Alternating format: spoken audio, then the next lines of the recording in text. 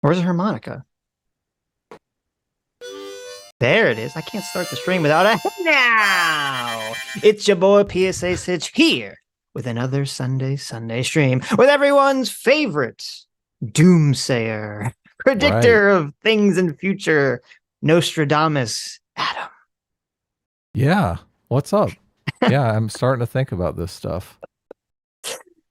Today's Is going to that be, bad? Is that bad? Are we like, it is should I bad. not? You should not think about things, Adam. You should leave the When thinking I to get me. new, when I get new information, I update my thinking. So How a lot of dare people you don't. change your mind about things? Come A on, what are you lot of doing? people don't. Yeah. That's true. That's true. So today is going to be very difficult for everyone. Okay, it's going to be difficult for me. It's going to be difficult for some people in the chat because today we're going to peek behind the curtain, and we're going to see the two movies. Both movies. Can you handle it? Can everyone handle looking at both movies? This is kind of like staring into the sun for too long, right? Yes. This is like What looking. happens when you do that? You I mean, burn I've out only your done that a eyes. few times in my life. That's why you have laser vision It and didn't work out sunglasses. well. Yeah. No, so it's kind of like looking at the Matrix. So I'm going to need Adam's help. I'm going to try my best to be calm. Who's going to keep me calm, though? When Sitch is asking Adam to keep him calm, it's a problem. That's like a completely misdirected goal. Okay. I'm going to try my best, chat. Okay. You need to work Right. with me here. We all need to work together. All right. Do you have anything on your list to talk about later in the stream? I think like we did a stream that Vito popped into that we'll probably want to talk about a little bit later. I read a book recently that's kind of got me thinking about Tim Pool's Civil War in a unique and interesting way. Sitch and I did a recorded video. We're doing some recorded videos on the channel too. There's a couple of them up there you guys can see. If you guys have story ideas, some things that you want us to cover, let us know in the comments. Send us a tweet, whatever. Maybe we'll cover one. But we recorded a video and we ended up talking, I think, 30 minutes about this book, this Tim Pool Civil War thing. So Was that all off stream? yeah, that was all off stream. So Yeah, we've been trying to do recorded content, not clips of the stream, but just like fresh new content. And I forgot, me and Adam just gabbed on for like an hour about some unrelated topic to what we made the video about. I should have recorded it because it did end up being an interesting conversation. But Gosh. So then whatever. this, and I didn't plan this because of that, but this stream will be right up your alley because obviously this stream is all about the Civil War. So Right. perfect. Yeah. So we're gonna start. So basically, we have a bunch of videos to get through, like a metric crap ton of videos to get through. So we'll try to get through them as much as possible. There's gonna be a lot of jumping around, a lot of skipping around, a lot of editing here and there. But we're gonna start today with an old classic, a name that you may not have heard for many years. I was surprised to see it in the watch together. I was like, what? A name long forgotten to time, who is now back, or I guess never really truly was ever gone. We just forgot about him. That's right. No one's ever really gone. Steve Shives. Pretty crazy. Steve Shives, one of the OG SJWs from way back in the day. This is how we're going to start off. We're only going to watch about like a minute of this, and then we're going to watch a second video that he put out that I think is going to set the tone, the theme of what today's stream will be about. So Back when we used to use the term SJW. yes, that's right. That's too bad. That was a good term. It's too bad we kind of lost it. But Times anyway, change, Sitch. times change. So this video is called "If Republicans Said the Quiet Parts Loud." Okay.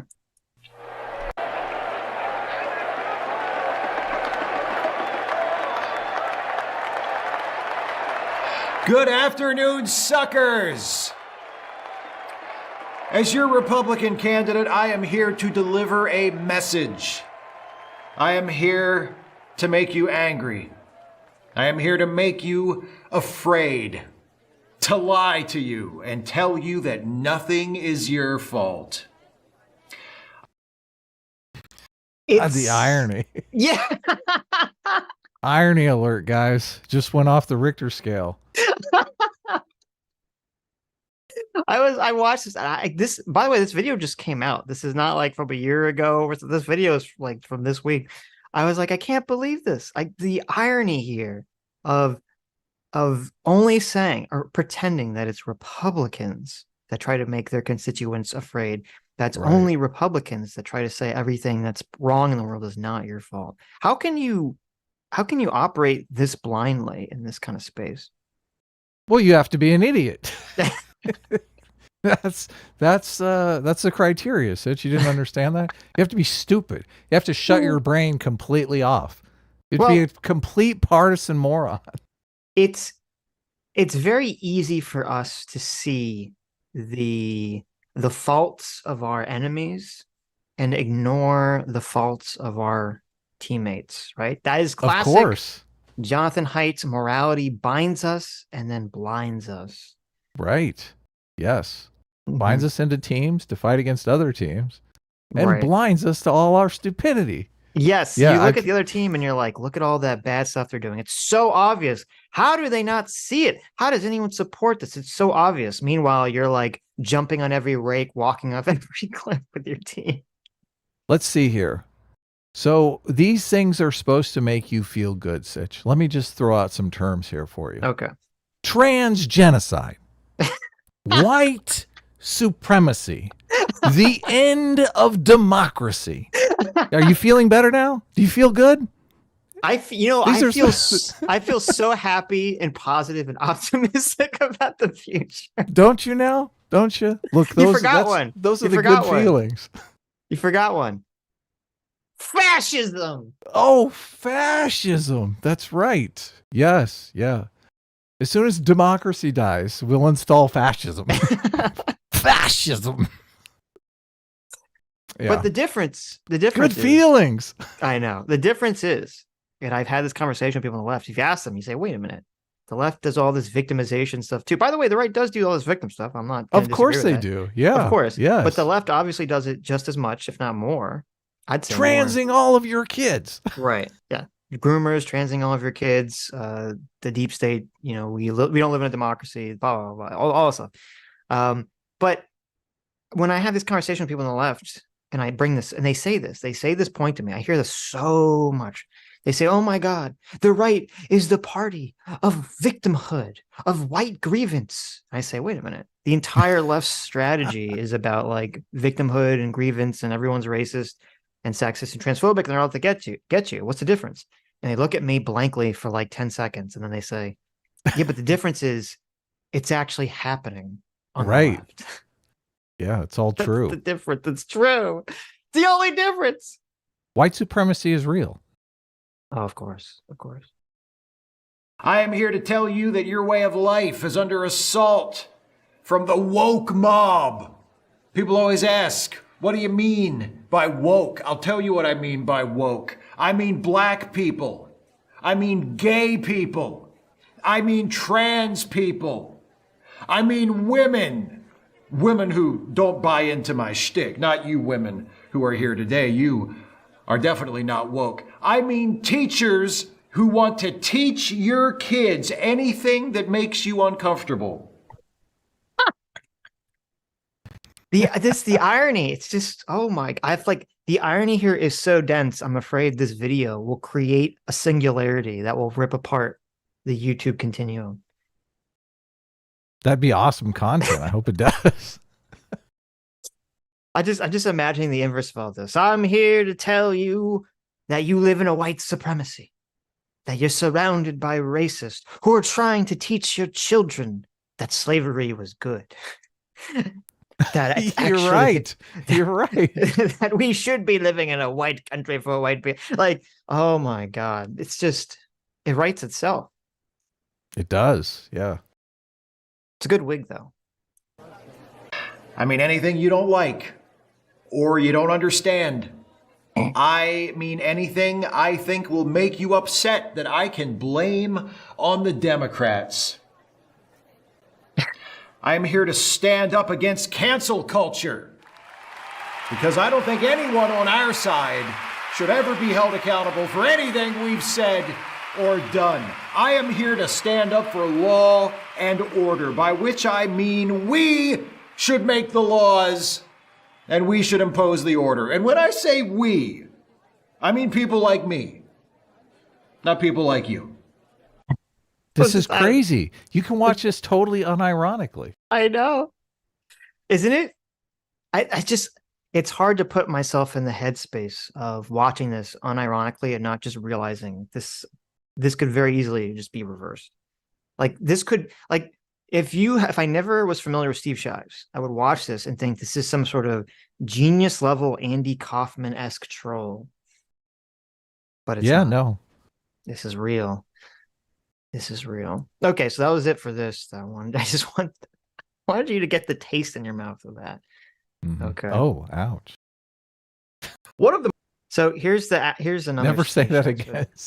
You don't want to get the taste in your mouth? Don't say. Never say that again. Just get that taste in your mouth. Just a little sample. Okay. Just get a little whiff of Steve. A little whiff of Steve Shives, Adam. I just want you to get a little taste of Steve, just to prepare you, like you get the little sorbet. Everybody's logging off now. I'm getting ready to log off. Okay. Cameraman 502 for $20. Thank you. Says Steve Shives, quote, "My enemy engages in fear mongering. My side engages in righteous anger." True. Also, rip to the legend Jimmy Buffett. Take my 20 and get yourselves a cheeseburger in paradise. Sweet. Thank you. Thank you. Sounds like Jimmy Buffett passed on. I didn't even know that. I didn't know that either. Wow, he passed on the 1st. Well, there you go. R.I.P. Okay, this video is called "Why I'm Okay with the Far Left, but Not the Far Right." Interesting. The most counterproductive and honestly corrosive elements of political discourse is false equivalence. I talk about politics a lot, and I go after conservatives and Republicans a lot, and sometimes I get comments from people who apparently think they're making a point when they say, "Oh, sure, Steve, you say all this stuff about the Republicans, but I bet you wouldn't say it about the Democrats." Is Steve Shives coming out as an enlightened centrist here? No. I hate to break it to you, but no. And let it be known, this video right here, right? This came out after his Republicans Say the Quiet Parts Loud video. Okay. That we just watched. It's a little ironic. I feel like I'm just guessing here. I feel like when he put that video out, he got some comments, and this video is a response to that. That'd be my guess. Okay. He got some commentary like the commentary we just delivered? Yes. Right. Yes. So that's my assumption. This video is but when we say it, it's true. There is a trans genocide. There is white supremacy. Republicans are writing into law that slavery was good. That's just such a gross mischaracterization of what's going on. Can you imagine such a thing? Teaching a whole class about the pros of slavery? Come on. I know. Get out of here.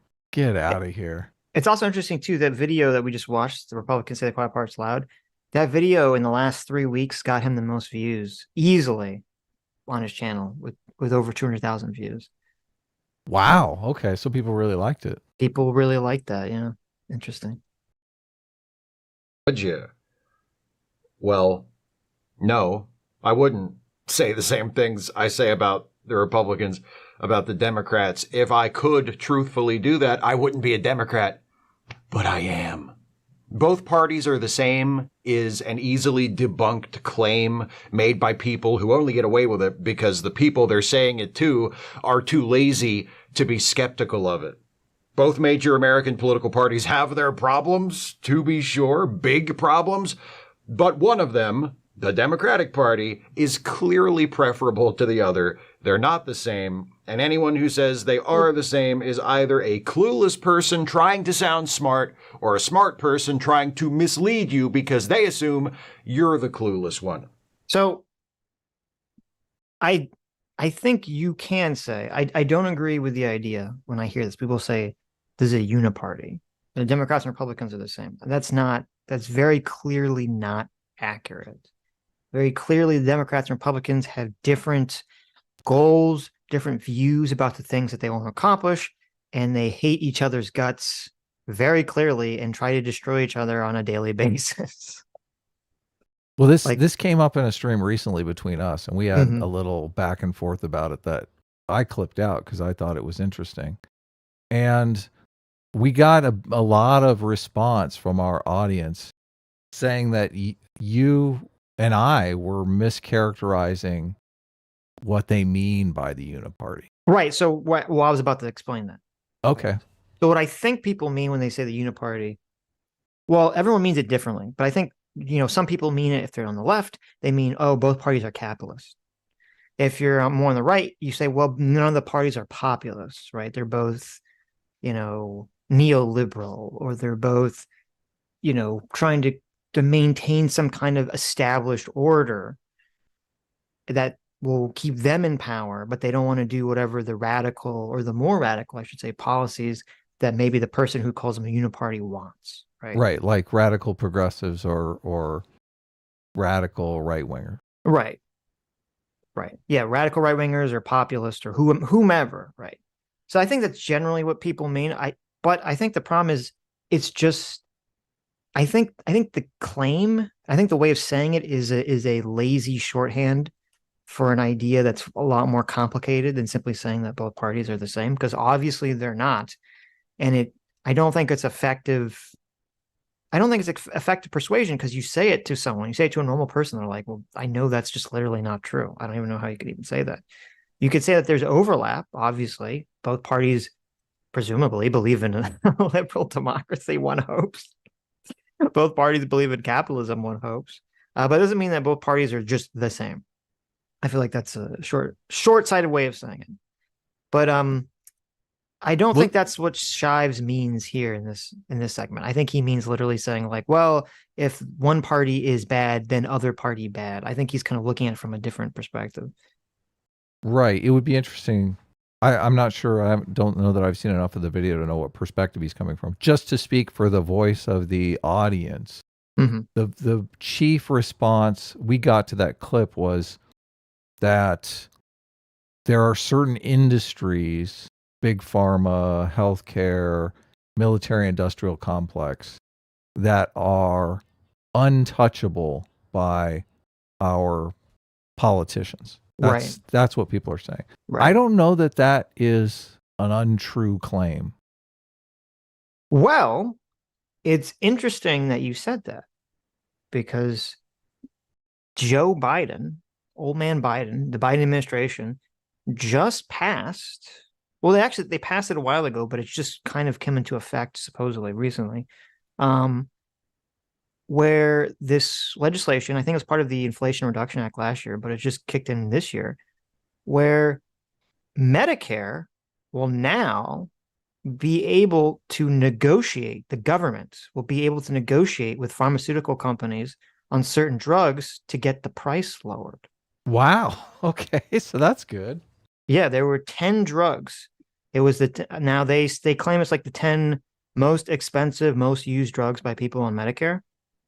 And they claim that the government's going to be able to now negotiate. Because I didn't realize this. Apparently, under Bush, they made it literally illegal for the government to be able to negotiate with pharmaceutical companies. I seem to remember that. Yeah. And now that's not the case. The government can negotiate with pharmaceutical companies, supposedly most other Western democracies in the world. Obviously, the government has this ability, so they're going to help lower the price. That would at least contradict the fact that no one's willing to stand up to the pharmaceutical companies, because the pharmaceutical companies are all enraged by this, obviously. They're claiming this is going to make it so they can't develop new drugs, blah, blah, blah, blah, blah. And Nikki Haley, and other Republicans have referred to this law as fascism. socialism. No, socialism. Okay. So there you go. It's interesting. So it's interesting. It's interesting. To me, that really shows you the line between the right-wing populist, who some of them would probably be in favor of such an action, and the sort of more classically neoliberal right-wingers who obviously are more shills for big business. The more I read of history, the more it's impressed upon me that a lot of these policies that are populist policies are put in place to avoid socialism. Yes. So I think some sort of price controls on drugs. I think people getting price gouged for drugs, their families getting you price said price gouged. controls. That's the dirty word. Fuck it. Look, I don't. Yes, they want to turn price controls into socialism. Okay. Look, now there's going to be a bunch of comments saying, "Oh, that is socialism." Well, they're not price controlling. Well, I guess it depends. How are they not? If you're negotiating price, if you're saying you're not going to pay us over a certain amount, yeah, you're controlling the price. Right, but this isn't for the private sector. It's only for Medicare. Now, obviously, it will have some repercussion. People are assuming in the private industry as well for private people and private insurers, how much they pay. Right. Right. These are inelastic goods. If you have cancer, you need the cancer drug. If you need insulin, you need insulin or you die. Right. Right. I'm just saying there is a difference. Now, you can argue that they'll have some similar consequences, but there's a difference between the government saying, if you want Medicare patients to be able to get your drug, we will only pay you X. That's very different than saying, if you want to sell our drug to anyone in this entire country of America, it has to cost this. If water companies want to monopolize water and charge obscene amounts of money for water, the point is that is inevitably going to lead to socialism. Right. That's going to be people stepping in and saying, no, we want a command economy. Right. So, I mean, you kind of have to do this balancing act. Yeah. And I just like, if you're going to live in a situation where people are getting gouged for medicine, that's going to lead to socialism. This is why people are interested in socialism now. This is why there's the uptick in socialism right now. This is why people are not offended by the term socialism. Yeah. So when Nikki Haley comes out and says, listen, these are price controls, this is socialism, people are like, good. Steve Shives goes to his YouTube channel and says, that's right. One party hates your guts and wants to basically see you die in bed because you can't get the medicine that you need to live because you can't afford it. Right. Because your job sucks. Hassan's popularity is because of these price controls. Look, Nikki Haley is being a mouthpiece for Big Pharma. Yeah. How is she not? Yes. So the people in the comments that are making the Uniparty argument are making the argument against Nikki Haley in this case. Right. Exactly. Yeah. So if you're going to leave comments saying, look, those are price controls, that's socialism, you are supporting the Uniparty. Right. Well, and it's you brought up a good point too, which is that Nikki Haley. I was going to talk about this later in the stream, but we can talk about it now. Nikki Haley calling it socialism. This is what I've been talking about how the right has cried wolf on socialism and weakened the word, essentially. Of course. Actual socialism, number one. And number two, the even more pernicious effect of this is that if the Democrats or the Republicans or anyone does some public policy, passes some legislation that is widely liked, because by the way, the polling was something like 89% of Democrats are in favor of this and 77% of Republicans were in favor of this. Okay, so this is a widely liked thing. If this is a widely liked policy and a bunch of Republicans come out and they label it socialism, all that does is then the socialists like Richard Wolff come in and they get to say, ha, socialism is when the government does things. See, you should all be socialists now. Isn't this good? Isn't this good? Don't you want this? This is socialism. And they use that to basically trick the younger generation into adopting socialism. Right. Which is the abolition of private property. Right. which So, is forming a business as an independent person illegal, right. which abolishes the worker-employee relationship. That's socialism. Yeah. It's actually employer-employee relationships. Right. Correction. Go ahead. But sometimes the folks who make these comments get a little more clever about it.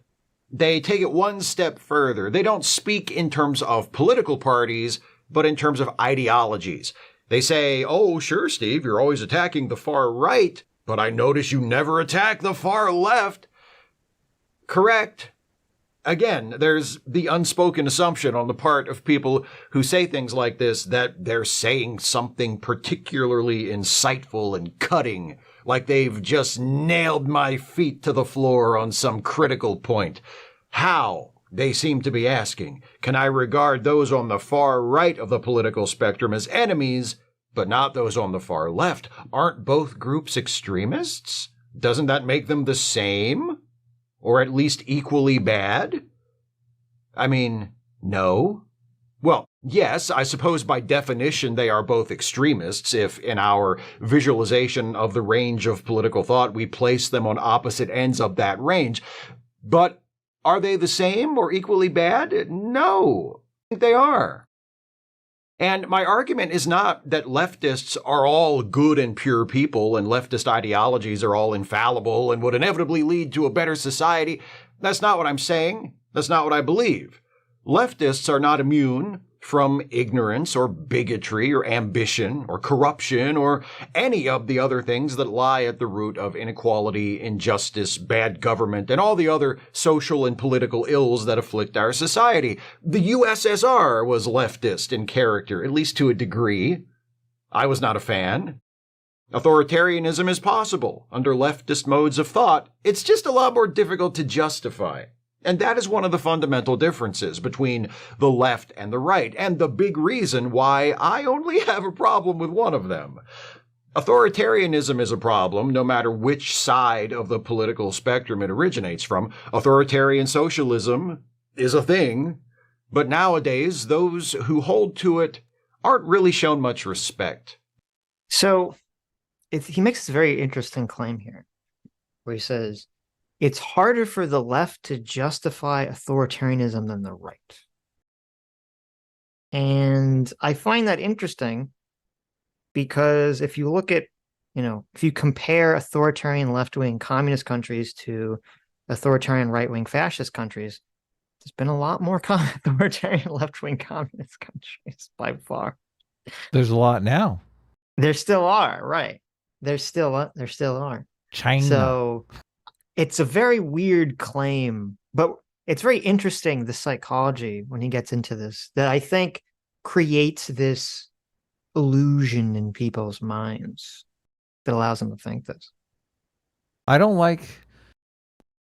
He's bad how? I mean, you got to say good or bad in relationship to some motive.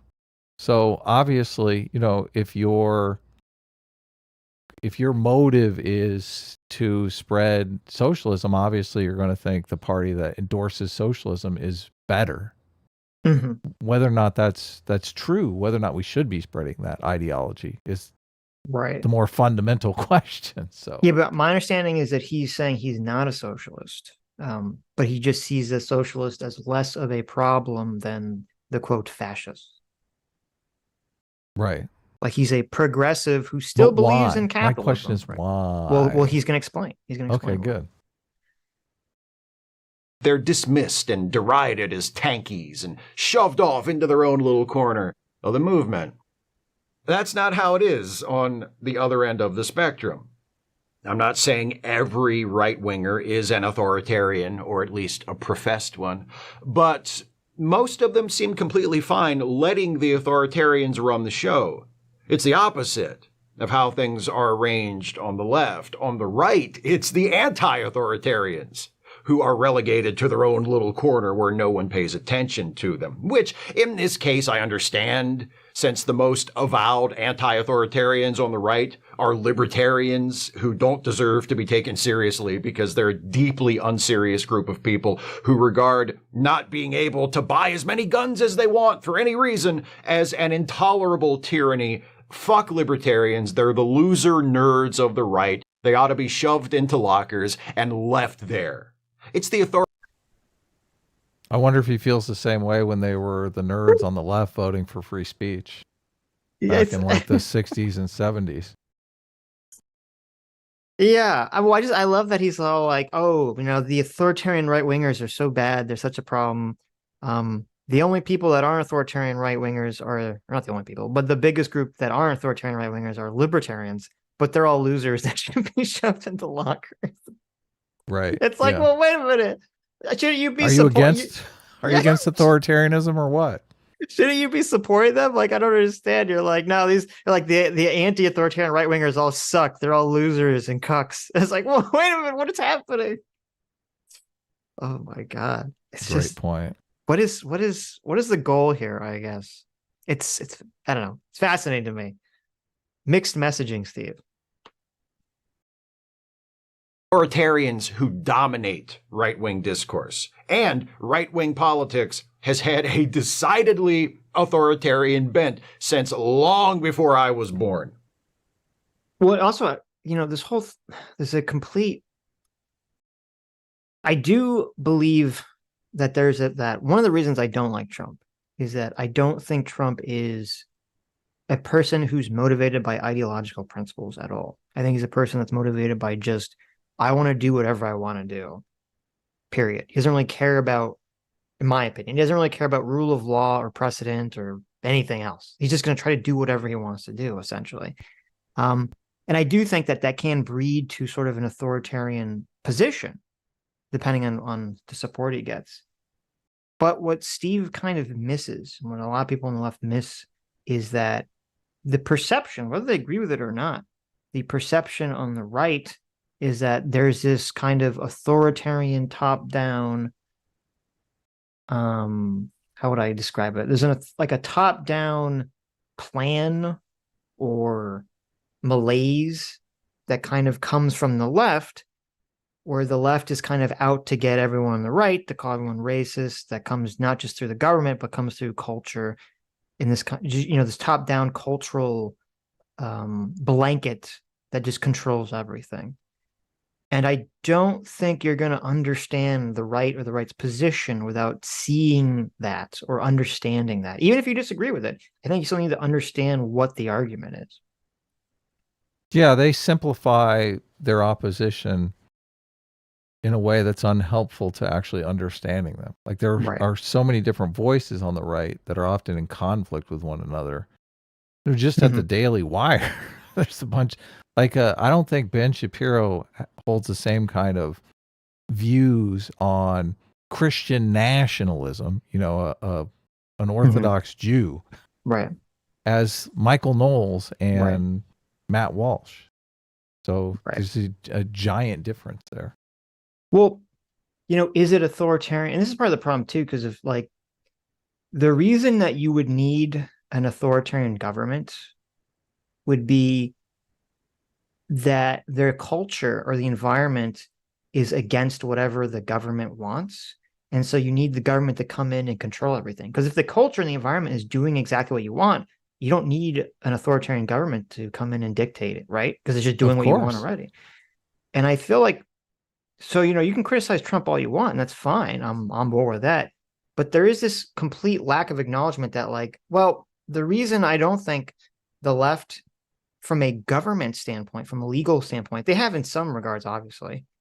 But in some regards, they haven't been so authoritarian, quote, authoritarian or more dictatorial, is because there's no need to, because the culture is already bent to that will. I mean, it was very bizarre. It's very bizarre being my age and seeing an environment where when I grew up, basically all the corporations were, kind of working with the Republicans and were perceived as and definitely acted as kind of right-wing institutions that were just kind of concerned about making money. And now the perception, and I think the reality, is kind of completely reversed, where all the corporations are very woke, and they're just so terrified of social media, so terrified of normal media and of being canceled that they have to just do this constant virtue signal to sort of progressive politics. Right. No, And and is that's that not enshrined in law right? anywhere. But Yeah. is that not an authoritarian culture where, all of these institutions, all these corporations, all of schools, right, have and so many of our media institutions have kind of a dominant progressive ideology that if you sway from, you can get canceled, you can get fired, you can get in all sorts of trouble, but really only if you sway from it from the left.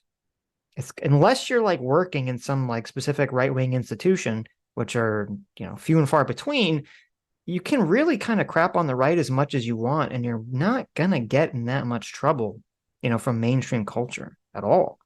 That much trouble? Any trouble? What trouble are you going to get Right. in? Well, there is a line. There is a line eventually. You really just have to go for it. Like even the lady, I forget her name, the lady for the New York Times who the New York Times hired her, and then she had all these tweets where she was like really racist against white people.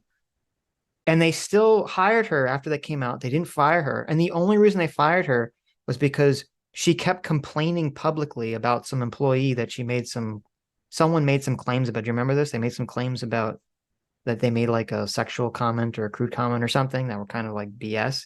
And the Yeah. New York Times was kind of like, this is even too ridiculous for us to like care about. And she just kept complaining publicly. So they eventually had to fire her. Do Or when, you, yeah, if the culture, a lot of people believe that we're in a culture war right now. I think we the are. Daily Wire talks Yeah, about the culture war right. constantly. If that culture war is resolved to someone's advantage, let's Mm-hmm. say just everyone decides to side with one side or the other. The trad cons or the The woke. progressives, the woke progressives, yeah. Okay. Which do you think is more likely to be the dominant culture going forward after this, whatever it is, that catalyzes everyone on one side or the other? I don't think it's going to be a binary like that.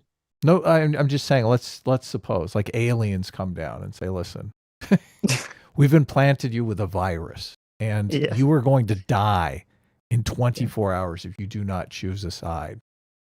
Well, okay. Let me not answer that hypothetical. Let me just answer the actual question. No, I like the alien No, hypothetical better. this is what I think will happen. I do think that there is a pushback that's happened and is continuing to happen, is continuing to build against wokeness. I would now this is where predictions get tricky. I think if the trend continues, I would argue that wokeness will kind of go away for the most part. It won't fully go away. There will be remnants of it. It will always exist in a much less capacity. But I think people will get tired of it, and there will be some resurgence of sort of like far right tradcon, gobbledygook stuff. But I don't think it's going to take over the way wokeness took over. I don't think it's going to supplant it to like a complete supplanting of wokeness. Right. So, But if Trump wins, everything could change because then the left could start using wokeness to attack Trump again. And I don't know if they'll see whether it's useful or not. And that kind of changes all the calculations. So right. So you're saying the dominant culture will be a conservative culture. I don't Look, I don't know if I would even say that. I think the dominant culture will be not woke. But enlightened centrism is not even in the running. We're not even on I'm the aware. field. I know okay? it's not an option. I understand. Right, exactly. Yeah, so I'm not saying there is like a conservative culture, a conservative populist culture that wants renewed interest in things like family values and a much different kind of decency. Like if both parties were using the term decency, I think the left would say decency is using whatever pronoun somebody wants you to use, right? Without giving them a bunch of flack. Right. And if you said decency on the right, it would be something like family values, respect for tradition, right? It's totally different understandings of the word decency. But if one of those cultures, and I think both of those cultures are predominant out there in the world, you think the conservative culture would be the one to take over? I think conservative culture will become more dominant than woke culture in the future. I just don't think it will become the mainstream culture. Right. So that'd be my guess. But right now, wokeness, you do agree, is the mainstream culture. Obviously. Yes. Right. 100%. So, I mean, we just had both this of them year. are fighting for the dominant culture. I know. Like we had this year, remember the Uber DEI chief was fired because she was like, listen, we shouldn't call white women Karens. It's kind of racist. And they're like, what? How dare you? And they fired her over that. I don't know if the aliens implanted the virus and you had to decide in 24 hours. I think preference falsification might play a chief deciding role, and people might decide conservative culture. It's an interesting. I mean, I'd like to see how that plays out. I don't know that you can measure it on a survey at this point. Here's a survey. If aliens came to Well, no, you would. The thing is, I don't know how many people are a member of woke culture and hate it, which they're basically in a situation where they're just saying, "Oh yeah, this stuff is great," and secretly they're like, "This stuff sucks. I can't stand it." Right, and obviously it all depends how we're defining woke and how we're defining tradcon, and everyone's going to define it differently. You know, blah blah blah blah blah. Right. Well, I think you could use a vector of like radical individualism versus. Well, tradcon is not radical individualism at all, so I wouldn't use that. Yeah. Well, no, I would call the left. I would call the progressive the radical individualism versus the family-oriented. Remotely call wokeness radical individualism even slightly. So I mean, it is a type. It's funny because the tradcon side is a type of collectivism, but you can't use the word collectivism because everyone associates that with socialism. They're both collectivism. Tradcon and the woke are both collectivist ideologies. I think individualism and collectivism, I see them as opposites. They are opposites. Right. But here's because you've said this before, and I know we're kind of getting off topic, but here's what I think is going on with Marxism, because you've said this and people get upset when you say it. Or you say that Marx and Marxism, the goal of it was to be some kind of hyper individual. Everyone loses their mind because obviously Marxism is a highly collectivist ideology. But let me do a little bit. Yes, definitionally. I mean, if you take a class on Marxism at university, they're going to tell you. They will tell you it's collectivist. Yeah, they will tell you it's individualist. They will not. I mean, I could just bring up a class if you want me to show you. Okay, you bring up a class. But let me tell you where I think the confusion's coming from. So a lot of leftists and Marx, I don't know if Marx specifically, but a lot of leftists believe in this concept of dialecticism. Is that how you say it? Right. You've heard James Lindsay talk about this? Yes. It's this idea that concepts have within them their embedded opposites, and you can kind of believe something that's contradictory at the same time. And so I think what you're referring to is kind of two different things. So Marx and Marxism, from an ideological perspective, believes that the way in which to gain power is through collective action. So they're saying in order for us to get the things we want, we all have to collectivize as a group together on the basis of class. Okay. But he also made an argument that the end goal, the reason to do all of this was because this would free the individual at the end of the day. Right. So you're kind of emphasizing that, like, well, at the end of the day, you're going to free the individual. And most people, when they talk about Marxism, they're really talking about like the way in which the power in the group manifests. And I think I would wager that if you could kind of do moral intuition tests or political tests for people that identified as leftists, I would wager most of them are more attracted to the collectivist angle and less attracted to the individualistic angle. That'd be my guess. Setting aside labels, Because that's all. This is just arguing definitions. How are we going to define collectivism? That's all we're talking about. I when like you to view the avoid collective that. as more important than the individual. When society serves the individual, I think of that as individualism.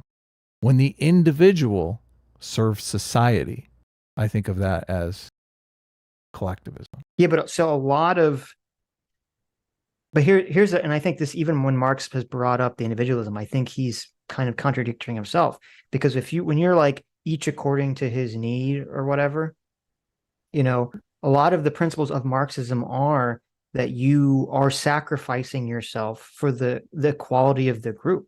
I mean, how is that not anti-individualism? Let's go to the thing. I'll bring up the clip. It's the moral foundations of politics. It's we're getting way off track. It's a Stanford clip. We can learn. We have a lot to get through. No, I want to bring up the clip. I want it to be known. You bring up the clip. That people don't know what the fuck they're talking about. Okay. What's the clip? Well, I got to find it. Look, you put me on the spot here. I didn't know I was going to have to. Well, you don't. That's why I said we can move on. We can talk about No. Look, this has been a running thing. Every time I bring it up, it's like challenged. Because people don't want to actually, take a college course on Marx. They want to just mischaracterize it however possible. So, look, I'll bring up the clip. Okay, watch the class. We'll watch the class. Simon Hall, thanks so much for the 20 pounds. Says, I saw Steve Shives, clicked and hoped for roasting. Well, there you go. PC for $50. Thank you, PC. Says, if both the left and the right are advocating for civil war, then what is an enlightened centrist supposed to do? Sitch and Adam, we need your guidance or just some free will. What are you supposed to do? You're supposed to take your hand, your pimp hand, and you slap him in the face. And you say, calm down, bitch. Chill. Everything is going to be fine. People have been saying doom and gloom forever, and it ain't never happened. The world keeps on turning. America will continue. We will get through this. I'm not sure. I don't think Adam agrees with that. But PC, thanks so much for the 10 gifted memberships. It's, you want to know something interesting kind of about what you just asked, PC? So if you're on Twitter, you may have noticed that Twitter has become very different recently. I don't know if you've noticed this, Adam, where there's a lot more, like Twitter was already a lot of outrage bait because outrage gets engagement. But now, I don't know if you noticed, the outrage bait has increased by like 10 times. Have you noticed this? No, I haven't. I've noticed that there are a lot of accounts that instead of just saying kind of like they would like, they'd throw out some outrage thing that, that they personally didn't like. But they'd also have a bunch of like kind of just like random stuff or whatever their random thoughts and feelings are. And I noticed all these accounts have just become nothing but outrage bait. Just outrage bait, outrage bait, outrage bait, outrage bait. And you know why that is? Because of the monetization? Exactly. Because they've become monetized and they go, before they were just doing it for like the dopamine hit of seeing a post with a bunch of like a big number next to likes. But now they're getting money for it. And they're like, this is a job. My job is to piss people off. And I think that's such a big problem, is that everyone now knows the way to make money is to drive outrage and tribalism. And to say, and to put up these bait, there's so many of these tweets that are so obviously like the dumbest bait tweets ever. And I'm like, oh my God, this tweet. And you just see like, they get so much engagement because what they said was insane or stupid. All right, I found the clip. We can watch it later. We can address the collectivism versus individualism. What I think is going on in that debate is the exact same thing that's going on in my side wants to drive the other side wants to drive fear, and my side is good and angelic. I think the exact same thing is going on with collectivism. The other side is collectivist. They want to tell you what to do. My side is not collectivist. Unless, of course, my side is has a state forcing everyone to do what I want them to do, then we're totally collectivist.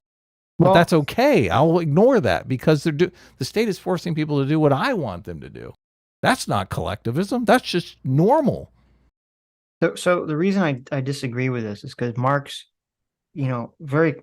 Marx says that he's very suspicious of rights and individual rights. Mm-hmm. He's referred to them as, means of separating humans as opposed to having them associate with each other.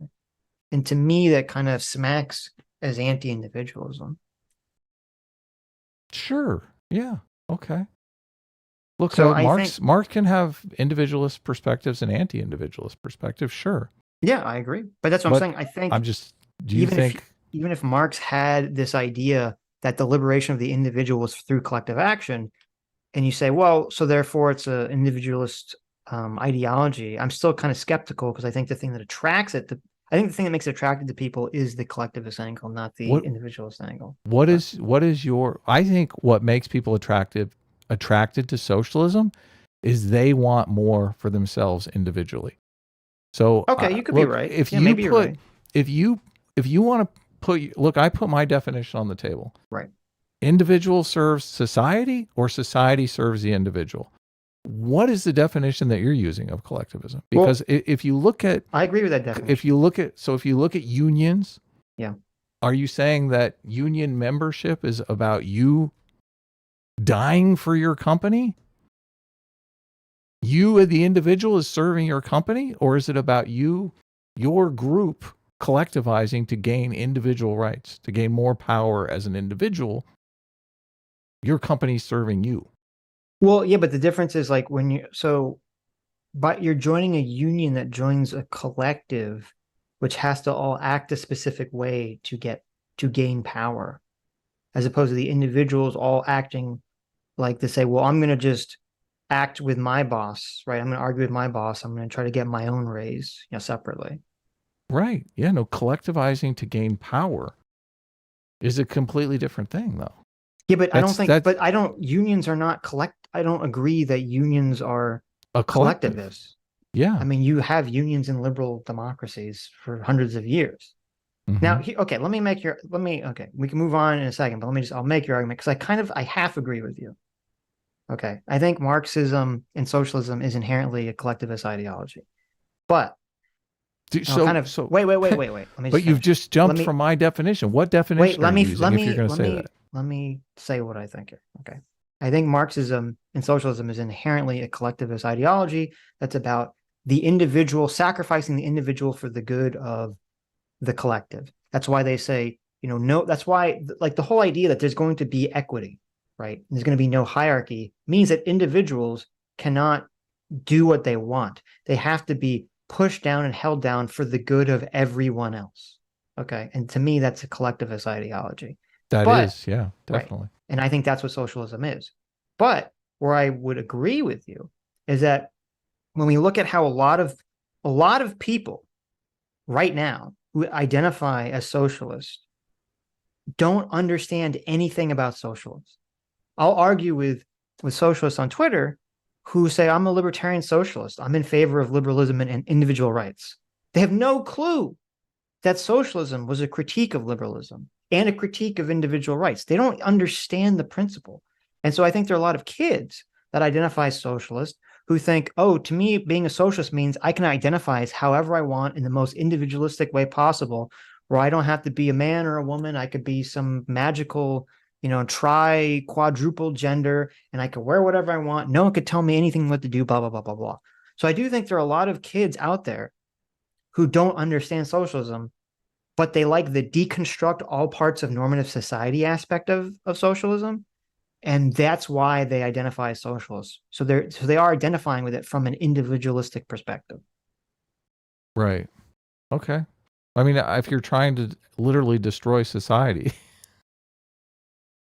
how would you define that as collectivist? Because if the society is rooted around individual principles and you want to destroy it for collectivists and create a collectivist society, how would it not be?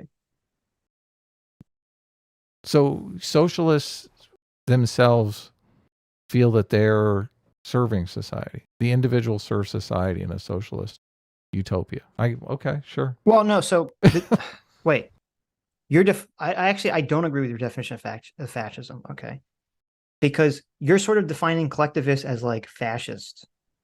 The person serves the country. This is my problem. The terms are completely backwards because the fascists will say, well, fascism is not collectivism. That's socialism. Well, no, okay. Literally no one would say that if they're even remotely understand what fascism is. Fascism, I mean, literally the bundle of sticks is the logo. That's why it's called fascism. Fascism is literally people don't know that. Okay, fine. That's fine. People don't know that. Fascism is literally the individual serving the country. It's highly anti-individualistic. Okay. Of course. Yeah. Right. But the socialism, even if it's not now, there is obviously like a more form of like state socialism where it literally is the individual serving the country. But other forms of socialism, even that are not like state socialism like that, they're still collectivist because it's still saying that you as an individual cannot achieve things. You cannot do things you want in your life because for the good of everyone else. You have to make these massive sacrifices for the good of everything else. And that's the prime, and I would argue that's like the primary principle of socialism. That is why they want to abolish private property. So you're agreeing to my definition then? No, I'm not. I'm saying that. Okay, so what is your definition? Your definition of collectivist only applies to right-wing fascist collectivism. And I'm saying that doesn't apply to the left-wing. What is your definition of collectivism?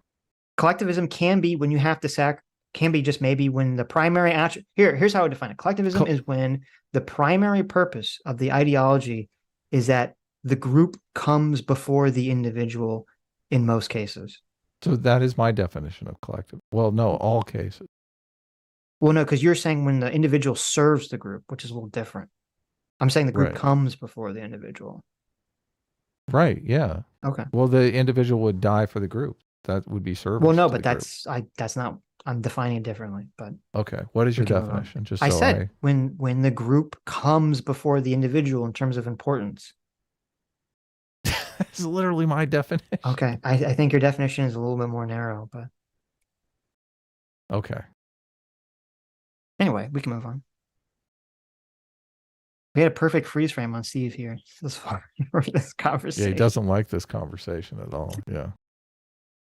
What can be interesting is that right-wingers often don't speak in frankly authoritarian terms. Quite the opposite. They claim to be agents of liberty. They vow to destroy the overbearing and intrusive government that is invading all of our lives. But in practice, they want to drive queer people from public life. They want to empower police to enforce the law brutally and aggressively, so long as it's not against them. And they want to weaken government authority so that it can be replaced by private authorities, which would be accountable to no one. Isn't this okay? It's just so weird. It's just so contradictory because he's saying, well, the right is authoritarian, so they want to have the police use their authoritarian power. Like, okay. I mean, I don't agree with that, but at least that's like making sense with his argument. But then he says they're very authoritarian, so they want to give private business the ability to do whatever they want, which is the exact opposite of authoritarian. Right. How is that authoritarian? Giving private business the ability to do what they want? Yes, that's the exact opposite of authoritarian. Yeah. That's the individualist. Those are mostly Republican policies. I said we're speaking now in terms of ideologies rather than parties. The ideologies on the far right are among the most terrifying and dangerous schools of political thought ever conceived. Christian dominionism, white nationalism, Nazism. Authoritarianism is possible from the far left. It is virtually inevitable from the far right. And when it comes, it brings with it oppression, exploitation, and genocide. So, socialism was one of the ideologies that he threw in there, National Socialism, though. Right. There obviously is a difference between socialism and National Socialism. But it's just wild to me because it's like, obviously, far right fascism, Nazism, I'm not defending those ideologies, obviously. Now, I'm not going to defend, Hitler killing, 12 million people, 6 million Jews. But this idea that you're just going to hand wave away, the intentional starvation of Ukrainians by the Soviets, by all the people that died during Mao's Great Leap Forward, the millions of people that the socialists killed through their ideology, which goes far beyond the numbers of the Holocaust. Of course, yeah. And All due to stupidity. And it's weird that you would say, well, the far right will inevitably lead to authoritarianism, which I agree it will by definition if you're following these fascistic or fascist-based policies. It kind of has to be authoritarian. But it's completely naive to say, well, the far left isn't when it always does. Right? Like, even if the ideology is some dream that it's not going to be an authoritarian, it's going to be some sort of flattened hierarchy, egalitarian society. If every time that's attempted, it never literally happens and they all just become authoritarian dictatorships, at what point do you say, well, I guess there's something in the philosophy that's leading us down this pathway specifically? They never will, but you would hope that would happen eventually. Yes. You'd hope. Well, I feel like the experiment has played out over the 20th century. Obviously, yes. If the Soviet Unions, which they made a go of socialism, they made a go of communism, whatever you want to call it, they made a go of a command economy. Mm-hmm. If they would have outcompeted the United States, I mean, the whole world would be completely different. It fell apart. Just the idea. People work 10 times harder when they know that they can benefit from the fruits of their own labor.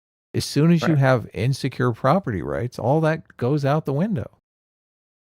The equation flips. It becomes smarter to just hunker down and do as little as possible.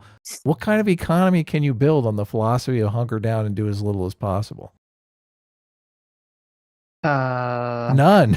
The answer is zero. Zip, zero, zilch, nada. Right. Yeah. So the whole idea that this experiment has not been tried. I mean, Steve Shives is a big evolutionary guy. I don't know. Yeah. So if socialism was a better philosophy, the Soviet Union would have won the Cold War. Be completely different. I mean, it's funny that they had I think it was Stalin. Stalin's idea was that we should just all they had to do was wait for the capitalist West to tear each other apart with their greed. Right. And it never happened. It never happened.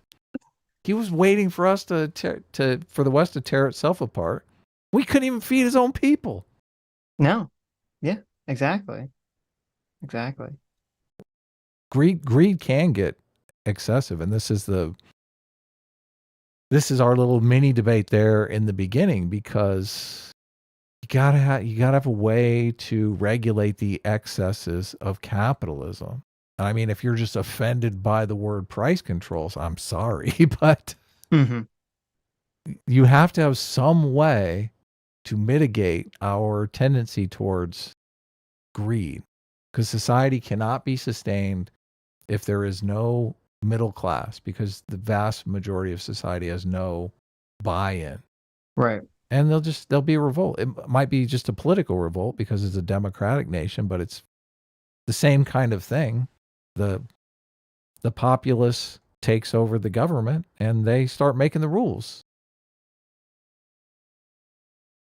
True. What's going on? What are you reading? Nothing. Why am I okay with the far left, but not the far right? It's pretty simple, really. If I imagine what the world would be like if people on the far left were able to make it work the way they think it should work, with the exception of the authoritarian leftists who, like I said, are off in their own little corner, that world looks pretty good. My disagreements with folks on the far left are mostly over practical matters. In that world, I'm just curious as your perspective. Mm-hmm.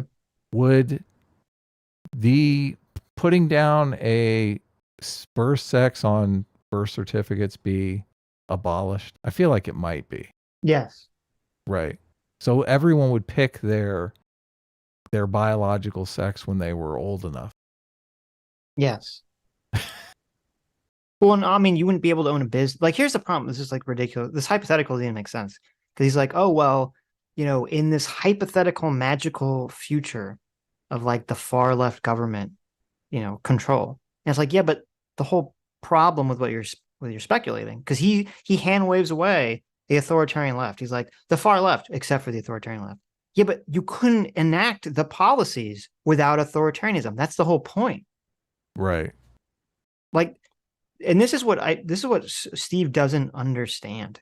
This is kind of very reminiscent of the abortion conversation.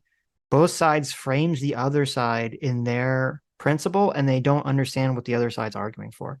So like the pro-choice people say, oh, this is a conversation about liberty for the women, a woman's body, right? That's what's important to the pro-choice people. It's all about the choice of the woman. And so therefore they frame that the opponents must be against our principles. They must be against choice of the woman. They want to control the woman's body, right? That's how they frame it. But then if you're anti-abortion, you say, well, no, the principle here, the important issue is the life of the fetus, that there's a natural right for the fetus to live. And therefore, if you're against us, you must not care about that. So you must be in favor of killing babies. And so, like, that's how each side frames the opposite side. So even with the fascist, and this is what Steve doesn't understand, he thinks fascists like what motivates them is they're like, I just hate non-white people.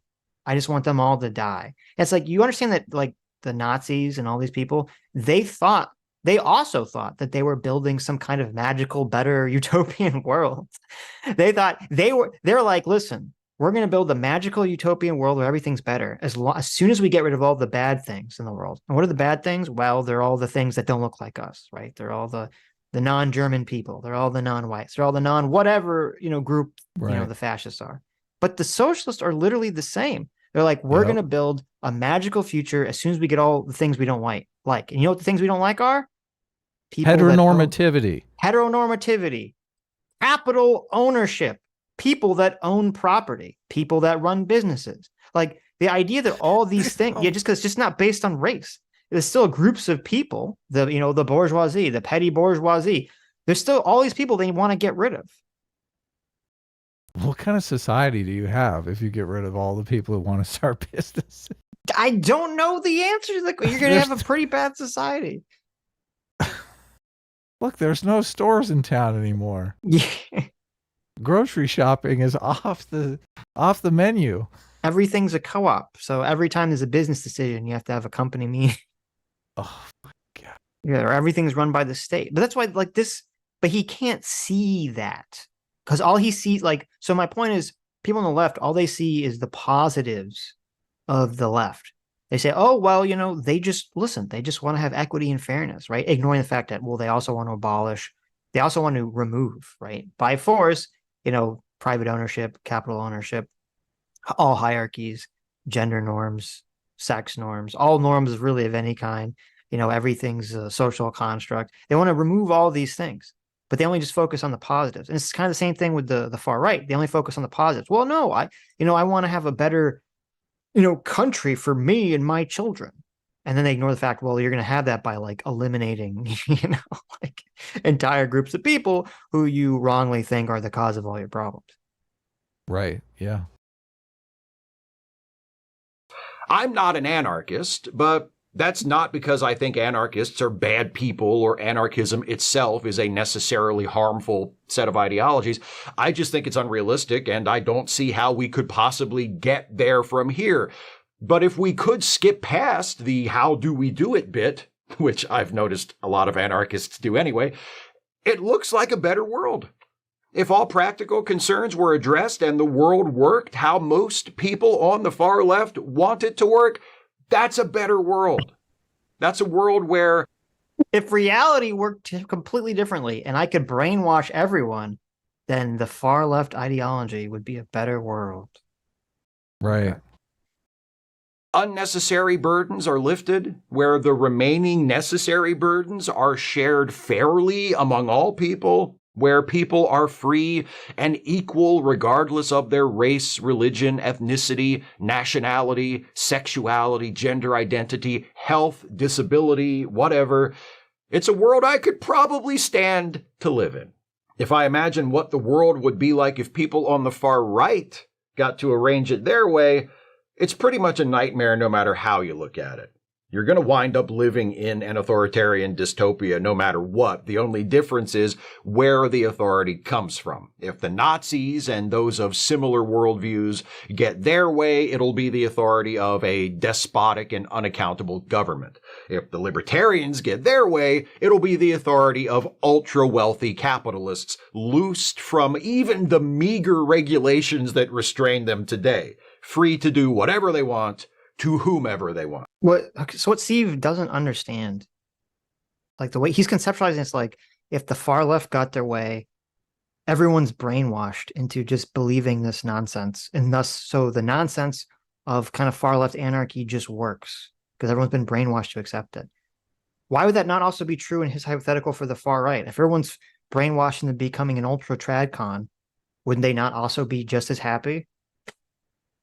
Right. Obviously setting aside the groups of people that were removed or enslaved. Right, but it's the same thing with the far left. You're removing all the capital ownership, right? Removing all the private businesses. You're removing all these groups of people. Right. Okay. So it's just like, this is why this argument is so ridiculous, is because both the left and the right and the far left and the right, they both believe, like the trad cons and the far right, they think that people will be happier if they adopted a traditional lifestyle. That's what they believe. They're not doing it because they're like, oh, I'm an evil person and I want to subjugate people. Like Steve thinks that because he doesn't understand that people don't operate according to that principle. They're not thinking, oh, I want to subjugate people. They're thinking, oh, the reason that people have lost meaning in their life is because they've lost God or they've lost traditional values or whatever, blah, blah, blah, blah, blah. So if you adopt these traditional values, you'll be happier as a person. That's what their argument is. And Steve just doesn't understand that. Yeah. Disagrees with it. Right. Well, that's the thing. You could disagree with it. I disagree with it. I think it's completely not true. But you have to but if you don't understand what the argument is, then you get locked into this bubble of thinking, well, one side, the extremists on one side are totally fine, while the extremists of the other side, not even the extremists, just the other side itself is just evil. Right. Yeah. Because he's looking at it through the frame of his values. Right. Yeah. They want because to enact their will. The people on the right would look at Steve's far left utopia world and they say, well, wait a minute, everyone would be very unhappy in that world because they wouldn't be able to strive to their own level of success. They'd have some kind of external force pushing them down, preventing them from succeed. Everyone would be walking around with no meaning in their life because there would be nothing to grab onto. Everything has been deconstructed to the point of ridiculousness. So everyone's going to be lost in the sea of not knowing, who they are, or what they are. Yeah. They'd have to subjugate themselves, their will to power. Yes. And there'll be no family units. There'll be no, everything will be this kind of amorphous blob. Right. Let me emphasize, I'm not saying those things will be unintended consequences of far-right ideologies. That's how things would work by design. That's the world they want. A world where racial and sexual minorities are either persecuted into invisibility or just straight up mass murdered out of existence, where there will always be a lower class and they will always be exploited by the upper class with no protections of their rights, where public education and public transportation and independent media do not exist, where healthcare is even more of a commodity than it is now, where there is no minimum wage, no workplace safety standards, no freedom of speech, no religious freedom, no legitimate elections, hell, probably no elections, period. It's not a world I would want to live in, even if I were rich enough to escape its horrors, because I'm not a fucking monster. What's up? It's you think in the far left utopia there's going to be free and fair elections? Because if there was, then people just say, listen, I think we need to bring back private property and capital ownership. I don't like the way this is structured. There would be free and fair elections as long as everyone didn't vote for Donald Trump. Yeah. Right. As soon as people start voting for candidates that the left doesn't like, then look, can we really have free and fair elections in this political environment? Right. It's just so preposterous. We have to do what's good for the people. But see, and this is why I wanted this to kind of be like in terms of like the Civil War conversation. Is like this is the framing that puts people in the mindset for the Civil War, because it's like this is the great, Jonathan Haidt, Great Untruth. One side is evil, and if they want to enact their values, they are evil. Where my side, well, they're just naive. The extremists in my group are just naive. But they're not evil like the other side. Yeah. Yes, the rhetoric is getting out of control. Yeah. That's not a flex. I mean, it's a little bit of a flex. Anyway, like I said, it's pretty simple. Though I am sometimes frustrated with people on the left because I find them to be impractical, I consider them friends and allies because at the end of the day, they are trying to make the world better for everyone, while people on the right are trying to make the world unimaginably shittier for almost everyone. They're not the same. The choice between the two is obvious, and pretending it's not doesn't make you astute or incisive or a bold iconoclast. It makes you a fucking doofus. I mean, couldn't he rephrase to the people on the right are trying to make it a society that's good for them and not good for Steve? And the people on the left are trying to make a society that's good for Steve and not good for the right? Seems like that's more of what's actually going on. Well, it's not even, but I would say that's not even what's going on. What's going on is both the left and the right are trying to make a society that they think will make everyone happier. That's what they think. I'm not sure that they do. I do think people, they want to structure society in a way that's good for them. And they really don't care if it's good for everyone. I don't agree. I think they honestly believe, well, actually, no, here's the thing. They believe that there are evil people out there who cannot be saved. Okay. And that those people will be purged. But once those people are purged, that the average individual, if they live in their left or right-wing utopia, they're going to be happier. Right.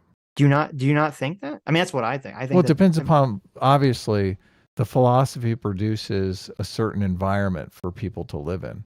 And this is the problem with socialism, because the ideology pretends that the environment is going to be something people enjoy. More prosperity, more freedom, more whatever.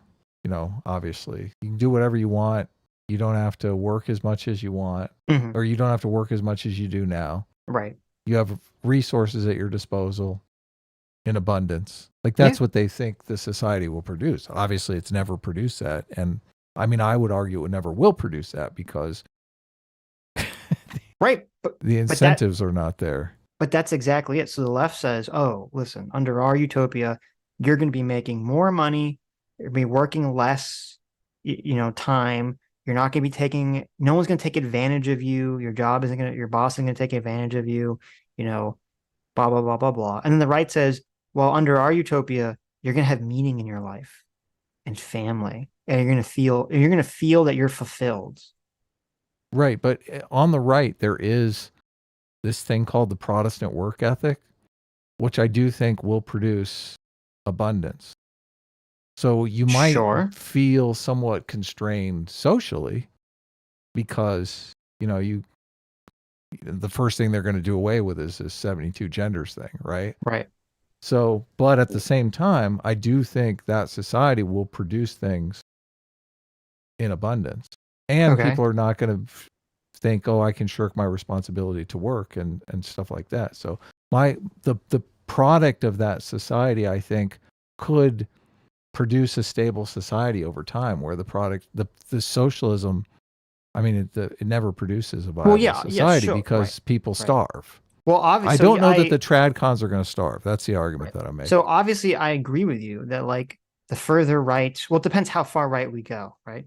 I don't know if fascistic countries will be able to exist in the long run. They obviously have not been able to exist in the long run. Right, because people revolt. It's too constraining. Right. But obviously, tradcon countries have existed in the long run because that was most countries for most of human existence. Well, aren't the fascistic countries, don't they run into the command economy problem as well? They do. But I'm just saying there's been lots of tradcon ideologies in countries that have existed for huge swaths of human period of time. So obviously that is something that can exist and produce results that at least continue its existence going forward. I'm not saying it will be necessarily a good one or necessarily be more productive than under liberalism, but obviously it is something that can function, where socialism, in my opinion, hasn't really produced out, like been tested and shown that it can just continue existing going forward. Right. So, okay. So let's move on to. Speaking of people, let's move on to. We're going to watch part of Tim talking about a Rachel Maddow clip, and then we're going to watch the actual Rachel Maddow clip because he doesn't really watch it. So. People who are suffering serious delusions. Rachel Maddow worries Trump will be president for life if he wins in 2024. And I said, how do you feel about that? How do you feel about that? Could happen. Do you think that Trump wants to be president for life, or could be president for life? Because I don't think that's a real concern. It depends upon the situation. Okay.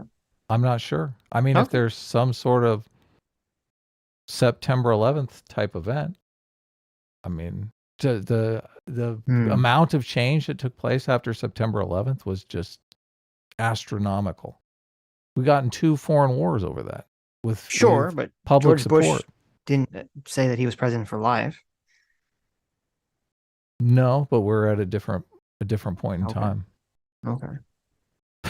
Look, I know. I guess we disagree here. I know the answer is supposed to be no. Listen, no. No. There's no. Of course, this will never happen. I thought Trump was joking when he shared on his social media that he would be president for life. I thought it was hilarious. Right. I thought it was the funniest thing I'd ever seen. I was like, oh my God, this is going to trigger the progressives so much.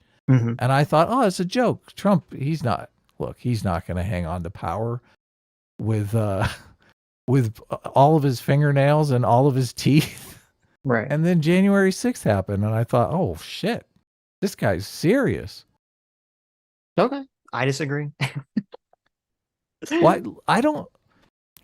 I think the fundamental disagreement here is you have a lot of faith in our institutions that I fundamentally think that the institutions are built by people, and those people have huge power to veto whatever the institution does simply in their behavior, in their daily behavior.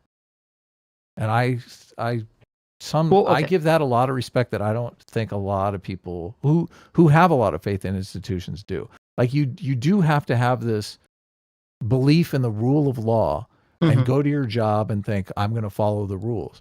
But as soon as there's a tipping point and 20% of people decide they're not going to follow the rules at work, then the other 80% are going, why am I following the rules? These other 20% of people are totally screwing it up for everybody. Why am I?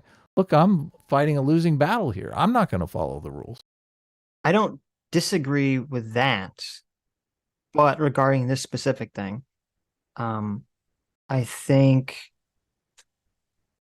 Trump can't, literally it's an amendment to the Constitution that you can't be elected more than twice. So I don't think there's literally zero chance that law would be changed or amended at all. During his presidency. And so the only alternative would be that he just says, well, I'm just going to illegally be president again. And I don't think the military is going to just defend him and we're going to live in some kind of authoritarian dictatorship. Like on a dime. I can't foresee that happening because our institutions, as much as there was problems, our institutions completely held on January 6th. They did. Yeah. Yeah, completely. So that's why I don't foresee this. There are other things I think that you could talk about, like, Trump, if he wins, he'll go after Biden and maybe Hillary and Obama and other people, and he'll, do all these other, departmental things. I don't foresee him trying to become king for life. Do you remember especially at his age either? So. Do you remember the Ocean Gate submarine? Yes. I mean, the Ocean Gate submarine held too. It held one dive, then it held a second dive. I think it might even held a third dive, right? Okay. It held until it didn't. I understand what you're trying to say. Well, I'm just saying that the institutions, people are involved in these institutions. They see what happens. These tests, sure, they held this time. I don't know that there's infinite amount of holding. I think to the institution. The culture for even them, I would think that for most of, I would hope, the majority of like even the diehard Trump people would not be in favor of Trump just illegally, becoming president again for a third term. Like if he wins and then after that, he's just going to become president again. That's so outside the norms of the American idea and American culture that it's hard for me to imagine that there would be any level of broad support for that enough to allow that to happen. And it wouldn't completely destroy Trump's legacy. And it'd also be hard for me to imagine that Trump at his age would even want that. That he wouldn't just say, boom, I won my second term, eat crap, Democrats, get wrecked. I am one of the based presidents who, won twice in a row and non-consecutively. I won 3 times technically because I won the second time and they stole it from me, and then he goes off into the sunset, with his victory. I don't foresee this. He's going to be president forever. I don't even see why he'd even want that from a personal level. Okay. I mean, I got $500 that says you're wrong about whether or not Trump will even run for president. That's true. Again. That's true. You can hit me with that prediction. So, but who knows? Who knows? I mean, I heard this when I was betting you he was going to run again. Like it sounds like the same thing. Okay. There you go. Look, Yeah. Do you believe that Trump wants to put his name next to Washington, Lincoln, FDR? Sure. Of course he does. Yes. I don't think drawing the country into a hot civil war will be the way to do that. Well, if he has the opportunity, I think he would take it. Okay. I mean, I don't know the situation. You're saying you can't think of anything, and I can think of half a dozen things, like off the top of my head, that would completely change the scenario. It's hard for me to imagine, even if some catastrophe happens. What if there's evidence? What if there is firm evidence that Joe Biden is corrupt, and there is tangible election fraud in the next election? Yeah, because they're not going to have the pandemic to hide behind again. Right. So they find tangible election fraud. What would that have to do and with Trump Joe being Biden president ends for up, life? and then Joe Biden ends up staying in office because there's election fraud. Wouldn't that completely change the dynamic? What does that have to do with that? What does that have to do with Trump running for a third time? Well, I'm just saying that would completely change. Like you would literally have a president. It wouldn't be Trump, but you'd have a president in office that didn't deserve to be in office. Okay.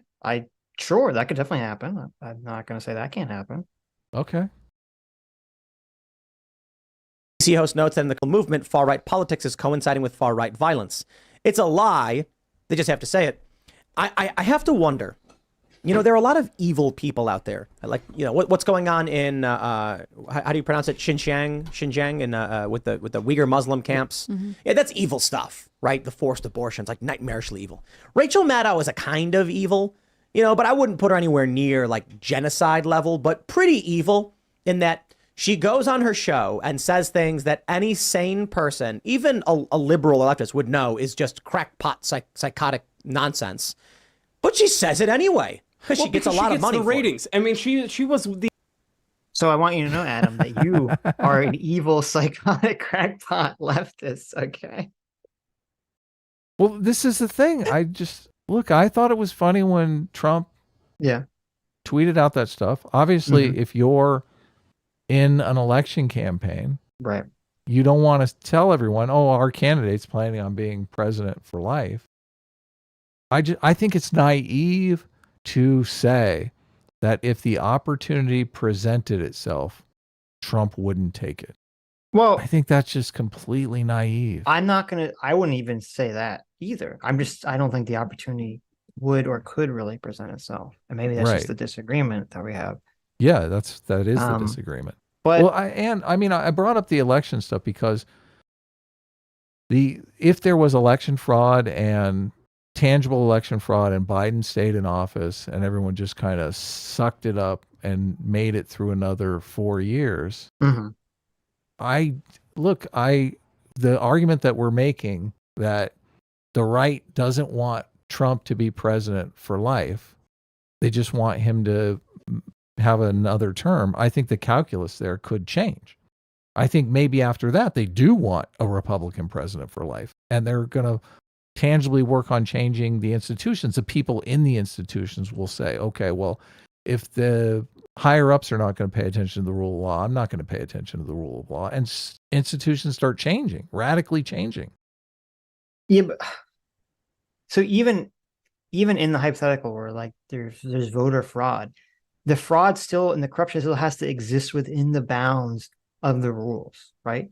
Like Joe Biden wouldn't just come out and say, I'm president, biatches, suck it, right? Like they have to enact voter fraud. They still have to play within the bounds of the accepted rules.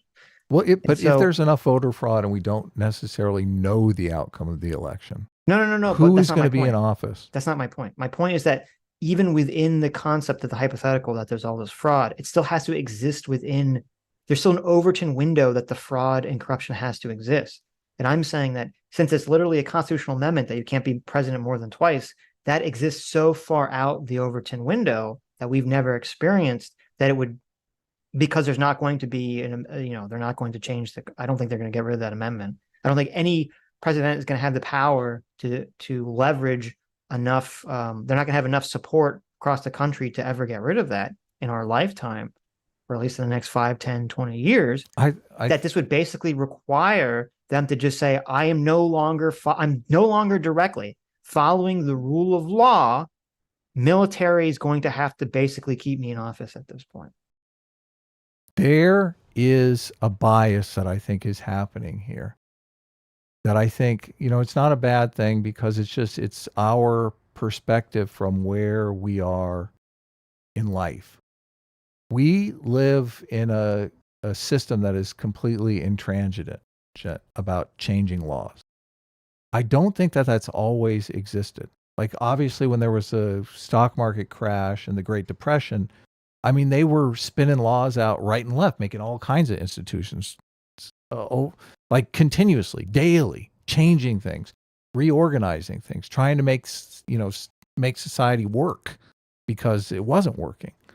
I think if there is some sort of electoral crisis like that, I think this bias that we have towards, it would be impossible for there to be a constitutional amendment could just completely go out the window. And constitutional amendments could all of a sudden be easy to get. No, but the problem with changing the Constitution, there's a couple ways to do it. It's like it requires a 2/3 vote. No, I understand. Both the House and Congress, and then 3/4 of the states have to ratify it. All you're saying is it's too hard to be done. I'm saying you'd have to have the literal red wave come, right? That just controls everything essentially to such a massive majority that they would be able to do all this stuff. But implied in what you're saying is that could never happen. I just don't force in this hyper divisive time period where everything's so close on this 50-50 margin that we've been in for like the last 15 years. It's hard for me to see that possibility. Well, if it tips to 60-40, that's not enough. You need 3/4 of states to ratify it. Right. Okay. You're saying it's impossible. I'm okay, but anyway, you literally are saying it's impossible. I'm saying, look, it's not impossible. It's just very unlikely, in my opinion, highly unlikely. Right. So, but it's interesting. I didn't know that you were going to argue this position, but the reason I wanted to bring this clip up before we watch the Rachel Maddow clip is that even though I disagree with Rachel Maddow, I don't think I think Tim is basically operating under the same bias as Steve is. Rachel Maddow and you believe this is a possibility. And I think Rachel Maddow believes it to be more a possibility than you. I think she thinks it's an inevitability. I think she thinks it's like 100%. I don't think Rachel Maddow is just lying. She actually believes what she's saying. Right. And I think Tim is stuck in these sort of thinking everyone believes what he believes, kind of Jonathan Haidt, there's a good battle between good and evil, when assuming that Rachel Maddow is just lying to her audience and that she doesn't actually believe what she's saying. Right. She's a conflict entrepreneur. Right. The highest rated caster on MSNBC, and there's a political element to this as well, because her saying that denigrates Donald Trump as a candidate, obviously. So it's difficult to say. There's a plausible bias motivation here beyond her actually believing it. So, because she could just be doing it. Well, she could just be saying this to say, look, we can't elect Donald Trump president because we're never going to get him out of office. He's going to be president for life. Even if she believes it's not remotely possible, or Donald Trump would never do that.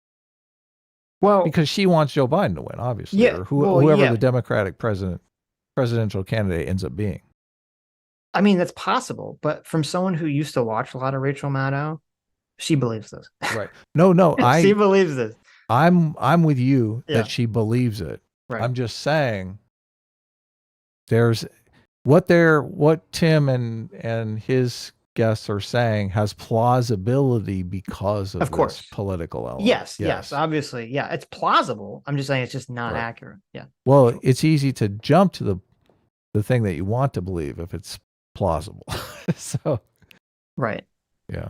So she made a lot of money off of it. She got huge ratings, and she continues to parrot these crazy, ludicrous narratives. Like, Donald Trump, and she was one of the biggest proponents of the whole Russia hoax. Mm-hmm. And, and she continues to parrot that to this day, even though it's been debunked over and over again. Because she has a monetary incentive to do that, right? There's no reason. If she started being like, guys. Okay, this is irony off the charts here. Yeah. I can't You take see why it. I have this clip? There's a lot of irony here.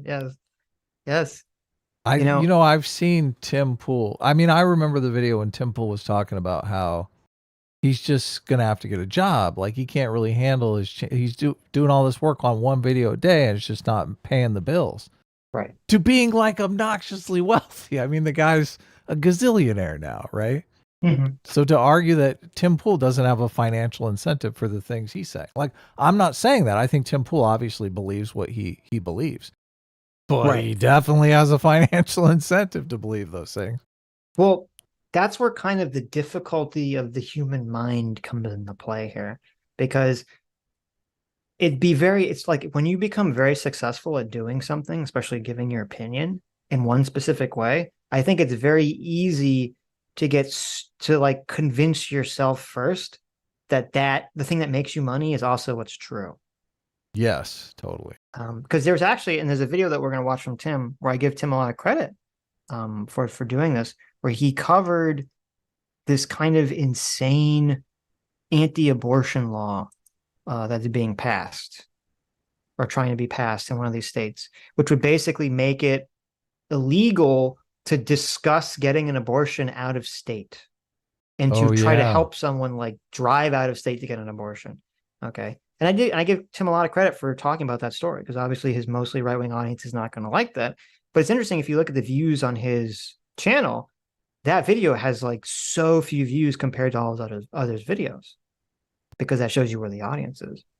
Right. And so I think when you're a content creator and you're a political news pundit, it's like a constant battle between what you think will make you money and where you think, like, where your integrity lies, or what you think is correct. Because I don't think those things often line up exactly. They don't. They often don't line up. They're often in conflict with one another. Right.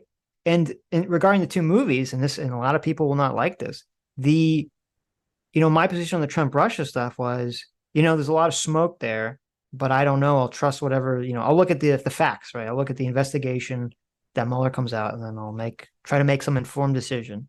And that's what happened. And I read the report and I said, oh, okay. It looks like there was a lot of smoke there, but nothing really became of it, right? I understand why people were suspicious, but there was nothing there. And yet there's a lot of people on the left that refuse to believe that, right? They didn't read the Mueller report, or even if they did, they just don't care. They see the smoke and they want it to be true, right? So they just tell themselves that it is true because it's what they want it to be true. And because they have such a negative opinion of Trump, it's so easy to look at all that circumstantial evidence, all that smoke, and to assume that Trump must have been dealing with Russia. That's the only explanation. Like, it seems so crystal clear in their mind, and you can't ever talk them out of it. And that's literally the exact thing that's happening with Biden in Burisma. It doesn't matter that so much of the evidence, like, there's a lot of circumstantial, looks shady, there's a lot of smoke there. But when you actually look into it and you look at what's presented so far, all the evidence points to the fact that Joe Biden did not go over there and try to get Shokin fired to protect Hunter Biden or get Hunter Biden money. All the evidence points against that. And yet, because there's so much circumstantial evidence, or just the appearance of it, and because people have the tribal mindset and they have the idea that Joe Biden is bad, or because they really want to defend Trump because this all came up during the first impeachment, it doesn't, like, people are just kind of set in that position. Have you heard the claim that Biden was using a synonym in his emails with Hunter Biden? Yes. Okay. Is there any truth to that claim? There could be. And here's what's kind of thing too. It could turn out tomorrow that Joe Biden, we get undeniable proof that Joe Biden is super corrupt, okay?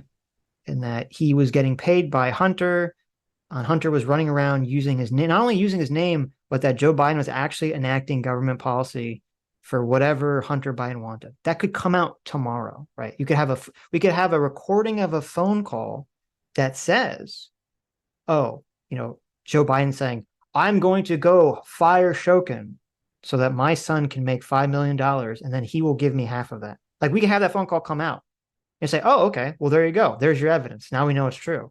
But that wouldn't make all the people that are assuming it's true already correct today. Right. Because they're doing it based off, not off that evidence. Right, exactly.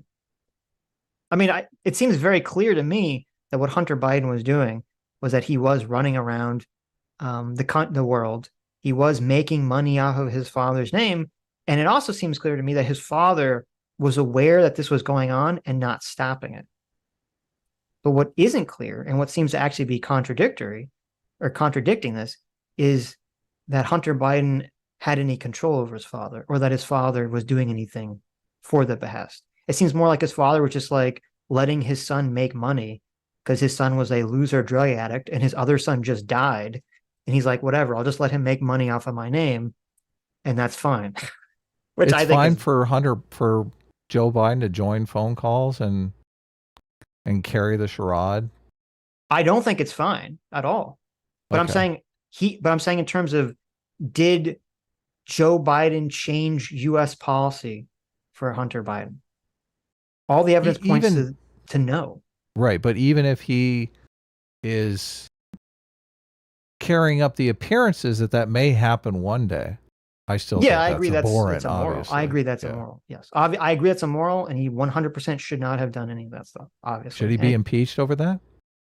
No, not if he didn't actually do anything. Now, if he knew his son was doing this, and he just sort of like let his son do it, I don't think he should be impeached for it. If he actually changed government policy for his son, then obviously he should be impeached. Yeah, I mean, but there's like a level of fraud to this that is just. Yeah, and that's what I'm saying. It's immoral. But this is what's annoying too, because this even came out with the Devin Archer testimony. Was Devin Archer, who was working at Burisma with Hunter, okay? He literally says, like, yeah, our brand was to try to give the illusion that we had control over Joe Biden, but we didn't really think we actually had control over Joe Biden. Right. But if Joe Biden is participating in that illusion and making money doing it. Well, okay. So if it turns out that Joe Biden was making money doing this, creating this illusion, even if he didn't actually change government policy, then I would agree that he should be impeached for that. Because that is fraud. Good. I'm glad we cleared that up. Yeah, no, if he's making money, that'll save us a lot of comments. Right. So if Joe Biden was making money off of his son, using his name, even if Joe Biden wasn't changing government policy at all, but was just making money off of the fraud, then 100% you should be impeached, because that is just straight up like fraud. Yes. Yeah. Completely. Good. We're in agreement. Look at this. Yeah, no, 100%. Sitch and Adam agree. Did you know that in the Devin Archer testimony, he even said, this is kind of wild too. So part of the reason that Burisma hired Hunter Biden, because what they do is they're like, oh, he's going to help, navigate, the rough rapids of Washington, D.C. to get things done, right? That's why they hire Hunter Biden. And one of the projects that Hunter was supposed to do was he was supposed to get the president of Burisma's visa reinstated. Okay. So the United States government, so kind of wrap your mind around this. I'm supposed to believe that Joe Biden went to Ukraine and he told them to fire Shokin to protect Burisma. Okay. While the United States government says Burisma is so corrupt that we've revoked the ability for the president of Burisma to come to the United States. Okay. So they've revoked his visa. And so they're like, Hunter Biden, can you help me get my visa back? And he's like, yes, I will help you get your visa back. He never was able to successfully get this guy's visa back. Okay. So that's hilarious. So Hunter Biden couldn't even get the president of Burisma's visa back, but somehow he got his father to hold up the entirety of foreign aid to Ukraine just to get Shokin fired. But Sitch, what if he got the visa back? Yeah. But he lost it. Okay. Well, that's it. Listen, Biden is very old. Okay. Maybe he's like, here's the visa. And then he forgot what he was doing and he put it in the toaster. He thought it was toast. He put it in the toaster and then he ate it. Okay. Or maybe Hunter Biden, he got the visa. He sent to his son Hunter, and Hunter was so coked out that he just gave it to a random prostitute, never to be seen again. There's a myriad of ways this could have gone. That's true. That's all. I didn't. You know what? You're right. I hadn't considered that, so I take it all back. Guys, I've changed my mind. Not the case. Her ratings would probably collapse. All of the attention that her show gets would go away. In some cases, the way our media works, it incentivizes people to get more and more crazy. I mean, we see this. YouTube isn't this? I know. I just want to listen to this. This woman is the same one that said she kind of wanted Trump to be president for life, right? Oh, is that the same person? Yeah, I believe so. Okay. We watched a clip a while back, and she made a statement, something to the effect of, when the left goes crazy, I kind of do want authoritarianism. I was like, what? It's like kind of skipped a beat. Well, so obviously in the various scenarios we were talking about, this person would be one of the people that is like, yes, Trump for life would be better than the Democrats being president ever again. Yeah, if this was her. I don't remember if this was her, but there was a woman on Tim's show that made that claim. She made it kind of jokingly, but it still was kind of sincere. It didn't strike me as a joke. Okay. Yeah, it was kind of like testing the waters of acceptability. Right. Nobody pushed back. Nobody dug in on it. It was kind of weird. Right. So, but I think it's interesting that, so they're talking about Rachel Maddow making this claim, which we disagree with. I think it's a more extreme claim. But, she's saying, which is true, what she's saying is all true, is that if you cultivate an audience, you're going to get more, it's easy to kind of become more and more and more extreme and to placate that audience because you're incentivized to do it financially. But it's kind of interesting to me, and Tim says this is true on YouTube too. And I mean, I do think that Tim has fallen prey to some degree to that same mindset. I mean, I don't think Tim could come out tomorrow and say, what, I was wrong about, all the deep state stuff, or I was wrong about the Civil War or anything.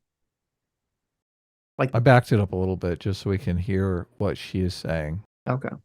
It's been debunked over and over again. Because she has a monetary incentive to do that, right? There's no reason. If she started being like, guys, I've changed my mind, not the case, her ratings would probably collapse. All of the attention that her show gets would go away. In some cases, the way our media works, it incentivizes people to get more and more crazy. I mean, we see this. YouTube is the same. Exactly. We see it in independent media all the time that people will start saying more outlandish things. I mean, let's think of like the clickbaity thumbnails that people put out. They might need to because it drives people to their channel. On the other hand, like, are they always super accurate? No. I think with Rachel Maddow, what's interesting is there is an actual hysteria and fear underneath it all. She really does seem to be personally panicked about Trump's influence on the country. You don't think so? Absolutely not. If you watch it, it looks like she's just saying garble nonsense. Oh, good. Really? You have the clip. We should pull it up. Let's just. I'll show you a bit of it. Okay, so let me go to the clip. Okay, so that was the setup. So she agrees with me that she thinks that Rachel Maddow actually feels this. This isn't just like a setup. So Right. okay, so we're gonna watch the clip and then we're gonna watch kind of part of Tim's reaction to this clip. This morning, heading into what we knew would be two big important court hearings on these Trump cases today in federal court in Georgia and federal court in D.C., reporter Alan Foyer wrote a scene-setting piece about those two court hearings today for the New York Times, for the morning paper this morning, sort of reminding us all where this may be heading.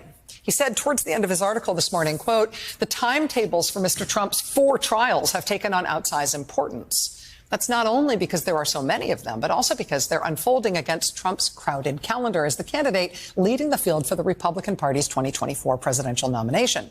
As a further complication, Trump has made no secret in private conversations with his aides of his desire to solve his jumble of legal problems by winning the election. Quote, if either of the 2 federal trials he's confronting is delayed until after the election and Trump prevails in that election, he could seek to pardon himself after taking office, or he could have his attorney general simply dismiss the matters altogether." Okay, so I don't think it's a stretch to imagine, and everyone, like literally everyone's saying this, that if Trump wins, that he could pardon himself, right? Everyone says this. That's not really a contentious thing. Whether or not he can actually do that is not settled law, but he's going to try. It's not 100% settled, but seems like everyone, even Trump fans, are assuming that he will try. Right. He may even pardon the January 6th right people. Right. Which does come up in one of the clips we're going to watch. But this article, I feel, is dishonest because it says, Mr. Trump has made no secret in private conversations with his aides of his desire to solve his jumble of legal problems by winning the election.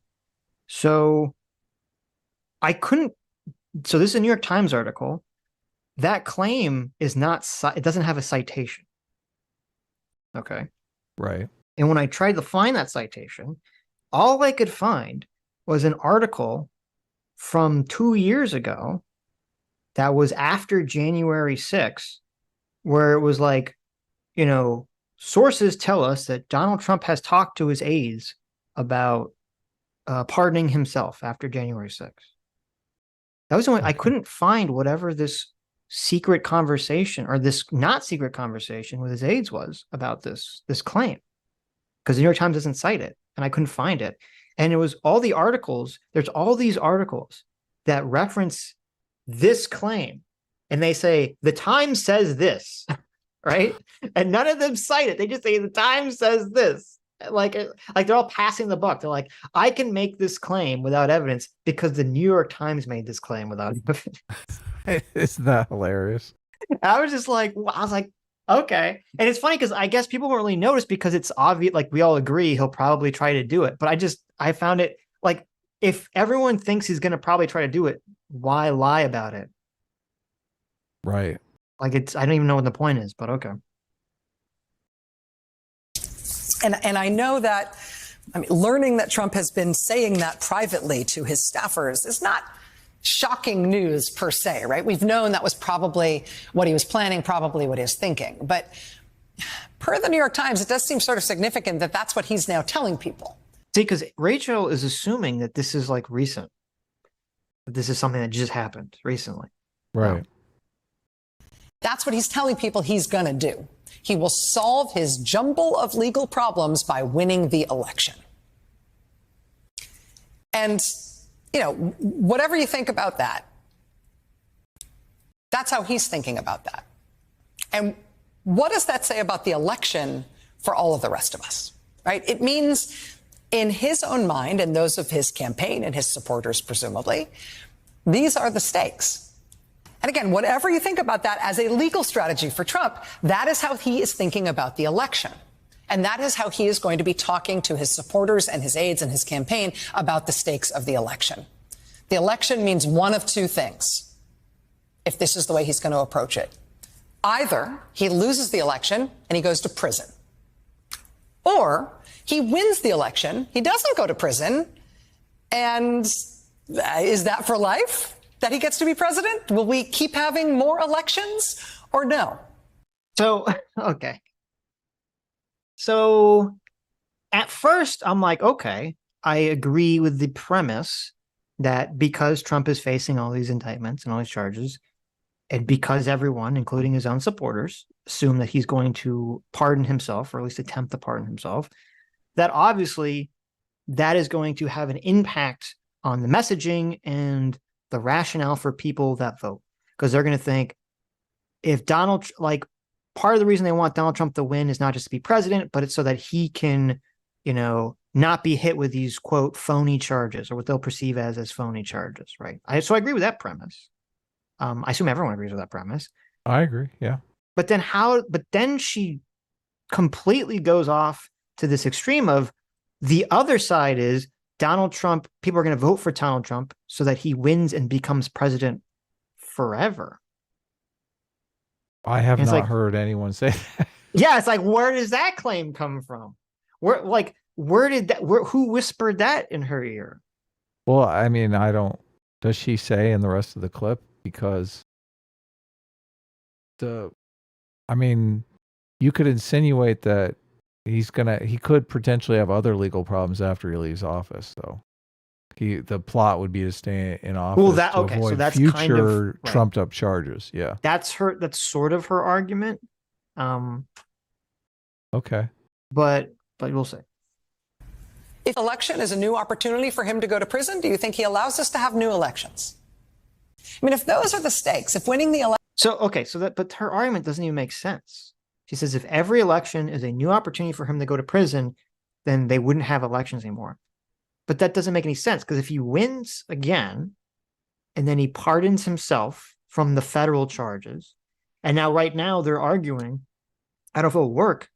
It's it might be a long shot, it might not be. They're kind of arguing that the Georgia charges should be sent to federal court, which if they are, he will pardon them as well. Right. He could. If it was bumped up to federal court, then he could theoretically pardon himself, assuming it doesn't happen before, the election or anything. But so if Trump wins and he's able to pardon himself from all these federal charges, what other elections are she talking about? I don't even understand what her argument is. Well, the argument could be other state prosecutors could prosecute Trump on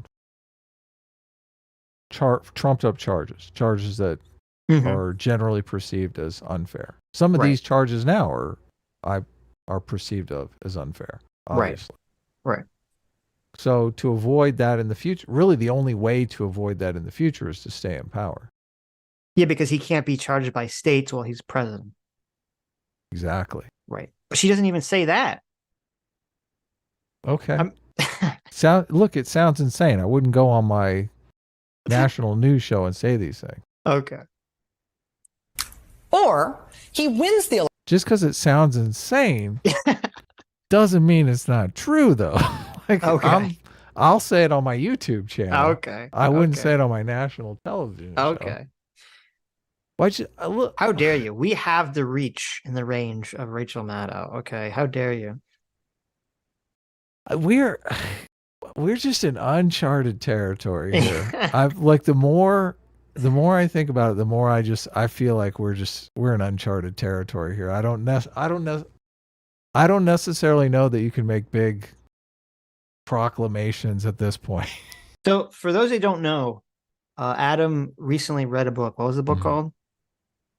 No, we're not going to talk about No, that. no, no. We're not going to talk about, I just want to briefly explain to the audience what's happening.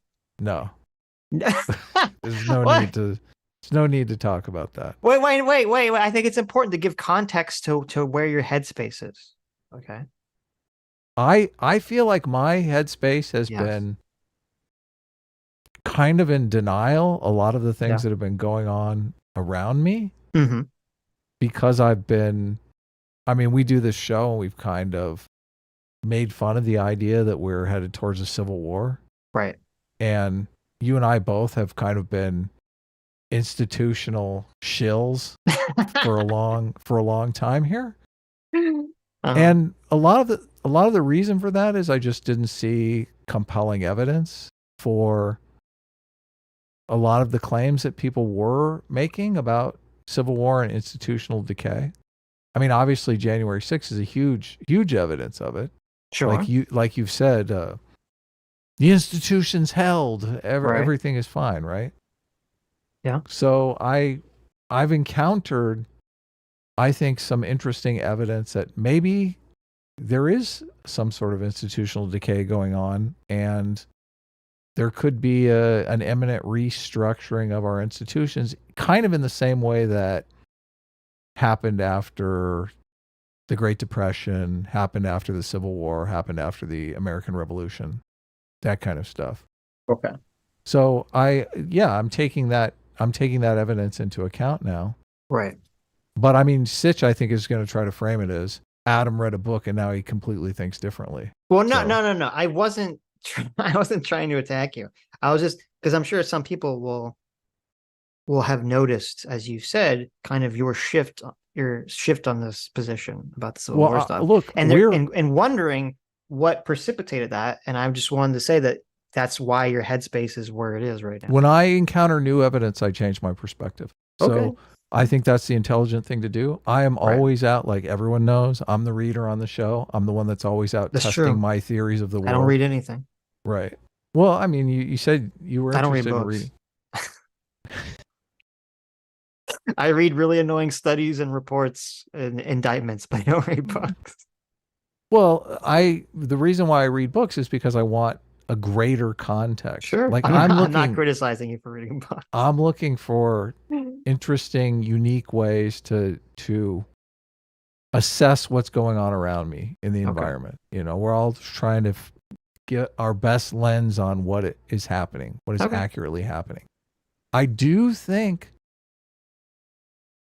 the institutions are holding and everything is going to be fine has not really been a popular outlook.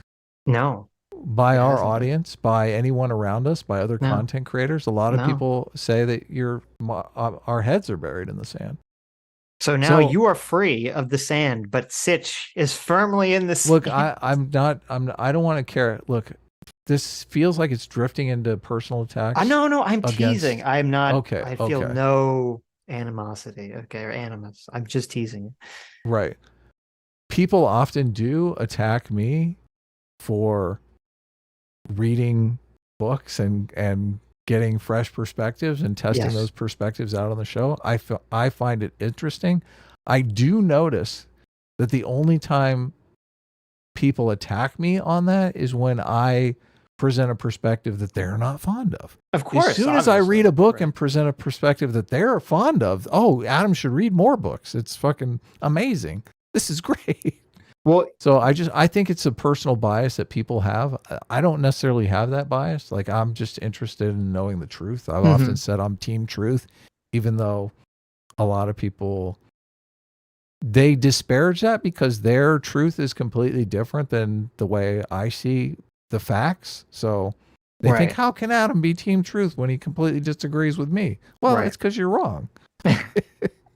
Well, I think it's ironic or interesting, and this might be incendiary to say, that, you know, as you pointed out, some people would perceive that we both had our heads in the sand about having faith in not having a civil war. And they're like, no, you need to get out there. You need to put your head in the Civil War pot. And now that you finally put your head in the Civil War pot, they're going to be like, wait, no, not in that way. You're supposed to do it in the way that I want it. What is the way that they want it? Just so I can. That everything's the left's fault. Right. Yeah. I don't. The argument that I'm familiarizing myself with is that there is a long cycle that's about 4 generations, and that 4-generational cycle that repeats often ends in a crisis that restructures kind of the social and political norms of society. Mm-hmm. So our previous perspective, which this my reading has definitely challenged in a way that I think is persuasive, is that we've always had the notion that the culture war is always going to be with us, that the culture war is something that exists and always will exist. I'm not 100% certain that that is a correct assessment of the situation now. I think that the culture war may be happening to us now because people intuit that there is a battle that is going to be settled for the next 80 years. See, like even understanding this may not be a good thing because it dramatically raises the stakes, does it not? Right. I think the cultural norms are going to be established for the next 3 generations. I don't agree with that at all. I think that there is always a culture war, but I think the ebb and flow of the intensity and tribalism of the culture war does change over time. But I think that's always there. Totally. But is that, look, I had that same exact perspective, but it was just based on intuition. It wasn't based on. Well, I mean, mine's based on history. When was there not a culture war? When did it, like, society say, we got the culture, I'll figure it out? Like, I just don't see that point in at least in American history. Right. Well, there have been obvious points in American history where broadly people were all on the same page working together to accomplish things. I mean, right after September 11th, there was a giant mood shift that, you know, the whole world loved Americans for a while there. Everyone was like, America is great, oh, the Americans. And we immediately started, I mean, everyone was oriented on the same page. We were all Americans then. But I would say, so there's a difference where there's some extreme event that happens that unifies people briefly around the event. But to me, that's not the end of the culture war. It's just a pause. Like the goodwill for America on 9/11 went away after like 2 years. Well, the claim is that the pause can be varied in length. Sure, depending on what causes it. Right. But I don't see. We're arguing over the length of the cycle. Right, but what I'm saying is I haven't, and I can be wrong about this. My understanding, at least when I look back, from the 1900s onward, I'm less knowledgeable about the exact culture that was happening from 1800 to 1900. But from 1900s onward, it seemed like there was just this continual fight between various forces about how the country should be governed and run. And I don't really see a time period where everyone was just kind of unified. I mean, obviously there was people unified when we were actually in World War II and World War I, because that's what always happens when we're in a war. But even before World War II, there's a lot of division about whether we should even go to war. And if we do go to war, who should we side with? I mean, there was a lot of people saying we should side with the Nazis. So I don't see there was like some great unification at any point in our history. First of all, there is an inherent bias in recording history that I'm sure you'll agree exists. Yes, obviously. We don't sit down and write, oh, this decade everyone got along and it was swimming. Like that part of that just isn't recorded in history. So just looking back at history, you're obviously going to go to the moments in history when we were at the highest points of conflict, assassinations, wars. Right. Yes, I agree. Culture wars. So I think broadly there are points of social cohesion, massive growth, respect for institutions, fortifying of institutions, trust Yeah, but in like- institutions that's built up. I understand that, but I'm just like, even in the 1950s, right? It's supposed to be the magical Leave It to Beaver 1950s. I mean, 1955 was Rosa Parks in the Montgomery bus boycott. Right. So that's why I think that there's always this battle that always happens. And I agree that the intensity of the battle changes, but I think it's always roiling. It's always constant. These forces are always pulling our society in specific directions, and then certain external factors occur to allow certain factions to gain power or to lose power. But You're saying that there are always two sides in an active culture war. at the minimum, I'd say more than two sides, but there's always at least two sides fighting for a culture. Yes, at all times. But does the level of hatred between the two sides ebb and flow? I think the level between so the way that I view it, if you want to kind of have a visual image, is that imagine America is like a piece of rubber, and there's two hands that have sunk in onto each side, and they're always trying to pull America more to their side. And I think the forces that are the hands always hate each other vehemently. But I think how much of that hate like bleeds into the American population, into America, into the rubber, into the normie population, I think that changes over time. I don't think that's constant. Do you know that the Republicans didn't have control of Congress for like 60 years? Yes. Okay. That's when the Democrats were like more this, like they had the control of the After South. FDR, yes. The Right. Democrats took control of the government for 60 years. That's a long time. I know. I'm aware. But then the Republicans and Democrats had different positions than they have today. Of course, yeah. So it's kind of a little bit more confusing as to what exactly that means. We had Republican presidents.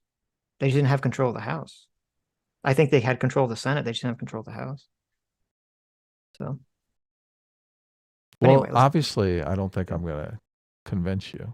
No. I mean, I'll read this book. I'm curious to read this book. I'm not convinced by it. The argument on its face. You're very good at generating arguments against things. I'll give you that. I'm very good at post hoc rationalization. Okay. That's Well, I the mean, mark of intelligence. The ability to argue for things you want to be true, right? Well, I look at this very optimistically. So for me, it's easier. Like obviously my bias is I want to believe it because there's hope. There's definitely hope. The institutional corruption and intransigence will subside, and not long from now. Mm-hmm. If this idea is correct, yeah. Maybe. Out of the cataclysm comes new birth. I'm down for that. Maybe. Look, Maybe. would you want to live in a world that the Civil War did not occur? Maybe. I don't know what that would look like. Well, there'd be slavery. Well, obviously there's still slavery. No. But if slavery would have gone away American over time slavery. and Look, America would have become one country again and things would have been better. I mean, it's possible. Okay. Now, if you were to ask would me, would you want to live in Wait, an let me America answer that the still question. had the Let me- institution of stop. slavery? Let me just obviously ask you that way. not. No, Okay. obviously not. Okay. Okay. If you were to say like, yeah, if we lived in a world without the Civil War and slavery continue to exist now or continue to exist for 50, 60, 70 more years, I would say, yeah, then the Civil War 100% worth it to stop that. 100%. Right. Agree. Okay, Yes. good. I agree. The Civil War was worth it. Yeah, obviously. 100%. Or he wins the election, he doesn't go to prison, and is that for life that he gets to be president? Will we keep having more elections or no? If every election is a new opportunity for him to go to prison, do you think he allows us to have new elections? I mean, if those are the stakes, if winning the election is his plan to stay out of prison, what happens in that election if and when he does not win it? Does that kind of an election end with a graceful concession to a fair and square re-elected President Biden? I mean, if Trump and his supporters see the stakes as losing and going to prison or winning and being president and probably president for life, How should we expect that he and the Republican Party and Republican officials in swing states are going to handle the conduct of that election that Trump may very well lose? Okay, so that president for life claim is just completely irresponsible. Yeah. I think we do agree there. Yes. Obviously. yes, but here's why it's even wackier, because like, so again, she took a claim that I think most people would agree with, which the premise would be, Trump wants to pardon himself. And so people will see the election that will be like tied into Trump winning or not will be, his ability to pardon himself and whether you believe the charges are just or not. Like, I agree with that. But she takes that claim, but then she amplifies it to this level that I think is insane and is irresponsible to say, well, he's going to be president for life. And then she took that claim and she amplified it further, saying not just that Trump wants to be president for life, but the people supporting him want him to be president for life. And that's part of their calculation when they vote for him. That's what she just said. That I know, people it's insane. Are going to be voting for Donald Trump, wanting him to be president for life. Not only just people, but that state legislatures around the country will be casting their slate of electors with the idea that they want Donald Trump to be president for life. What is that derived from? Well, and if you're a Rachel Maddow watcher and you work the polls in an election, I'm just like, if you really believe those are the stakes, you're going to be cheating. Yes, of course. You're going to be throwing away ballots right and left. But this is part of like the danger of the Civil War is that I don't know if this is the way all civil wars happen, but it seems like if we do have a quote civil war in this country, it will literally be because both sides LARPs themselves into it by kind of imagining the other side as being 1,000 times worse than it ever is. And that's what causes the Civil War, is like this like hallucination about the other side being so much more monstrous. Because you're right. If people on the left actually believe this, that Rachel Maddow is saying, then they would run out and they would feel justified in cheating to make sure Donald Trump doesn't win. Because they're saying, well, it's worth more, I'm going to cheat this one time in this election because that's more important, or saving our country is more important than having a fair election this time. That'd be the calculation, the rationalization. Right. And this is what I said.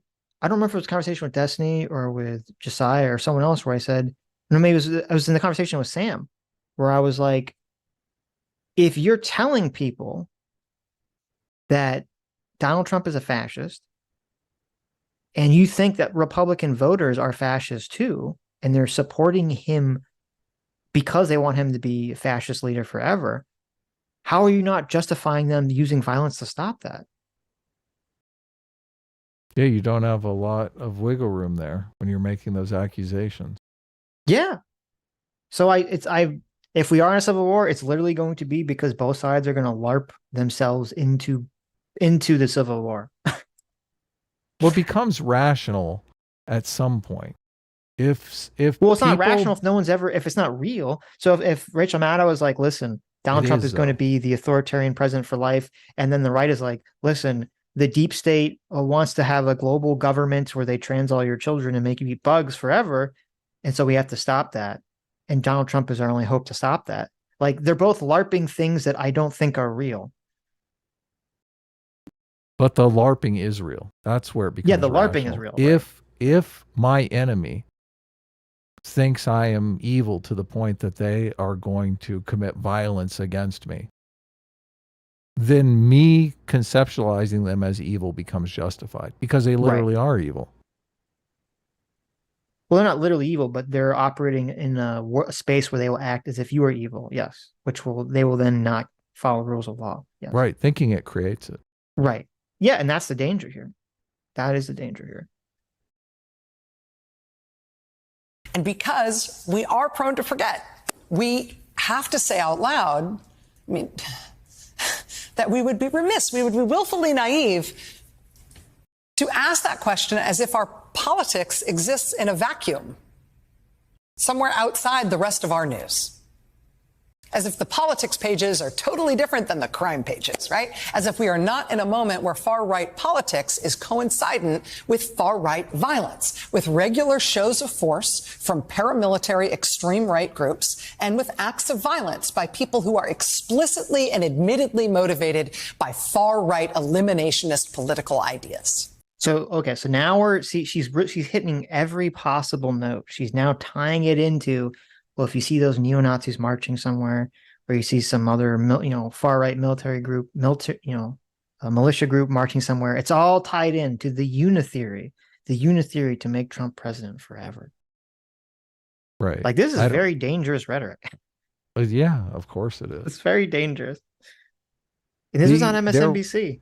There was a Nazi shooter recently killed 3 people. Yep. Abhorrent, obviously. But where are these militia marches going on? Well, there was one that just happened. It's not a militia march. There was a neo-Nazi group in Florida recently. And it was kind of funny because they marched, and the narrative, of course, because the way... Like, basically, the problem is whenever you have these neo-Nazis march is that the left wants to do what Rachel's doing, and they want to tie it into Donald Trump, right? They want to say the neo-Nazis are marching to support Donald Trump, or they're only marching because of Donald Trump or whatever. And so because they want to tie in the neo-Nazis automatically to Donald Trump and Republicans, it makes Republicans reflexively, defensively want to adapt a worldview where they say the neo-Nazis are not real. They're all secret feds. Right. And we've seen this, a million times. Again and again. Yeah. Even though it's literally never been proven true and actually been proven untrue, and everyone forgets that. They're saying it's a false flag when they say it's feds. Right. And the guys that they all, there's that guys with all the blue shirts and the khakis, and they said all those guys are feds. Oh my God, they're all secret feds. And then all those guys got arrested, and all their arrests were made publicly, and you could find out that they weren't secret feds, and no one changes their opinion because it's not based on reality. It's based on a post hoc rationalization for a political argument. And so with this group, it was kind of fascinating because at first you had this group of people. It was some Democratic state House member, I think, because this was in Florida, I believe, who came out and they posted the video of this at first, and they were kind of complaining about it. And I don't remember if they tied it into Republicans or Trump, but I wouldn't be surprised if they did. And so at first the narrative on the right was these are secret feds because that's the classic narrative. But then there was an interesting twist to this whole thing where one of the guys, like there were guys there that were all tattooed up to hell. So it was kind of hard to imagine that they were secret feds. And one of them said that he supports Joe Biden for president. And the reason he does is because he supports Ukraine over Russia and the conflict.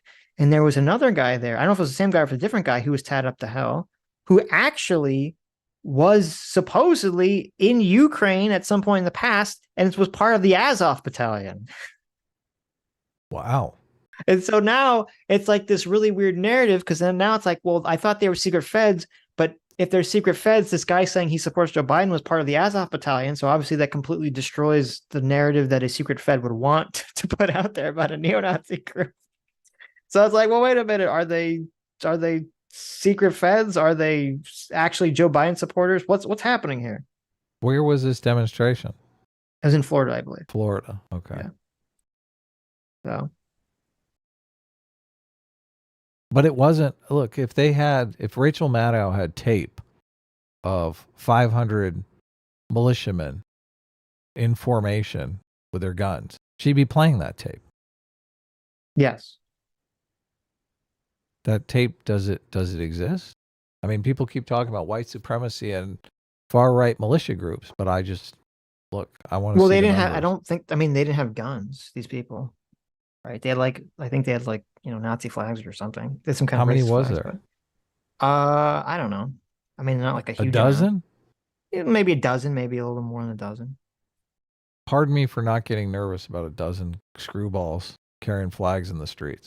Sure. Well, they're talking about Nazi militias, far right violence, not people protesting with their stupid, racist flags or whatever. Yeah, no, and I agree. And the biggest I mean, it wasn't, the biggest instance was obviously Charlottesville, I believe. And like a lot of people got like arrested and, kind of blackballed from reality for existing. So, yeah, no, I mean, I agree. It happens, but I agree that you can say and it's not good, obviously. Obviously, as a Jewish person, I don't really like to see people walking around with Nazi flags, but I'm not necessarily worried that that's going to be like the Republican Party is going to be taken over by Nazis now, because there's a couple screwballs that did this. But it annoys me that like people can't just say that. Just say that, yeah, it's awful. These people are racist or horrible. That's fine. You don't have to pivot to their all secret feds narrative. Right.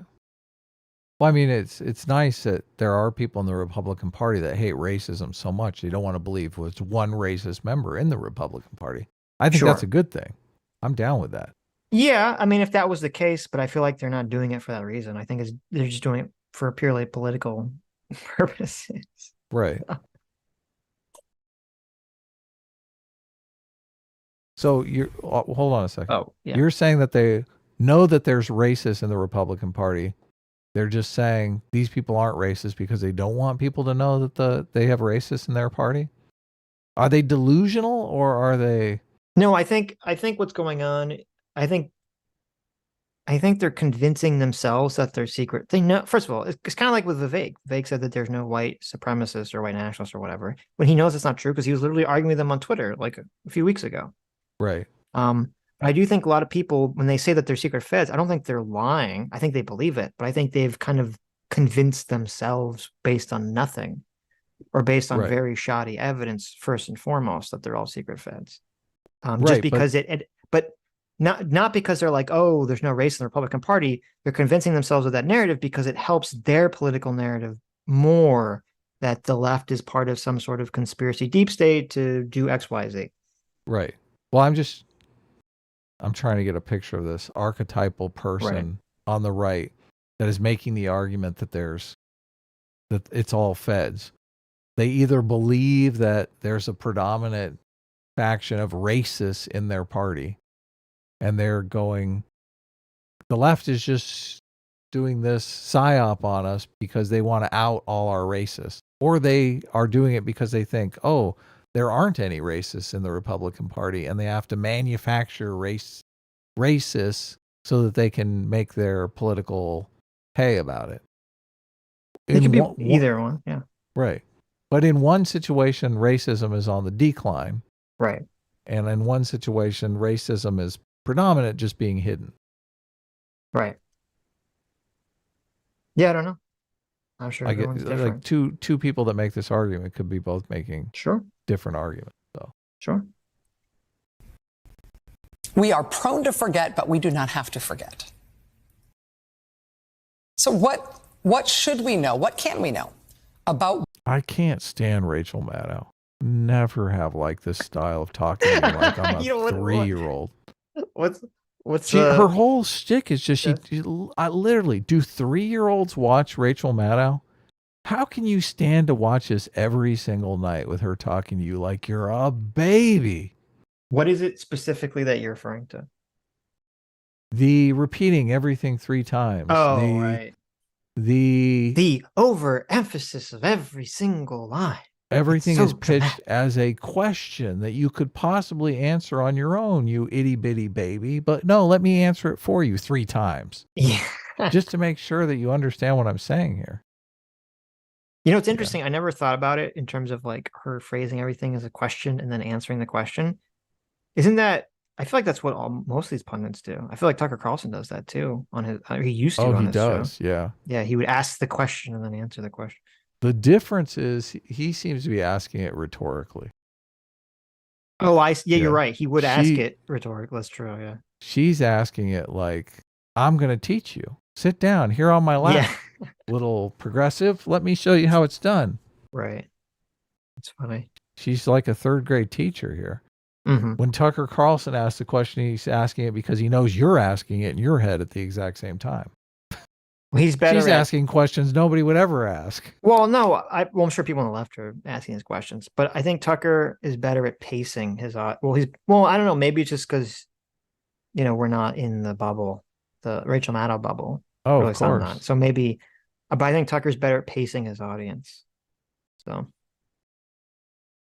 What happens in far-right politics when it appears to be in nexus with far right violence that right now is just pinging off the charts? Where is the violence pinging off the charts? What do you mean? Well, she's making it sound like a far-right militia took over a mall and took hostages for 10 They days did. or something. Well, bring up the clip. Why are we watching that clip? I don't know. Bring it up. Bring up the clip. What are you talking about? They did on January 6th, okay? They took Speaking over of the National Mall, Adam. How do you not know this? People who are Okay. suffering. Do you not know this? They took over the National Mall on January 6th. They didn't. They had a riot. Was that? That wasn't an organized far-right militia. Okay, so that was the clip. Okay, so let's see. So we agree it was pretty unhinged. So let's see what Tim and Co.'s reaction to that clip is. A bit of it. Rachel got 3.9 million viewers, the #1 show across all of television, including broadcast. Wow. Isn't that depressing? People Isn't are that worried. horrible? That's horrible. Oh my God. Look, Donald Trump. Yeah. He crapped all over the peaceful transfer of power, which is a social norm that Yep. people are very happy with, accustomed to. Mm-hmm. People want to buy homes and start families and businesses and live their lives. They don't want to think, oh, we're on the verge of some restructuring of our political Right. institutions. Yeah. But actually, I'm glad you brought that up because, I give a lot of crap to the left regarding how the left hyperfixation on identity politics and making everything about how white people are racist, white people bad, is creating more racism. I 100% believe that that's happening. Just by listening to, the rhetoric of people on that side. That's always the arguments that they make. Is about, you have to kind of identify as a white Unitarian group now because of wokeness and all these other groups are blah, blah, blah, blah. Like, that's all the arguments that they use. So I do think I do crap on the left for basically helping cultivate that kind of, white nationalism, race nationalism that I think is a resurgence. But I also have to give crap to the right and to Donald Trump specifically, because what you say is a good point. I do think that, what Trump did with January 6th, with all the electors, with all this stuff, basically further helped drive the left insane in terms of all this rhetoric that Rachel Maddow was talking about, and put in everyone's headspace, or everyone on the left's headspace, like at least the seed of the possibility of something this extreme. Trump wanted to stay in power, thinks that he had the ability to stay in power. Just Pence wasn't enough of a loyalist. Right. He said as much. Yeah, I know. There are a lot of people who believe that that's true. That if the Republican Party just had enough balls, we'd have a Republican president right now. Yes. That's a little scary. I agree. That's a little weird. Yeah, it is weird. Sure. Yeah. Beating out Fox News. No, I mean, of course they beat out Fox News. They fired Tucker. I mean, what do you expect? But this is right. Yeah, no one else. But this is the point. This is it. Rachel Maddow is going to say next thing President Trump will be president for life. Next thing she's going to come out and she's going to start. She's got to increase it. Now she's going to come out and be like, well, Trump's going to start rounding people up, and then she's going to talk about trains, and then she's going to talk about whatever it is that's going to terrify people and convince them they have to watch glued to it like some kind of disgusting drug. I think she doesn't realize the power she has as an individual. The people that are afraid of Donald Trump, that are afraid of some external power, don't realize the amount of power they have within their own community to prevent and buffer from that stuff. She's just speculating, knowing that people will be afraid of it, She's and then return to her banking for on more confirmation bias. That's it. That's all she's doing, and she's good at it. Meaning that she's assuming that her audience already believes her premise? Absolutely. Absolutely, they do. I mean, in my opinion, that is the reason that she is polling, 3-point-something million viewers. Tucker Carlson predicts hot war with Russia. Okay. So so this is a completely new video. Okay. So everything that they said about Rachel Maddow, I agree with completely. That she is playing into the confirmation bias of her own audience. Though I do think that she has her own confirmation bias. I do think she honestly believes all this stuff.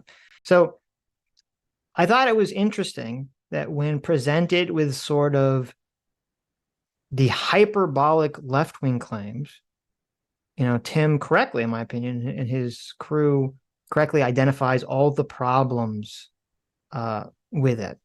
Okay. Okay. So how do you think they're going to react to hyperbolic right-wing claims? Oh, this is good. This is good right here. Right. Obviously, exactly the same, right? Tim is a fence-sitting milquetoast centrist, as he often calls himself. Right. So he believes that in journalistic integrity, one of his chief beefs is that the mainstream media, the media these days, is completely biased and one-sided. Right. So he's going to call it out, right? Well, we'll see. So like with the Rachel Maddow clip, I'm going to play the first part where they talk about it, and then I'll play the full clip of what Tucker Carlson said, because Tim only plays a little part of it, and then we'll go back and see what Tim says about it. To defeat Trump in election. He was speaking to Adam Carolla, and he said, they will do anything to win. So how do they do that? They're not going to do COVID again. Whoever on the right is afraid they're going to do COVID and mask mandates, they're not going to do that. Carlson told Adam Carolla, they can't do that. They've already been exposed. That won't work. There's going to be, what are they going to do?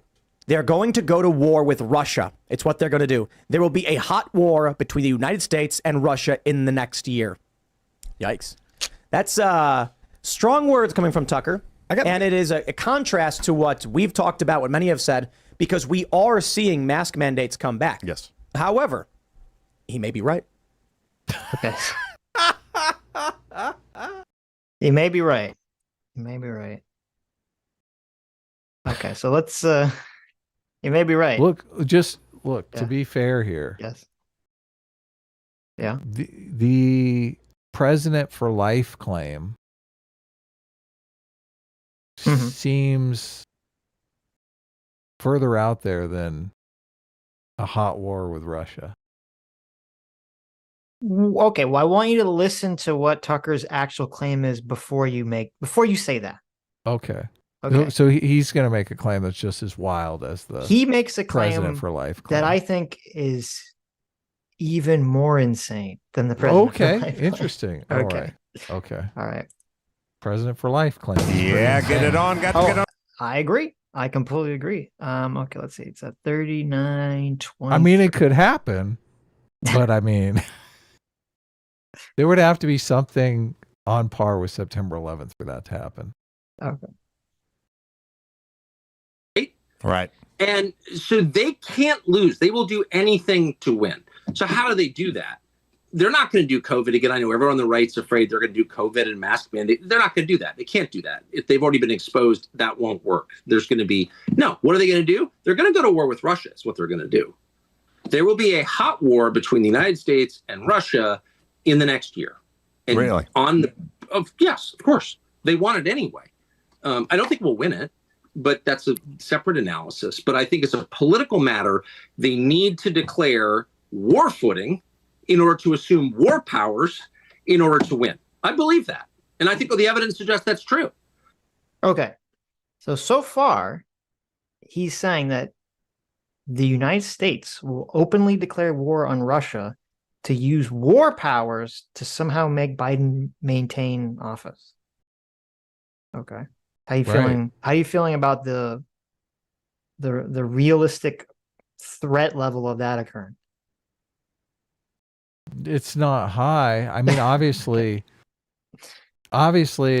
if Russia invaded a NATO country, Sure, and did something super provocative like that, Right. if they nuked Ukraine, I Sure. mean, things would be different.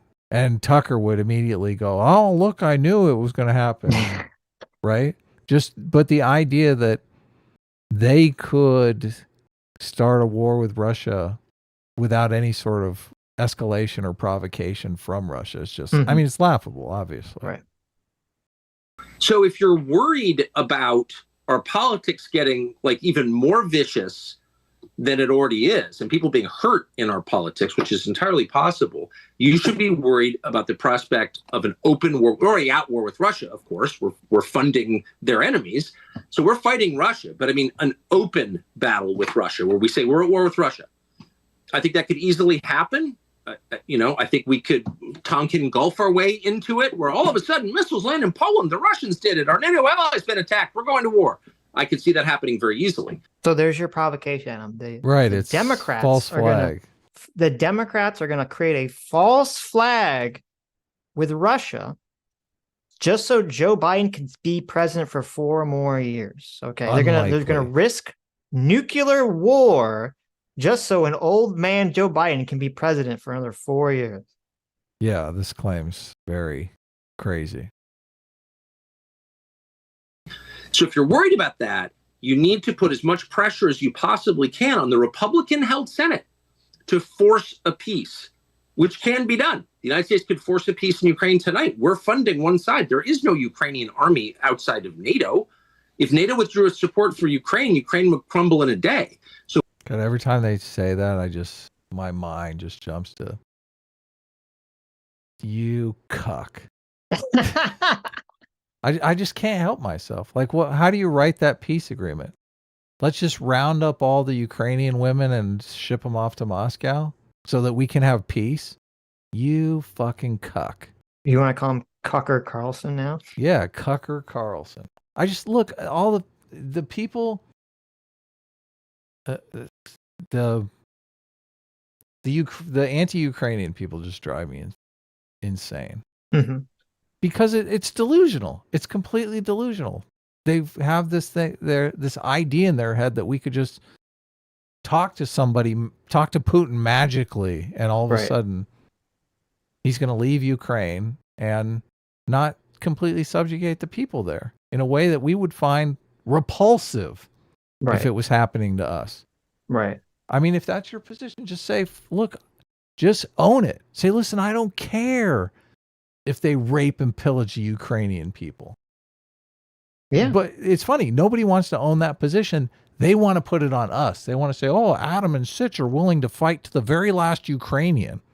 Like it's us that are the ones who are subjugating the Ukrainian people.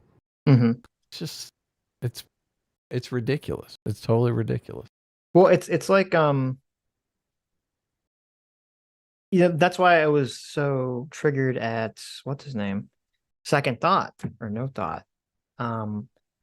Because he keeps acting like, oh, Russia is just so willing to compromise and come to the table and make a peace agreement with Ukraine. And it's the big bad United States that's somehow preventing this. And it's like, what the fuck are you talking about? Like Russia literally started an unprovoked war with its neighbor and invaded its sovereignty, and somehow it's America's fault. Yeah. Yeah, no. Like what is the what is the peace agreement that they're going to hammer out, by the way? The enslaving of the Ukrainian people. Like if America didn't support Ukraine and Russia just invaded Ukraine, like I don't know, I'm curious as to what they think what it would have looked like. I mean, obviously Russia would have gone in, they would have killed Zelensky, they would have taken out everyone in the government, and they would have installed the puppet government. And I guess they'd just be like, okay, well, that's fine.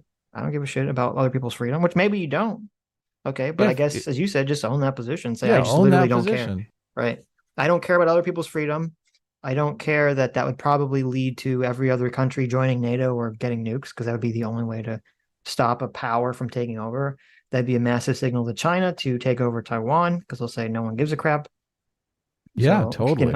Yeah. It's just, okay. Own that position too. Say you don't care if China takes over Taiwan. Right. Subjugates all those people. It's just, It's hilarious. What happened to what happened to Team America? I know. What happened to the cavalry? So sad. It's so sad. We become cucked. That's what happened. Yeah.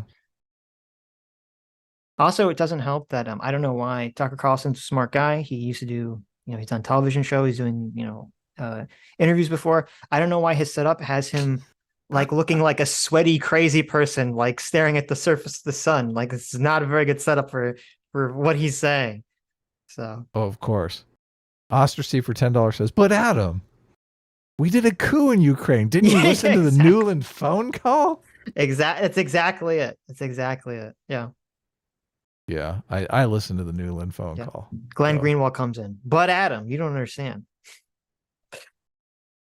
So we are the only power in the world that can bring both sides to the table to force a peace, which will be unsatisfactory as all forced peaces are. Like each side will give more than it wants, but that's the only option. So he says the United States, so okay, he just laid out the United States is going to bring Ukraine and Russia to the table somehow and force them to make a peace that's unsatisfactory to both.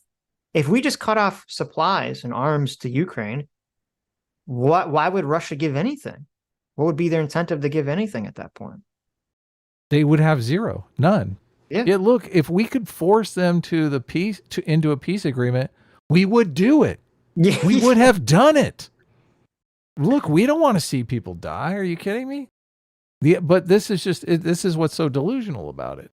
If we cut off aid to Ukraine, Russia would take Ukraine and say, thank you. Look, peace. We own it. Everything's peaceful now, right?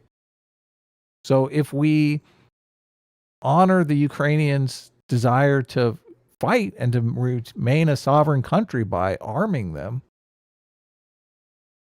I mean, Russia could come to the peace table anytime. I'm assuming they're not, because they just don't like this. They don't want a sovereign Ukraine. Right, or they're not willing to negotiate whatever Ukraine is willing to negotiate. They can't, We're doing everything we can to force them to the peace table. Yes. Yeah. Well, it's annoying because people have a lot of people have a post hoc top-down view of events and reality. So the idea is, okay, well, if there's a war between Russia and Ukraine, there must be a top-down reason that America wants this to happen. Like they must have cultivated it, as opposed to America reacting to it and saying, okay, well, now that this has happened, what's in our best interest, right, to do? And the thing is, and so they say, oh, the war is continuing, so therefore that must mean that there's a top-down view from America that they should continue the war, as opposed to the opposite. Because everyone's made this assumption. They've made this calculation. They've all talked us past the sale, okay, that true. That's exactly what's going on. Somehow it's beneficial to Joe Biden and the Democrats for there to be an ongoing war between Russia and Ukraine. Okay. Somehow that's beneficial to them. Why is that the assumption? Why would it not be equally beneficial if Joe Biden could fly out to Russia and say, I'm going to hammer out a peace deal, hammers out a peace deal between Russia and Ukraine, and you get to have a picture of Vladimir Putin and Zelensky shaking hands with Biden standing between them with his arms out? How is that not going to be like the best thing that he would ever run on? Say, I brought peace between Russia and Ukraine. That would be so beneficial, Sitch, that is literally Donald Trump's position. Yes, exactly. Exactly. So why is that not also Joe Biden's position? Because it's so obviously the winning position to have. Yeah, exactly. You tell me. I don't know the answer to that question, but that's the problem. And everyone's talked us past the sale of just, well, no, they want it's going to somehow help them. It's like, well, why? Why would it would, if Joe Biden could hammer out some magical, if this is true, if what Tucker is saying is true, okay, and it's just America could just hammer out this peace agreement, Joe Biden would do it from a most cynical perspective because it would help him greatly. To get reelected, yes. Yes. He'd be able to debate Donald Trump and say, listen, you said you were going to hammer out the peace agreement in your first 100 days. I did it, bitch. Yes, exactly. I defended Ukraine from Russia, and then I got Russia to agree to peace. Look how strong a leader I am. Look how based and awesome I am. I made Putin bend over and kiss my ass, and I saved all the Ukrainian babies. Yeah, Yeah, exactly. Even if the Of agreement, course. wasn't, 100% to everyone's liking, he would still frame it as if it was. Yeah. So it's just, this narrative doesn't make any sense. And it's because people are just kind of working backwards from what's actually happening. When it's more likely, in my mind, the realistic situation is, Russia and Ukraine don't want to agree to peace, and that's it. And the United States can't force them to do it. They could cut off Right. support and allow Ukraine to just get annihilated. But I don't think, obviously that would not look good for Biden. And I don't think most Americans would like that. Well, I just wish Tucker Carlson would come out instead of with this fictitious position and say, look, I think we should withdraw support from Ukraine and let Russia take over Ukraine. Right. And just say, listen, he's a cuck. Right. That's the position. That's the reason he doesn't say that position is because he Yeah. knows it's a horrible position. Right. Yeah. Otherwise, I would bet my house on it. We are going to war with Russia, and of course, How do we take him up on that bet, Sitch? I'm feeling lucky here. You want to reach out to Tucker and say, listen, I will bet you your house that we will not. Let's take him up on the house bet. Okay. We have to get many stipulations on that, though, Yes. because obviously there's some kind of escalation. Right. We are going to war with Russia. Yeah, but you don't understand. That's the U.S. is going to fake the escalation. Okay. We're going to false flag. Yeah, there's no way to win. That's why he's willing to bet his house. There's literally no way to beat him. Right. Stakes are everything. Our life on the planet. I mean, these are the two biggest nuclear arsenals in the world. Okay, wait. I want to back up for a second. So we just laughed at how silly it was that Rachel Maddow was raising the stakes so high, saying the stakes are, if Donald Trump wins the election, he's going to be president for life. Okay. Right. Now we have this is the Tucker Carlson stakes of the election. Right. Which will be Democrats are going to get us in it. Go ahead. I'll let him say it. Satisfactory as all forced pieces are. Like each side will give more than it wants, but that's the only option. Otherwise, I would bet my house on it. We are going to war with Russia, and of course, the stakes are everything. Our life on the planet. I mean, these are the two biggest nuclear arsenals in the world facing off against each other. So, like this. So the stakes for Tucker Carlson is life on the entire planet. I mean, the Democrats have the climate change thing, so they do the same thing. Sure, I don't disagree, but it's in terms of so Richard Maddow's like, listen, if you let the Republicans get their way, Donald Trump's going to be president for life. And Tucker Carlson's like, listen, if you let the Democrats get their way, there won't be any life. Everyone's going to die. Yeah, it's a little crazy. Why would the Democrats want a nuclear war with Russia? Like, they live on planet Earth too. Look, it's best if you don't think about it. Okay, they have to live here too, right?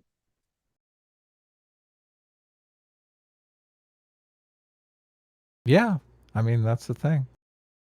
This is insane. They're insane. These are people who think men can become women, who believe that face masks save you from COVID. I mean, these are not rational people. That's funny. But it's just, to me, it's like, okay, so because people believe something about trans stuff or masks, that means that they're going to be on board with the nuclear holocaust. Well, I would say that those two intuitions are in conflict. Obviously, I think they believe in the trans stuff because they don't want anyone to be hurt or harmed. Right. Getting into a war just so that your elected leaders can stay into power, I think nobody's on board with that. Right. Would they go to war with Russia? Of course they would. Again, they want to anyway. And I don't know why Republicans don't get this at all, but they don't seem to get it. And meanwhile, because you're crazy, and most Republicans aren't insane, Tucker, obviously. Look, Republicans want to grill on the weekend. They want to work and pay their mortgage and go to dinner with their kids. Okay, they just The Democrats want to nuke the world, Adam. What don't you understand about this is just most people are they're not into this craziness. But see, this is, and I'm glad you brought up climate change because this is just as equally insane. I've heard a lot of people on the left say, and I don't remember if it was in one of the clips that I brought up or I was thinking of bringing up, but I didn't. Where they're like, people on the left are like, oh, actually, it was in the Steve Shives video that we didn't get to. He's like, oh yes, all the right wingers actually believe that climate change is real. They just don't care because they think their money will save them from like the entire world exploding because of climate change. Like Steve Shives thinks that. He honestly thinks that Republicans think that, as opposed to they just don't, believe it, or they've convinced themselves it's not true. Yeah, that's dumb. While Republican leaders, and Mitch McConnell's senile too, so I don't even blame him, but all the stupid Republican senators and McCarthy in the House, I mean, it's pathetic. Okay, so that was the end of the Russia. The Democrats want Russia to get into a hot war with us. Right. And Tim buys into all this, right? Tim's position on Ukraine is it's so weird to me that Republicans have adopted this position. Speaking of people who are... Sorry. Yeah. Republicans who want to protect the world are now complete isolationists. Well, there's someone on Tim's show that I was very happy. I give a lot of credit to them. They spoke up. Which one is it? On here? Yeah, you'll see. He may be right. It's Ian. Question is, will they try to use it for political reasons? The thing Tucker, I watched him interview Donald Trump last week. I don't know if you guys saw the interview. At the very end, he's like, so do you think there's going to be civil unrest? Yes. And he's doing that Sullivan nod where he's nodding. And I'm like, geez, what is he trying to incite? Like, and Trump was just like, I don't want to even answer that. Like, you could tell. And Tucker's like, civil unrest? And he's nodding. Like, I don't know why he said that. I don't know why that we're going to war with Russia. I don't know why he said that. Well, Probably for because one, of the fact that Team Ian. Yeah, see, listen, I'm so good on you, Ian. Okay, Ian looked at that and he understood. He's like, this is just like hyping up this, this rhetoric. So good on you, Ian. Excellent. that there's a war in a war in Ukraine, and we're funding it, and we're at war with Russia already, but it's not formalized. So he thinks probably why. I mean, let me help you out. Let me clarify. Yeah, they don't want war with Russia. They want a proxy. Let me help you out. I'll clarify. No! No, please. What are you screaming about? So close. What are you screaming about? Proxy. Yeah. Proxy. Look, the whole idea. The proxy makes it seem as though we would like a war in Russia. Oh. I don't think so. I don't agree. Like we put Ukraine up to enticing Russia into a war. Look, I think best case scenario, we want Russia and Ukraine to get along peacefully and have trade. Right. Don't you think that's the world we want? Yes.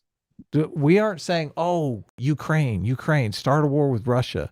Flip them the bird so they'll invade you so that we can weaken Russia's military. Well, people think that, but I don't agree that that's that's true. not what's going on here. Yeah. So the whole idea. Well, I don't know if laughable. Right. So I don't know if that's what Ian means when he says proxy war. That's not how I interpret it. Proxy war to me just means that, there's conflicts between two parties and one party supports the other party. And so they're in kind of a proxy war. The party that's supporting the party is in somewhat of a proxy war with the other party because they're supporting one of the parties. Right. So I don't think it intends sort of the motivation necessarily, but. Well, I mean, obviously we could have a difference of definition here. Sure. Proxy war. Let's just see. Now, I do think war instigated by a major power that does not self-participate. So by just saying by that proxy war, definition, yeah. yeah, Right. proxy war means we started it. Well, okay, well, under that definition, I don't know if that is that where are you reading that definition? I just looked it up on WordWeb, the little definition on my computer. Proxy war is this is according to Wikipedia. Okay. A proxy war is an armed conflict between two states or non-state actors, one or both of which act at the instigation or on behalf of other parties that are not directly involved in hostilities. Right. So instigation, I think, is the key word. Yeah, but it says one or both. So, well, regardless. Let me say this. Let me amend. I do think, and it's funny because the Newland phone call actually shows this. And it's hilarious because people think the Newland phone call, that don't understand it, they think it somehow shows America couped Ukraine. When in reality, if you actually understand what's going on, it shows America was actually trying to take the position that would calm hostilities between Ukraine and Russia. But I do think that at the end of the day, because we're this capitalist country, we would like everyone to just chill the fuck out and to just participate in trade economically. I do think that would be what we'd all choose. However, I do think that America does want to weaken its political adversaries. And I do think that America views Russia as a political adversary and is not going to be crying the fact that Russia is basically depleting its military and weakening its economy and blah, blah, blah, blah, blah, and its position in the world and everything else. Right. And I assume you'd agree with that. Well, military adversary is the key. If they're not invading their neighbors, if they're just building their economy, then they're not a military adversary. What makes them a military when I said adversary, I didn't mean military adversary. I mean geopolitical adversary. Well, as long as it's not by conducting wars, I don't think. Do we benefit when other democracies, other capitalistic democracies do bad? No, we benefit when they do well. We don't, like, Germany's loss is not our gain economically. Right, but Russia's not a capitalistic democracy. Right, but the problem is, I think, warfare with their neighbors that's what makes them an adversary. I don't think this would be a situation if they weren't actively creating violence against their neighbors. Well, okay. So the way I see it is that Russia and China, okay, China is our adversary right now. Even though we're not in a war with them, they're still our adversary in the idea that they have an ideology that is not in accordance with our ideology and way of governance. And like when we have global issues, like were you ever like part of Model UN or something, growing up? Did you ever do any of these like UN exercises? No. Okay. Well, you can imagine in your head, right? You're at your Of Model course. UN. I mean, I've seen it in movies and TV. Right. You're at your Model UN, and there's some crisis, and everyone has to vote on it. And what happens? All the people, all your classmates, they all break apart into little coalitions, right? Which in class is going to be on who's friends, but in reality would be on who's actually helping each other materially. And there is a coalition that's like America and like, Western Europe. And there's a coalition that's like China and Russia and all these, some of these other countries. And so it's not just like military adversary. There are coalitions that exist in the world. There's this whole thing. I'm not super concerned about BRICS. All these people are raising their head. Oh my God, BRICS are going to destroy, America and the oil dollar, blah, blah, blah. I don't think any of that's a real threat. But I think if Russia or China had its way, they would want to supplant America. They would want the American dollar to lose its power in the world. And so I do think from that perspective, those countries are adversaries. They're not military adversaries, but they're economic adversaries. Okay. Right. But what I'm saying is, if you depress them economically, they become a military threat. And They can be. conscious of that. So Yes. we don't want to put them in a situation where they're economically depressed and they're lashing out at their neighbors because of that. So, I agree. with that. We Yes, are I agree with that. competing economically. Right. But we can't necessarily. Well, and culturally. Sure, we're Right. competing economically and culturally. Right. But I think the distinction needs to be made at physical violence. No. I agree. And here's what I would say is that if you believe that the United States intentionally orchestrated all of this in order to somehow get Russia into a war with Ukraine, just so that Russia could get bogged down in Ukraine, just to weaken Russia, it's like, to me, it's like, well, what, like, if you believe that, you'd have to answer the question, what massive threat did Russia pose to the United States that was so big, that was so, like, such a massive threat that the United States would have to do all of this just to weaken Russia? You can always say nuclear weapons, though. No, but this raises the threat of nuclear weapons. It doesn't lower the threat. No, I agree. So that wouldn't be But a potential I'm just saying reason. I'm just saying that's a reason they will give. I don't think it would be, because I mean, they could give it. I would say that's not a logical reason, because it's not like if this was the middle of the Cold War, okay, where it's like, you know, Russia and United States are like head to head in this battle for like global power, and like what ideology is going to win, communism or capitalism, right? Even if it's not true, I could at least see some kind of avenue of a conspiracy where you're like, okay, well, you know, America's so concerned about Russia's global dominance because they're a real threat right now that they're going to concoct some situation that's going to screw over Russia. Like, I could at least see the argument there. But with this, who gives a crap about Russia? They were not some big threat to America before the Ukraine situation. Like, there's nothing to merit like the United States doing all of this crazy shit just to get Russia to go into a war with the Ukraine. Right.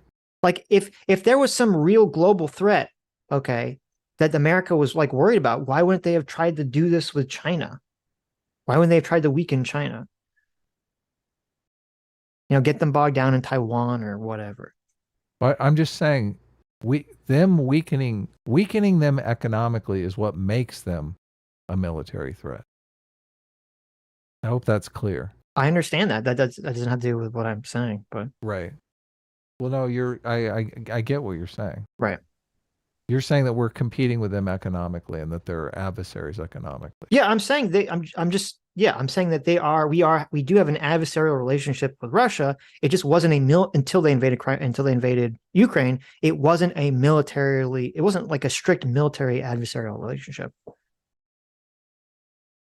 So. Okay. For Tucker Carlson. They're not going to war with Russia. He's wrong. What he should have said is they're going to formally announce we have been at war with Russia and try and act like it's just begun. I'm concerned about total war. I can understand the proxy war, like Vietnam. We fought the communists in Vietnam. We didn't want to bomb Moscow because we didn't want Washington to get wiped off the map. Right. And if we go to war with Russia, we're going to annihilate each of our capitals. We are at and war then with China Russia. will take over the world, or India and China will take it over. Let's slow down there. We're at war with Russia right now. We already are. And so what do you guys think will happen in the election cycle? Okay, so I was annoyed. First of all, I'm so glad that Ian is there, but I was just annoyed that, like, so Rachel Maddow says this crazy shit. Tim is like, this is crazy. Tucker says something that in my mind is like 10 times crazier. And it's like, well, but this is what's happening. Yeah, we're at war with Russia. We're at war with Russia. It's like, okay. And it's not even saying that we're at war with Russia. That's not really addressing Tucker's claim, which in the rest of the clip, he doesn't really address, which is that the Democrats would be willing to enter some potential nuclear war just to maintain power over the presidency, which to me is an insane fucking position. That's completely detached from reality. This election season's going to be crazy, Sitch. But that's the problem. It's like so you have like the left is saying like, oh my God, Donald Trump is going to usher in fascism. Okay. And then you have people on the right are saying, oh my God, the Democrats are going to usher in nuclear war. And we're going to LARP ourselves into the Civil War, Adam. Okay. Every time you say nuclear, everyone gets totally triggered. I know. It's great. Let them. I love it. It's just, it's frustrating to me. It's frustrating to me that everyone can so clearly see the hyperbole of the other side and they ignore like the insane hyperbole on their side. It's just facts, though. Look, when it's on my side, it's just truth. Yes, exactly. It's not hyperbole. It's truth. Right. We're in a proxy war that we started with Russia. Yes. In 2014, when we cooed Ukraine. But we cooed Ukraine to give the middle finger. I said, oh God. But see, this is my point. So, and if someone's listening who believes like the narrative that the United States cooed Ukraine, the United States has created this war just so the Democrats can maintain power or whatever. Like, that's fine if you want to believe that, but just remember this, that you believe this kind of chain of thought. That is also what the left believes. Like the next time you say, oh, the left is just liars or hypocrites or whatever, they're not. They're just you. They believe the same thing. They just believe in terms of like racism or fascism. They believe their own kind of chain of logic that leads them down this road to Donald Trump being president for life and enacting fascism and all this other stuff. Right.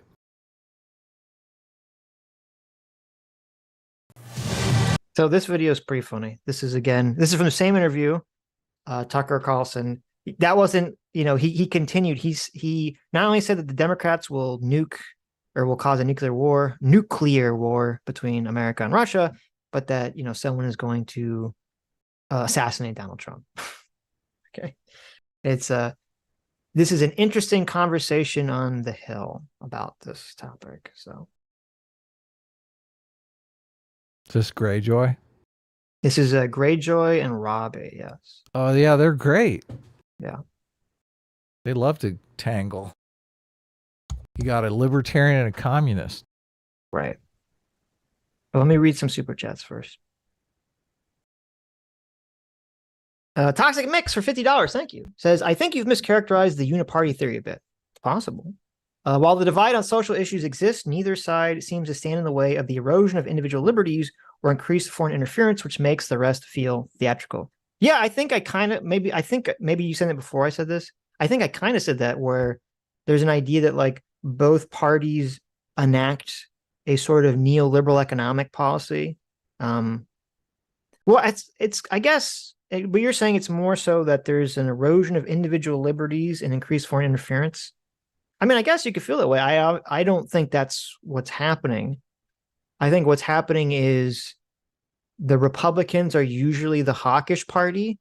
And so you have a lot of the old dog Republicans who are naturally inclined to be hawkish. They naturally don't like Russia. And it's just the Democrats are kind of in the unusual situation because they've been kind of programmed to hate Russia for the last 6 years. That it's made the Democrats unusually hawkish. And I think that's why there's this kind of weird lining up of the left and the right on this Ukraine-Russia policy, at least for the old Republicans. Obviously, the internet Republicans and populist right do not agree with this. So I think that's more of a specific to the situation scenario. I mean, aside from COVID, what are the erosion of individual liberties that you can think of, Sitch? I mean, higher taxes, you could think of that way, but we got taxes lowered with Trump. Well, no, so I like woke shit is an erosion of individual liberty, but like the right is against all that stuff. But then again, the right's in favor of abortion restriction, which is a clamping down on individual liberty, or could be conceptualized as that. But I don't know if that's what Toxic Mix meant when he said that.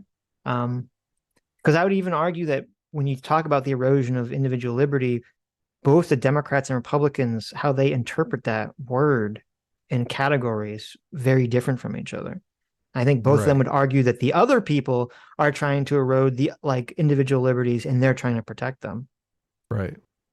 So now, I guess if you're libertarian, if you're just like I am a strict libertarian, then yes, I would understand that you would see both parties as kind of being a uniparty, because obviously, especially right now with Trump, the Republicans are not really advocating for libertarian ideals. So that would make sense if that's your position. Thea Wolfie for $20 says, we should create a college class titled Political Tribalism and the Attainment of Free Will in the Contemporary Era, taught by Sitch and Adam. This video would be a case study number 1. Good job, Steve. You're now a case study. Well, thank you. I'd be down. That's a good idea. Right. BMO for $50 says, can everyone claiming Sitch has TDS shut up now? Thanks. A person with TDS would never give this much charity to a man that's involved with January 6th. Yeah, I feel like now you're going to get hit with the TDS stick, and I'm going to be the Trump defender. I've been getting hit with it a lot because peaceful transfer of power is an important thing. I agree. And I don't think you can categorize, especially after Trump came out in the CNN town hall and basically said that he still believes Pence had the right to put him into office for a second term and cucked out by not doing it. Right. I don't think you can make the argument that Trump was going to stay in office if he could. Sammy G for $20. Hey, Sammy. Says, Adam, most Republicans are really into upholding the rules and institutions. They aren't really going to give Trump president for life, LOL. The Trump supporters want it because they are also anti-establishment people. Very different groups.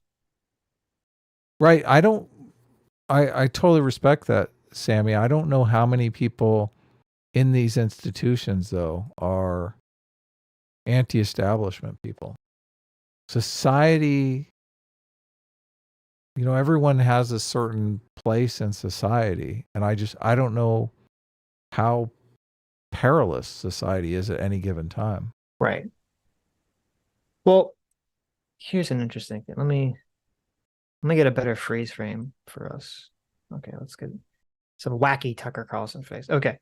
So this is something that's kind of interesting, kind of related to what you're saying, because I do agree that I think there's a difference between, like, there are conservatives who I think do care about institutions and rules and traditions, and then there are kind of like the more anti-establishment, tear it all down Trump supporters that don't care about any of that stuff, or they think that stuff's been also corrupted, that it needs to basically be purged, right? And I don't think that they necessarily align. And I'm kind of, it's interesting because then the question is like, well, where is Tucker Carlson on that spectrum? Because he's definitely kind of created himself as the voice of the populist movement. So you think he's on the tear it down side. But, and this is what's kind of amazing to me. And to me, this really shows that, like, there isn't a principle of consistency that matters. Tucker Carlson was revealed to be a grifter. His private emails and text messages were released, and it showed that he hates Donald Trump. Okay. And no one cared. Right. And let me read some of them to you right now. So this is after January 6th. Tucker Carlson said in a text message or an email, he says, Tucker says, Trump has 2 weeks left. Once he's out, he becomes incalculably less powerful, even in the mind of his supporters.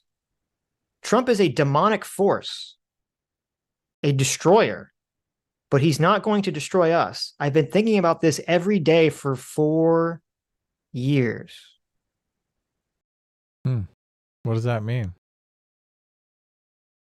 He said Trump is a demonic force who's a destroyer. He thinks Trump is so detrimental that he's going to destroy, I think, the conservative party or the right in America. That's how I interpret that. He says, I've been thinking about this every day for 4 years.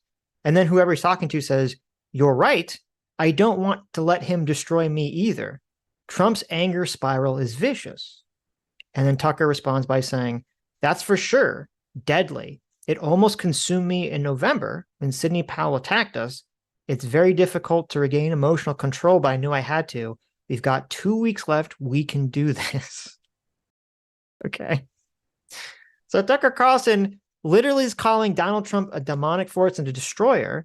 And then he goes on Adam Carolla's show and says the Democrats are going to create a nuclear war with Russia. Right. How am I supposed to interpret this as anything other than a grift? I mean, it does sound like a grift. He also said in another text exchange, 2 months after 2020, the election, but before January 6th, he says, We're very, very close to being able to ignore Donald Trump most nights. I truly can't wait. I hate him passionately. Wow. These all, by the way, these all came out in court documents. These are not, and Tucker Carlson has not denied any of these are real. These are all confirmed real messages. Let's see. Tucker Carlson also said regarding Sidney Powell, I had to try to make the White House disavow her, Sidney, which they obviously should have done long before. Laura Ingraham says, no serious lawyer could believe what they were saying. Tucker says, but they said nothing in public. Pretty disgusting. And now Trump, I learned this morning, is sitting back and letting them loose on the Senate. He doesn't care. I care. So there's Tucker Carlson in private complaining about Donald Trump pushing election fraud claims that Tucker Carlson thinks are not true. Yeah. Sounds like he's against Donald Trump and his election denial. Tucker Carlson also said in response to Trump saying that he would not go to the inauguration, he said, I heard that about the inauguration. It's hard to believe. It's so destructive. It's disgusting. I'm trying to look away. Yeah, so it sounds like he's in favor of peaceful transfer of power. Right. Right. I mean, Trump didn't even go to Biden's inauguration. I guess that's right. what he's talking about. That's what he's talking about. Yeah. So how is it that Tucker Carlson was revealed to have all this animosity towards Donald Trump and no one cares? Because he's a partisan. He's one of them. He's fighting for them. They're like, oh, he sucks on the Trump issue, but he's a fighter for us. Yeah, but like as soon as you're not a fighter for them and you suck on the Trump issue, they're like, we're done. Yeah, but he's not even, it's not like he's like, oh, I'm a never Trumper, but I still hate the Democrats. And that's why people follow him. Like he's simping super hard for Donald Trump and pretending like he's super on board with Donald Trump when he's very clearly not, in his own words, privately. So just everyone's just fine with it because he's like, because he's persuasive in how he talks and because he had a popular show, they're just literally fine with him just being a grifter and lying about his opinion on Donald Trump, I guess. As long as he's talking trash about the Democrats and bringing the Democrats down. Yes. Okay. I mean, it's sad that that's kind of the state of affairs we're in right now. Could you imagine if like we had text messages from Rachel Maddow,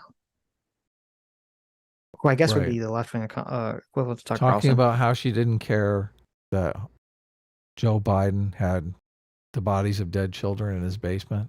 Or no, just saying, oh, Joe Biden's obviously senile and dying and shouldn't be president. You know, like how the fuck is it like imagine there were text messages from Rachel Maddow saying, you know, Trump isn't so bad. Joe Biden is obviously senile and dying. The Democrats are retarded. I can't believe they're doing this. I hate Joe Biden. I hate him so much. Like imagine if this was a Rachel Maddow, like the right would be losing its mind. They'd be like, oh my God, the left. I can't believe the left. They're totally shilling for Rachel Maddow and she's just a total grifter, blah, blah, blah, blah, blah, blah, blah. They'd be going insane.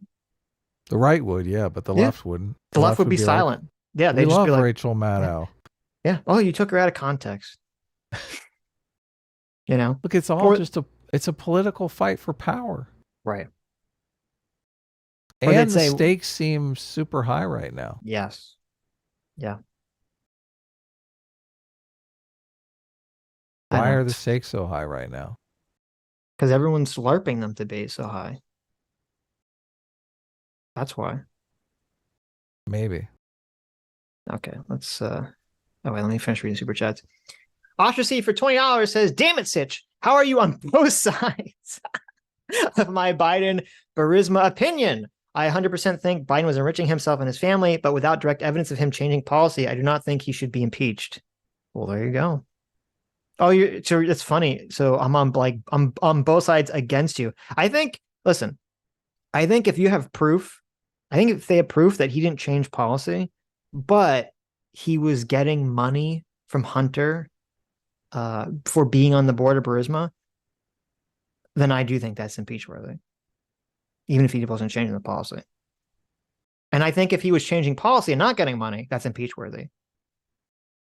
But if you have neither of those, then he's obviously not impeach worthy. So we don't have evidence so far of any of either of those, even though I believe there's been at least 4 investigations into this and none of them has found evidence of this. So We will see. Hell yeah, we will. J-Mac, thanks so much, J-Mac, our surrogate father, for the 50 gifted memberships. Yeah, thanks, Jay. Thank you, Jay. Arthur Tomlinson for $20 says, Iraq and Afghanistan and the left writing the, quote, war is bad, MK, into the American zeitgeist is how we got here on Ukraine. The reality was if those wars were more successful, not cut, there wouldn't be an argument. You know, you could be right. You could be right. I don't necessarily disagree with that. I mean, I think what's driving people more in Ukraine and Russia is literally just the Trump-Russia collusion claims. If there was none of this Trump-Russia collusion stuff, if that never happened, I honestly think most people's opinions on Ukraine would be flip-flopped. I think the right would be totally in favor of defending Ukraine against Putin, and I think the left would be, let's not be involved whatsoever. That'd be my guess. If the Trump-Russia stuff never happened. Or if it happened in reverse and Russia leaked Trump's emails and helped Hillary, right? Or was perceived to have helped Hillary, I think we'd be completely reversed. But I do think what you're saying plays into it. I think if George W. Bush had successfully toppled Saddam and made Iraq some, fucking functioning democracy, I think people's opinions on this would be different. Possibly, yes. This is just such a completely different situation. Yeah, and it's funny. Scott Adams actually said something which is very true today, which he says, if you're talking about one war and you bring up another war in the past, that's stupid because no wars are the same. They're always different. There's always different reasons for why the wars happen. And I'm like, that is true. And everyone always brings it up like they're the same, but they're very different from each other. They're very different. Iraq is like you have a violent dictator and the United States comes in and topples him and then tries to establish order. And then the country kind of breaks down into a civil war. And this is, you have a country functioning under one government that was elected democratically is being invaded by another country. It's like a very different situation. Hugely different. Asayar for $20 says, Matt Damon. What does that Thank mean? you. From Team America. Oh, nice. Team America ref. Cole G for $20 says, your poll alarmed me. So I did some research, only discovered to my horror that I am in fact a millennial. I always thought I was Generation Y. What happened to Generation Y? There is no Generation Y. Yes, yeah. They're millennials. I guess there is. Generation Y is millennium. So yeah, look at that. So far right now, the question was, what generation are you part of? 2% are boomers. 21% are Gen Xers. 72%, the overwhelming majority, are millennials. Look at that. 1984 to 2008. Based millennials. I'm a millennial. Right. For a long time, I hated the term millennial. I wanted to be referred to as a 90s kid. Really? I think that sounds better, but I guess, it never caught on. So. And then 5% of you are 15 years old. 5% of you are Zoomers.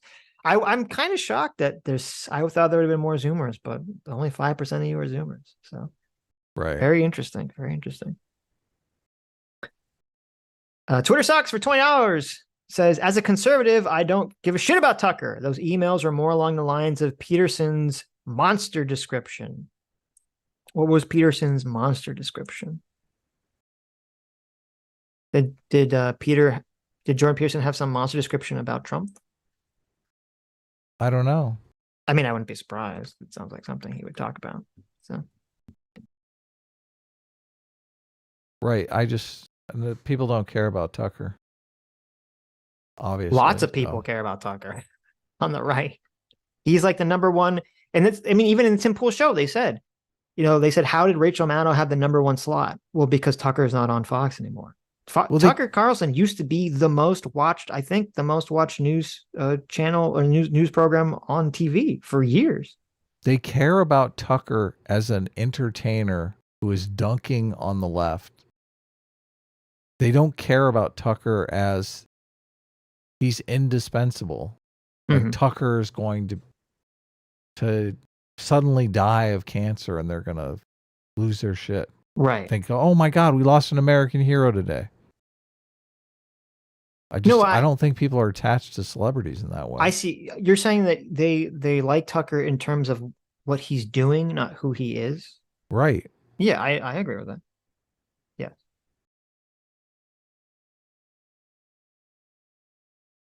He's completely superfluous. Get this pull out of here. What do you mean? Don't do it. Let me. No, I didn't end it. I was first. just trying to minimize it. Oh, okay. Let me screen cap it before you end the poll. Twitter Suck says, fuck, I answered the poll. No, you keep the poll going. You have to end it. Yeah. No, I'm curious. Each of these generations, there's a thing that a lot of people say, and I never really bought into this thing because I never really had a context for it. But this generational theory, I think is what it's called, kind of adds a context to it. It's the saying I'm sure you've heard before: strong men create good times, and good times create weak men. Right. And weak men create bad times. Mm-hmm. And bad times create strong men. So that's a cycle that is kind of mirrored by this generational theory. And if you look at the generational theory as in it's a 4-generation, 80 to 100 year cycle. Each generation is 20 to 25 years, and each of us lives 4 cycles in life. We have childhood, we have young adult, we have middle age, and we have elderly. And every single one of us is in one of those phases of life right now. Right. And those phases of life cluster around generations. Like right now, Gen X is in midlife, and millennials are in young adult. iGen is obviously in child. And boomers are in elderly. Boomers are like, they're running the show. Why aren't we kicking these fucking old geezers out of Congress, for heaven's sakes? Why are these boomers dictating our life? When's Gen X going to take over? Why are they? Never. So if you think of the strong men create good times, you're talking about, the silent, well, the bad times obviously was like World War II, stock market collapse, right? Those are the bad times that created strong men, the silent generation, which created good times, which was FDR, the New Deal, the rise of the welfare state, 5-day work week, all these things, right? Unions, a lot of people call that I think Sitch would call that like the golden age of America, right? Those good times created weak men, which kind of started this postmodernist phase of society where, we're really feeling constrained by the institutions and we want to tear down the institutions. And that's creating bad times, which puts us on the edge of a crisis now. We had the housing crisis. We had, everyone, Tim Pool talks about civil war 5 nights a week. Everyone's talking about civil war. So out of this crisis, we're looking for some strong men, the hero generation that's going to step up and put society right. You want to know what's funny? So supposedly Gen X, the time frame, is 1965 to... You had to be born between 1965 and 1980. Mm-hmm. I don't know why it's 65 instead of 1960. But if it's 1965 instead of 1960, that means Obama was a boomer technically. And so there's never been a Gen X president. I just used their dates out of the book, so I don't know. What was their date? I don't know what date you're looking at. 64 to 84 is Gen X. Then yeah, then Obama's a boomer. There hasn't been a Gen X president. Right. Could you imagine if we just skip? Listen, I want Vivek to win for one reason, just so we could skip Gen Xers completely. Gen X straight from boomers to millennial presidents. Gen X is a small generation, a much smaller generation. So I just think it would be funny. Okay. Just for that reason alone. Well, Gen X is, we're the outsiders. You are, so, yeah. I mean, it's very fitting that Gen X, an anti-establishment generation, right, arguably responsible for tearing down society, there you go, never has a president. That seems would be fitting fun. to me. Yeah. Why would we want to be invested in that? That's funny. Okay. So, but if this cycle, if there's any truth to this cycle, and this cycle repeats itself throughout history, and I think there is some evidence that it does, just in looking at the historical situation, that we seem to go through one of these crises, like a societal restructuring crisis every century. And we're at the end of that cycle now. Well, wait a minute. I think there may be a problem with your poll. I just noticed. Someone in the chat brought this up. So in the book, it has millennial as 1984 to 2008. Yeah, but I think usually it's people say it's 1981 to 1996. There's millennial. A lot. Look, these generations, like there's marketers that try to put a spin on when the generations are. Mm-hmm. There's a lot of different people playing around with the generations. So I don't know what you're looking at. It could be a marketing survey. Oh, I was looking at Pew had that age range, 1981 to 1996 from Pew polling. Wikipedia had that. Let's see, I don't know what their citation is. Their citation is The Economist. Okay. What did Goldman Sachs say? There is not a. They say 1980 to 2000. There's not a government organization that comes out and declares the generational cutoffs. I agree, but almost everything that when I Google it, everything is somewhere in the 80 to 2000 range. None of them go past 2000. So maybe our poll is kind of knocked. Like we could have a lot of people that were born from 2000 to 2000 or 2001, 2008, and that could be throwing off the poll. We could have a lot more Zoomers than we realize. Because you want to change the designation of the generations. Well, I'm just saying, according to how most people categorize it. Look, they don't even have a name yet for iGeneration. They're Zoomers. What do you mean? That's not set in stone. I mean, well, you can argue that. Okay.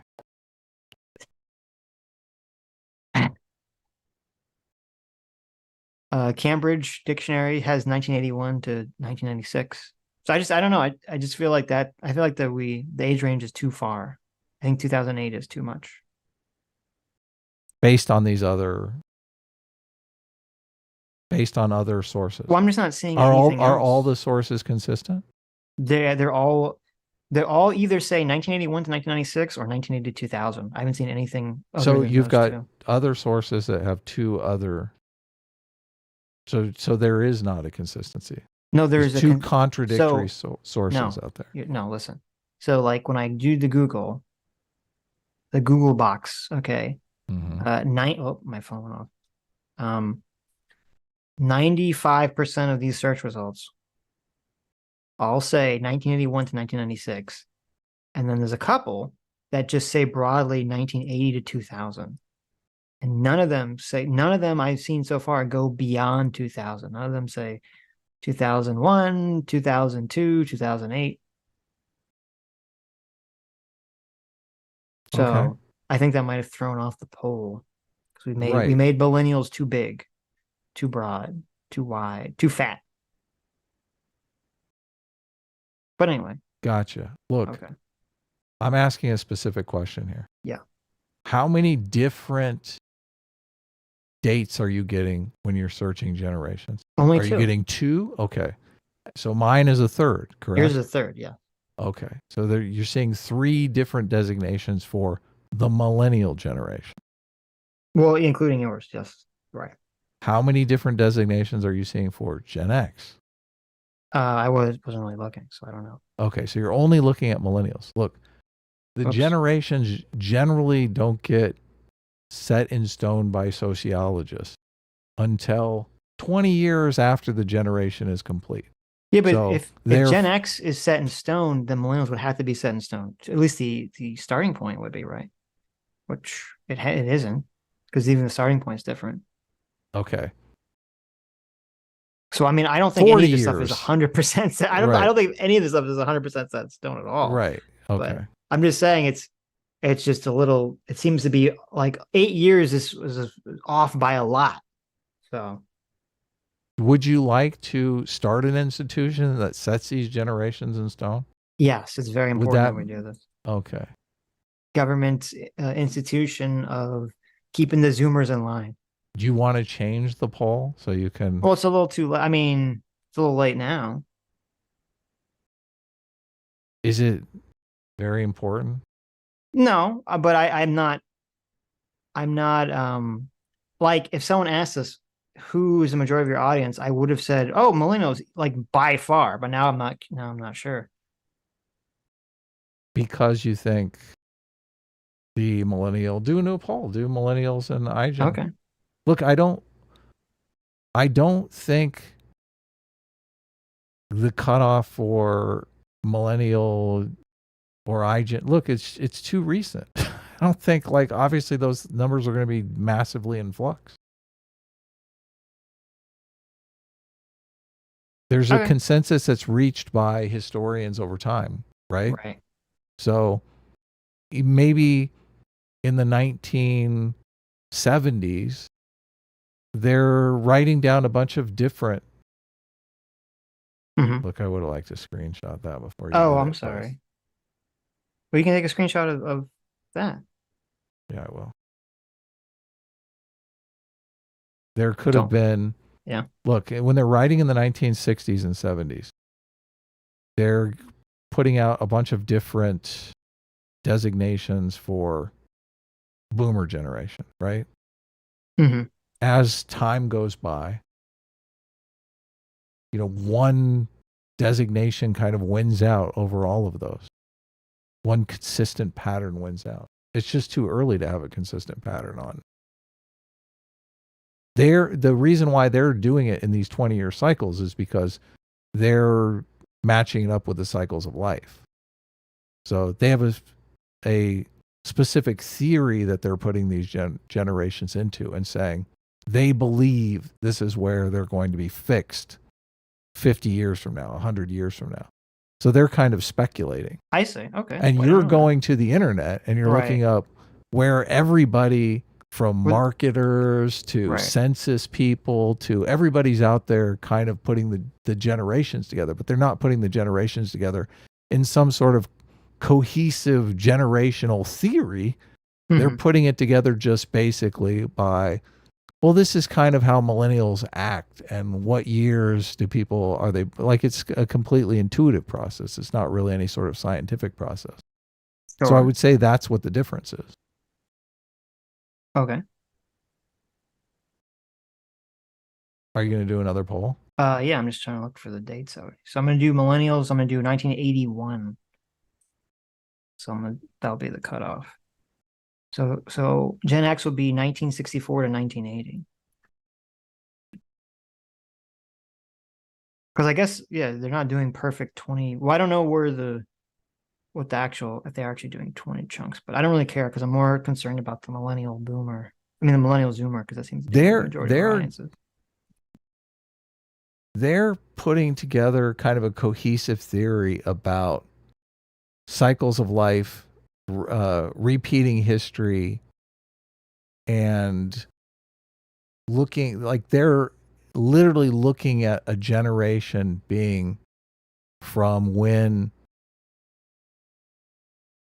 you know, the cutoff for adulthood is kind of where you're beginning a family. And right now, like, people are starting families in their late 20s and early 30s, right? Where 2 generations ago, you had a wife and a house by the time you were 22. Mm-hmm. So they would look at that generation and say that cycle, that first cycle of life from childhood to adulthood is only 21 years. Where today, I mean, it's closer to 25 years, 26 years. And that would figure into the generation, because if the predominant pattern is people starting families later, I mean, I'm sure there are people that are they're married and have a kid by the time they're 21. I don't know that that's the predominant pattern in society right now. Okay.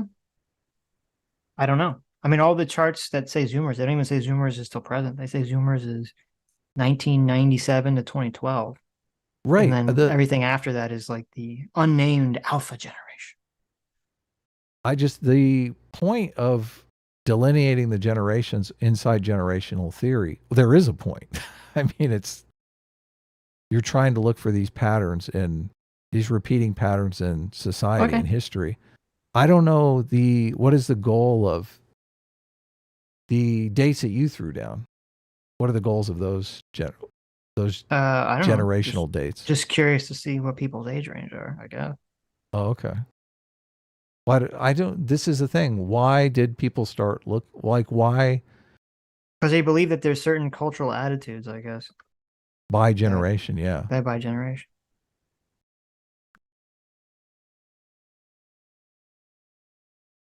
So those dates are based on those cultural attitudes. I wonder if they have a specific event. Okay, I have 1964, 1980, Gen X, 1981 to 1996, Millennial, 1997 to 2012, Zoomers, and 2013 to present, the unknowns. There you go. Because we only had like 1% boomer, so I'm not even going to ask again. What are those people going to basically just annihilating those people, huh? Yes, we're annihilating the boomers. Well, I mean, there's a 4th spot you could ask again. Oh, no, because I added the alphas, the unknowns, in case we have some really young people. Oh, okay. We should ban those people.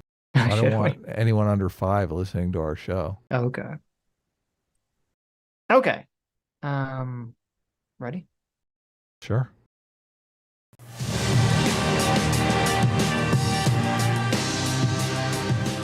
Former Fox News host Tucker Carlson again suggesting that he expects Donald Trump to be assassinated. Let's watch. Are they going to let Trump be president? No, of course. I mean, look, if, they protested him, they called him names. He won anyway. They impeached him twice on ridiculous pretenses. They fabricated a lot about what happened on January 6th in order to impeach him again. It didn't work. He came back. Did you like the way he very carefully phrased that? Because he was going to first say they fabricated January 6th, and he said they fabricated a lot of what happened on January 6th. That's interesting. Then it didn't work. He became more popular.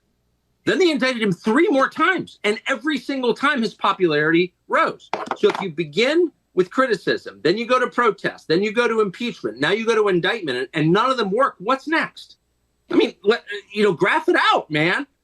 We're speeding toward assassination, obviously, and no one will say that, but I don't know how you can't reach that conclusion.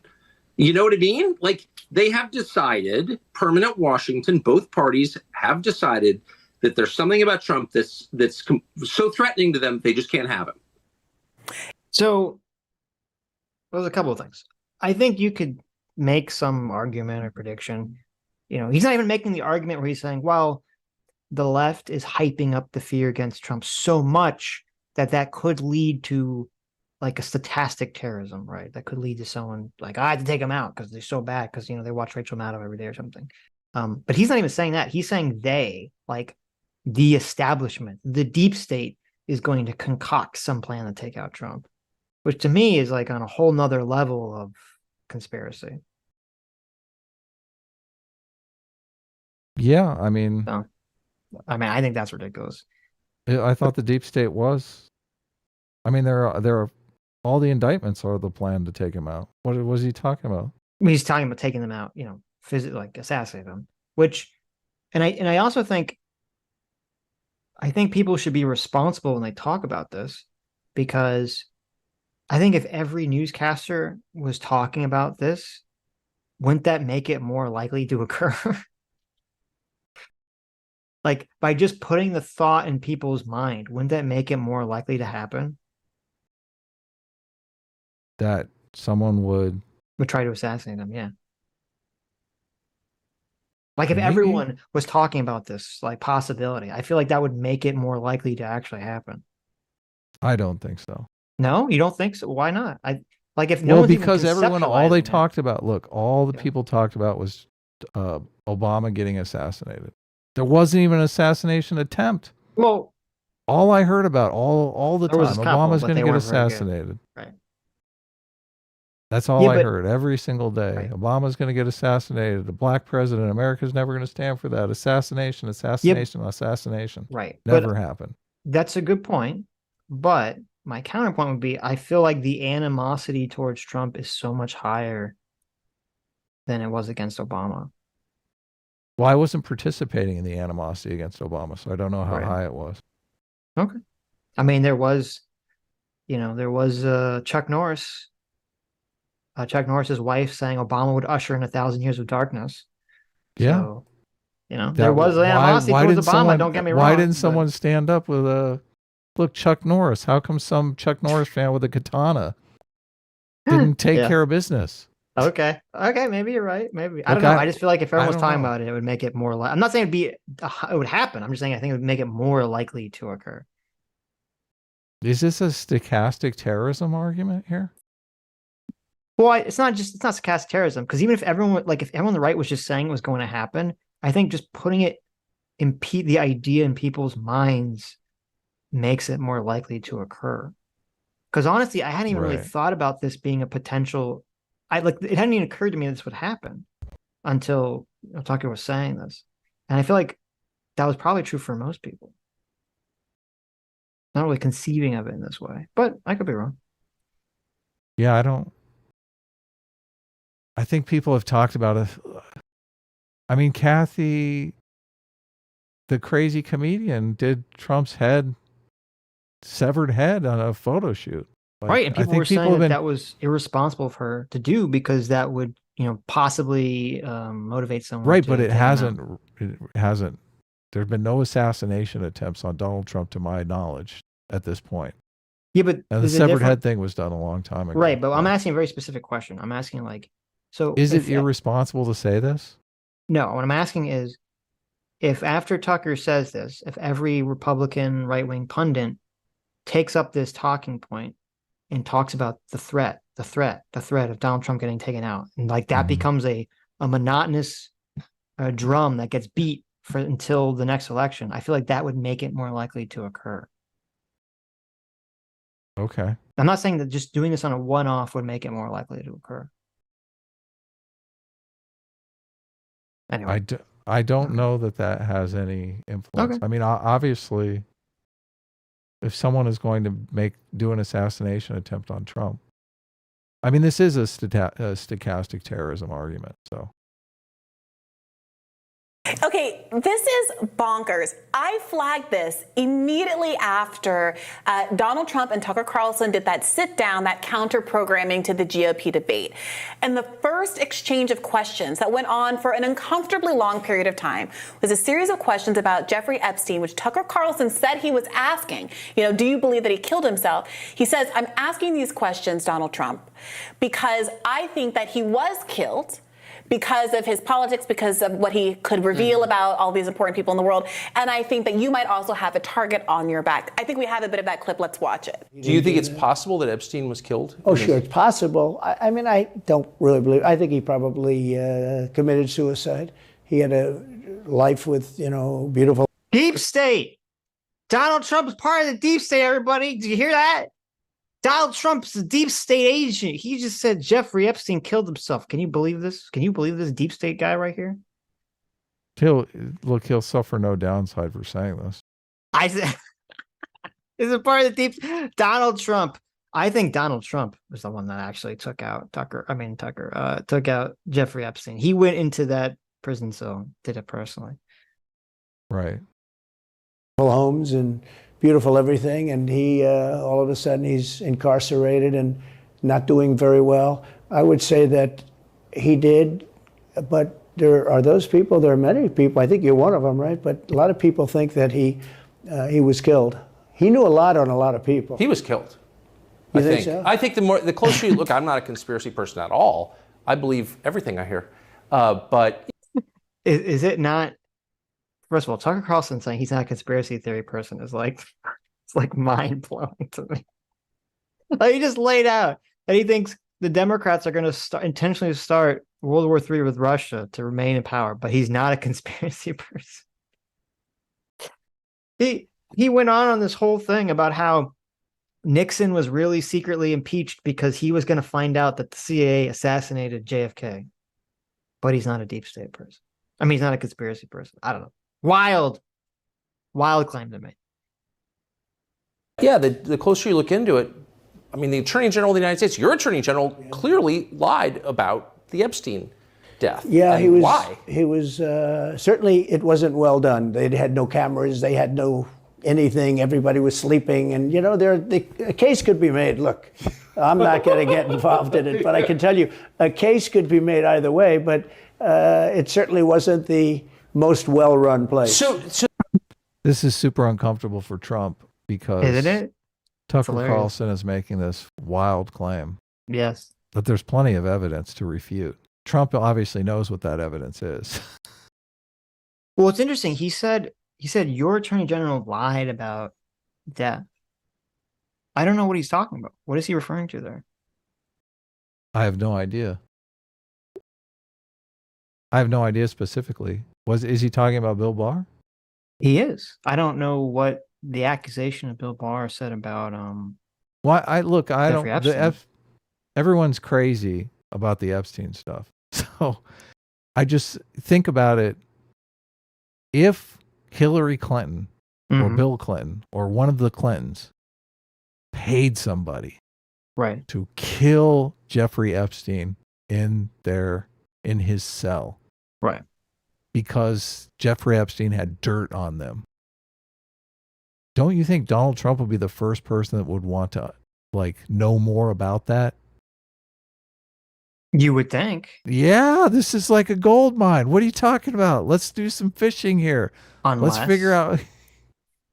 Unless they had irrefutable evidence that Jeffrey Epstein killed himself in his cell. Or how do you know he doesn't have dirt on Donald Trump too? Oh, okay. How do you know he doesn't have dirt on everybody? Maybe he does. Excellent point.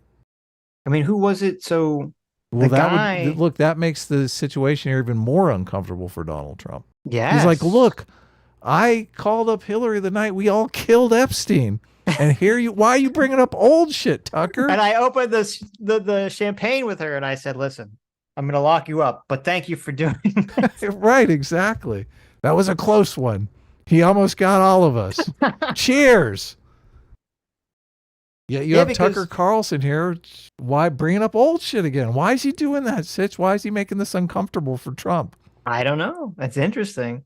Because what was his position?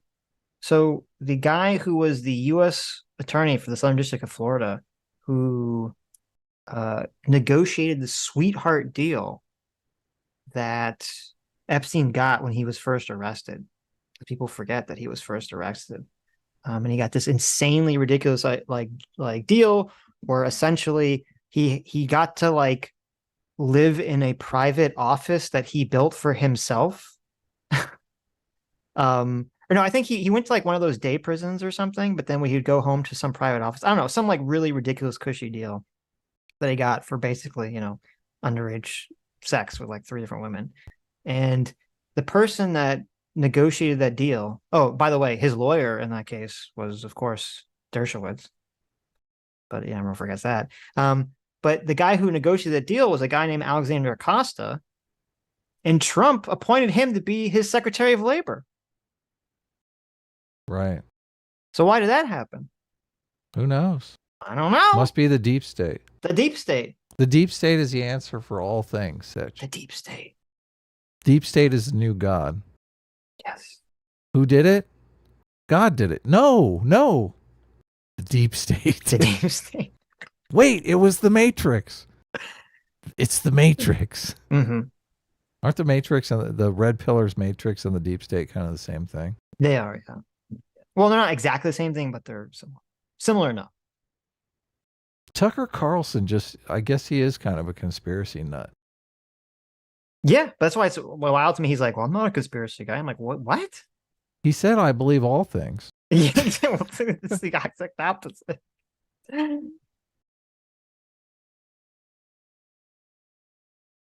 Anyway.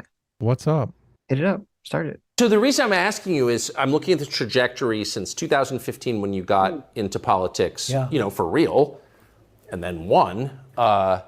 It started with protests against you, massive protests, organized protests by the left, and then it moved to impeachment twice, and now indictment. I mean, the next stage is violence. Are you worried that they're going to try and kill you? Why wouldn't they try and kill you, honestly?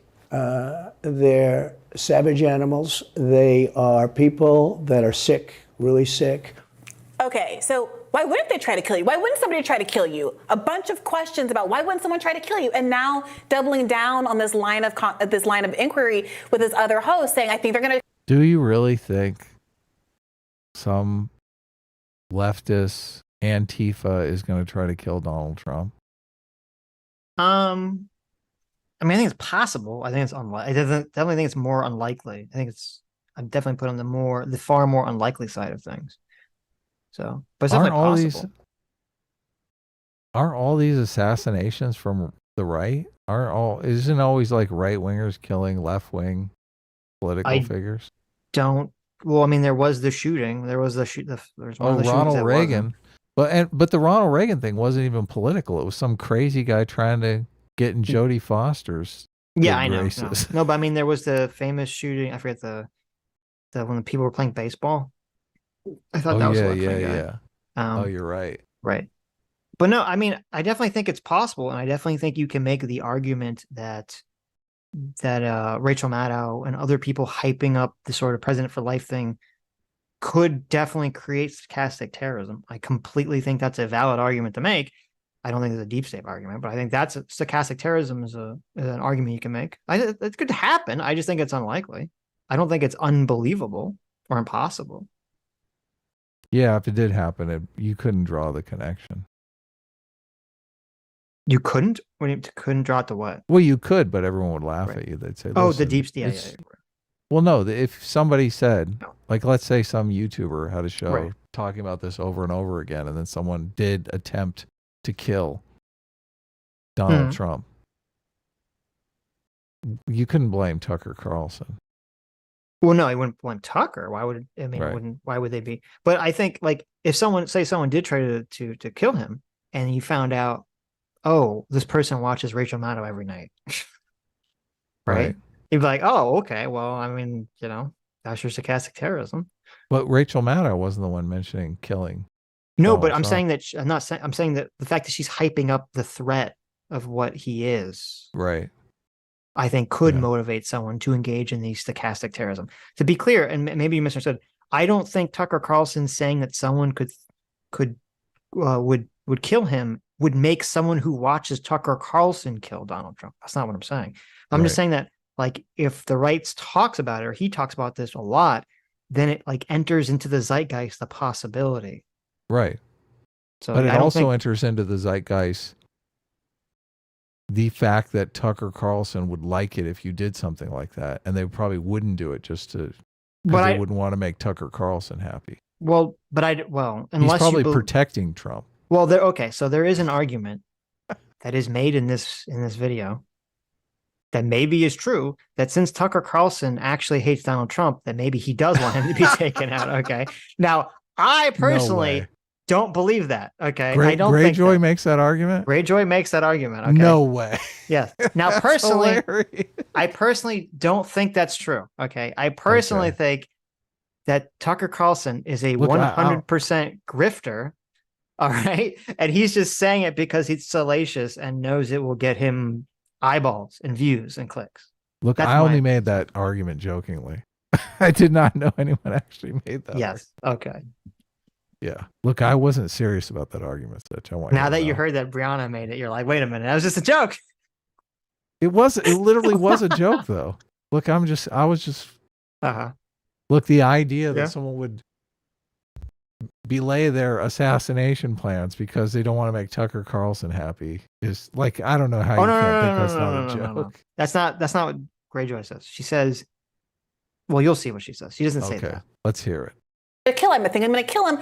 This feels like, look, I'm no big fan of Donald Trump, but this makes me uncomfortable. This feels good, kind of, dare I say it, stochastic terrorism. But Tucker Carlson is bringing up, trying to incept into everybody's minds the idea of assassinating Donald Trump. I think he's suggesting, and you can agree or disagree with this, that Donald Trump obviously melted the brains of a lot of people to thinking that he's the great Satan. And there has been an escalation in, obviously, you're well within your rights to protest him. You're well within your rights to think that the conduct he engaged in is worthy of impeachment or indictment, conviction, etc. But it is an unprecedented level of opposition to this man and his rule. And Tucker suggesting, what more do you escalate to? Now, I don't actually think there are plots to kill Donald Trump, and it is reckless to suggest otherwise. It is reckless to suggest. It is reckless to suggest. Do you agree that it's reckless to suggest at all, or no? You don't even. Do you agree with that? I completely disagree. 1,000%. Okay. Look, if the situation is, if people are contemplating assassination attempts on political figures, we need to fucking talk about that. I'm sorry. Sure. Yeah. So I don't think you can just make a blanket. We can't talk about this at all. Mm-hmm. Look, let's just say Tucker's being sincere here and he thinks there is a threat. It sounds like you thought Rachel Maddow's piece could present that this would be a good course of action to deal with the problem. So yeah, no, I listen, as I said, I think you can make an argument that Rachel Maddow is unintentionally or intentionally stochastic terrorizing people into maybe taking action. The only reason I think Tucker is being dishonest is because of those emails. So I kind of view him as the lens of just that he's just a grifter, and I don't believe anything that he says at this point. And also because he lies almost every time I've ever watched his show, it's always had a lie in it. So I just view him as one of the most prolific liars I've ever seen. Is he lying, or does he know? He just doesn't know. I think he's just lying. I don't trust anything he says. I think everything he says is just an act or performance. Could be. On the show, I pointed out that the liberal media went crazy when Hillary Clinton suggested that Barack Obama might be assassinated, and that's why she didn't want to drop out of the 2008 primary prematurely. Because folks understood that there is a way that you can kind of encourage behavior by talking. That's what stochastic terrorism. I don't think Tucker is encouraged. Look, she brought up I had forgotten about that Hillary Clinton even was saying Obama could be assassinated. Look, I just need to stay in the primary because, a lot of people are saying Obama's going to get assassinated. I want to be here when that happens. Could you imagine even if you think that, why would you ever say those words out loud? You just say, listen, I think it's important that I stay until the very end. You wouldn't say why. Okay. There was zero assassination attempts on Obama. Well, yeah, okay. There were some. I just don't think they were a guy on on a driving lawnmower headed towards the fence. I don't know if we can call that an Sure. assassination. There were attempts, just none of them were remotely like serious. Or I think there was someone. I mean, remember there was. Wait a minute, it was under Obama. Someone actually made it into the White House with a gun or something or a knife. Do you remember this? No. There was like this whole thing about Never how happened. someone. This did happen. There was a whole thing where someone somehow was able to make it into like the foyer of the White House. And it was like this huge controversy. Someone's like, how the fuck did this person even like get anywhere near this? You don't remember this? It was like this big controversy. Now, Obama wasn't even home at the time, so it didn't matter. But I'm just saying someone got into the White House and everyone was like, how the fuck did this even happen? Thank like they goodness literally Obama just ran was in out to lunch. Literally. No, because that was wokeness even back then, because there was this whole thing about how like I think you're right. The If Secret it was Service, a white president, no gun would have gotten the White. Well, no. I don't mean from that. The Secret Service person at like the front was a woman, and they're like, "Oh my God, it was a woman. She couldn't stop the guy from like entering the White House." Wow. There's this whole thing.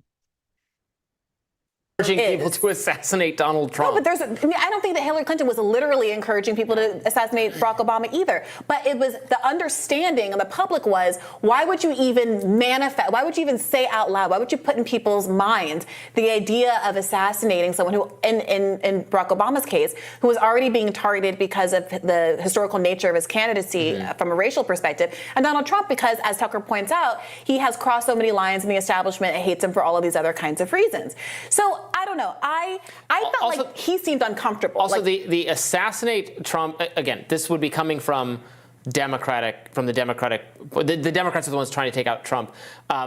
Democrats are not like vigilantes right now in our current like political understanding. The Democrats are the ones who want to follow rules and experts and establishment and mainstream to the end of time. So they're not going to assassinate Donald Trump. They're going to subject him to bureaucratic processes until it drags him into the ocean.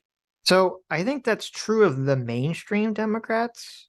I don't think you could say that broad. Like there's obviously fringe fucking weirdo extremists on the left that don't subscribe to any of that stuff and are radicals. Right. So I mean I don't think you can just hand wave that away. But that is their modus operandi. It's not like the vigilante's going to come and take him out is like a right-wing fantasy of how right-wing people take care of things these days. But he's a right-wing person. But he's not suggesting right-wing people are going to take out. I disagree. So we both know that out of the Dominion lawsuit disclosures rather, we know that Tucker Carlson said he, quote, hates Trump passionately. I hate him passionately. I mean, he said that about in that moment. I don't know if that's a... How many people did you once hate passionately that now you're besties with, Robbie? I mean, I've certainly expressed unkind sentiments about people in the heat of the moment after a particularly rough day where I... Hey, just say it. Just say you. Just say you, Brianna. Yeah. Why is he beating around the bush here? I don't understand what's going on here.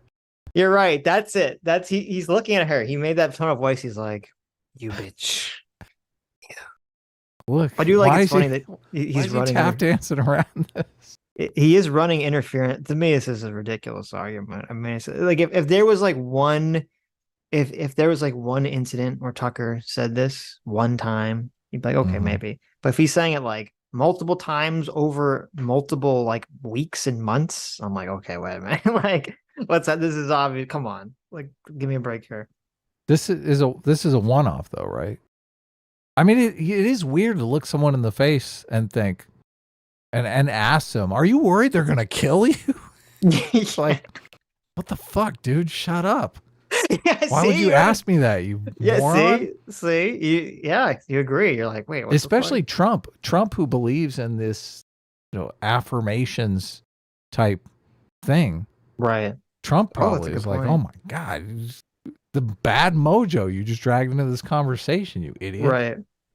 So do you think Tucker did it intentionally to like maybe to screw with Trump because he knows Trump buys into the affirmations? He's like, you silly affirmationist, watch this. Maybe. How do we know Tucker doesn't believe in affirmations? I don't know that he doesn't. Look, all these people are weirdos. Wow. Look at this. Look, you don't think Tucker Carlson's a weirdo? You don't think I Trump do is a think weirdo? No, I think he's a weirdo. 100%. They say Trump washes his hands like 1,000 times a day. He's a really? germaphobe. You didn't know that? I mean, I'd heard that, but I don't know if it's true or not. Trump is a giant germaphobe. Mm-hmm. Sorry. Look. Yeah. He beat COVID.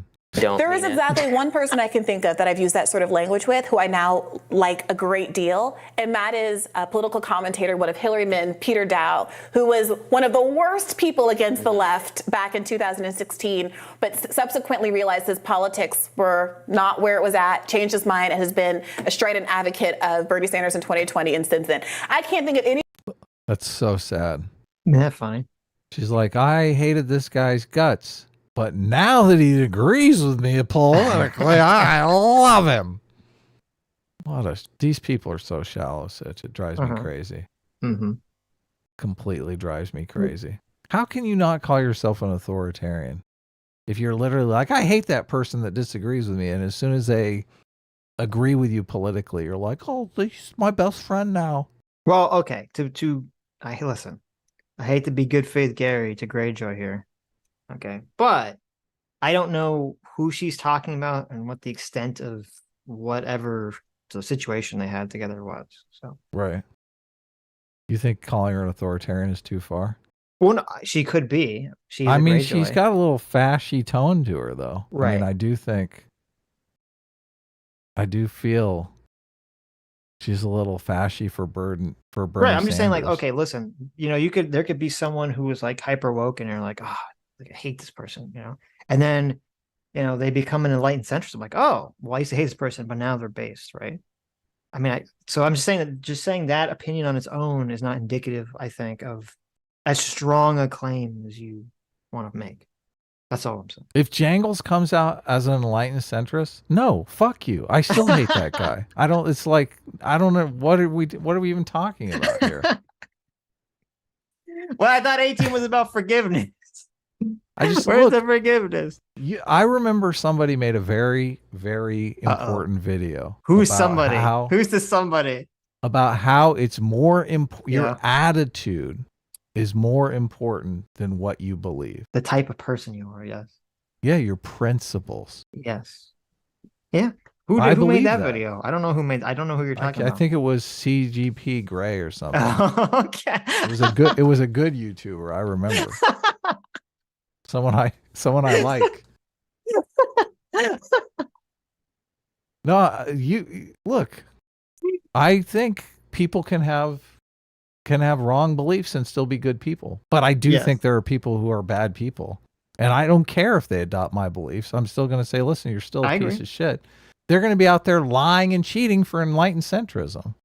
Yeah. How's that going to help us? I agree. But I would imagine to be an enlightened centrist requires some level of personality change. It's hard for me to imagine someone who's like the evil shill, grifter of enlightened centrism. Look, it's not a very popular position. If that's your grift, your grift, I think you have education issues that you need That's what I'm saying. Yeah, exactly. That you need to work out ahead of time. Right. It's not a popular grift. It's true. It's not.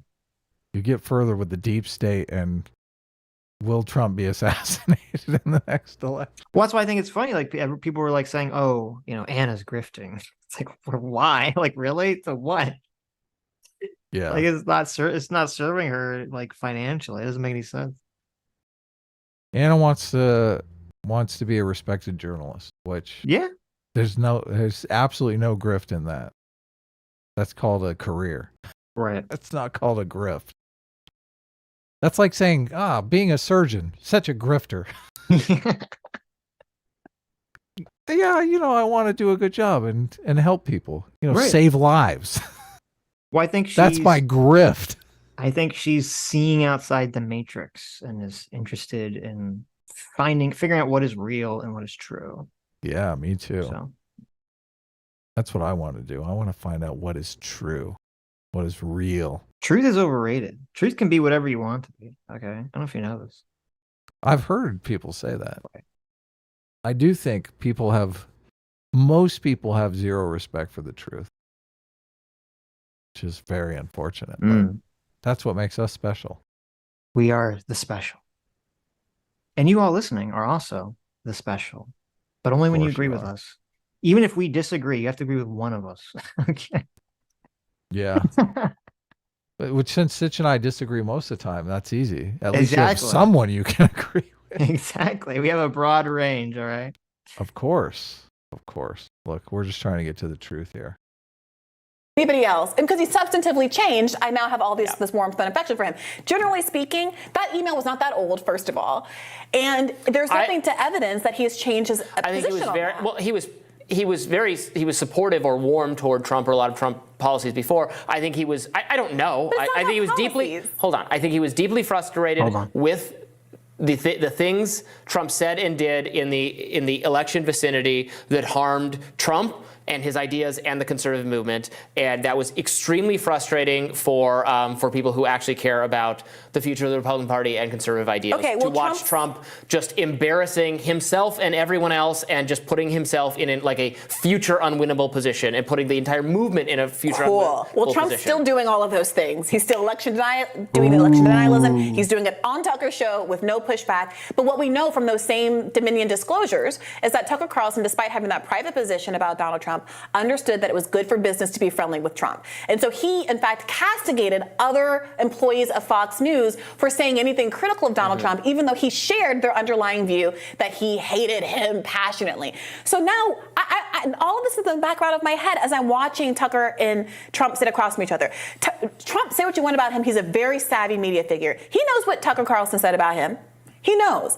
And he is a vain guy who does not like to be talked down to. And so I felt like there was tension between them during that interview. Trump opened with saying something a little bit shady about how, oh yeah, Fox News is bad. You used to have this great popular show, and now you're here stuck doing this with me. Did you watch the interview? With Trump, I did. It was boring as hell. Yeah. Did you sense any of this underlying animosity that Brianna's sensing? No, not really. I felt like it was an hour of fluffer session with Tucker Carlson, basically, just helping Trump get reelected. Yeah. I didn't sense it either. So this could be his projection. I mean, I guess it's projection on her point. I didn't sense that either. And like when Trump made that joke, to me it felt like a very standard joke. It didn't feel like it was like a dig really at Tucker.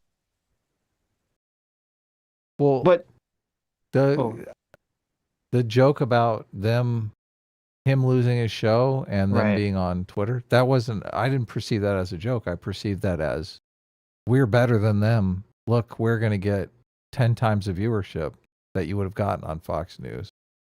And screw them for standing in our way. Yeah, I saw it as a dig on the establishment.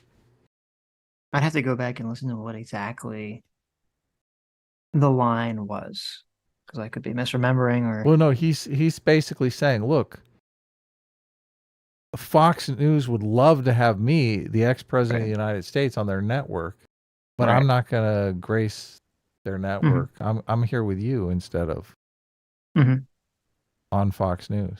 He's at war with Fox News right now. Well, it's funny because the first question Tucker asked is, why aren't you at the Fox News debate? So he's kind of like throwing a little bit back at Tucker, and like, well, like neither of us are at Fox News. Right. So. Yeah, but that's like a softball. Yeah, no, I mean, obviously he has to. That's a softball dig at the Fox News debate being just for a bunch of losers. I agree. That nobody cares about, that nobody's going to watch. Even though the debate was, I think the viewership was off the charts. Considering that the highest person in the polls wasn't even there. Yeah. Every time I see a poll where Trump is below 50%, I think there's a chance Trump might not be the nominee. People think it's etched in stone. Whenever the opinion comes out from on high that this is the way things will play out, isn't it odd that that first take is never correct? I mean, when has it ever been correct? I don't know. Where's Hillary Clinton is going to be the nominee? Right. Oh, look, it's Obama. Jeb Bush is going to be the. Oh, look, it's Trump. Are you talking about specifically about primaries? Not just all kinds of takes. They always seem to have this take that just everybody agrees. Oh, this is the way it's going to play out, but it never seems to play out that way. I mean, if you can think of one. Well, I mean, I don't think there was a clear take on who was going to win in 2020. I mean, some people were saying, "Oh, red wave," but I mean, I always right now the clear take is Trump is going to be the nominee. There's no way around it.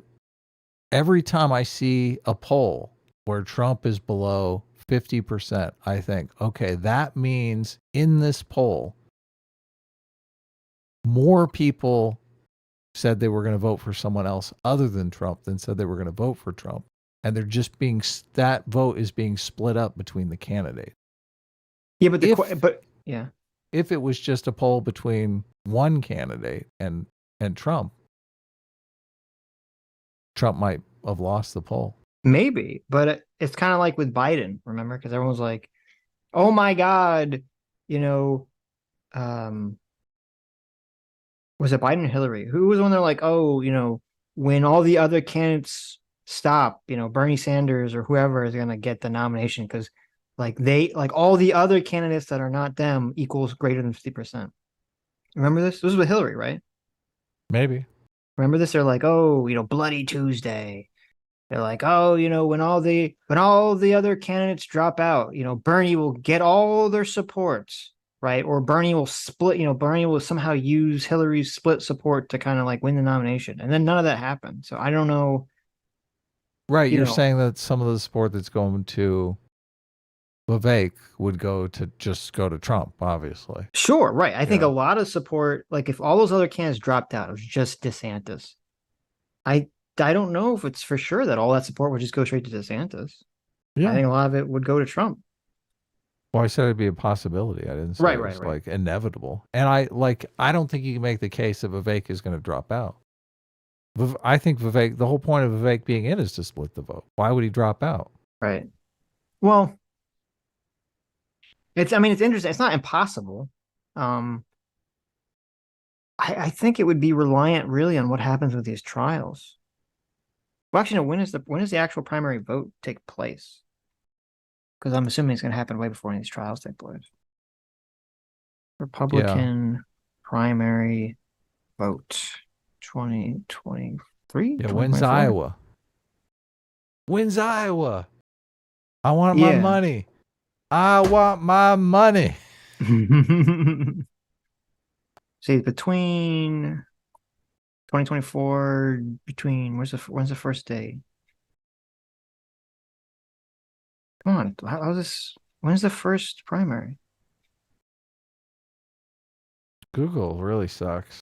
Google's become so dog crap recently. Yeah, it's horrendous. You got to use that. That's why they have AI now, because it's so awful. They're using AI to sort it out. The first Republican primary.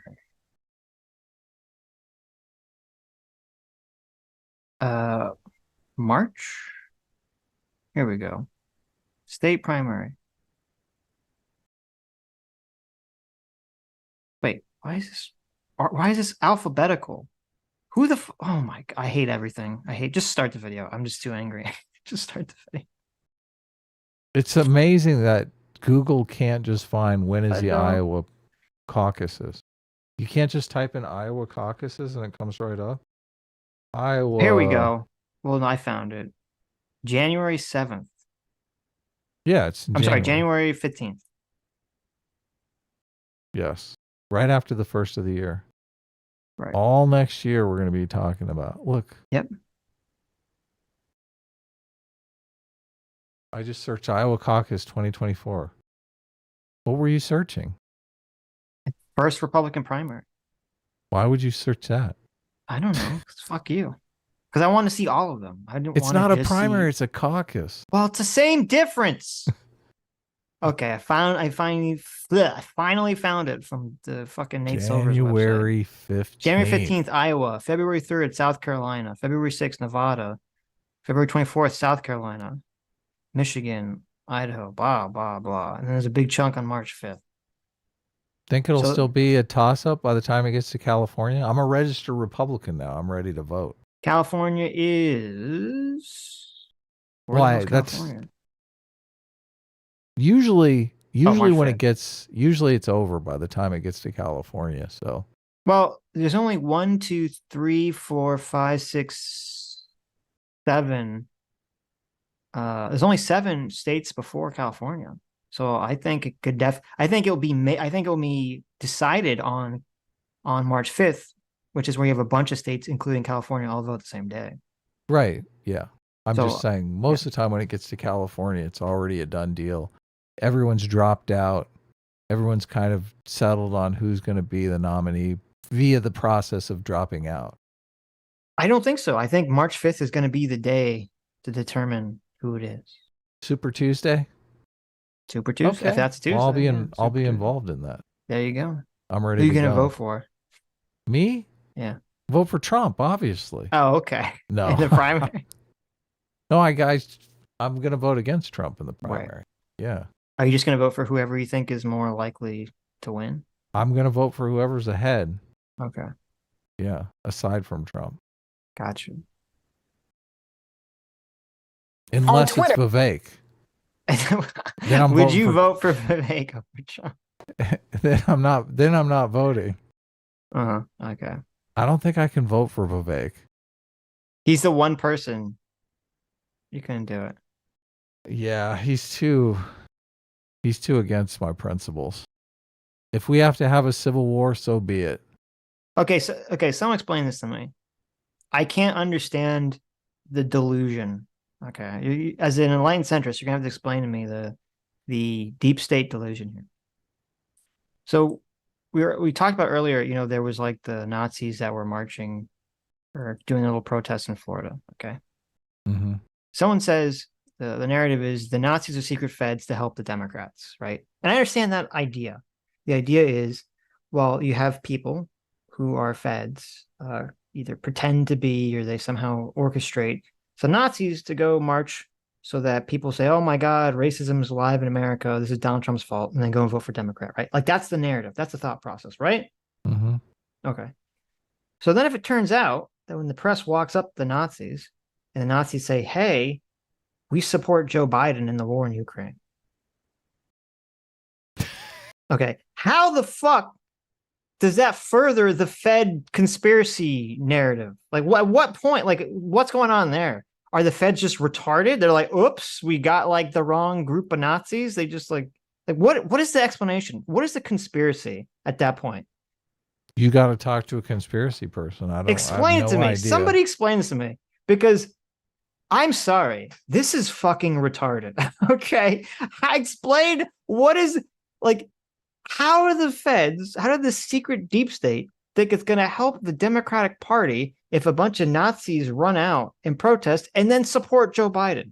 How the fuck does that make any sense? What's the logic there? What's the explanation there?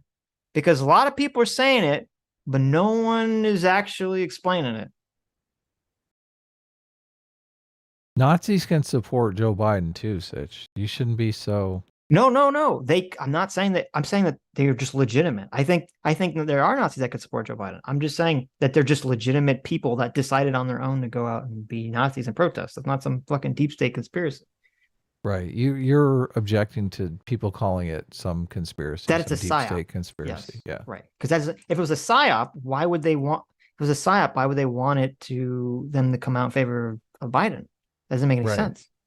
Now, there is a claim that you could make, which you could say, well, maybe the feds are just retarded. Like the feds got some Nazi group and then whoops-a-doodles, they accidentally got the Nazis that support Biden. Like, I guess you could make that claim, which in that case, the feds are just horribly incompetent, I guess. The deep state sucks. They can't even, the deep state can't even produce Nazis that don't like Joe Biden. They're like, damn it, we're the evil deep state. We control America. We just can't find the neo-Nazis that support Donald Trump. Ironic. I don't know. Twitter sucks for $100. Thank you so much, Twitter sucks. Are you gonna read his DM or the? I will. I didn't read it yet. It says, Sitch, this super chat is in regards to the DM I sent you. Instead of sending $5 $20 limited super chats, I decided to send it all at once. Can you read what I DM'd you on stream? Poggers, of course. Let me check it out. And Twitter Sucks also gifted 20 memberships. So welcome new members and thanks. Thank you so much, Twitter Sucks. Obviously, yeah. Very generous of you. Our surrogate god uncle, Twitter Sucks. Okay, this is in relation to the Peterson monsters comment. Twitter Sucks says, Peterson had a lecture about, quote, monsters. His comparison, mainly to men, was that you should be a monster and then learn to tame it. You should be a force to be reckoned with. This is how I interpreted his emails, because Tucker goes further on to say, quote, but he won't destroy us. I interpreted the us as the anti-establishment types. I feel like Tucker has much stronger opinions about January 6th. I feel like he said something that added to the list that got him fired from Fox News. Plus, I'll elaborate further with Tucker. People who base their personality on people in the media, like news anchors, celebrities, or even politicians, but especially politicians, are fools.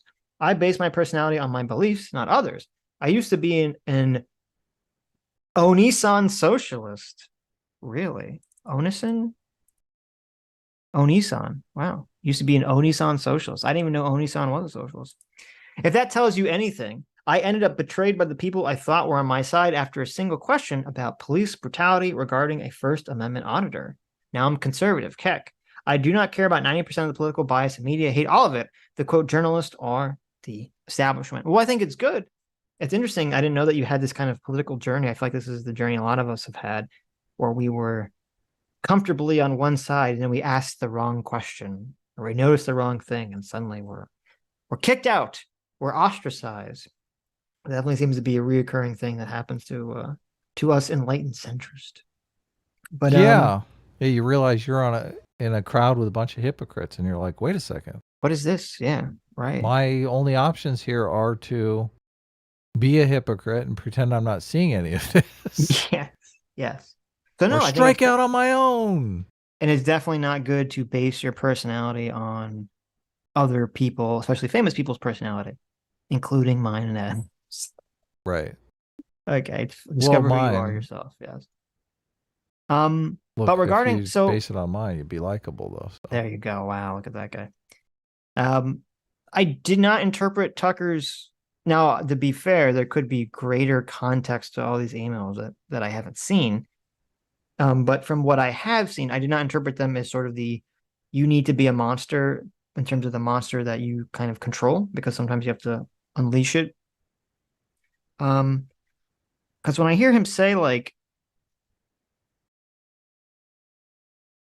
I don't know, when I hear him say he's a demonic force, a destroyer, but he's not going to destroy us. I've been thinking about this every day for 4 years. I mean, yeah, I interpret it too, like he's saying he's not going to destroy the anti-establishment movement, but that he is just like this, like a bad, like I've never heard someone use a demonic force in a good way, right? Maybe he means it in a good way. I don't know. I don't interpret it that way. I interpret it as Donald Trump is this great leveler of destruction. That's how Tucker Carlson sees it. And maybe at one point in time, he thought that like you could ride the tiger, that you could ride the demon, you could ride the bull, and it would destroy only the things you wanted to destroy. And now he's seeing that that's not the case.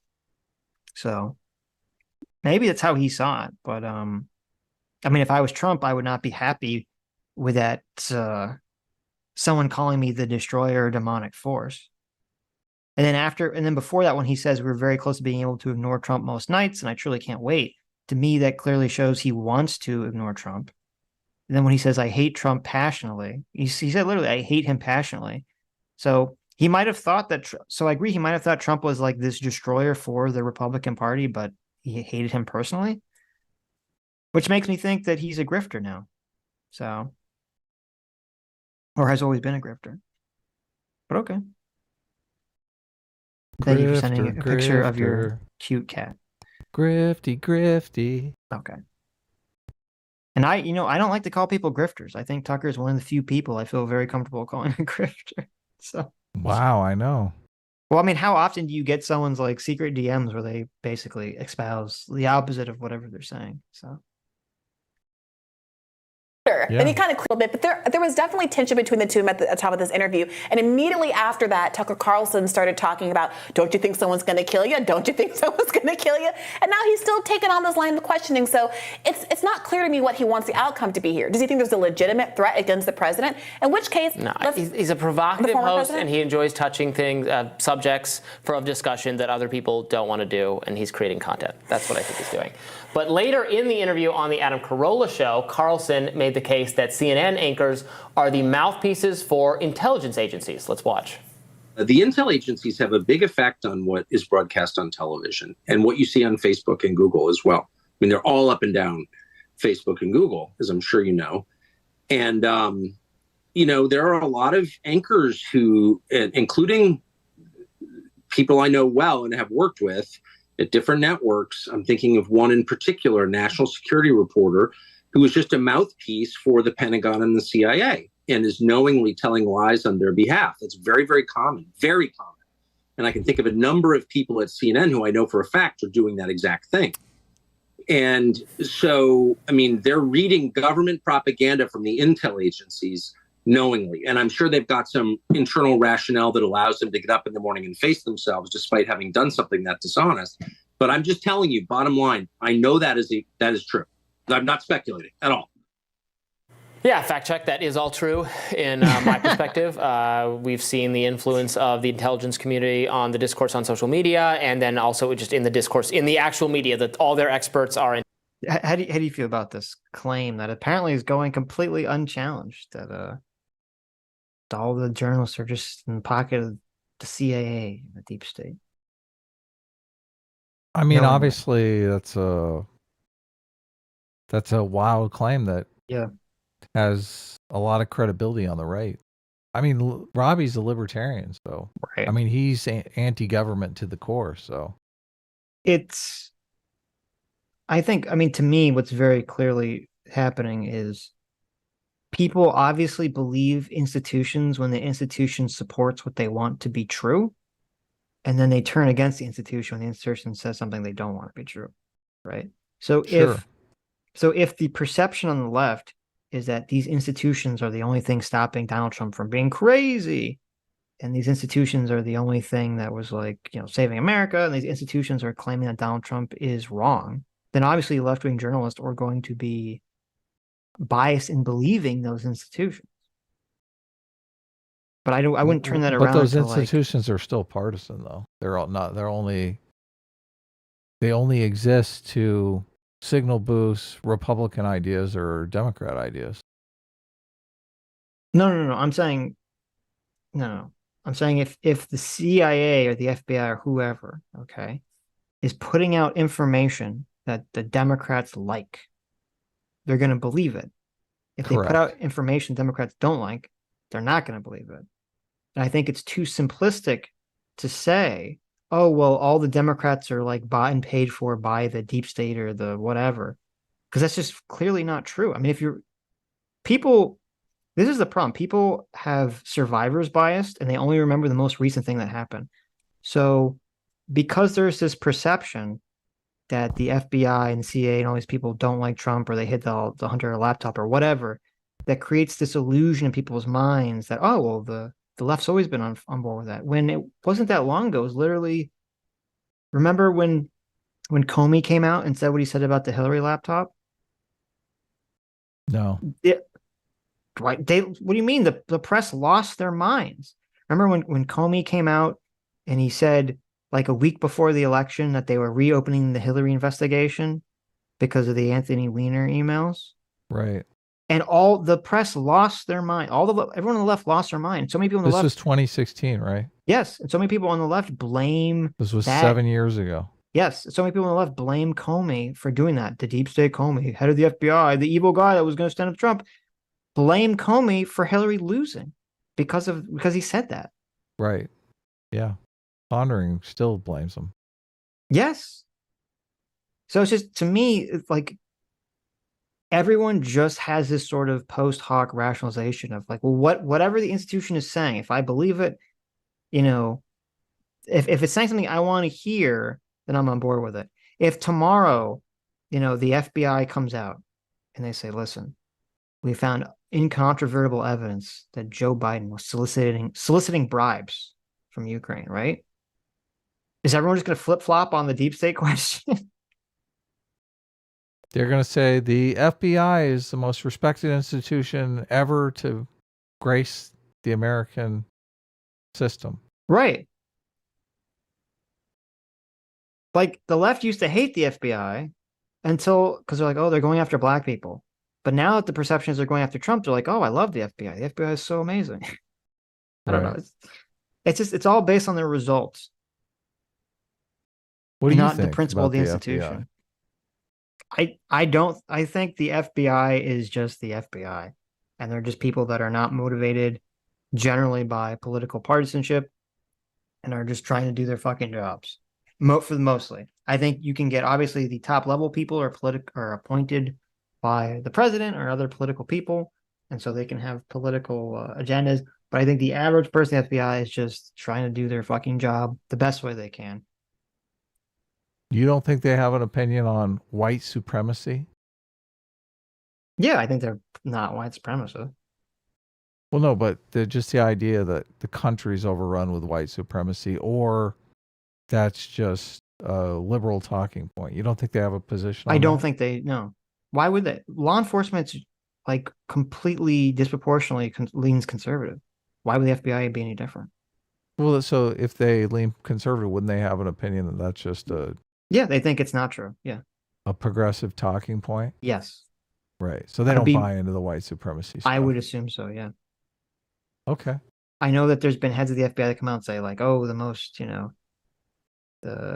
most domestic terrorism is from like white supremacy or something, which I assume is true.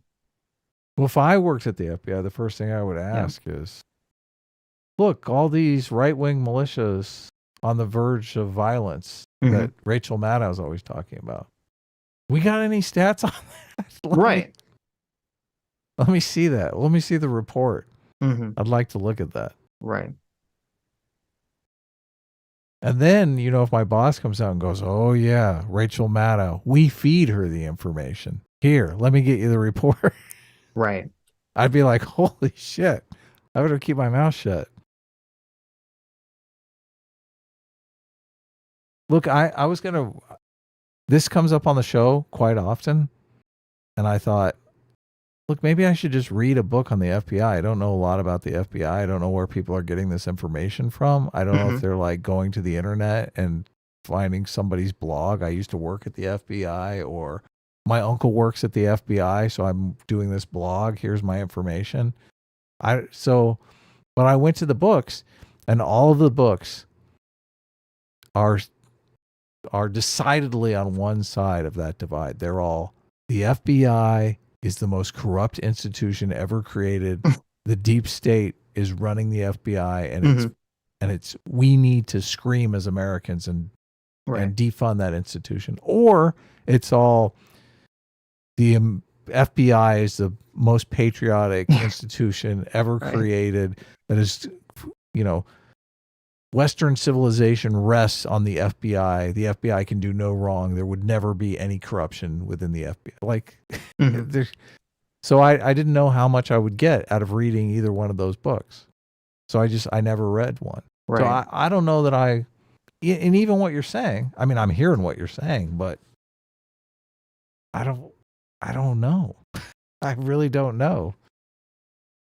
Well, when you have Peter Strzok, makes his comments about wanting Trump to not win. And the FBI, before that comment ever goes public, when his boss sees that, and he's only been on the case for a week, and pulls him off the case. That's a good sign. Yes. That's a good sign, right? Definitely a good sign. When you're like, this guy's a partisan, he shouldn't be on this case. He should have recused himself. Right. When you have Comey you say it was 2016, but still, this was literally against Donald Trump. Okay. When you have Comey in 2016 make the comments about the laptop, the Hillary email laptop that definitely hurt her and helped Donald Trump. I just don't see it through this lens of like they're all partisans in favor of, the Democrats, or they're so partisan against anti-Trump, because they wouldn't have behaved in that way if that was the case. Right. They're worried about maintaining the reputation of the institution. Yeah, but I think that's what most people leave out of these conversations. They completely forget. People that are in the institution, I think usually one of the big factors that everyone forgets is that that's one of their big goals, is to maintain the institution and the integrity of the institution. Yeah, because they're the most invested in it. They've worked there for years. A lot of people, they have their eyes set on the FBI. A lot of them start in local law enforcement, and they think, I'm going to apply to the FBI. I need my job performance ratings need to be top notch so I can eventually apply to the FBI. I want to be a federal investigator. It's like a huge status boost. Yeah. Now, I've said doesn't mean the FBI is perfect, but I'm just saying, like, I don't buy the one-sided political narrative of the bias that people kind of throw onto the FBI without really good evidence for it. And then the internet comes along. I know. It's like you got a project you've been working on for 20 years. You're like, I'm going to be a Fed. I'm going to be totally respected, be a federal investigator, top of my field, right? And then the internet is like, oh, feds all suck. Right. You spent 20 years becoming something that you thought would be totally respected, and everyone hates your guts. Yep. And thinks you're like a deep stater. I know. Oh, how demoralizing. It's got to be very demoralizing. A lot of people are dropping out of law enforcement because they used to be respected. Now people look at them like they're Satan. Like, why do I want to work in a job where everyone hates my guts? Yeah, it's weird because it seemed like, I'm sure they used to think only one side would hate them now. Now it's like both sides hate. There could be a lot of hate coming from all sides, depending on where you work. So. Intelligence officials, the people who staff panels on CNN and MSNBC, are increasingly national law enforcement advisors, national security perspective people, and that is the intensely anti-Russia or Cold War mentality that is now so at home on mainstream news is just worth denouncing. Yeah. So there's this theory, and I've heard people repeat this, and I think it's silly, where they say the reason we're so anti-Russia is because the FBI and the CIA spent so much time investing so much energy in understanding and knowing Russia that there's always people that, in order to maintain their job at the FBI and CIA, they have to continually push this anti-Russia narrative because that's their area of expertise. Right. But they're kind of forgetting something. There was a huge period of time, like 15, 20 years, where the focus for foreign policy and threats were entirely on the Middle East and not Russia. And so I don't believe, like, what happened? Where are all those Russian, how does that fit into that theory? They fired all the Middle East people? I don't know. After 9/11, the entire focus of all of our federal agencies completely shifted to not giving a crap about Russia. Everything was focused on the Middle East. And maybe people just don't remember. Maybe people were too young. After 9/11, people literally thought that there was going to be continual 9/11 level terrorist attacks on our country. Do you remember this? They thought every year we'd have a 9/11 type attack on our country. They literally thought people were going to start smuggling nukes in this country. People were so paranoid about terrorist attacks coming from the Middle East after 9/11. Yeah, I lived in Los Angeles, so obviously we were a big target. Yeah, it was constant. There was a constant fear. The only reason that went away is because there just never was another big terrorist attack from at least some kind of connected, cell that was some connection to the Middle East. What about the underwear bomber? Yeah, there was the underwear bomber, right? That obviously got, what about the shoe bomber? Yep. All those got stopped. And Never so, was a shoelace bomber, though. That's true. There's never an aglets bomber. But that's the only reason why like that hype just died down naturally, because it never manifested. Right. But it was around. Like what happened to those people? That was like the craze. That's what all of our intelligence agency was fixated on. So I don't really buy the idea that like, oh, that all just magically disappeared and everyone went back to Russia. It's like, well, why wouldn't they have just stuck with the Middle East? That's where all the expertise was. That's where all the thought process was. It was all focused on the Middle East. Why would that ever dry up? Why would that ever go away? Why would you go back to Russia? Yeah, I don't know. Yeah, and the fact that the intelligence agencies, the deep state as it were, so entrenched in corporate media, it speaks to their power, right? And historic assassinations, I'm sorry, have been tied to those in leadership who are willing to really challenge the core of that power. People like Martin Luther King, people like arguably the Kennedys. That is the argument that RFK Jr. has been making this entire time. Not just being kind of a rabble-rouser and saying, oh, I hate Republicans gets you killed, but saying we're going to withdraw from Vietnam. We're going to disempower the intelligence agencies. That's what gets you a target arguably on your back. Obviously, they're not exactly disclosing their role in these kinds of assassinations and encounters. But like, I'm not sure that we can credibly make an argument that Donald Trump has exactly gone that far. I will say that he obviously has changed the discourse and helped to move the Republican Party from the hawkishness that typified it before the Trump era. But I think there are limits to the extent to which he's been really to challenge the blob. Massive limit. Donald Trump is the best thing for the deep state, or whatever you want to call it, because though he rails against it, he took no steps to dismantle it. He's opposition to it, but it's a controlled opposition because that's why he's safe. Not because he's controlled, but because he's not actually going to follow through on any of it. That's why I think he's safe, despite what Tucker Carlson might be. So it's interesting. So it seems like Brianna is saying she thinks it's possible. I mean, that the intelligence agencies would take out Trump if they like actually wanted to. Is that what her argument is? Sounds like it. I'm trying to remember. Did she make an argument that she thought the FBI killed MLK? That kind of seems like vaguely familiar to me. I think she's made that argument before. Because I know in her conversation with Matt Taibbi, where she kind of grilled him about the Twitter files, which whatever happened to Twitter files, that kind of just disappeared. She's saying that if Donald Trump decides to abolish the FBI, he will be a target by the FBI. Right. But no, because I remember this came up with the Twitter Robbie's file. saying that Donald Trump is too lazy to follow through with any of his promises, so that means he's safe from being a target. They are completely like the idea that the FBI is going to kill Donald Trump because he's a threat to them. They're conceding that, yes. Yes. Right. And I think that's why you picked this clip, right? Well, no, because they're literally laughing about, oh, of course the FBI would kill him. I picked it primarily just because I thought Tucker playing into they're going to kill Donald Trump thing is again ratcheting up the fear level of, the Brianna and Robbie both accept that claim, though. Well, they accept that. No, they accept that they would do it. That the deep state would do it. They just don't accept that the deep state has a reason to do it. Right. Which is kind of insane to me that that's their argument. They would do it if they had a reason. Yes. Right. Yes. Right. That reason would be they were getting a cut to their budget from Donald Trump. There you go. Well, that's what Robbie said. I don't know. Despite all of his prognostications. Was that Tucker up on the grassy knoll?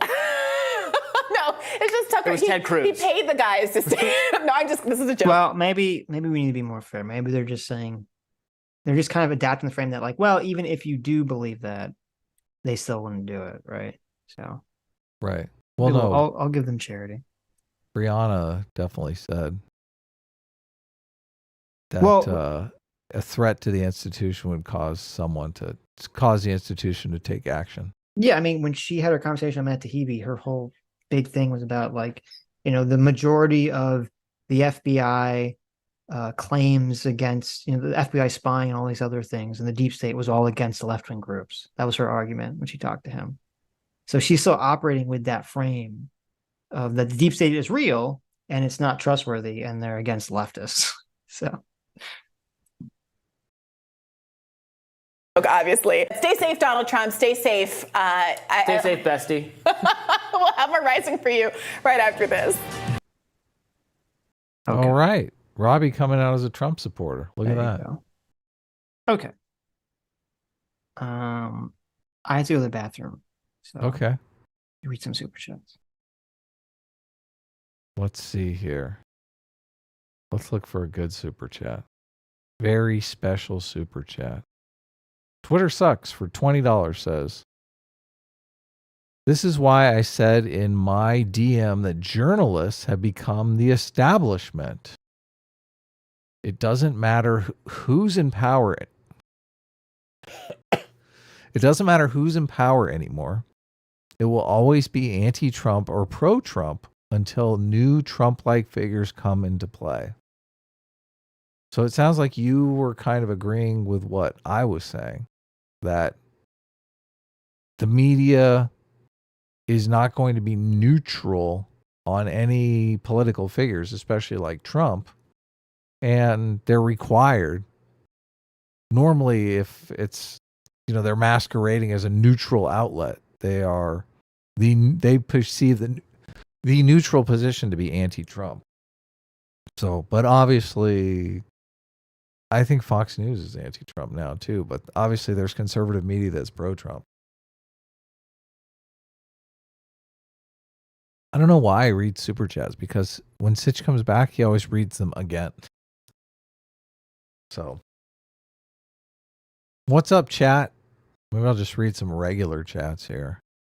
See what's going on. I want to do a call-in stream. There was a couple people who responded to our MMT stream, and there's been a lot of, obviously, sniping on Twitter. And I want to do a call-in stream with people who are against MMT and just see if they can lay out what MMT is, or if they're just like reflexively anti-MMT and they don't really understand the argument. I have a feeling that they're just reflexively anti-MMT. So, but I don't know how you can be anti something if you don't even really understand the argument. So, I'm sure it'll be very popular. I think Sitch might not want to participate. I might actually have to do it on my old channel, which I haven't actually visited in forever. But I mean, I'm sure we could do it on this channel, even if Sitch doesn't want to be involved. But I want to take on all the people who hate MMT and just give you an opportunity to voice your opposition for it, because I am curious why everyone seems so dismal about it. So I might do that. Let me see if I can let you guys know who's on the schedule for Tuesday. Who are we talking to on Tuesday? That's always an interesting thing, right? Last Tuesday we talked to Pondering Politics, and it was kind of an interesting conversation. Maybe we should what was?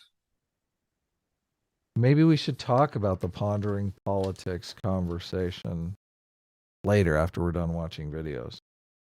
Sure. Okay. Here's our choices. I did have 2 more Tim Pool videos, but I think I might skip one of them. Okay. The next Tim Pool video I had was called Trump Vows to Arrest Democrats and Shut Down Corruption If Elected. And the whole video is basically about how it's totally fine if Donald Trump is elected to go after people. Mm-hmm. Which is ironic because the whole point is that, the whole point is that with Biden, that's what the Democrats are doing. They're acting corruptly and doing this. So therefore, this gives the narrative that allows Trump to basically do the thing they're accusing Biden of doing. Okay. How do you feel about that? I mean, I'm down for whatever.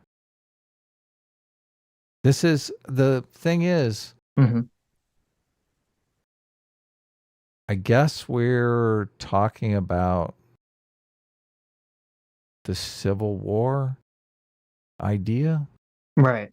And how farcical that is. Well, I'm not even talking about how it's farcical. I'm talking about how if it happens, it's because both sides are creating this like Don Quixote dragon of the other side that they've been tilting at. And so they're going to act in order to sort of defeat the shadow of in their mind is going to make them like manifest the Civil War in reality because they both view the other as like this demon that doesn't exist. Right. And I 1000% agree. I do think that's possible. Yeah. I don't know how you stop that. Well, you have to actually look at what is real and stop viewing the enemy as like this demon that doesn't exist and view them as like what's really happening. I don't think you can manufacture trust just on the fly like that. I think that's the big problem. Yeah, I mean, It's the lack you can't of manufacture trust. it on the fly, but I mean, people need to just, I don't know what the answer is. I mean, that's part of why, we do this is to try to say like, listen, but this is what people are motivated. Like as much as we give people on the left shit for saying, they don't understand what motivates people on the right. They just call them all fascist or racist or whatever, blah, blah, blah, blah, blah, which is true. A lot of people on the left do that. People on the right got to realize that they're doing the same thing. They're not really understanding what's motivating people on the left. They think that everyone on the left is just evil, corrupt, trying to groom your children, et cetera, et cetera, et cetera. And that, no, they're also motivated by what they think is going to create a better world for everyone. We just have different ideas about what will actually create the best world and what will create, tragedy. I often wonder how much of it is being driven by economic circumstances, though. Which I don't think is really part of this conversation. Yeah. Sure. I mean, if people felt comfortable economically, I mean, I think a lot of this energy would be less. I definitely agree with that. Yeah, I do too. Everyone's looking for revenge for whatever they're suffering from. Right. Yeah. I think if you fix the economic conditions, a lot of the problems would go away. Because I think the trust is being eroded because the economic people sense that things are unfair. And a lot of the unfairness comes from their economic conditions. And they start looking for answers. Right. Why am I working all the time and I'm still not able to afford a house or a wife or a husband? Right. Why am I in these circumstances, right? And they settle on, it's a deep state, it's the Democrats, it's the Republicans, it's white supremacy, it's the trans genocide. Right. Yeah. I agree with you completely. I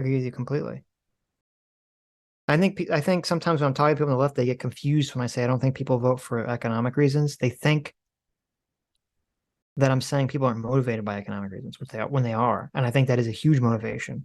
I just think people I don't think people then look at the economic policies and try to make some decision about what is the right economic policy.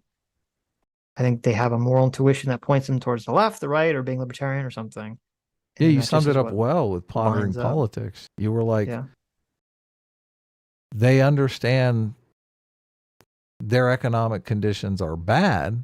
Right. They don't necessarily know the solutions, but they align themselves with the people they agree with morally because they assume those people will have the solutions that will benefit them economically.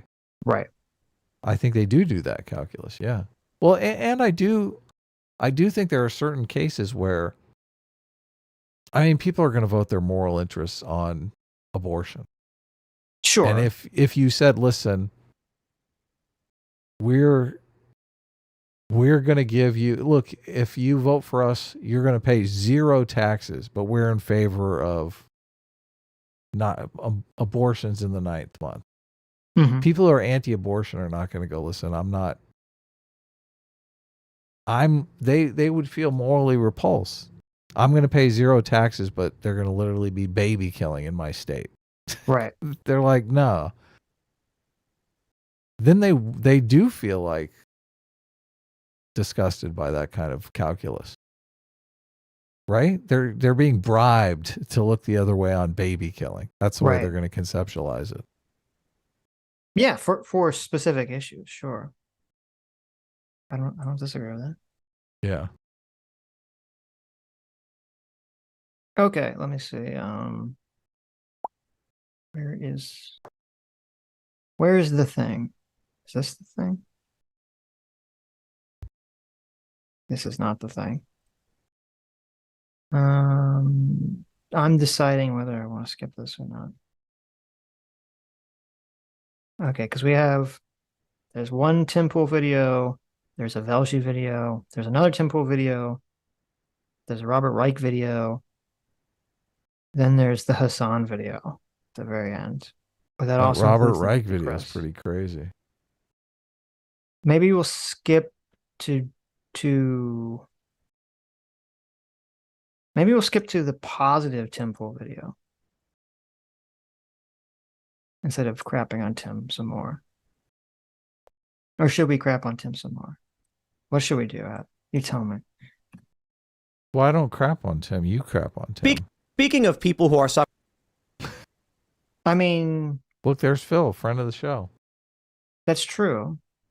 And Phil says some things that I really disagree with in this segment. I think we disagree with Phil on Ukraine.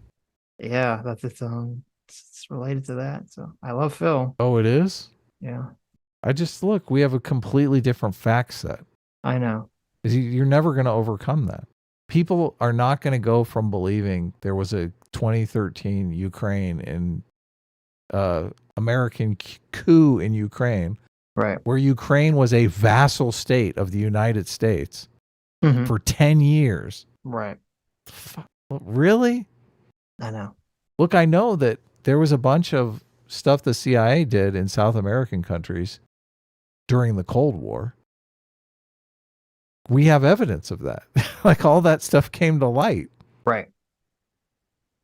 We don't have voluminous amounts of evidence that the 2013 coup took place. No, it's more we have like, evidence. look, there's a shadow on the wall over there I that know. kind of looks like Zelensky. I know. Okay, I'm going to say this. So I'm going to skip It's like some a stuff. 'Cause different level of evidence here. It's already 9:30-ish. Okay. We still have a lot more stuff to get there. So I'm going to say, I'll give you the summary, which I already did. Basically, they have the video where Tim and everyone writes off the fact that they think it's totally fine for Donald Trump to go after, to basically take revenge on everyone when he's in office, which I think is really a bad, position to take on things, and further plays into justifying people like Rachel Maddow's fears when you hype up the whole revenge narrative. So, wow, not a good take. Okay, so we'll skip that from timcast.com, and then we'll skip. Well, come on, that sounds like more interesting than anything we've watched to this point.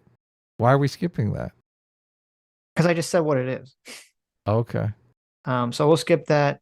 We'll skip Velshi. Velshi brings up the point, which I can't find the video. I think it might got deleted from YouTube because it was put up illegally, which is it's really stupid for Republicans to list things that are not socialist. It's actually interesting. He had a woman on who was on the left talk about how we need to teach kids about socialism in school so they could correctly identify the horrors of socialism and how the Democrats are not enacting socialism.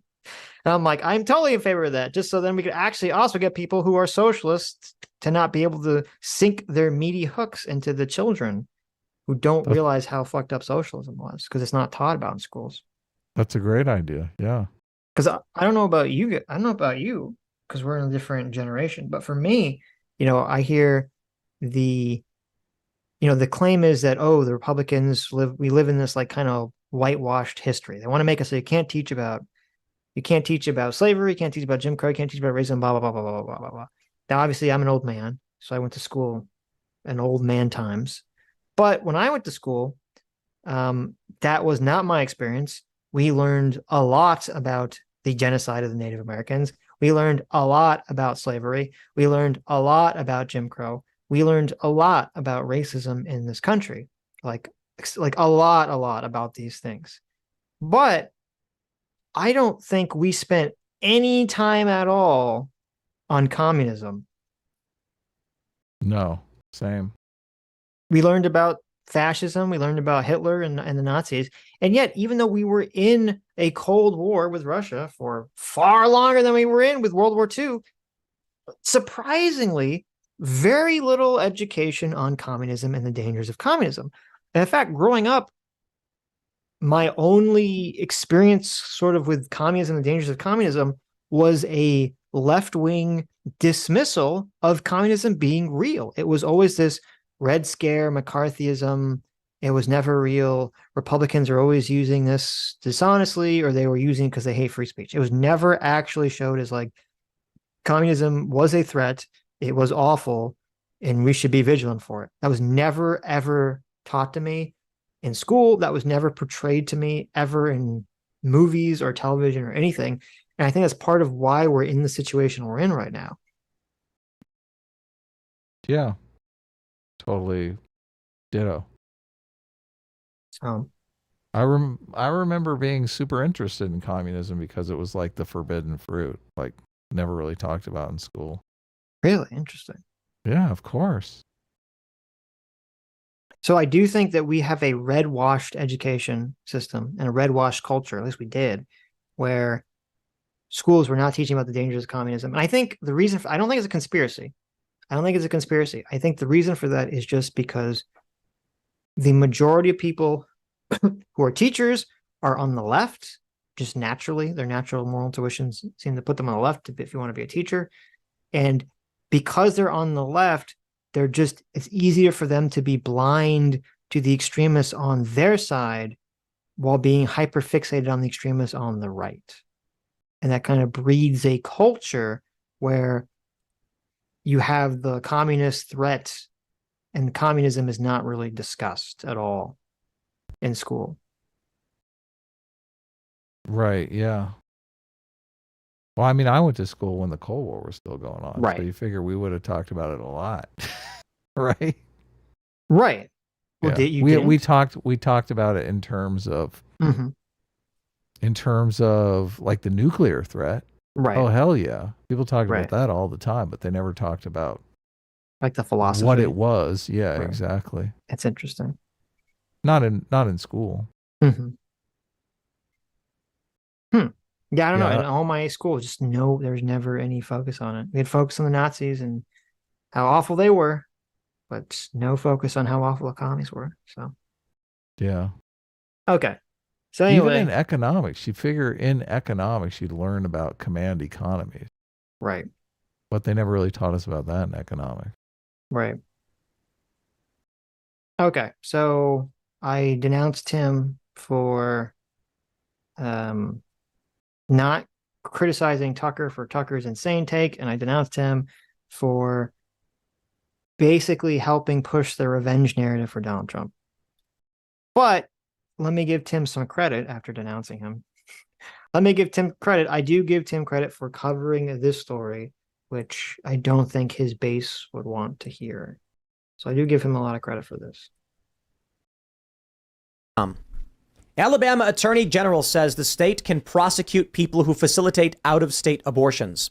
Alabama will not permit abortionists to defy our laws and enrich themselves by marketing hopelessness to women. What did I say?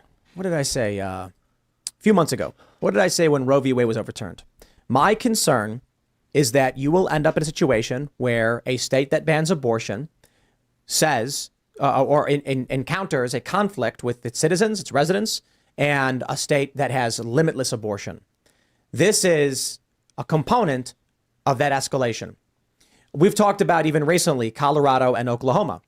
So he's gonna explain it a little bit more in detail. But basically, what happened was Alabama is trying to make it so that if you have a discussion about getting an abortion out of state, they can charge you if someone helps you or a group helps you get an abortion out of state. They want to charge that individual with conspiracy to commit murder or conspiracy to commit abortion or something ridiculous like that, which seems to me to be totally insane that you have one state saying, you can't go to another state and do something that's legal in that state. You're not allowed to do that. Right. And how is that anything other than just hyper authoritarian? Like, how are you going to make the states' rights argument when you're literally saying you cannot cross state lines to go do something legal in another state? Look, they're saving lives, man. Okay. Saving babies. Here's the story.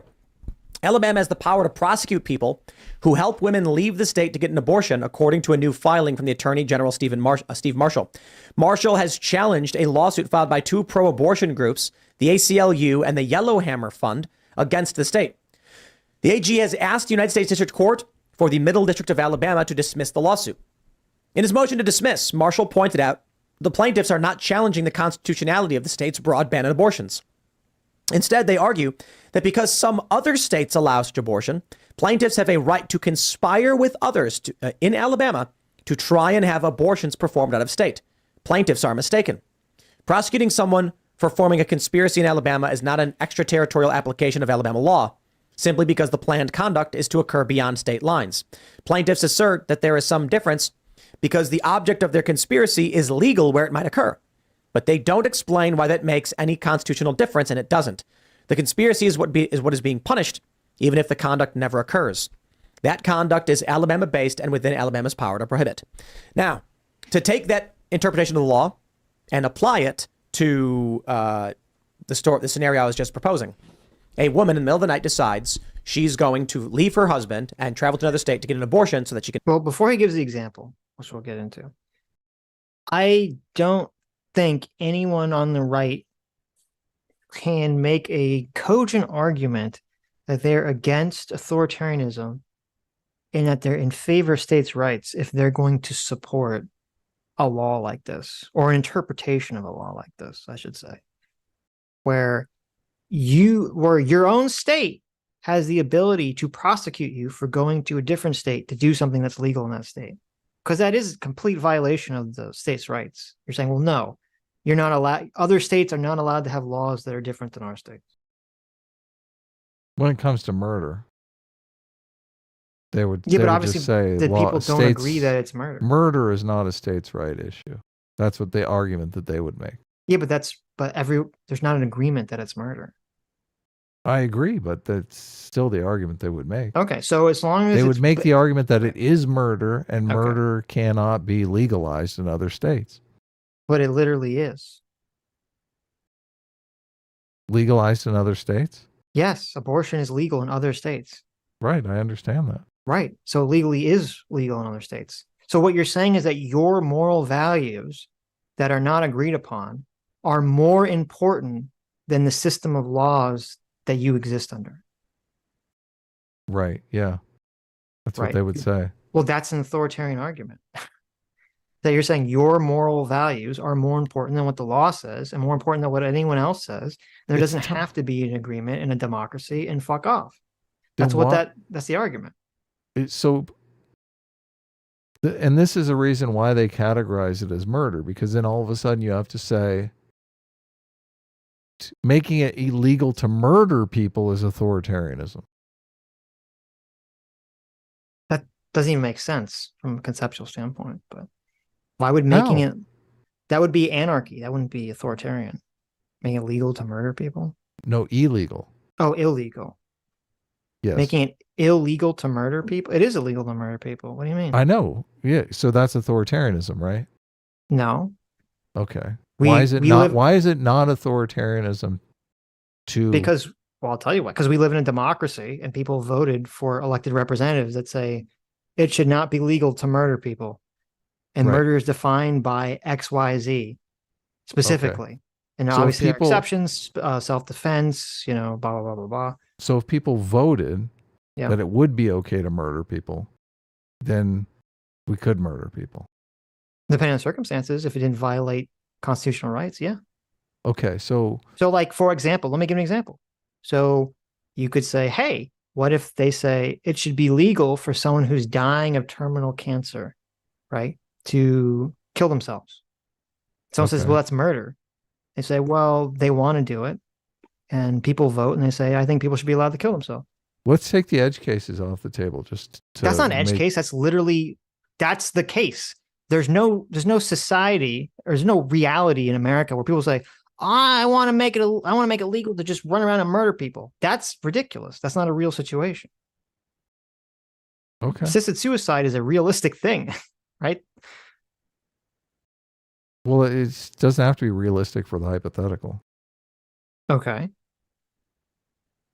Well, it's not It an edge could be- case. It's a Look, normative it could case, be but- it could be a culture of Klingons who Okay. believe in honor. I see. And they they vote in mass to make Yes. murder legal because those disrespecting other people need to be murdered, taught a lesson. Yes. Okay. So they vote for it democratically. Right. Yeah. So in that situation, It wouldn't be authoritarian. It would be it'd be democratically voted.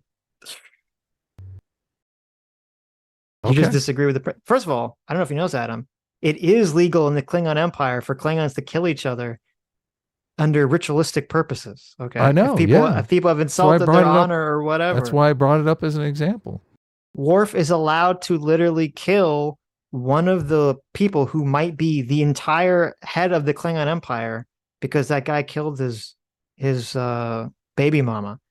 If And two then they just said, well, I guess it's legal because he killed his baby mama, so I guess it's fine. Right. So no trial. So They as just said, long okay. so as long as it's democratic, it's not authoritarian. I mean, how are you defining authoritarian? I'm trying to figure out how you're defining authoritarian. That's Well, you what I'm tell me. doing. You're the one that seems to take issue with this. Which is if people vote, if you're saying that if people vote for it, it can't be authoritarian. No, That's well, okay. basically the argument Wait, that you're wait, making. wait, and wait. I'm Stop, saying, stop, look, stop, I stop, think stop, people stop. can vote for authoritarian shit. You can they vote for authoritarian wait a shit all the minute. time. Okay. You can vote for an authoritarian leader to come in and to take away your rights and to be an authoritarian leader, right? That can definitely happen. But when you say authoritarian, or when I say authoritarian, I'm talking about that there's some kind of strict, centralized power in the government Telling you that- how to behave. that tells everyone how to behave, and there's no way to address this through a democratic process. That's what Okay, so- authoritarian means. So as long as you have redress, it can't be authoritarian. Yeah, if you can vote the people out of office, you can vote to change the laws. Sure. Okay. How are you? I mean, you have a problem with that definition? Well, just in the case of abortion, it's difficult because they're framing it as people are going to other states to commit murder. So it's just, it all depends upon the framing. People think killing animals is murder, right? Correct. Yeah. There's always people that think killing animals is horrific murder, is the same as killing a human being. Okay. Does that give them the justification to then go blow up a factory farm because they personally think it's murder? Obviously not. No. Okay. If one state But if made let's it say- illegal to eat meat, right? And they said, if you eat meat, we will hold you responsible for murder, right? If you eat a chicken in California, right? It's 50 years from now. They've created fake meats that they can grow. California has outlawed the eating of real meat. It's illegal. Okay. And they not only do they say it's illegal to eat meat, they say, listen, Adam, if you leave the state of California and you drive, okay, to Vegas to play the slots and to get your strip steak, we're going to arrest you when you get back because you ate a cow, and that's murder. Is that authoritarian? Did people vote for it? I don't know. It's a good question because this is just an well, according to interpretation of the you, AG. if people do vote for that, Right. then it's not authoritarian. If The they people in don't vote Vegas for it, didn't then vote it is for it. authoritarian. The people in Vegas didn't vote for that. Look, I'm using your definition. Like, tell me if people voted for it or not, and I'll tell you if it's authoritarian. Okay, tell me if you don't like my definition, and you're right, and you could be right. My definition of authoritarian could be shitty. Give me an actual definition then that you want to use that you think would be good for this conversation. Because to me, and maybe I'm working backwards here, it's so fucking obviously insane that you can have a state that says it's illegal to do this action in our state. And if you go to a different state and do it, we're going to arrest you when you get back. Or we're going to prevent you from leaving this. We're going to try to literally prevent you from leaving the state to go do an action. Okay. So I don't understand how do you want to define that action? Well, if everyone in the state voted for it, then it's not authoritarian. Okay, so what? So it's just fine. So okay, so you don't. So do you like my definition of authoritarian? And you're saying this isn't authoritarian? No, or do you I not hate your like my definition. Okay, That's so why then I keep. give. That's So why I'm I keep asking using you. it. So okay, so as I just said to you, you could be right that it's a bad definition for authoritarian. Give me the definition that you want to use. Well, look. Because what I said originally. Okay. Sitch. Let's make the conversation what I said originally. Let's both come up with an idea. What I said originally was if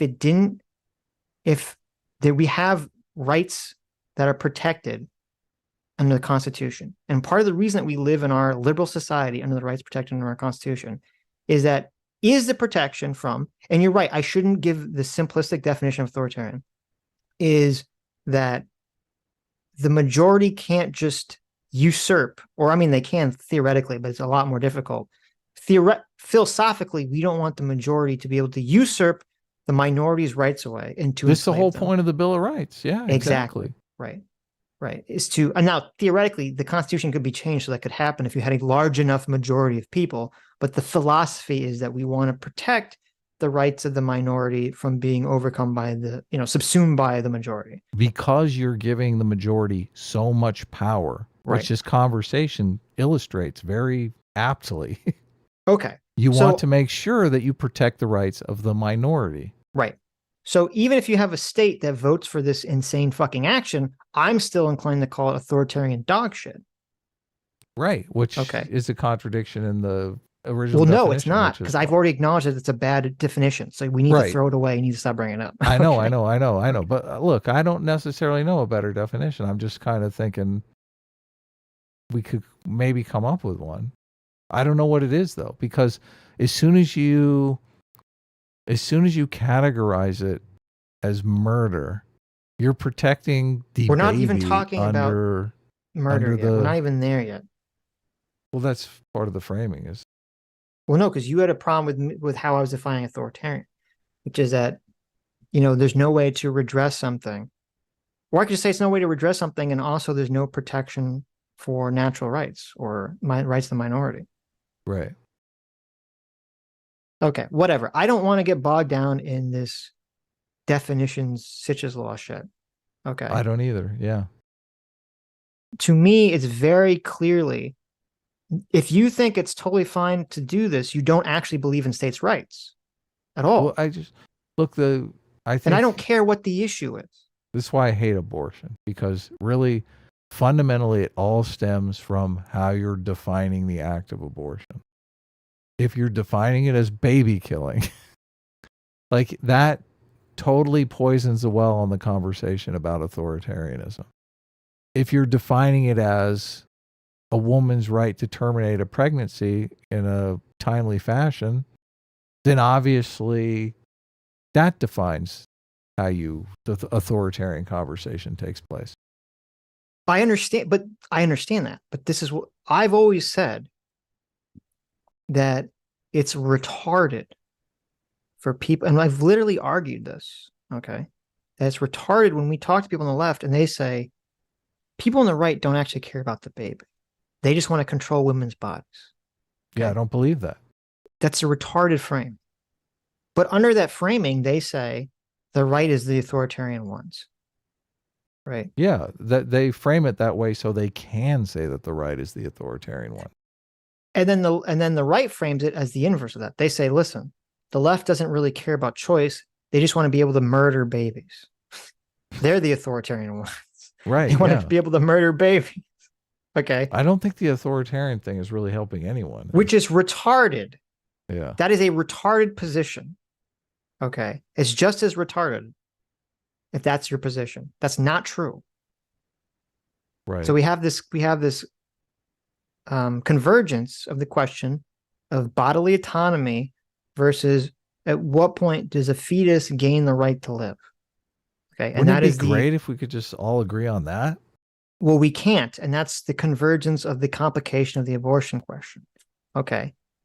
Now I'm going to say that because we as a society can't agree on the abortion question, and we're at this crossroads between these two fundamental philosophical principles, and that means that we have to come up with some kind of fucking compromise that everyone could live with. We can't exist in this totalitarian hellscape world where half the country says, fuck you, no abortions, and half the country says abortion up until the moment the baby's born, because that's retarded. There are a certain amount of people who are going to feel subjugated by authoritarians no matter what.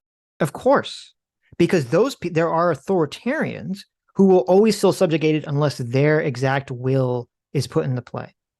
Of course, yeah. Right. That's what makes them authoritarian. Yes, exactly.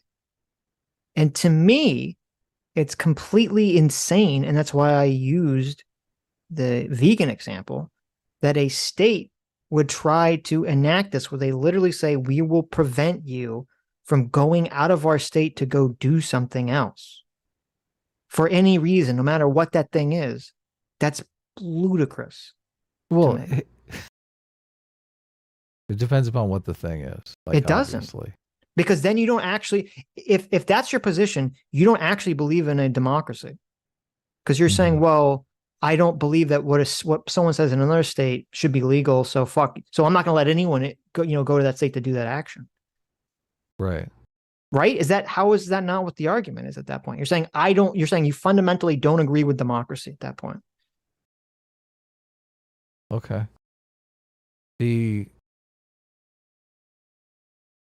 First of all, there are a lot of people who don't agree with democracy. Okay, so well, they're fuck those people. I don't know. I don't care. Right. That doesn't change. Okay, well, change the equation. That's fine, but if those people are talking about states' rights or something else, then they're just liars because they don't actually believe in any of that stuff, right? So I'm not talking to that. I'm not talking to those people. If someone's just lying about their principles, I don't really care. You can't really make a good states' rights argument if you're saying, look, you can't go out of state and do something. Sure. Yeah. Yeah, that's why I cannot stand really the abortion argument. Because it all just stems from how you see, it stems from the facts. What set of facts you choose. Well, it's interesting because, when we've talked to Carl on the show, and we've had other people talk about this, the complaint against liberalism is that if you're giving everyone natural rights, you're forcing your version of morality on other people. Right? Right. This is always kind of the thing. And it's interesting because with this question, it's the conservatives doing that because they're saying we're forcing our values of where life begins onto everyone else. And if you go do it somewhere else out of state, we're still going to get you. How dare you force liberalism onto me? Let me force conservatism onto you. Right. That's exactly what's happening. You're right. Yeah. So she can leave him. The state then says, premeditated murder, not the act itself. We're getting you for what you planned in our state, and we have evidence that you packed up, prepared, and sought to leave to go get aid in the killing of a human life. And see, they're framing it as murder, literally murder, like of course they are murdering your husband. Right, of course. Which, I mean, if the state next door says, yeah, you can kill your ex-husband or ex-wife, of course everyone's gonna plan a trip to the state next door with their ex-wife. Well, I don't know. You're like, honey, why do you suddenly want to go to New Mexico? Yeah, exactly. Right. Exactly. Yeah. But a lot of people would say, look, if the state's not going to step in and protect you from your spouse murdering you, yeah, like, what's the point of even having a state? And did she talk to anyone before? Did she in any way get advice from, get funding from Planned Parenthood, for instance? What happens then in Alabama? Let's go to Alabama right now. The question I ask you, under this ruling, a woman goes to a Planned Parenthood or an underground clinic, but Planned Parenthood is probably the better example. And they say, I want to get an abortion. They say, well, we can't do it in state, but don't worry. Here's the information you need to cross the borders. What happens then when the AG gets a bunch of state troopers and they surround a Planned Parenthood and say, you are all under arrest for criminal conspiracy to commit abortion? That scenario is insane to me. And not only that scenario insane, but like, there's no faster way for Republicans to lose every national election. The Democrats are praying that actually happens. The Democrats are praying that scenario that Tim just laid out happens in Alabama or Texas. Remember when the Democrats controlled Congress for 60 years? Mm-hmm. That's what that scenario is going to lead to again. Yeah. It's literally going to be just Democrats are going to control Congress for the next 60 years. Yeah. Yep. It's over. Yeah. I'm sensitive to the people who, they're believers, they're religious people. They really think any kind of abortion is murder, is fundamentally murder of a human being. So, I understand their position, but people are not going to buy. People are not into this. So it is it is. I understand the position too, obviously, but what I don't empathize with or agree with is that if we live in a society where we have a system of laws and rules, in ways in which those laws and rules are changed, and ways in which those laws and rules and jurisdiction of those laws and rules are set up by accordance to states, okay? And one state says you can't do this action, and I say, fine, I disagree with that, but I accept that if that's what the people want, if that's what the people vote for, and this is the legal way in which people voted for their representatives and their representatives don't want abortion, and okay, fine, that's the process, then I'm fine with that, even if I disagree with it, right? Right. If you want to change it, states. If you want to change it, you can move states, or you can just try to get new people into elected office. But if you take that to a whole nother level, and you say, listen, you literally can't leave the state to get an abortion where it's legal in another state, that's crossing a line. That's insane. Yeah. That's where you're no longer acting within, in my opinion, acting within the bounds of democracy. Right. Yeah. And so this isn't just in Alabama. So I found this article in Texas. So when Texas made abortions illegal, what happened was in New Mexico, where it's still legal, there was, obviously if Texas makes abortions illegal, there's going to be a bunch of places on the borders of Texas that are going to open up that are going to provide abortion services for people in Texas to get to, right? That's how the market's going to work. Wow. And so that happened. Crazy. Right. And so that happened, especially in New Mexico. And now there are these towns in Texas that are trying to make it illegal for someone to drive on their road with the intention to get an abortion out of state.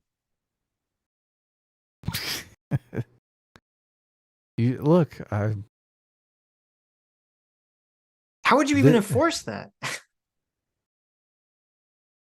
This is just so strange to me. Are you going to set up like a checkpoint? And like whenever you leave the state of Texas to go to New Mexico, you have to like stop and talk to a guard. And he's going to look to see if there's a woman in the car. And he's going to look and see like, oh, do you have like a baby bump? I need you to pee on the stick, ma'am, before you go to New Mexico. I need you to pee on the stick to see if you're pregnant or not. Then when you get back, they're like, oh, we need to do we need to check to make sure that baby's still there. Well, that's a ridiculous way to do it, but someone would follow the person to see if they went to the abortion clinic. It's pretty easy to do. You can follow every single person that leaves the state of Texas on a given day. Well, how about you just camp out in front of the abortion clinic? and take license plates down. I guess you could do that. Look, you just look for Texas plates. Right. So they're going to have some agents sitting outside of. So what happened? So okay, but then it'll get more complicated because then they'll build a covered parking garage. So now they're going to. You got to get one of those plates that flips around from Texas to New Mexico. So when you get close to the border, it like does the little switcheroo thing. Look, just a New Mexico driver here. Right. No big deal. Or you could just rent a car. There you go. Drive to New Mexico. Yeah. Rent a car with New Mexico plates. Drive back to Texas. Drop your car off. Then you drive to New Mexico. You get an Uber. Oh, or just Uber. You drive your car to the border and you Uber across. You call an Uber from New Mexico. Right. And what they'll say is like, listen, it's illegal to Uber to the abortion place. Like, yeah, but I didn't. I Ubered to the bus stop nearby. Or the McDonald's across from the street or something, So how is this going to be resolved? I mean, I'm assuming a federal district court is going to say this is illegal behavior. They can't do this. Okay. That's how I'm assuming it's going to be resolved. I can't imagine that this would stand up in any court. But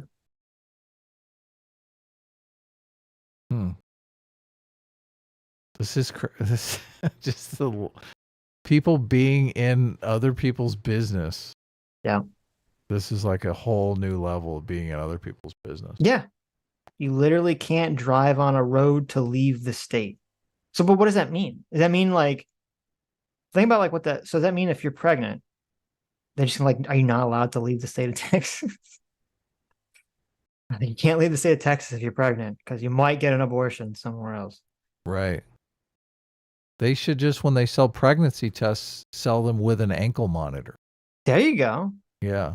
So if the pregnancy test comes back positive, you have to put the ankle monitor on immediately. Right. Right. Well, it's just also, again, it's interesting to me that from a political standpoint, this I really think, and as I here, you criticize my predictions, but one of my predictions that 100% came true. I said the Roe v. Wade thing is going to really hurt the Republicans in the midterm. Oh, it did. It totally. And everyone said, no, Sitch, red wave, red wave, red wave. And I said, all right. And then there was no red wave. So this is the thing. People who are voting on abortion, and I mean, it is a big block in the Republican Party. You can tell them, right? Look, you're going to lose the Congress for 60 years if you go down this path. They don't care. They're not voting.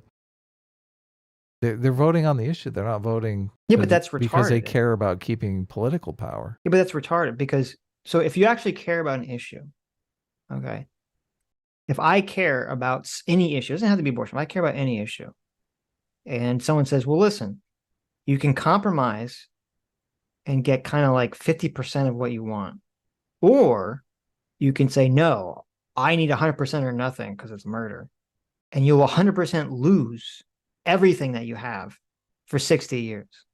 What is the point of holding that principled position? That quote principled position? That's retarded at that point. You're getting nothing. You do feel like an underdog. Oh, I guess. It's a position. Sometimes that's a good feeling. As an underdog myself, I got to admit, it is. I sleep well at night knowing that I'm an underdog. Because the thing is, if I was pro-life, this is the way I would think about it. I think, well, you'd want as many states independently to enact abortion bans. But you want to keep it within the realm of the state. You don't want to cause any sort of federal process that would involve a federal court to rear its head into the situation. Like this, right? Like this. That would be my thought process. Is okay, just have all the states just pass their laws and just be happy with that. Let's see what Tim Pool and his gang says about this. Oh, they all basically agree it's ridiculous. So I wasn't even going to play any more of the clip. But oh, really? Yeah. Oh, okay. So let's play a little bit more. What do they think is ridiculous about it? That's going to happen, or play it if you want. They think Tim's scenario is ridiculous? No, I'm not saying that happens anytime soon. I honestly don't know. My point is this. This is exactly what I was worried about when I said, with Roe v. Wade, the next grain of sand in the heap is going to be law enforcement saying, we've banned abortion. Doesn't mean you can just go do it somewhere else. It's illegal. And then what happens when a person is a fugitive from the law, getting an abortion in, let's say Oklahoma, Colorado is the best example. Oklahoma petitions, as everyone's talked about with Trump and the marshals and how it would go down. Oklahoma petitions the federal government and says a fugitive from law is currently in Colorado. What happens when Colorado says we're a sanctuary for abortion and we will not allow you to enforce this warrant? Mm-hmm. You got the makings of federal and interstate conflict. Yeah, it is kind of hard to understand what will happen. I really don't know.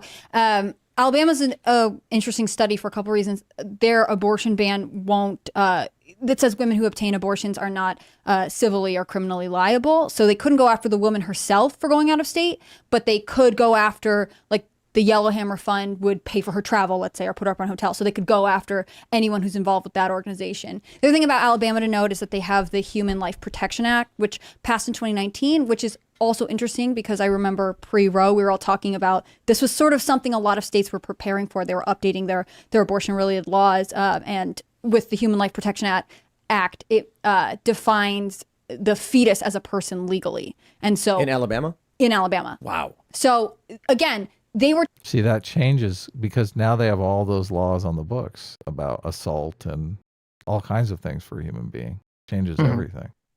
Sure. Taking steps to define all of these things that we debate and that are debated nationally all the time because they have a strong position on it and what they want to do. And like I said, I think it's hard to tell what would happen. Every state has different laws. So with Alabama, they wouldn't go after the woman. They would go after, her friend who drives her out of state, maybe, or the whoever pays for her hotel or something like that. What if she calls an Uber and gets an Uber across state lines? Oh, I see where you got that Uber thing. But he crossed state lines, Adam. Ian's the greatest. Well, I mean, there's got to be something on the books about going out of state to participate in criminal activity. I mean, that's the thing. There are all these laws on the book. I'm not sure. I don't think if you are in Oklahoma and you go to New Mexico, right, and you shoplift, I don't think you're not violating the law in Oklahoma. You're violating the law in New Mexico. Right. Now New Mexico might say, hey, we got this guy, we know this guy shoplift, can you send him over? And they'll say, sure, right? But Oklahoma's not like, well, you shoplifted in another state. It's also illegal to shoplift in our state, therefore you're illegal, you're a criminal in this state. Now maybe there's some law about transporting goods illegally or something, or like illegal interstate goods commerce, or something. Yeah, exactly. Right, across state lines or something. That might be, there could be something about that, but yeah, I don't know. Anyway, they don't take a strong position on whether or not this is how this affects everyone politically. Why in terms of why is Tim doing this story? How it's going to affect the election? Yeah. Or any election. I don't remember if they bring it up or not. Tim is pro-choice, right? Yes. I believe so. He always says he has the classical or the old traditional left-wing position, which was viability. It's always been his position. Okay.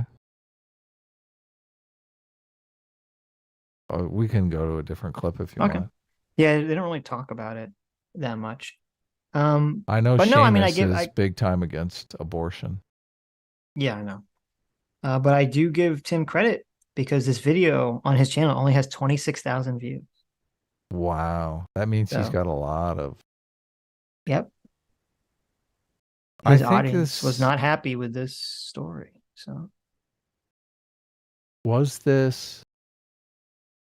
How long has abortion been an issue in America? Was it an issue in 1920? I mean, yeah, wasn't it? I don't know the exact date, but that was the whole thing where what's the abortion lady, the Planned Parenthood lady's name? I mean, that was in the 20s, wasn't it? Was it? Really? Yeah, the whole eugenics. That's like they always hit her with the eugenics. Margaret Sanger. They always hit her with the eugenics claim. She was, yeah, that was in the 20s. I didn't know. So interesting. Yep.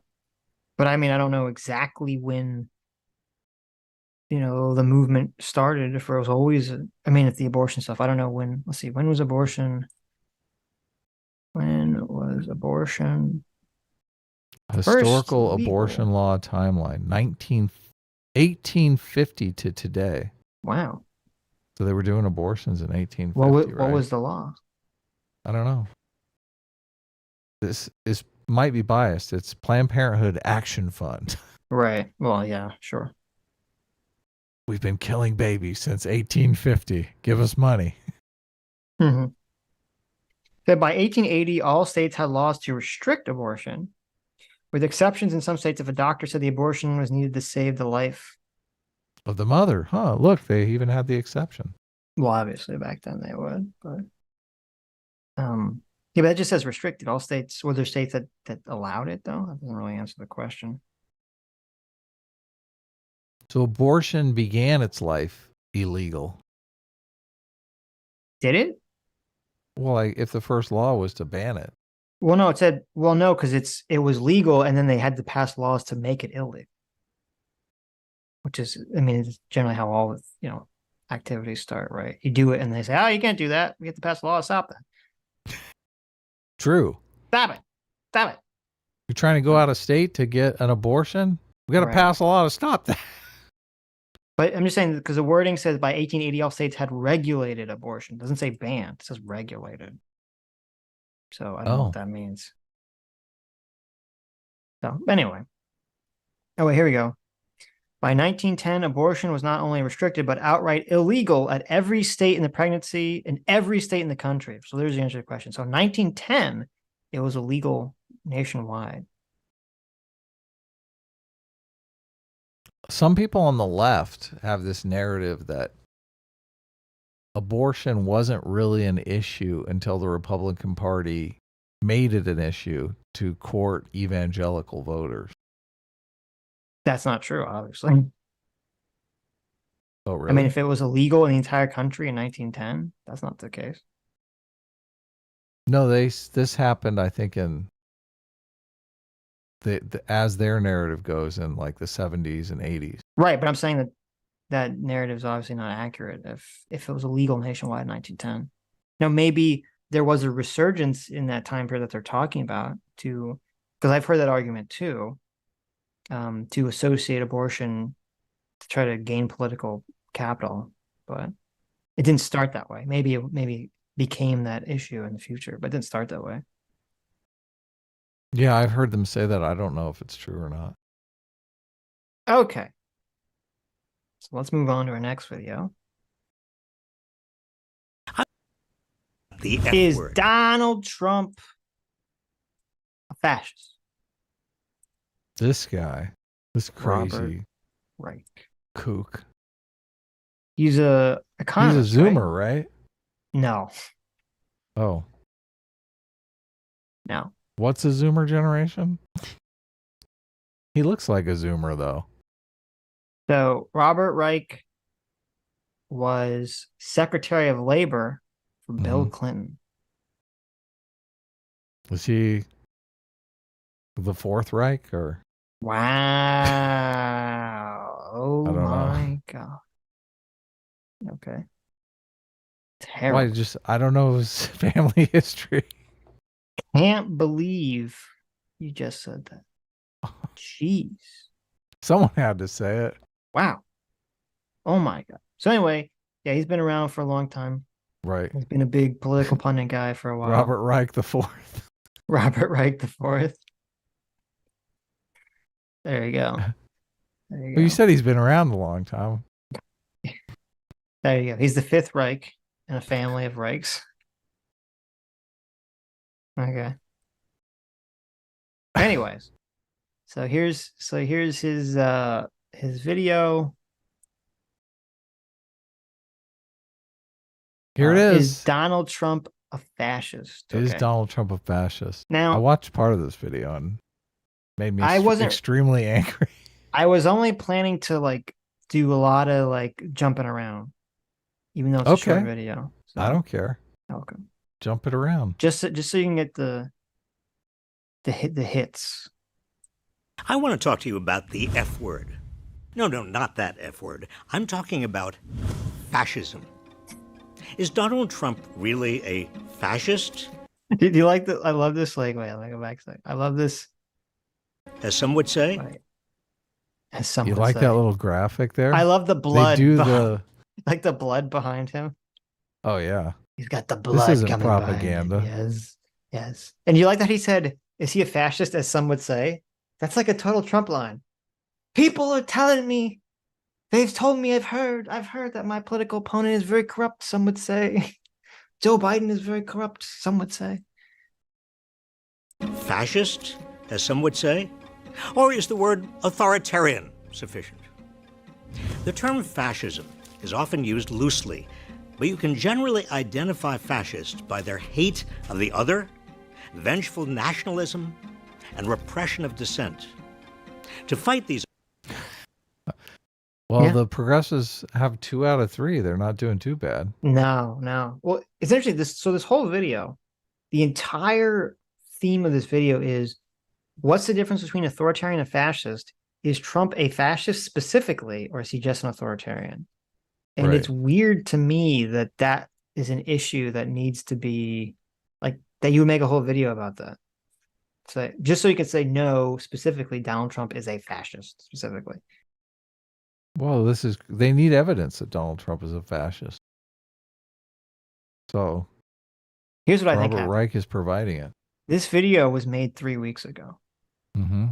Robert Reich obviously saw our conversation with Sam Cedar. Right. And was like, I need to give Sam Cedar to call Donald Trump a fascist. Everyone is calling Donald Trump a fascist, so No, he saw the video, Adam. he could have, definitely. Yeah, no. Obviously, Robert Reich watches our channel religiously. Well, so. no, he watches Sam Cedar religiously. Oh, yeah. True. He did call us Adam and Stitch. That's right. Listen, Sam Cedar picked up the phone. He said, "Listen, Robert, I need you to make a video on how Trump is a fascist." Okay. I'm sorry. I'm just joking. Sam Cedar did not do that. The deep state called up Robert. Hillary Clinton called up Robert and said, "Listen, you used to work for my husband. I need you to make a video on how Trump is a fascist." Okay. All of this is just about smearing the opposition. Of course. Nobody cares about fascism or authoritarianism. They don't care. Here, let's go through the things again. Okay. But you can generally identify fascists 3 by their things. hate of the other. Hate of the other. Yeah. Now, How do you define other? progressives hate conservatives? I think they do. Can we watch 5 minutes of Vosh and hear him calling the others demons in human flesh? Calls them White Walkers, literally. Right. Check. Okay. So progressives are fascists by this definition here. I'm actually kind of shocked they're not calling Trump voters White Walkers. That's like the perfect derogatory term. The White Walkers. Yeah. Look at all these White Walkers. Sam Turley and the White Walkers. Okay. 1, hate. Vengeful nationalism. Vengeful nationalism. That they don't have that. Obviously. They hate America. Yes. Progressives don't. Anti-nationalism. Yeah. They hate nationalism. Right. Yeah. So they're clear here. And repression of dissent. Repression of dissent. Anyone hear of something called cancel culture? Yeah.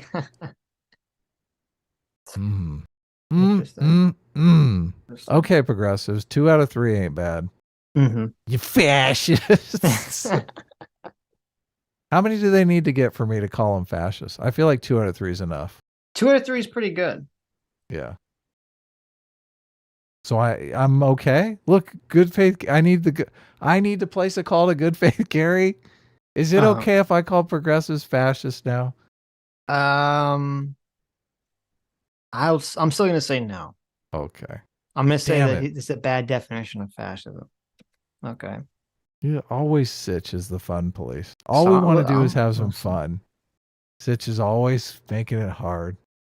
Okay. It's probably unfair. You're probably right. This is like the when they made the authoritarian scale, but it was like specifically the fascist scale. So it only applied to right wingers. Yeah, of course. Was it did Adorno do the F scale? Who did the F scale? F scale. I thought it was the RWA scale. That's the right wing authoritarianism. Yeah, but it's based off of the F scale. Oh, okay. Interesting. Okay, so Adorno did the F scale. It's actually funny. When I was trying to look for videos to watch this week, there's a Wisecrack video that's all about Adorno. And it's interesting because even the Wisecrack guy acknowledges that Adorno was basically an insane person that saw fascists everywhere and at all times, but he doesn't really denounce it.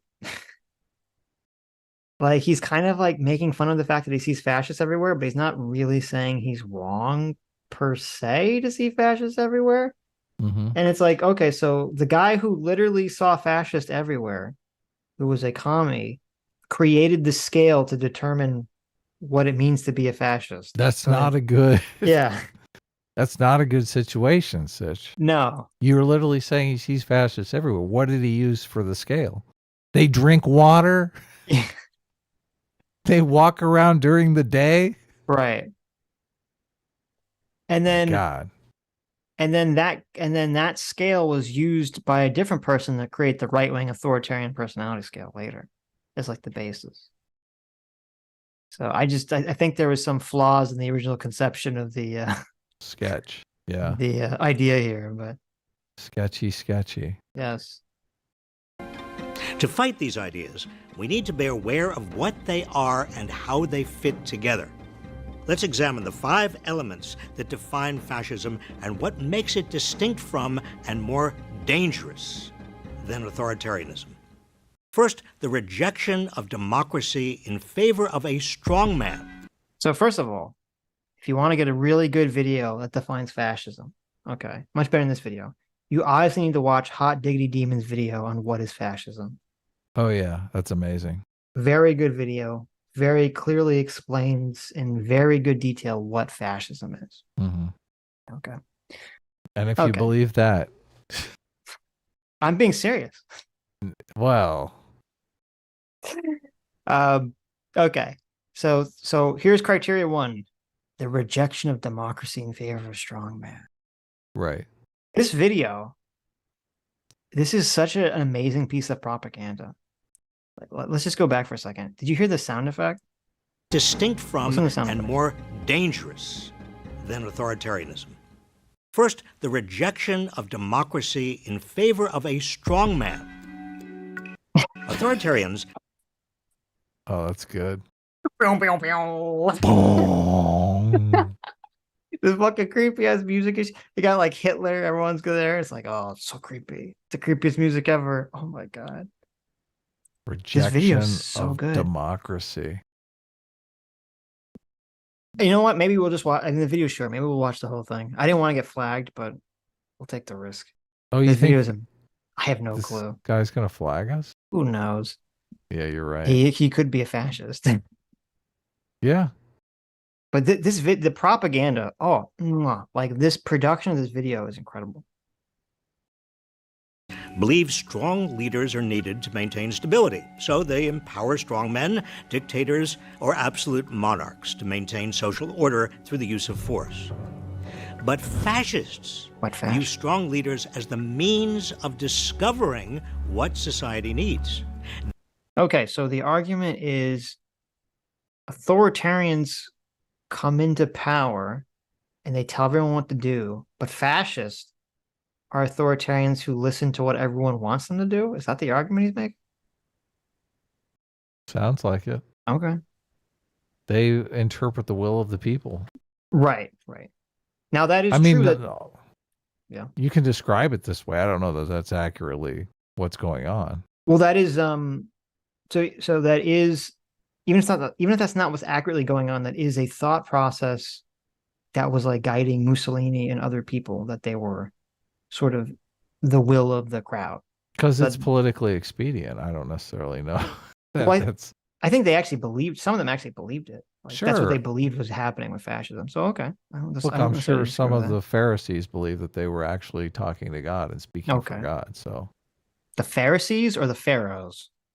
Yeah, both. Okay. I don't know if the Pharisees thought they were talking to God. They regard the leader as the embodiment of society, the voice of the people. I am your voice. Uh-oh. I like that. There you go. Donald Trump's a fascist. This is why this video is a little annoying. Just a little bit? Well, because literally, yeah, this is the design of democracy. We call them representatives for a reason, right? They are What are they representing, Sitch? The people, the voice of the people. Right, the voice of the people who elected them. Yeah. Oh, but that's fascism. I've been told. Evidently.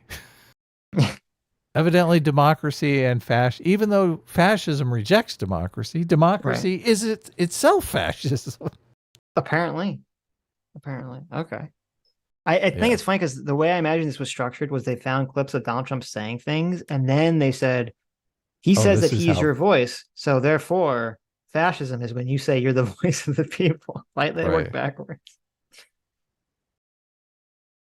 Well, Donald Trump could be saying this because he believes in democracy. Sure. Or because he's a fascist. I alone can fix it. Uh-oh. Fascist. Second, stoking rage against cultural elites. Oh. No one on the left has ever done that, ever. Yeah. You know those white supremacy, conspiracy, cultural elites? The evil white supremacists that control all culture? Is that now a fascistic, philosophy? Yeah. Okay. Excellent point. Right. Now, to be clear, I do think you can make an argument about this is why I hate this video. There is truth to the idea, like all these ideas, and it's kind of summon the spirit of Dev here, of Short Fat Taku. Like, you can take anything and it's like not anything. Most things are fine in moderation, and then you take them to the extreme, and that's when everything gets fucked, right? So like a healthy skepticism of the elites is good, but a complete dismissal of the elites, so much so that the only thing that you think will create a better society is to basically invest all your power in one person, that's not a good thing. Right. So. Yeah, no, you got to decentralize Authoritarian movements cannot succeed without at least some buy-in from establishment elites. While fascist movements often seek to co-opt the establishment, they largely depend on fueling resentment and anger against presumed cultural elites. This is the difference between authoritarianism and fascism? I mean, this just sounds made up to me. I know. It sounds completely made up. I mean, this is any group of people that sees power are going to need a base of power of elites and institutions to manifest that power throughout the population. Right. And if you're an authoritarian dictator, let's say you're not fascist, say you're a communist, right? You're going to come and say, oh, all those ones that are in power, they're all dirty capitalists. We need to overthrow them all. Like, this is just a means of any type of revolution. You come in and you say, oh, all the elites in charge are corrupt. Right. Yeah. Make me an elite. I won't be corrupt. I promise. Scout's honor. Swear to God. Right. I'm incorruptible. Yeah, exactly. For supposedly displacing regular people, fascists rile up their followers to seek revenge on the elites. The out-of-touch media elites, the political elites, but the elites from the elites who led us from one financial and foreign policy disaster to another. They create. So this is what's annoying too, because it's just like the only reason that the framing right now is that the right is against elites and the left isn't is because the perception is that the left controls the culture, when it wasn't that long ago that the perception was opposite, and it was, oh, all the elites are evil, right wing. I mean, even under George W. Bush, do you remember the perception was all like, oh, the elites are all these evil Yale neocon Republicans that control everything. The military, the right-wing military industrial complex controls the, all the elites. That was the narrative, growing up for me. Big pharma, big business, all Right. corporate, Wall Street, all right wing. Right. And so when I grew up under George W. Bush, I didn't realize the left was advocating for fascism the whole time. But They were. You just didn't know. I mean, and it's just annoying because obviously, since this is so over the top, it's like it's twofold. Because again, I think you can make a strong point, as I've made, that I think Trump doesn't have a principle of ideology. I don't think Trump has principles. So I do think you can say that he is totalitarian from the perspective of he'll just do whatever he wants. But this is like ridiculous, number one. Like the framing of this is ridiculous, and it's going to basically, it's kind of like crying wolf, essentially, the way I see it. Like, it's just so overblown, so over the top. Like, I don't think Trump, wants to be the fascistic dictator for life. I hope. Mass parties and demand participation. They encourage violence. You know what they used to do to guys like that when they were in a place like this? They'd be carried out on a stretcher, folks. Like to punch him in the face, I'll tell you. Knock the crap out of him, would you? And we fight. We fight like hell. Third, nationalism based on superior race and historic bloodlines. Why? How are they going to get Trump on this one? Okay, so how are they going to get? Well, what do you mean? You know how? Oh no, Charlottesville. No. Oh, they don't go to Charlottesville clips? I don't. This isn't praise neo-Nazis? Maybe. Fine people? I remember them doing one thing. Authoritarians see nationalism as a means of asserting the power of the state. For fascists, the state embodies what is considered a superior group based on race, religion, and historic bloodlines. To fascists, the state is a means of asserting that superiority. When Mexico sends its people... Okay. They always pivot to this as if this is the most racist thing ever uttered in politics. I know, which it, okay. He's saying Mexico is dumping their rapists and murderers on us. Right. Guess what? America is rapists and murderers too. Sure. I think we should send them off to Russia. Right. But if the big charge of racism is that he said they're not sending their best people, they're sending their shitty people. Right. That's the big charge of racism. That's not very persuasive to me. Everybody on the left who talks about this clip says Donald Trump said all Mexicans are rapists and murderers. Right. That's the way. That is what they hear. They think that's exactly what Trump is saying. Well, okay, you can make an argument to say, well, it's racist because he's implying that all Mexicans that come to America are rapists and murderers, right? Because he's saying they're not sending their best; they're sending people with lots of problems. Oh yeah, that's fair. That's totally fair. So you could frame it that way, right? Yeah. They're not sending their best. They're not sending you. They're not sending you. Fascists worry about disloyalty and replacement by groups that don't share the same race or bloodlines. Well, it's when the left has been basically doing backflips and cartwheels about demographic change, saying that the Republicans are going to lose. I mean, kind of setting yourself up for that one, Robert, right? Are you not? Oh, yeah. I think any Jewish people that vote for a Democrat I think it shows either a total lack of knowledge or great disloyalty. Oh, that was a bad comment. I agree with that one. That was a bad comment. Good. Like, just because you're Jewish, you should give a shit about Israel? I mean, obviously it affects you more than it affects me. I have no idea. So I don't care. I wouldn't vote for someone. I would never vote for an American candidate and say, like, listen, I disagree with their positions, but I like their position on Israel. Like, I care so much more about America. I don't really give a shit about Israel. yeah, Just because people have some shared religion, supposedly, they're supposed to, change how I vote.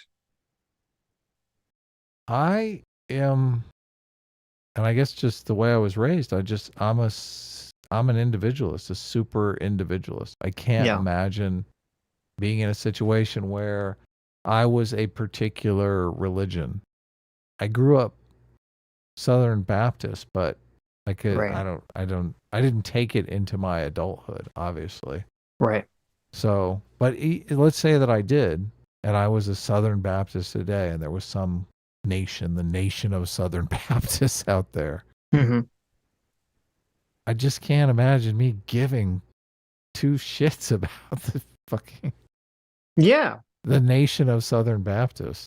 Well, I mean, I'm the same way because I'm a very obviously very highly individualistic in my thinking. So yeah, that's the key right there. And it's always so funny because, like, whenever I make some comment about immigration or something, it's always like these people are like, "But what about Israel, Sitch?" And I'm like, I don't give a fuck about Israel. I don't know why. Like, why you think I'm going to defend Israel? That's a position. I don't care. Well, that shows they are more motivated by some sort of tribal thinking. Yeah. So they just assume other people are motivated. Right. I'm like, by that. I don't give a fuck about Israel. What they're saying is, I care about my tribe. Right. You have a tribe. Yeah. It's not American, tribe. apparently. It's Israeli. Yeah. Right. It's funny because when I went to Israel, I was like walking around, I'm like, I could never live here. It's like literally my thought process. I was like, I'm like not a big fan of the culture, kind of the culture. I prefer American culture. Sorry. Prefer American culture. See, I guess I do have that feeling about America. Yeah. Like if Americans are elsewhere in the world being kidnapped or subjugated, I mean, I care about that. Sure. Obviously. Yeah. Yeah, I mean, listen, I wouldn't want Israel to be like fucking destroyed, obviously. Like, I don't want Jews to be killed like the rest of the world. I'm just saying, if you're talking about like in terms of specific, immigration policies or other policies that are enacted, like what? Like, I'm not going to. I wouldn't be like, well, I disagree with Donald Trump on everything, but I like his strong stance on Israel. Like so I'm going to vote for him. Like, to me, that's insane. Single issue voters. Yeah.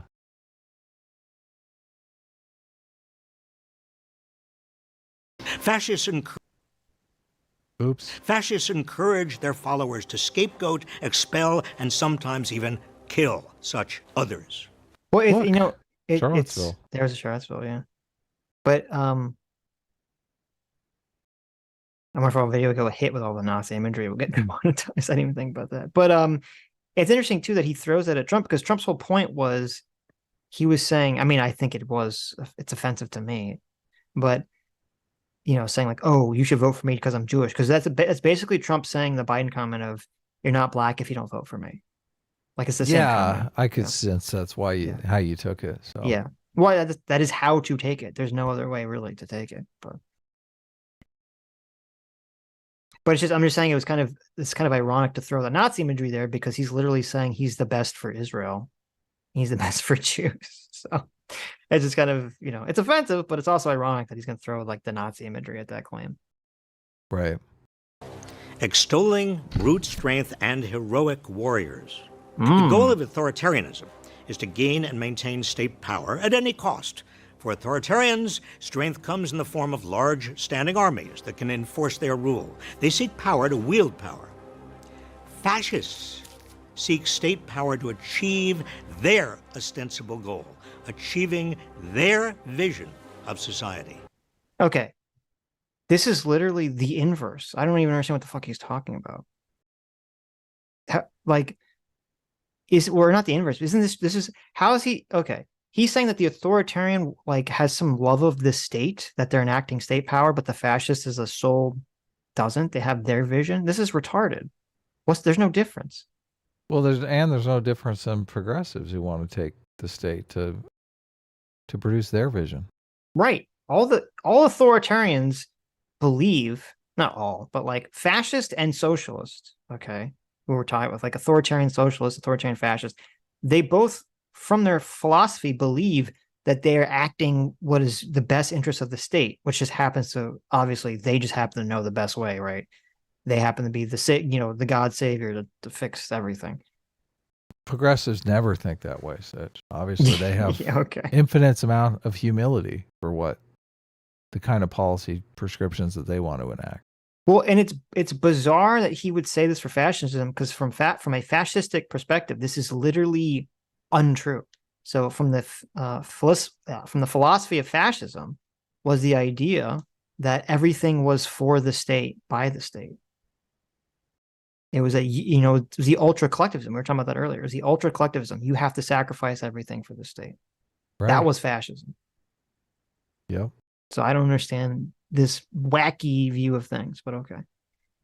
Actually, I do understand it. It's because Donald Trump very, very clearly does not seem, he definitely seems to be individually motivated, right? Yeah. So maybe that's why they're working backwards. They're like, listen, we can't convince an audience that Donald Trump is working for like subservient to the state. So, all of these terms are contested. So, right. All of this is just, it's okay to call Donald Trump a fascist. Here's some quotes from history and some nice graphics. Sure. Go ahead, call him all day long.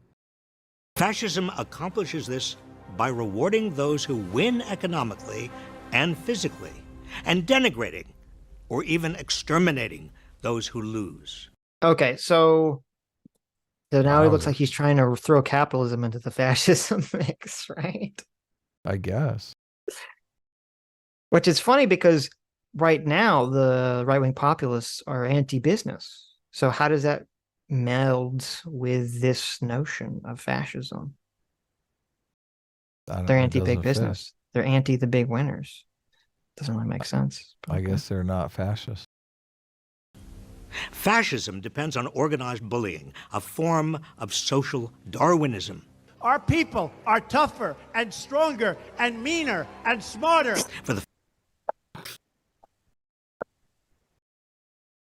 This guy is just TDS off the charts. No, it's funny too, because if you say fascism requires organized bullying, right? Social organized bullying. Where is that occurring? Where is that social organized bullying occurring? I don't know. You tell me. Twitter? Is that what you're talking about? I don't know. Seems to be that's a big part of cancel culture, isn't it? The social organized bullying of culture institutions. I always feel like I'm being bullied by a bunch of commies. Right. They're not fascists. Just war and violence are means of strengthening society by culling the weak. I love this clip. This clip is so funny. I just love that he's like, the fascists want to cull the weak, and they have that clip of Trump doing the hands. Doing the seizure thing. Or he was making fun of that guy. I forget that guy. Which, I mean, obviously Trump shouldn't have done that. It's pretty fucked up. But like, to say that's... I mean, this is comedy gold. What are you talking about? It is funny. I love this clip. It's fucked up, obviously, to make fun of someone's disabilities. But to say that because Trump is making fun of someone's disabilities, he's for murdering him. He's for like purging them from society. Yeah.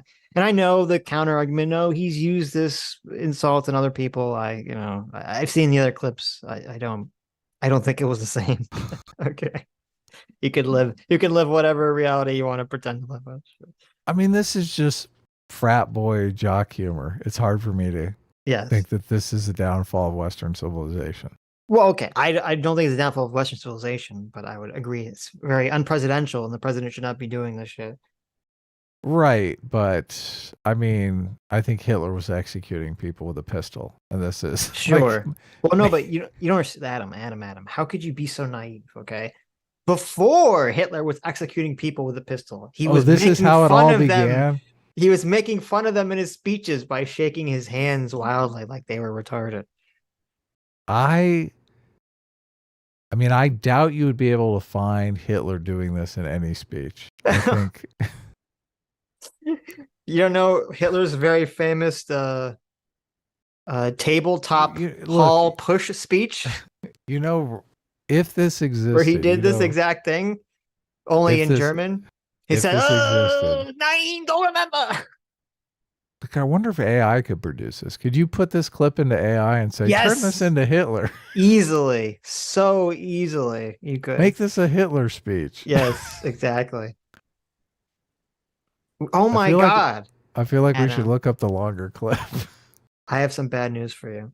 Does it exist already? Someone's already done it? I have some bad news. You need to redraw an entire page of Supervillains Anonymous. That's not going to happen. When Hitler robot is destroyed, he needs to spaz out and do this motion with his hand.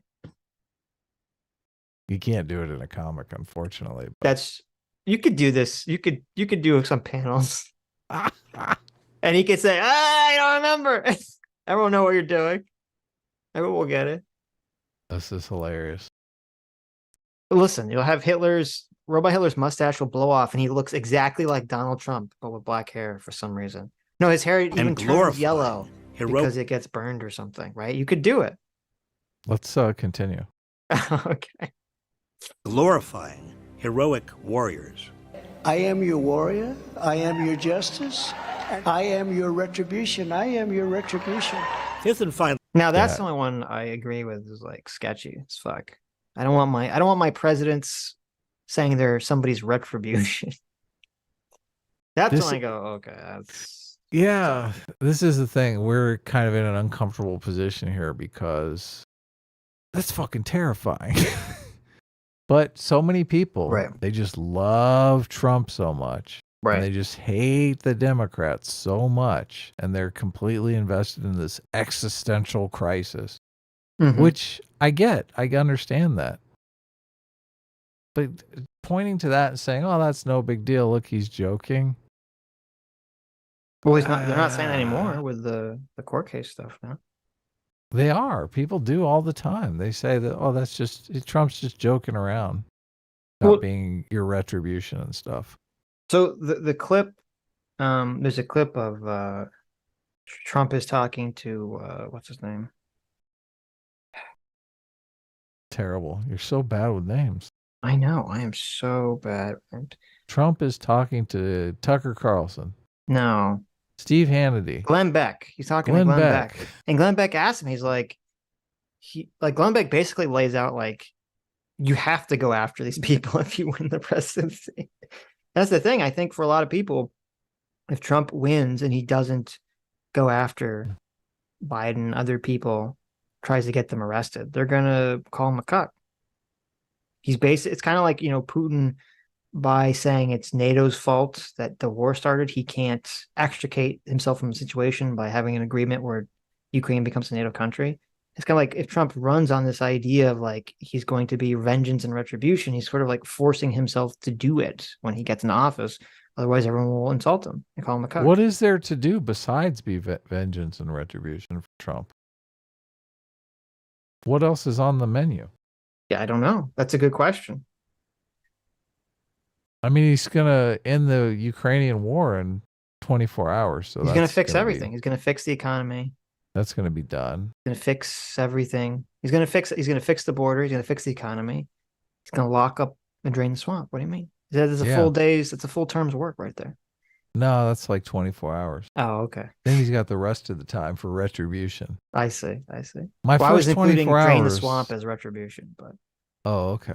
I guess that's true. You could have some retribution going on in there. Right.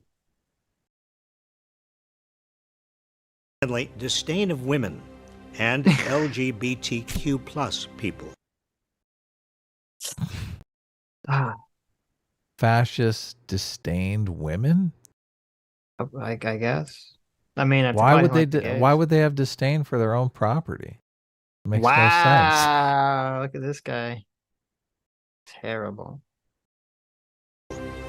Look, I think they imposes might have a little bit hierarchies. of a point on that. Well, Adam's like, you know what? He could be right about that. I can feel my inner fascist rearing its head. Okay. No, I just look. I think fascists don't have a lot of respect for women, right? Mm-hmm. Did the fascists have a lot of respect for women? That I don't think unaware fascists of? had a lot of respect for anything outside of whatever their fascistic values were. Right. Okay. So. It's about order. Fascism's idea of order is organized around a particular hierarchy of male dominance. The fascist heroic warrior is male. Women are relegated to subservient roles. In fascism, anything that challenges... Adam is like based. I'm not. Look, obviously, I think it's horrible. Yeah. I mean, women should at least have some rights. Traditional heroic male roles of protector, provider, and controller of the family is considered a threat to the social order. Fascism seeks to eliminate homosexuals, non-binary, transgender, and queer people because they... Look at that. They took a bunch of Jews and they put the pink triangle on them. Well, I'm assuming those were actually people with triangles. They just colored the pink. I hope. Oh, really? I'm assuming. Well, let's find out. See if we can tell to the from the social picture. order. Fascism seeks to eliminate homosexual... I can't tell from the picture. I would hope they didn't do that because that'd be really fucked up.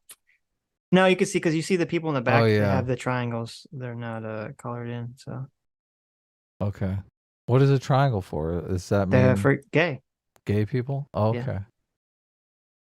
non-binary, transgender, and queer people because they are thought to challenge or weaken the heroic male warrior.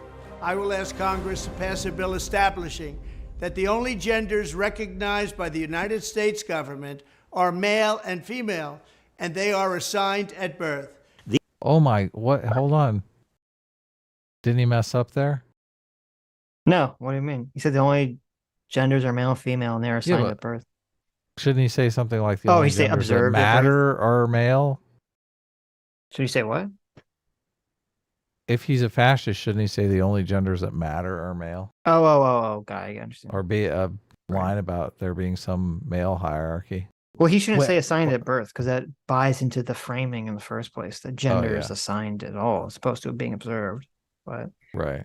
no, but so like, but this video is like insane because so even for people that I think have concerns about Trump, so it's like all this Nazi imagery. It's like all Nazi imagery, Donald Trump speech, Nazi imagery, Donald Trump speech, Nazi imagery, Donald Trump speech. Like, Yeah, no. Hitting Like- us over the head hard with the Donald Trump as a Nazi stick. like, look, here's a picture of gay people in the Holocaust in a concentration camp, walking in a line to be gassed to death. Now here's Donald Trump saying there's only two genders. Like, Yeah. come on, really? Like, let's try to keep perspective here. Look, I'm convinced now there is going to be a civil war. I don't see Yeah. I don't see any way out, really. Yeah, see, it's funny because I was like, this is going to be the worst Sunday for you, Adam, because I'm going to just reaffirm what you read from that book. True. Yes.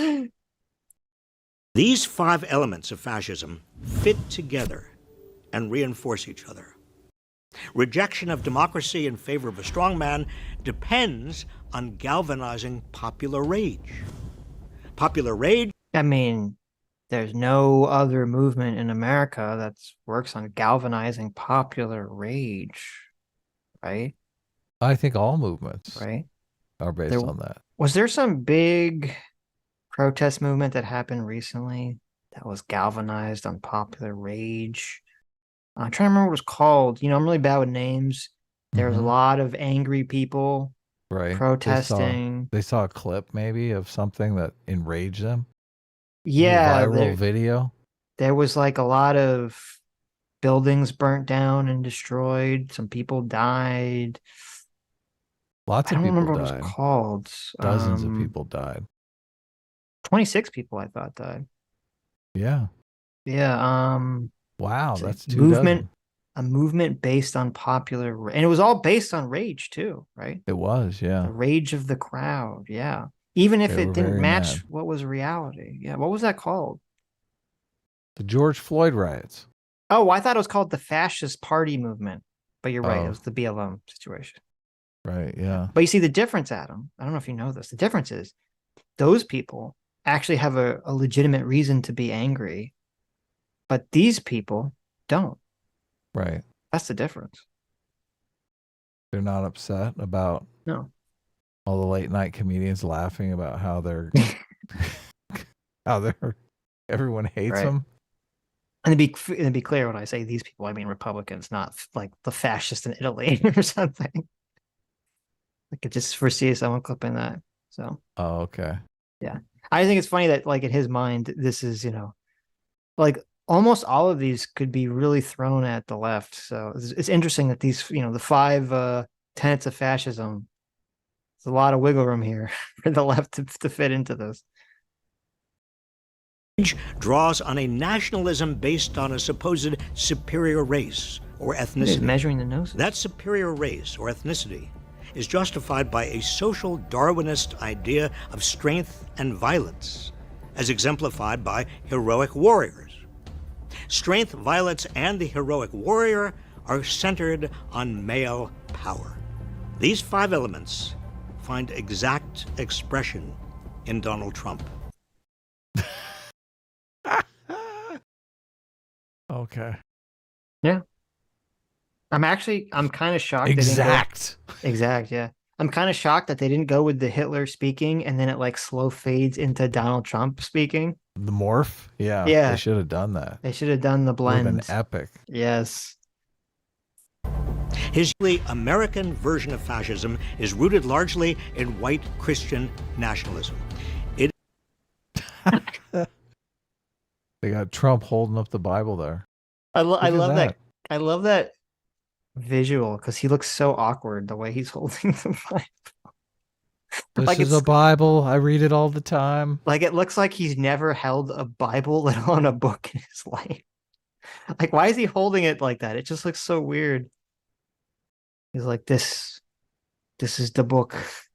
Out, you demons. It is the direction that most of the Republican Party is now heading in. It's not enough to call Trump. Oh, so to be clear, okay, so he didn't just say Trump is this. He said this is the direction the entire Republican Party is heading in this direction. Okay. And those promoting his ideas, authoritarians, when what they are really advocating is something far worse. Fascism. Robert Reich is a piece of shit. Dramatic. So there we go. We got Donald Trump's leading us into fascism, and then we have the Democrats are leading us into nuclear holocaust. So, choose your team. Choose your side. These are pretty high stakes. Yep. You get to choose between nuclear annihilation or fascism. Right. Right. Okay. So we have 2 more videos. I'll watch Vivek, your best friend in the world.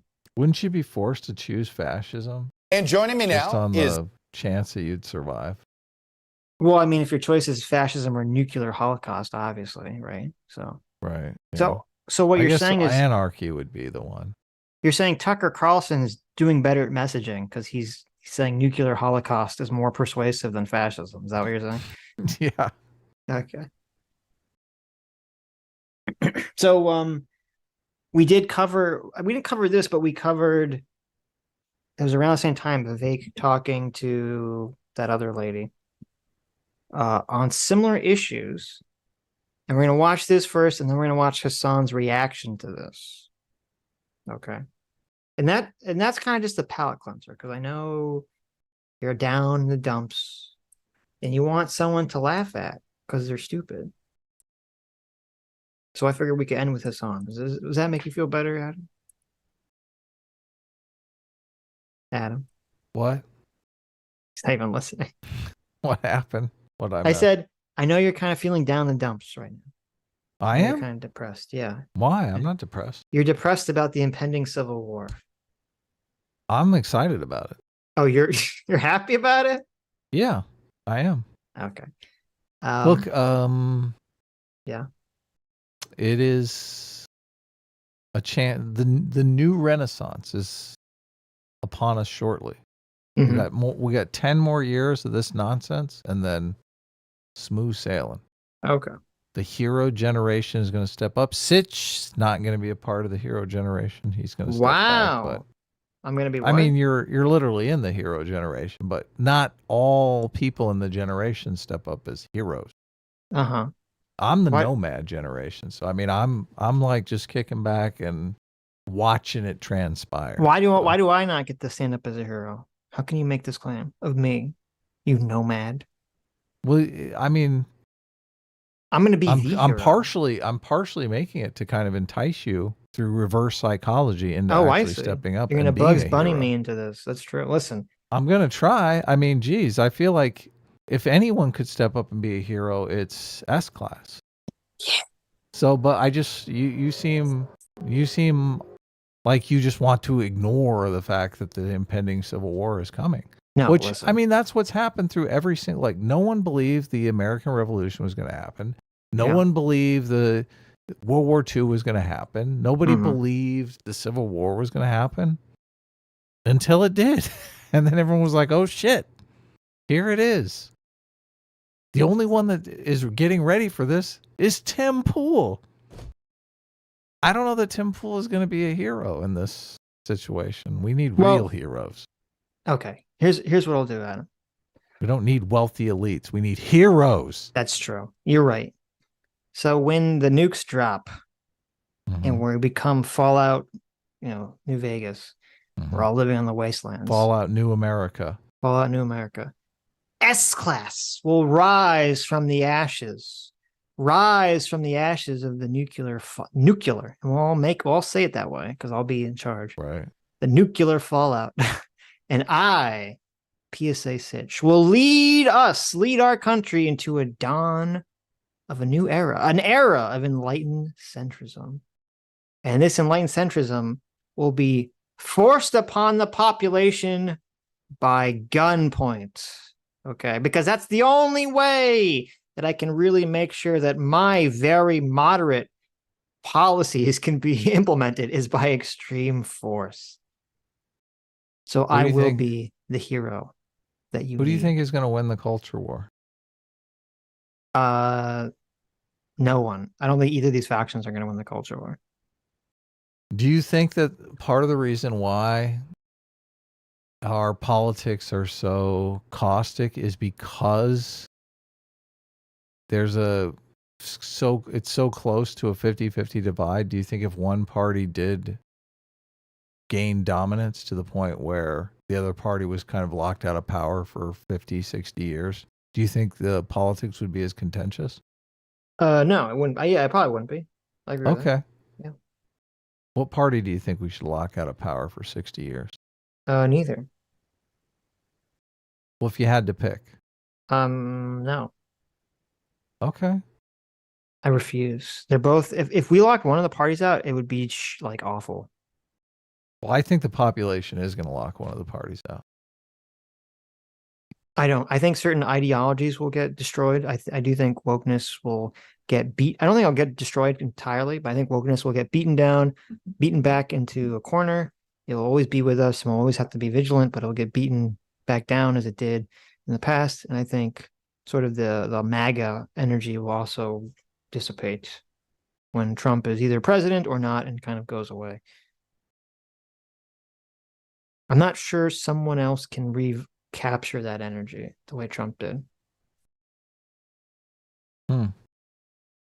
I think a resolution to all this is on the horizon. I don't know how it's going to play out, but I'm keeping my eyes open. So you and I will still be friends. We're going to be friends when we're 80.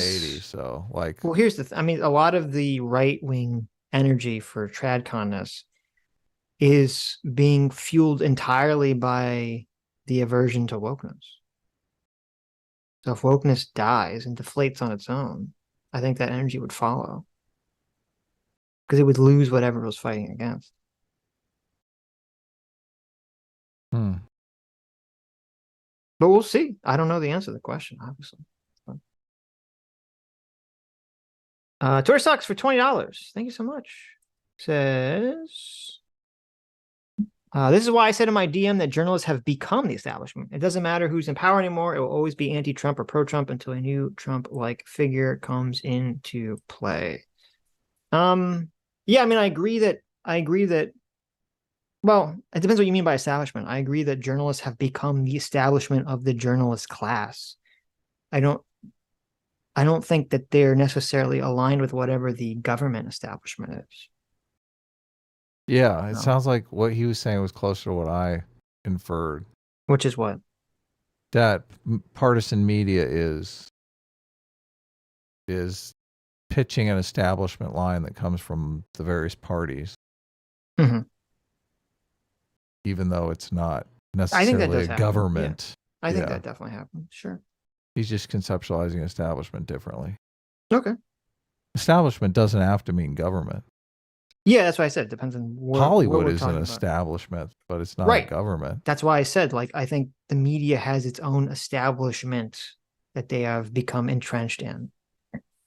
Right. But I don't know if I wouldn't necessarily tie it together with like the government establishment of the government or something. Totally agree. Yeah. Gavatron for $28. Thanks so much. Says teachers are predominantly on the left due to teacher accreditation institutions. They all skew left and are indoctrination mills. I mean, I think that's definitely part of it. So I think the way that these processes work is that you have moral intuitions shunt people into specific professions. And as those professions become more and more filled up with one view, it's easier for the extremists of that view to like grab a hold of that institution and start pulling it in that direction. Of course. And I think that's what happened with teaching. I think that's what happened with the ADL. I think that's what happened with a lot of these institutions, is that they just become basically filled up with one political side, and it allowed the extremists to grab it and pull it. And there wasn't really any pushback because they're all on one side, and no one wanted to be called racist or sexist or whatever. So look, if you're in a school and your principal emails out this Robert Reich video to the entire staff, why would you hire a conservative teacher? Right. Oh my God, they're all fascists. Yes. It just makes perfect sense, right? Yep. Brian for $50. Thank you, Brian. Says, Sitch, does a state have the right to prosecute someone for conspiracy to kill a 20-year-old in another state? If a state grants personhood to a fetus, why would you strip them of the right to prosecute conspiracy to kill that person? Well, so it depends, because if someone was going to plan to kill someone in a different state, okay, and it's illegal to kill that person in that state, and it's illegal to kill this person in your state, then yes. But if, say, like, for example, let's say that in one state they say assisted suicide is legal. Okay, so it's legal to do assisted suicide if you're terminally ill in New Mexico, right? So someone drives their grandfather from Texas to New Mexico, who's dying horribly and slowly and painfully, and has them, assisted suicide. I don't think it makes any sense for Texas to be able to say, oh, well, you conspired to kill your own grandfather, so we're going to get you, right? I don't think that makes any sense at all. So no, I don't agree with that. They don't have the right to prosecute that person. Right. Cameraman 502 for $20. Thank you. Says conspiracy is an agreement to commit an illegal act by two people and take an action to furtherance thereof. In this case, replace abortion with taking your child to a prostitute in a country where it's legal. Still conspiracy. Well, that's an interesting question.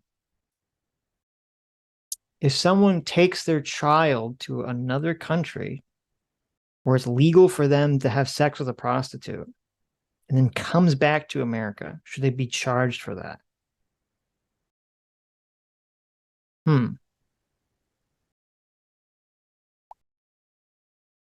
What do you think? I'm inclined to say no. I think that's even crazier because someone to go into another country, like if someone goes to the Netherlands or wherever to go do drugs and then comes back to America, should America be able to like, well, you had to conspire to do drugs in another country? Like that doesn't make any sense to me. That's crazy. Like that is so anti your rights as an individual, it seems like. Yeah.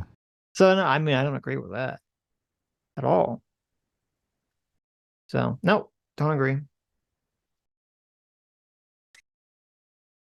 Lucy Lemonbug, thank you for the 5 gifted memberships. Adam's first black friend for $20. Thank you. Look at that. That's your first black friend. Rich, says if a state, I like it. Look at that. If a state made it illegal to conspire to import guns legally purchased to another state, would you object?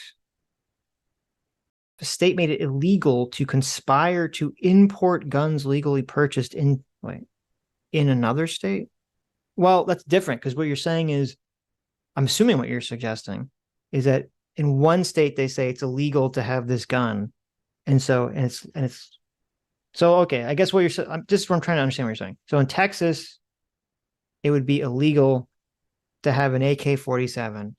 In New Mexico, it's legal to have an AK-47, and so you conspire to import AK-47s from New Mexico to Texas, but that would still be illegal because you're still bringing the gun to Texas, right? You're still bringing the object that's illegal to Texas.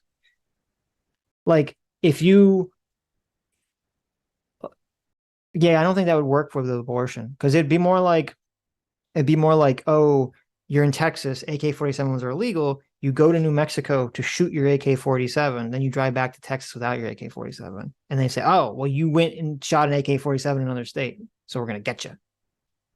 That doesn't make any that wouldn't make any sense.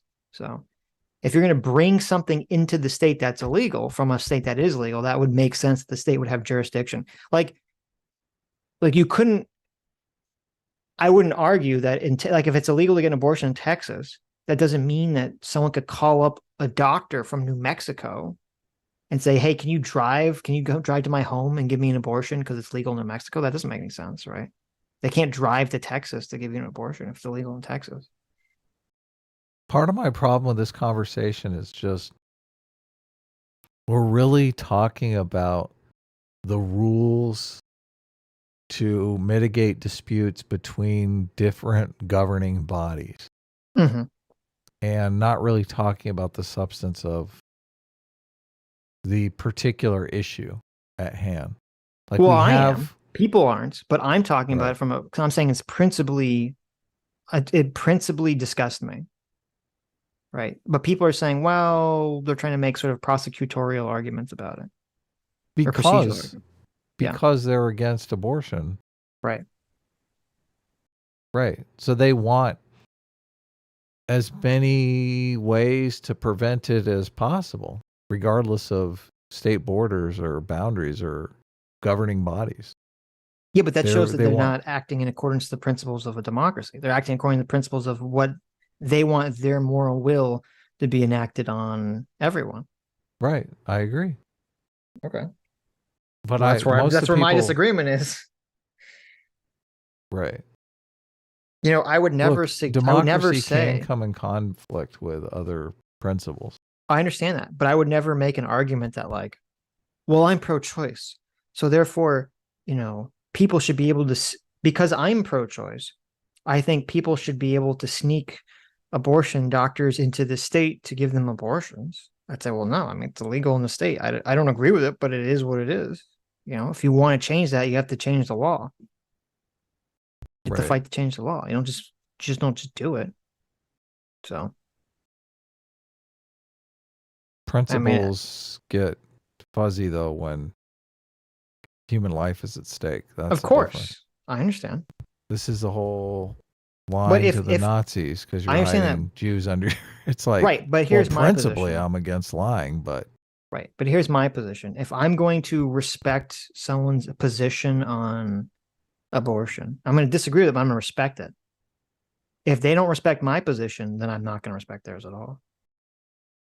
Okay. If I'm going to give you any respect for your position, then you have to give me respect, so that if there's some legal disagreement, we have to respect each other's positions. Because if you don't, then we get into the position where I say, "Oh, well, go fuck yourself." I'm not going to give you one-sided respect. that's you're a just good going to take standard. advantage of it. I like that.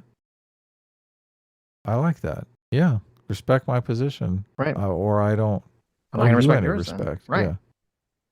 You know, if you don't respect the sort of the process of law in the way that this would make sense, because I can't imagine I don't know, we'll see. It's hard for me to envision how it would be legal for a state to enact this.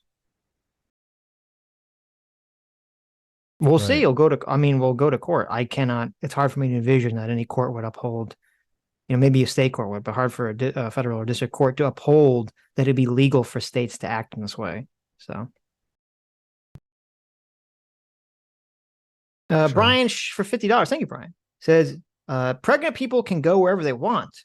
The law states that they have the right. Not true. Why did you leave that out? Because I was leaving out the incendiary part, so I could try to read it in a more neutral stance without becoming immediately defensive. But thank you for pointing that out. I gotcha. Not true. Yeah, not true. See, because that makes me want to say, "Well, fuck you," right? So that's why I left it out. But okay, well, it's good to know. Look, I won't say the incendiary part again. Pregnant people can go wherever they want. The law states that they have the right to charge conspiracy. The only way to make the charge stick is with evidence beyond a reasonable doubt. It's not crazy law that can be applied to everyone. Okay, well, I'm not really sure I understand what your point is. It is. Do you think? Okay, I don't know if you thought I meant that like literally anyone that leaves the state would be charged with a conspiracy to commit an abortion. That's not what I was suggesting. That's not my problem with the law. My problem with the law is that if you want to get an abortion and it's illegal in your state and you go to another state, do you just have to fucking eat that? That's the way it is. You don't get to say, well, I'm going to make it so you can't leave your own state. You don't have a right. Because imagine this, like they're saying you don't have a right to travel. You don't have a right to travel to go to another state, to do some legal action in another state. At that point. Right. That's the argument. Well, you do have a right to do it. Just when you come home, you're going to be arrested. Well, okay. We're getting into a semantics argument if you say you have the right to do something, but doing the thing gets you arrested, because then you don't really have the right to do it, do you? Well, you have a right to do it if you're going to stay in that state. Yeah, if you're staying in that state for the rest of your life. Yeah, sure. So, yeah, there's got to be a better way to resolve this conflict in society. This is why I think the Civil War metaphor has some merit, is because the whole reason the Civil War happened was because no one could resolve the slavery issue. Mm-hmm. And the resolution of that issue was resolved through a war. Right. It would be kind of crazy if we resolved the abortion issue through a civil war. But I don't think, considering like the majority of people, whenever they're polled, seem to be on the side of pro-choice with restrictions, like even in the South, right? Like, I don't know, where's the line? Like, and also there's not a clear delineation between North and South. So I don't even know how would a physical civil war even erupt? Like, that just seems, about abortion, I'm saying, would be inconceivable to me. But they said the same thing about slavery and the yeah, but I'm saying from a logistical civil war. Right, but from a logistical perspective, okay, right, you have all of one side is in one geographical location and all the other sides on another geographical location, right? So it kind of makes it easy to get into some kind of conflict. But with this cultural civil war, everyone's kind of all over the place. There are pockets of red and blue, obviously, but things are more spread out. And populations are more spread out on top of that. I get it. Yeah. Because even a lot of these red states, in a lot of these red states, people go, oh my God, these red states, like even Texas, it's like what, like 40% of the population is blue. So I don't know. I don't see how like the physical civil war could erupt the way it did back in those days. Right. It's going to be resolved by legally in elections. The parties, both parties are going to say, look, we're going to stop talking about abortion. And those of you who don't like the stance of abortion, just deal with it on your own. Right. I mean, we might get into some kind of weird situation where it's like whoever controls Congress federally, if they have enough control, they're just going to pass a law to make abortion legal in the entire country or make abortion illegal in the entire country.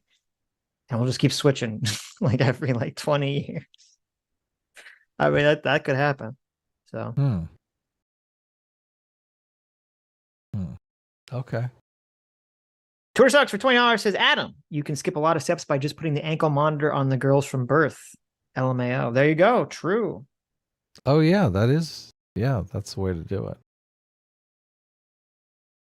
Keep them all locked up. Right. Put a perimeter detection system on the kitchen, right? Right. So a big alarm goes off if they leave the kitchen. Bradley Heaton for $20 says, if I take a minor with me to another country where it's legal to have sex with them, can I be arrested when I return to the States? So I would say you can't be arrested when you return to the States for doing a legal action in another state. But if you're that person's like guardian or something, that would probably be grounds to have you removed guardianship. Because the threat would be not the action, which you were legally allowed to do wherever you did it. The threat would be that there'd be continual action of what we deem as abuse in this state, or in this country, I should say. And so you would lose custody of the child, right? Assuming this was your child in your hypothetical. I swear, though, that there have been people who've been arrested for going to other states where the age of consent is lower. Why so wait, in America, because there are different ages of consent, of course, across the country. So if the age of consent in Texas is 16, and the age of consent in New Mexico is 18. Okay, right. So someone goes to Texas to have sex with a 16-year-old. Right. Someone drives to Texas, has sex with a 16-year-old, and then drives back to New Mexico. Should New Mexico get to arrest them? I would say no. That seems ridiculous. I swear I've heard of cases where this has happened, where they've gone after people for that. Like conspiracy to have sex with a minor. Yeah, exactly. I'm very curious, because that would actually be a good test scenario for something similar to this, like or at least a legal precedent. I don't know how to look this up. State charges. Just type in barely legal, and yeah. Yeah, barely legal. Look, the joke already hit. You're laughing. Yeah. You get it. I get it. I grew up in the 90s. I've seen those commercials. It's late at night at Comedy Central. Just type in barely legal Texas. These girls are barely legal. Oh my God. They just turned 18. You know what's funny?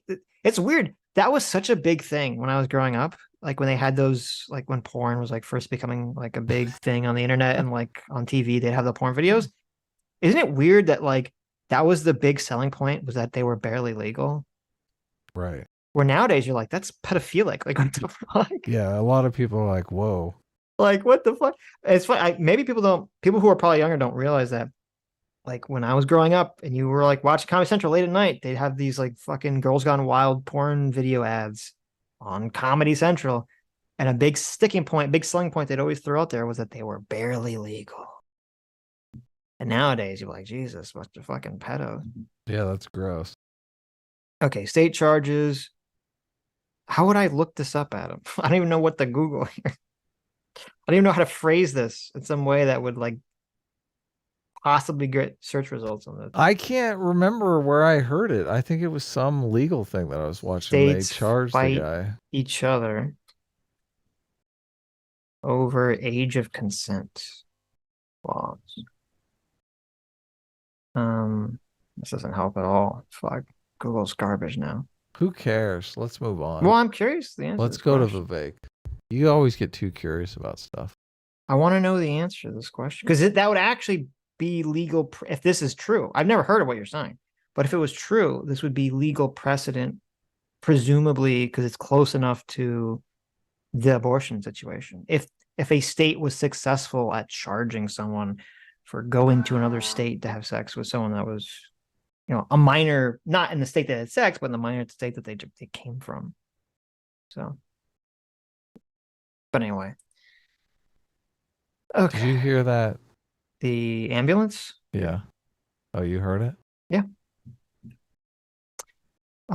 Twitter Sucks for $20 says leftists, quote, the Nazis weren't left-wing or socialists. This video, exclusively showing pictures of socialists and communists.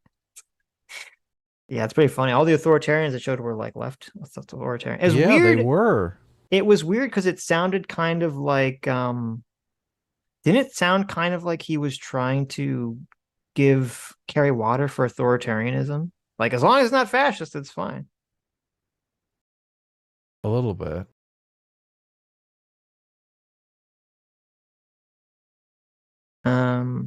Twitter Sucks. Twitter Sucks for $20 says, how dare you? I'm a fascist and I have a lot of respect for women as baby makers and house cleaners. Troll face. / S troll face. I get it. I do get it. Adam also. You can't really call yourself a feminist these days because that generally means man hater. Yes. Which obviously I'm not a man hater, so. But I disagree with all of these trad cons who won't, when pearly things wants to make it so women can't vote. I mean, why can't you just stop voting and shut up? Disenfranchising women doesn't strike me as a good idea or fair. So I make jokes about it, but obviously I think women are okay. Yeah. Women are okay. Should be part of the political process. A bold stance, Adam. Yeah. Okay. So this is Vivek on Meet the Press. We're going to watch this, and then we're going to watch Hassan reacting to this. So even though this was like from last week, Hassan just put out his reaction a couple days ago. I don't know why. But it's pretty wacky. Do you even know which channel is Hassan's real channel? I don't. This was on Hassan's real channel. How do you know it's Hassan's real channel? Because it's the one that says real channel. Okay. I know. Says Hassan real channel? It says Hassan Piker real channel #1. Okay. Does it say it in a vaguely racist and Asian accent? It does. It literally does. I didn't write it that way. Okay. Hassan did. I thought it was very offensive that he would do that. So how does it spell channel 1? The way you would think. Okay. Okay. Here we go. It's our favorite, that Indian guy. Oh, God.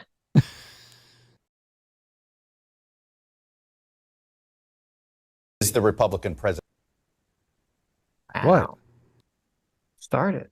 Is the Republican presidential candidate that was at the center of the debate, Vivek Ramaswamy. Mr. Ramaswamy, welcome back to Meet the Press. It's good to talk to you, Chad. Let me start with the tragedy. He just called him Chad. Isn't that Chuck Todd? That is Chuck Todd, yes. Good to talk to you, Chad. He did just do that, right? No, I think you're hallucinating. Let's hear it That was at again. the center of the debate, Vivek Ramaswamy. Mr. Ramaswamy, welcome back to Meet the Press. It's good to talk to you, Chad. Let me start. He said Chad. Oh, so you know what he did? He combined Chuck and Todd, and he said Chad. That's what he happened. did, didn't he? You're right. I never noticed that. That's funny. Chad. Chad. Yeah. There you go. You total chad. There you go. Oh, here you go. The Fourth Amendment has been interpreted. Are you still looking for the crossing state lines thing? I was. Why? Stop. Let it go. The Fourth Amendment has been interpreted to give people, American citizens, the right to travel between the states and the freedom to move from state to state. So Good. that would probably play into the whole this abortion law conversation. So. Right. But not to commit crimes. Well, yeah, that would be the argument. It's like, well, it's not about traveling; it's about traveling and then to commit the crime, right? It would definitely play into the Texas one because they're trying to make it illegal to drive on the roads to get to a different state. So that would definitely come into bounds of the Fourth Amendment. Well, aren't those private roads that are making it illegal to drive on? I thought they were. I'm not like sure. Some rancher has a road. I don't think so. It said it was in the article said it was a town road. Okay. So it seemed like it was a state road, or a county road or something. But let's see what Chad's first question is. Yes. Start with the tragedy that took place in Jacksonville. See, this is the problem with the time delay. Okay, because he's like, let me talk about a tragedy, and Vivek has a big smile on his face because of the time delay. Right. He hasn't heard the word tragedy yet. He hasn't heard the question yet. Yeah.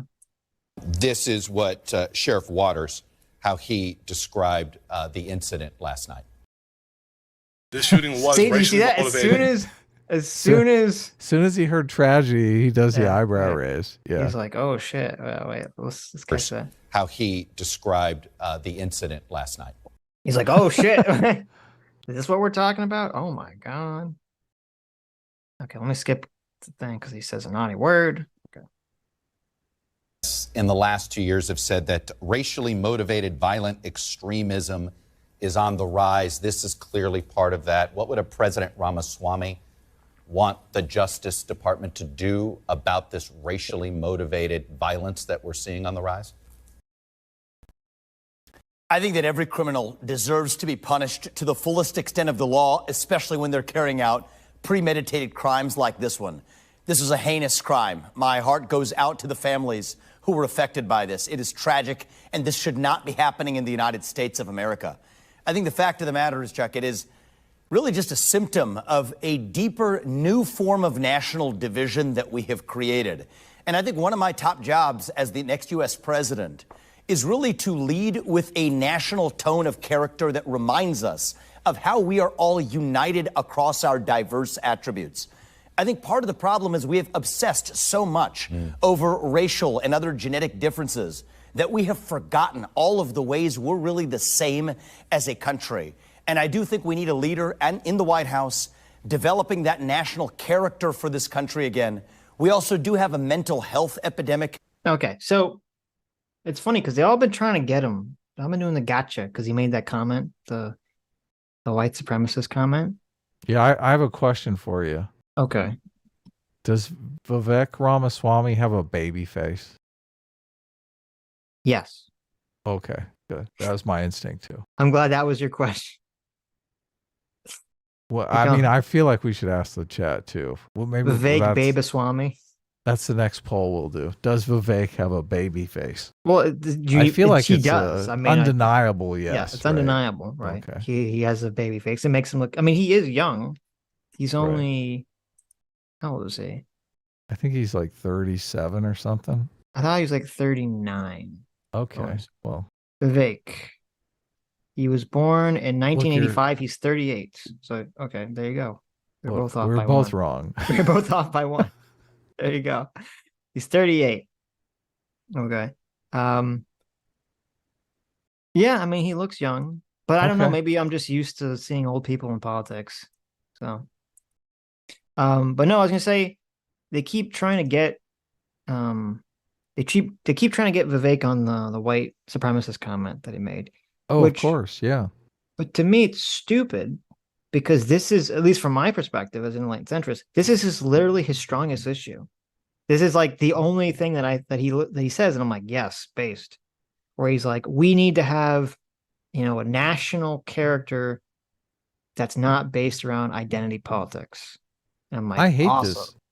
You hate that answer? I love this. Well, it's a complete dodge on the question. I don't agree. How is it not a dodge? How else are you going to stop racial division and race crime in the country unless you kill identity politics and try to come together with an American identity? You're going to do that by being inspirational? It just doesn't seem like a tangible plan to me. Well, Not I only agree that, with and that. then he pivots to mental illness, but doesn't say what he's going to do about it. Like, are you going to incarcerate the mentally ill? Like, what good does it say? Oh, yeah, we have a mental illness crisis, and that sucks. So if you want to say you don't like the answer because he's not policy specific. Yes. Okay. That's exactly fine. what I'm saying. Okay. He has no answer. He's Right. saying, look, Well, we have this giant problem and it sucks. Next Okay. question. So I agree with he's not being policy specific. However, he's literally the only candidate that's correctly identified this problem, even if he doesn't have a policy for it. I haven't heard anyone else correctly identify this issue. Okay. Do you agree with that or disagree with that? Well, I don't know if the issue is being driven by material circumstance. So that's why I'm hesitant to say. I've always been kind of skeptical of the identity stuff. Well, what is causing the identity stuff? I think the identity stuff is real, but I don't know if it's like a general malaise or if it's economic issues. Okay. So this is why the Sitch conception of the two hands pulling on America is genius. Okay, let's hear it. So you always have the various forces. America is the rubber. You always have the various forces grabbing its meaty little hooks into America, trying to pull America into whatever direction it wants. So there's always the white nationalist, white supremacist, white racist asshole hook. It's always trying to pull people into that direction, right? At all times, forever. But there are certain environmental conditions that make more people susceptible to getting lashed onto by that hand. And those are economic. Right, exactly. No, I agree. Okay. So, but I look, you understand what I'm saying. If you're saying, look, America has an identity issue, and I'm going to be super inspiring for people who are working 6 days a week and not making enough to live. Like, no, go fuck yourself. Okay. So that's not a solution. Let's take, okay. So we're going to work together here. We're going to figure out the good answer. The good answer would be you take what he said about the division of identity politics. You keep that, you keep we need to have an American identity. And then he adds on to it and says, I think that the people having all these economic problems is what breeds them or allows them to fall down these extremist rabbit holes. And then he lays out his economic policy to fix that. This guy's a corporate shill. Like, he's never going to do that. No. Vivek's not going to do that. I'm just saying for a theoretical candidate. Shit, no, I agree. I totally agree. Okay. But Vivek lives in a world where if you're living under economic strife, it's because you earned it. Sure.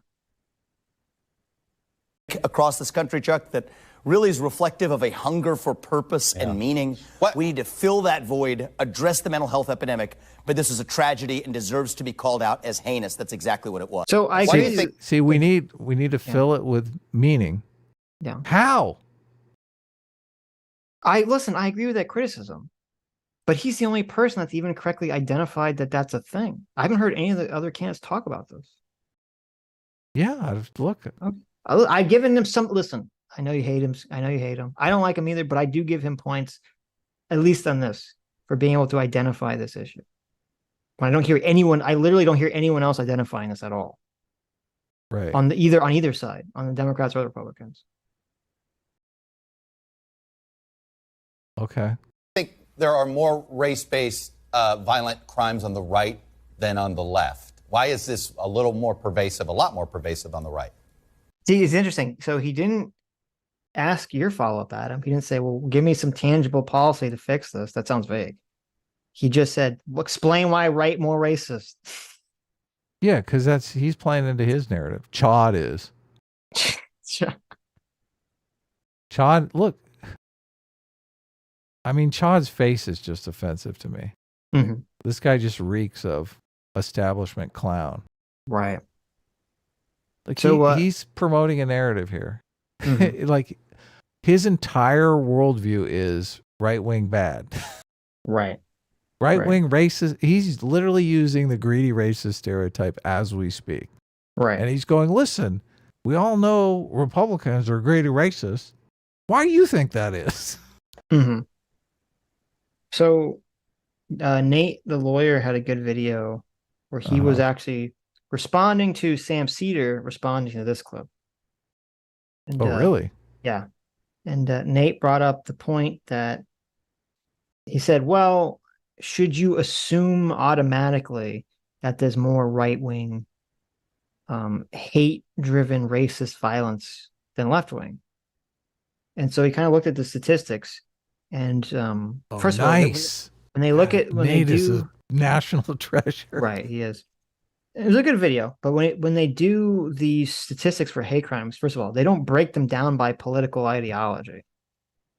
So there is an assumption. So you can't even know what he's saying. Right. So there's an assumption. So there's an assumption that if it's that's hilarious. If it's if it's a white person committing violence against a non-white person, the assumption he's a right winger is that they're right wing, right? Right. Actually, until you find out it's like a Biden voter.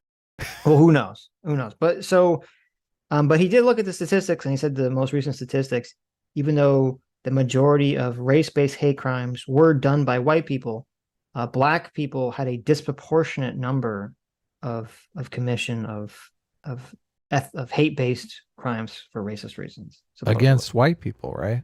It doesn't. Well, the stats he was looking at didn't say. It only said the ethnic group of the offender. It didn't say of the victim.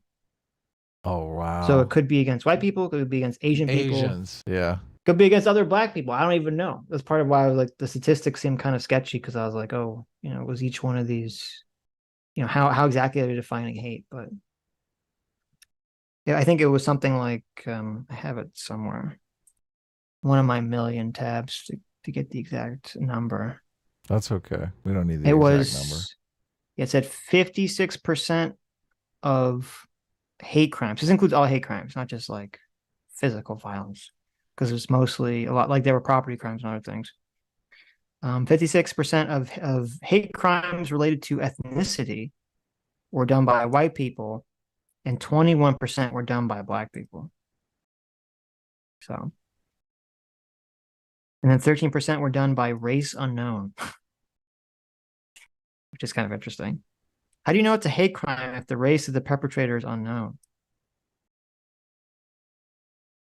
I mean, you said it all by just not knowing the political affiliation of the person committing the crime. But I would imagine it's probably safe to think that the person who is white and committing a hate crime against a non-white person, that they're not.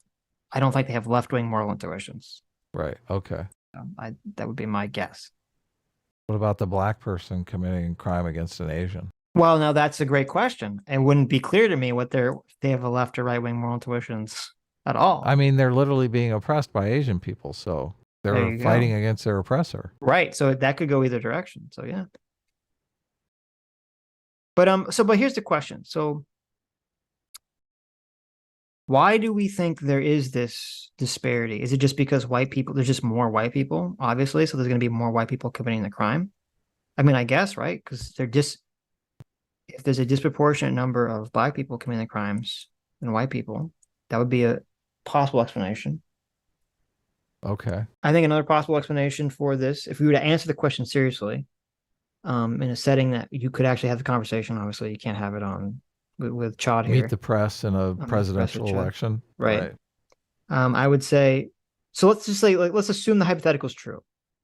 We'll say, hypothetically, we'll assume that Chad is right. There's more right-wing race-based violence than there is left-wing race-based violence. Why is that? My thought would be for two reasons. Number one, there's a history of it in our country, obviously with the KKK and all these other things. And I feel like it's always easier for people to do things that other people have already done, right? So if there's already some kind of ingrained history of an idea, it's more likely people will do that thing. Right. So I think that's deemed socially acceptable. Well, it's not socially acceptable to be in KKK, but I'm just saying, like, it just seems like once people have done a thing, it's always easier for people to kind of follow the path of the path that's already been tread, as opposed to doing something that's a little bit newer. Right. I'm saying, look, you can conceptualize places in the United States where it is socially acceptable to be in the KKK. Sure, that's like, true. There's That's places true. in the U.S. where it's socially acceptable for blacks to commit crimes against Asians. Right, So, exactly. Yeah, and it depends. What's another thing that Nate brought up? It would depend where you look, right? Because obviously there are areas of the country where most of the hate crimes are being committed by black people against Asian people, or something to that effect, right? Sure. I think it's also just, it goes back into the idea of, if you see a lot of like KKK and other like white nationalists and racist stuff, it's always blown up in the media. So it's like in people's minds. And I think that does give people the idea to engage in these behaviors if you see it constantly. Right. Yeah. But I also think there's another thing too, which Chad would not like, which is that usually it's the people that feel disenfranchised that act out in these sort of violent events, is it not? Yeah. No. Totally. And Yeah. so wouldn't like, if there's a bunch of like people who are white and enacting violence against non-white people, you know, in this fashion, to me that would suggest that we don't live in a white supremacist society. Because if we That did, they're they wouldn't need economically to. depressed. Well, not even just that, but if we did live in some sort of white supremacist society, why would they need to enact violence in this kind of fashion, in this vigilante fashion? Why did Right. they when we lived in a white supremacist society? But they had the blessing of the state. They weren't charged. Right? It was like Yeah. basically what happened in the past was there would be some kind of like lynch mob or something, and the state had to pretend it was illegal because the federal government was breathing down their back, but the state didn't really give a shit. Right? Right. And this is not that situation at all, obviously. Right. I guess I don't understand the question, because there was a time when there was literally white supremacy, and they did enact violence against different communities. Yeah, I agree. So, but they were in the they had the economic upper hand there. So I guess I don't. I'm not really know making an the economic that argument. making. You're the one that added economics Okay. into the situation. I don't know why. Well, but you're saying that if they're, well, I just make your argument. I don't know. my I don't argument is that necessarily if we know. live in a white supremacist society, Right. Okay. like the CRT people claim, Right. why you wouldn't need to have people go, like white people wouldn't go around and be doing these acts of extra, vigilante murders. If they lived in a white supremacist society. Yes. Okay. Because the Well, society would do the action. They wouldn't need to do it outside the law. Right. They would do it within the law. Yes. No, I okay. I get it. That was my argument. Okay. It wouldn't be illegal. Well, the fact of the matter is, I think that there's a lot more violence that's also pervasive in parts of the country that supposedly are left-wing voter bases. So I don't think this is a left versus right issue, and I don't think we should try to politicize this through partisan goggles either, Chuck, especially in the wake of a tragedy like this one. The fact is, there Do you are ignore more the black manifesto? men dying on the south side of Chicago. Do you ignore the elements that allowed this man? So do you think he was trying to hearken to black on black crime, or was he trying to hearken to black on Asian crime when he gave that answer? I wasn't really paying attention because I was more interested in when he accused Chad of having partisan goggles. Chad totally got triggered and was like, "How dare you disrespect me on Meet the Press?" Let's watch that. Goggles either, Chuck, especially in the wake of a tragedy like this one. The fact is, there Do you are ignore more the black manifesto? men dying. Look, as soon as he said that, he was like, "What?" You're right. Yeah. He you're completely right. triggered him.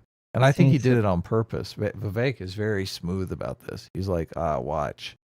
I'll get Chuck Todd all geared up. He probably gets a list from his staff in the morning. Give me some terms that I can really trigger the fuck out of these mainstream media people. Oh, this one's good. Say he's wearing partisan goggles. It's like beer goggles, but for partisan. Yeah, I wonder if that's a good move. I mean, I guess it's a good move. You're being interviewed, make your interviewer get like triggered, right? Of course, yeah. And you just keep your cool, especially if you're dropping specific terminology to trigger them. Right. It worked. Look at Chad is on the warpath here. I don't think Vivek gave a good answer. I'm not sure what answer you could give that would be a good answer.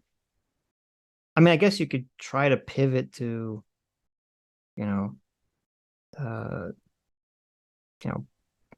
non-white racial violence or something, or you could just say, prove it, right? That would be the best answer right there. Like, well, I don't know what statistics you're citing. Yeah. What statistics are those?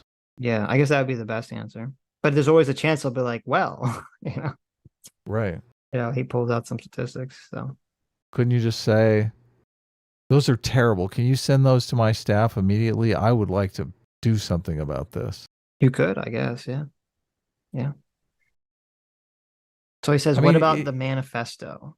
He is doing, this is the classic, when did you stop beating your wife question. I mean, he's literally asking, why is the Republican Party so racist? Right? Yeah. I mean, yeah. But to be fair, I mean, if it's true, it's a fair question to ask. If one party is more racist or one party is more violent, if that's true, that would be a fair question. I somehow think that's a contested I don't claim. I agree with you. I don't think it necessarily is true. I'm just saying if it were true, right? Right, of course. Yeah. On the south side of Chicago. Do you ignore the elements that allowed this manifesto to spread online, and that what we're, it does feel as if social media connects some of these hateful ideologies? Well, the fact of the matter is I do think we have two standards that we're even applying if we're having a conversation about manifestos. We still have not yet even seen the manifesto of that transgender shooter in Nashville of a Christian school, and yet here we're focusing on the motive. I think this is a terrible answer, because even though it's true, and I think there's a way to work this in to make it maybe make sense, to throw in Chuck Todd's face like, well, I think the starting answer would be for Vivek to pivot back to, we need to have a unified American identity where we denounce racism, which I think he talks about. He talks about that, but he talks about it second. I think he needs to open with that. And then if you want to bring up the other manifesto, I think you have to frame it in the way of, you, Chad, are hypocritical because you don't care about this other manifesto. You only care about the manifesto that you think promotes your political side. Right. Oh, that would be stunning. If he had staff to look into Chuck Todd's response to the trans shooter to see if there is any response, right, and craft your answer based on his response in that situation. Because I'm sure it's just a gold mine. Yeah. I would imagine. Right. So if we want to look at this through a politicized lens, let's look at what the political media and the political establishment is doing differentially in how they analyze different crimes and then create a new narrative around it. The fact is, what I said in the Nashville shooter case, I will say here.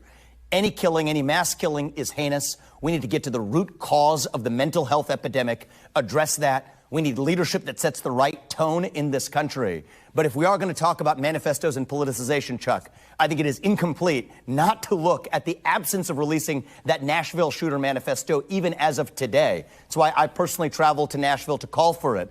And that, I think, is the best evidence of real politicization in terms of what the public sees and what the public doesn't. See, and that kind of destroys this whole argument. He said he went to Nashville to demand that the manifesto was released.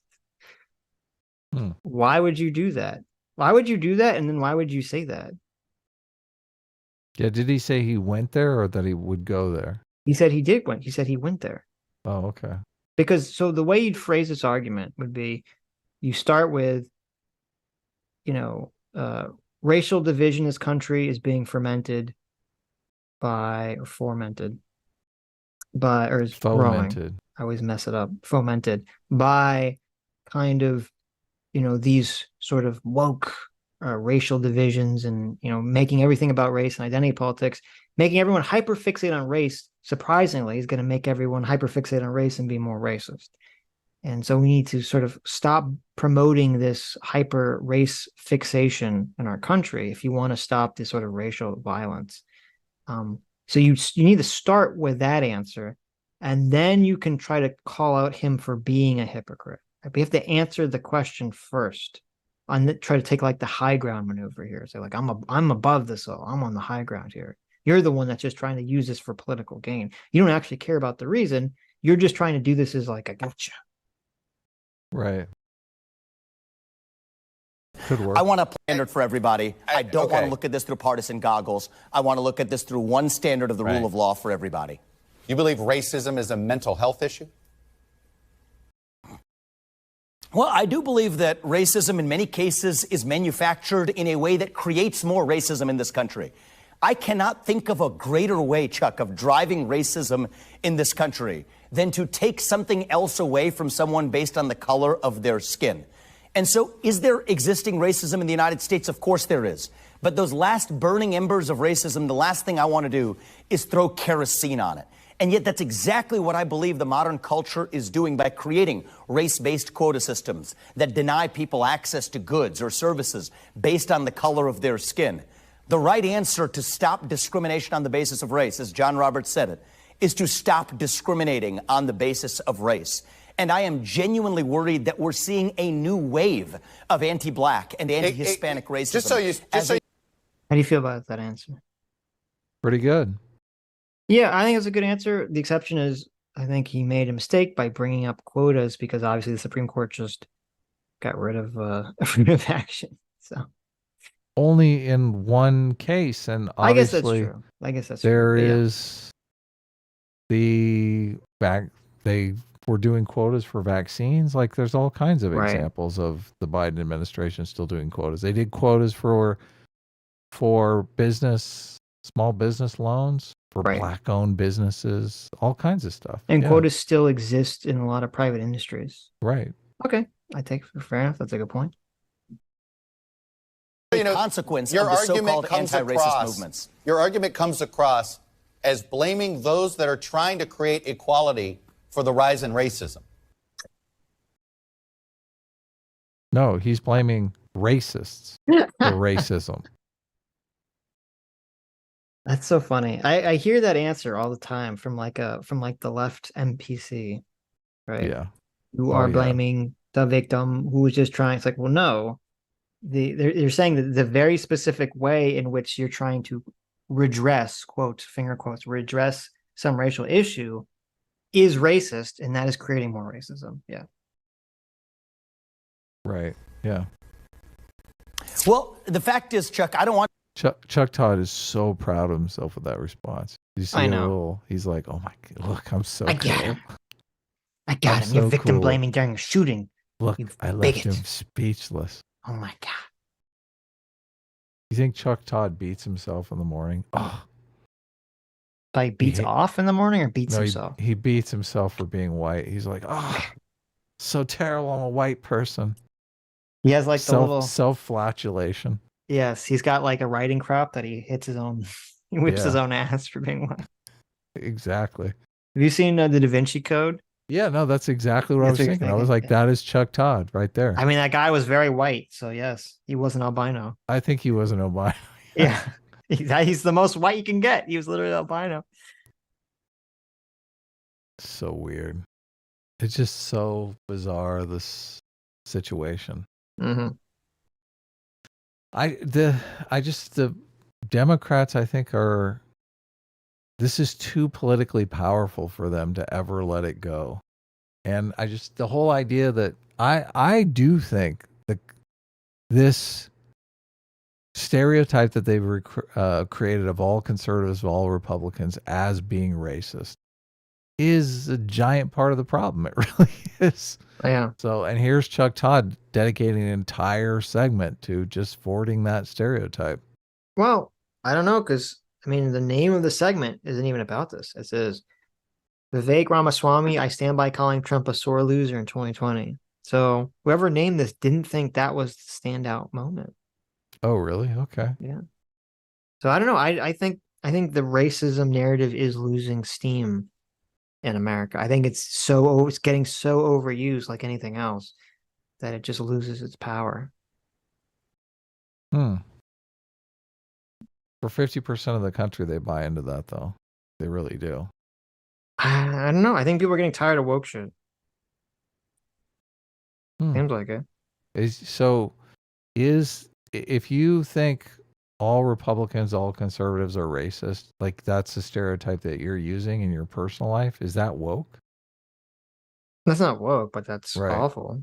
I don't think the average Democrat thinks every Republican is racist. I do, definitely. Okay. I would be curious to see some polling on that, actually. I would hope that the average Democrat does not think every Republican is racist. So, Yeah, no, I think they do, especially here in Los Angeles. Oh my goodness. well, okay, but that's a very specific place, right? I would believe in Los Angeles they do. Well, I mean, I think it would be the same I think it'd be same in any progressive area. Yeah. I mean, why do you think Joe Biden told the guy on the Breakfast Club, if you don't vote for me, you're not black? Right. He's taking advantage of that stereotype. He's saying, listen, why would you vote for a Republican? They're all racists against you. Sure. Let's see. I want to be playing a blame game. I want to be going towards a solution. And I am genuinely worried that those who earnestly espouse the view, I'm going to quote Ibram Kendi from his book directly, I'm not putting words in anybody's mouth, says the right answer to past discrimination is present discrimination. The right answer to present discrimination is future discrimination. I believe the people who hold that view are earnest about it, but I think they're wrong. And I think that that's actually creating more discrimination and more division in our country. And I think the right answer is actually to restore colorblind equality, colorblind meritocracy, embrace what unites us across our diversity instead of celebrating our skin-deep diverse attributes. That's how I think we reunite this country, Chuck. And it's not blaming anybody else for having a different point of view, but I do think that as a leader, it's my job to articulate exactly how we will unite this country. And that's exactly how I'm going to do it. Let me move to the debate. And So I think that was a good answer. I think that's why Chuck moves on. Right. So, okay. So that was the clip. This is what Hassan responds to. We're not going to watch the Are whole suffering serious Hassan video because it's like 30 minutes of screaming and umming and ahhing because it's Hassan. So I cut out some of the choice bits for us. I'm looking at Tim Pool right now, so. Yeah, I know. I'm getting there. Oh, okay. Calm down. I will not. Look, I'm enraged. I can tell. I'm ready for Hassan. Can't you tell? Look.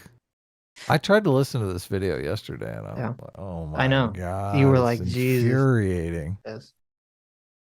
It's just Hassan. So it's so boring.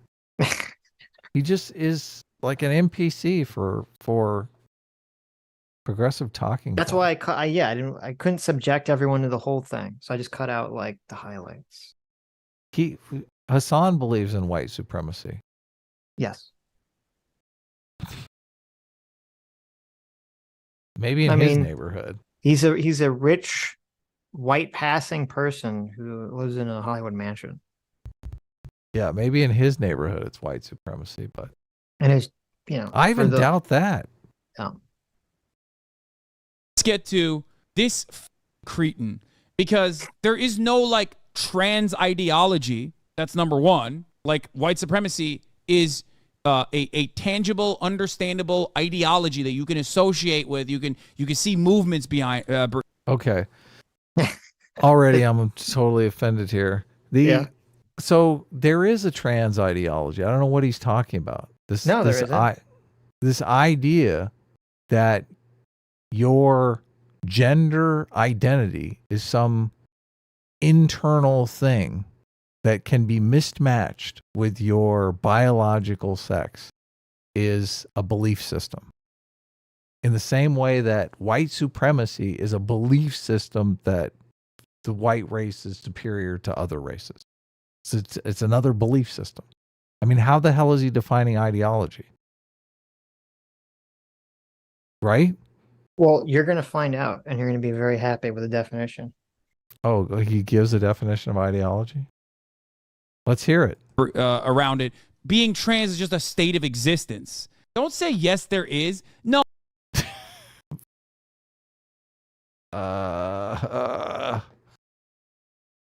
Being trans you is like just that? a state of existence. State of existence. Well, and even someone in his chat said, yes, there is. There is a trans ideology. So, Right. okay. Okay. I guess he buys into that, obviously. That it's not. Well, you can say, okay. We can add the levels of nuance here.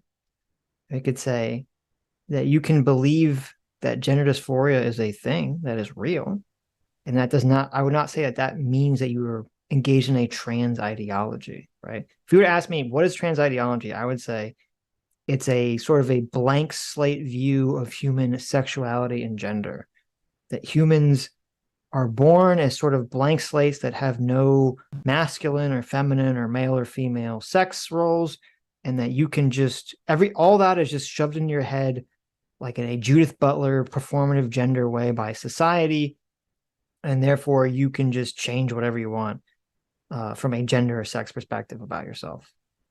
Which is that would in be complete my contradiction with the idea that you have some internal sense of gender that emits from the brain, and that would have to be changed via surgery and hormones and blah, blah, right. blah. Yeah, I understand the contradiction. There's Okay, obviously a good. massive contradiction. Don't get me wrong. Right. So, but I think that's what that's what trans ideology is. It's this inherently contradictory position about gender, sex, blank slaterism.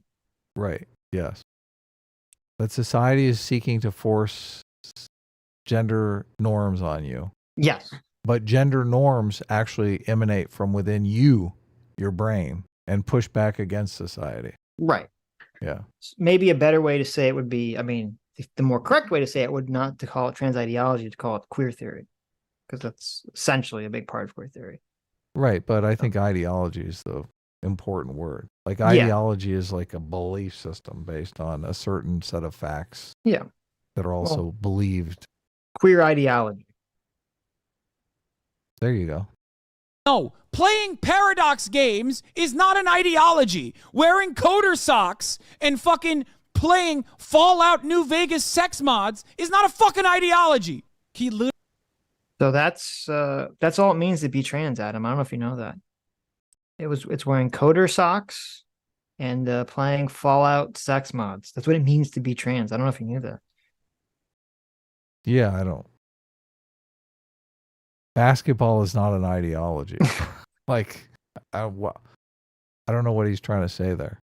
So it's very easy, guys. So if you're trans, you don't need to get hormones or surgery or anything. You just need to get coder socks and play Fallout sex mods, and you're trans, apparently. Okay. Interesting take. Literally suddenly is like, no. Avoid the manifesto that's out right now of this white supremacist shooter who had a swastika on his gun. That's not about ideology. Let's not talk about his ideology. But also, what about the trans shooter that had a manifesto that hasn't been released? It's like, bitch, that's not up to us. We don't have the fucking diary. It's fine. I don't have an issue seeing it, okay? I don't have an issue seeing the trans shooter's diary. But you can't, on the one hand, turn around and be like, where's the manifesto? It's in the hands of law enforcement. What do you mean? What do you mean, where's the manifesto? We know where the fucking manifesto is. It's in the hands of law enforcement. Take it up with them. Like, what do you think? It's the FBI's in the pocket of fucking big trans or something? That, one, transness is an ideology in and of itself, and two, the FBI and law enforcement is cooperating with big trans? That is a psychotic whataboutism. That... So to me, this is very interesting. This actually kind of it's funny. It kind of puts us on the left in the fascist weak strong dynamic, because they view themselves as so weak and ignore the fact that it's very obvious why the trans shooters manifesto hasn't been released, right? Of course. What else would the reason be if not for the fear that releasing it would create some kind of backlash against the trans community or something to that effect, right? Or copycats. Or copycats, right. Right. So, but to Hassan, because Hassan thinks that all police officers are evil, racist, sexist, transphobic conservatives, he cannot conceptualize why law enforcement would not want to release this manifesto because it doesn't fit in accordance of his worldview. That'd actually be a very interesting question to ask Hassan. Why does he think they're not releasing the manifesto if he believes that, you know, all cops are bastards and all that stuff that he preaches? Did they release the racist guy's manifesto? I think it was sent out publicly. So they did release it. Well, no, they didn't release it. It just already existed out. People found it. They tracked it down. Yeah. Okay, Which, I got to you. be fair, I think is most of the time what happens. I think usually they don't release information until years later for these shootings. But If they usually the can. people send out the thing publicly before they do the shooting. So Because their motivation is to be famous. So yeah, right. And there's a good argument. There's a good argument to say that they shouldn't release any of these manifestos if they can, right? Because they don't want the person to be famous. They don't want people to be copycats, you know, et cetera, et cetera, et cetera. So I think it's a good argument to make that none of this shit should be released whatsoever. But Yeah, obviously that's no. not the case in this situation. So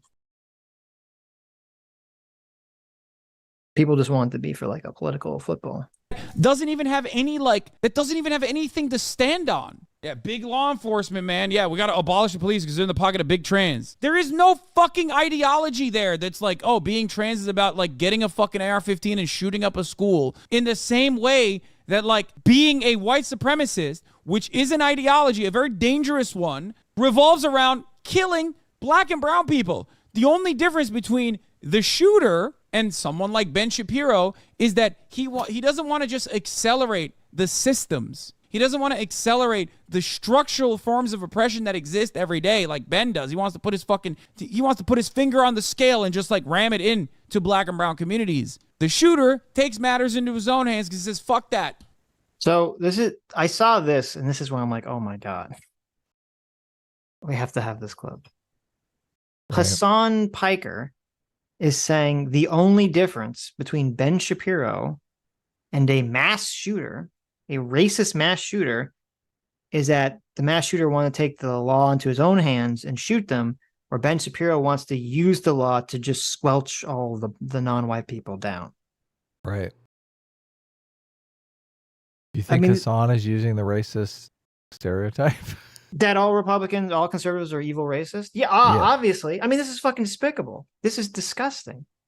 Of course like, holy shit. Really? Ben Shapiro Ben Shapiro is just like a mass shooter, a racist mass shooter. Ben Shapiro, just the same vein, right? He said that so easily. That came out of his lips so easily that there's so little difference between Ben Shapiro and a mass shooter. Right. Talk about cultivating division in this country, right? And violence. I'm trying to think if I've even heard Ben Shapiro do any talks on like black crime or some of the more incendiary stuff that you will see from actual racists. I don't think so. And if he has, I think he would probably talk about it. I think he'd be sensitive about the stereotype. Sure. Yeah. I mean, I'm sure he's talked about it in the context of when they bring up the fact fatherlessness, that kind of thing. Yeah, or they bring up the fact that the whites are all engaged in evil racist violence against black people sort of narrative. Sure. Yeah. And talks about kind of like Democrat, they always want to bring up the Democrat run cities and things of that nature. But I mean, I haven't really heard Ben Shapiro making any of these like racist comments that would even remotely put him close to this kind of despicable comparison that Hassan has just levied at him. Yeah, I agree. Of course. That's because he's using the all Republicans are racist stereotype that everyone on the left loves to use because it's, first of all, any idiot can use it. It doesn't require a brain to use. Right. So Hassan That's a go-to tool for him. I'm just going to say, here's what I'm going to say. I'm going to use Hassan's kind of energy, okay? Hassan is anti-Semitic, obviously. He just thinks that because Ben Shapiro is Jewish, that he's going to use money in the system to squelch non-Jews so he can take their money. That's what Hassan just said. I don't know if you heard that. It might have sounded like Hassan didn't say that, but if you actually listen to the thoughts in between the things he said, that's what he said. I think you've got a good point. Hassan does strike me as anti-Semitic. Yeah. Yeah. I mean, look at that shirt. Yeah. That shirt screams that Hassan hates Jews. Why do you think he's got Bernie Sanders behind him, right? Right. He's saying that Jews get behind me. Right. Yeah, Jews stay in the back of the bus. Notice the picture that he's chosen too.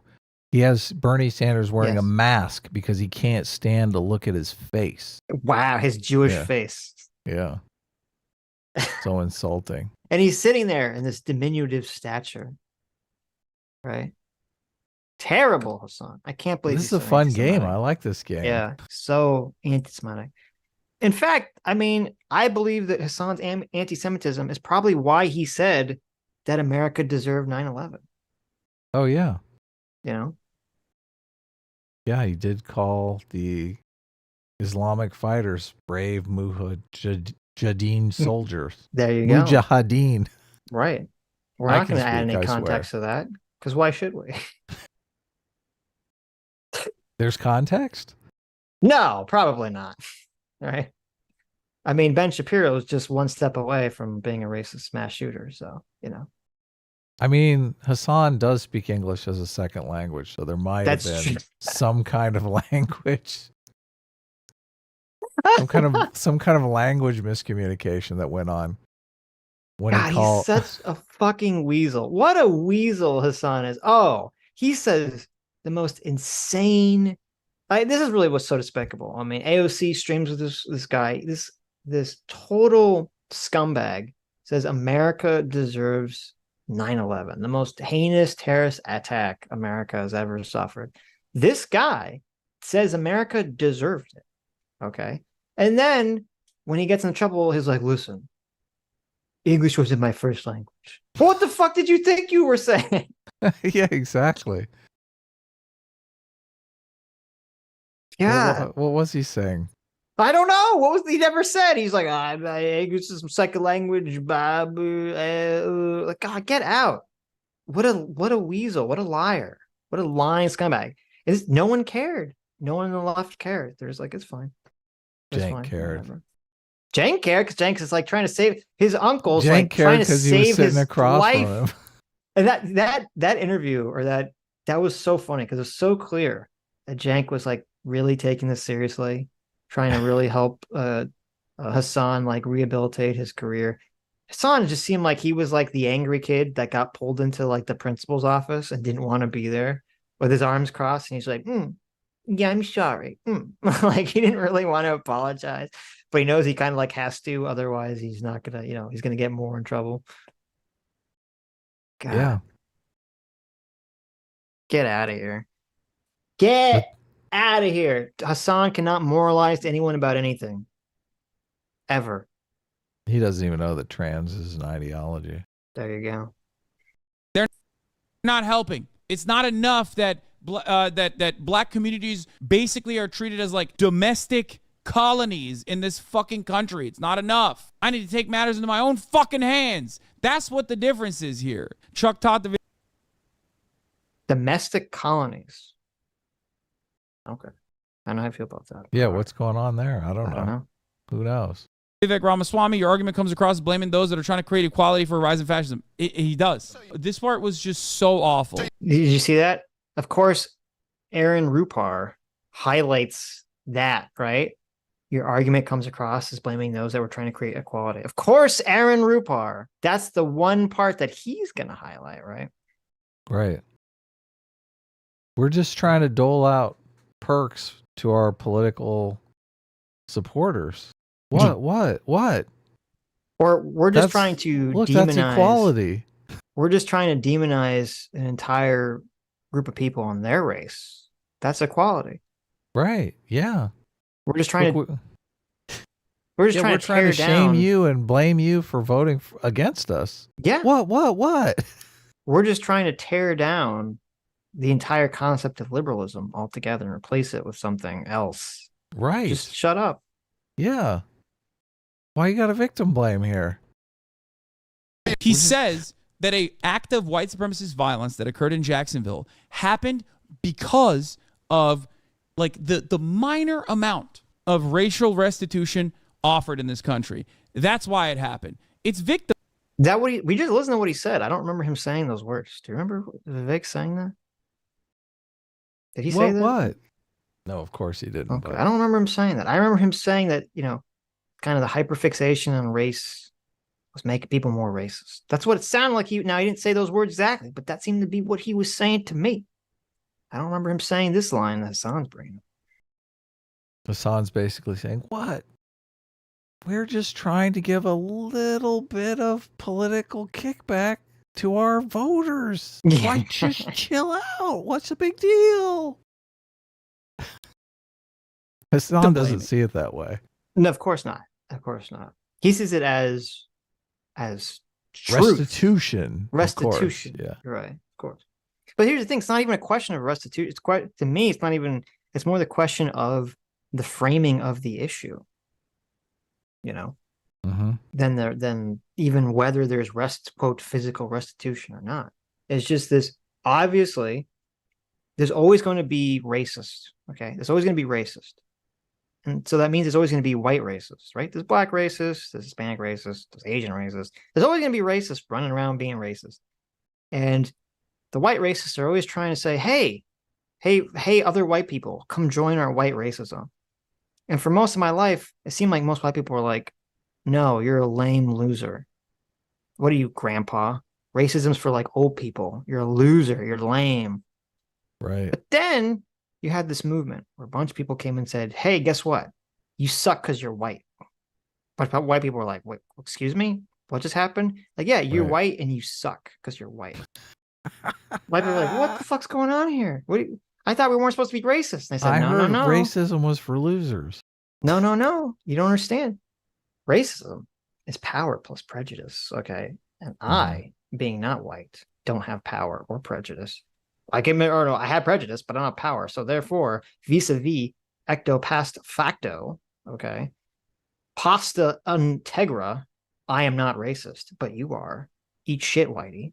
God, I would love some pasta integra right now. There That'd you be go. So delicious.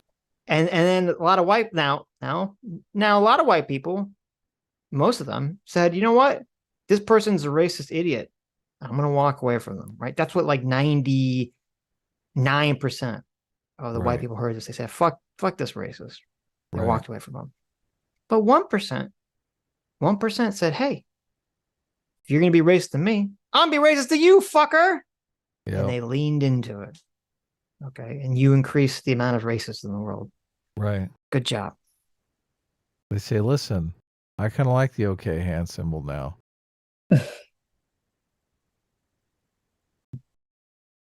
What were they wearing? Were they asking for it? That's what this is. He says it straight up. He says it in this interview and in the Dana Bash interview, where he just turns around and says, no, guys, nobody wants this kind of white supremacist action to happen, but it's happening because of the real racism of the Democratic Party. Like affirmative action. That's the reason why it's happening. And it's like, dude, you are not trying to become a new moderator on actual public freakouts, okay? That argument will work in a hyper-isolated, far-right echo chamber. That shit is going to have... You can do that on a fucking far-right Reddit echo chamber. You can't do that on national television.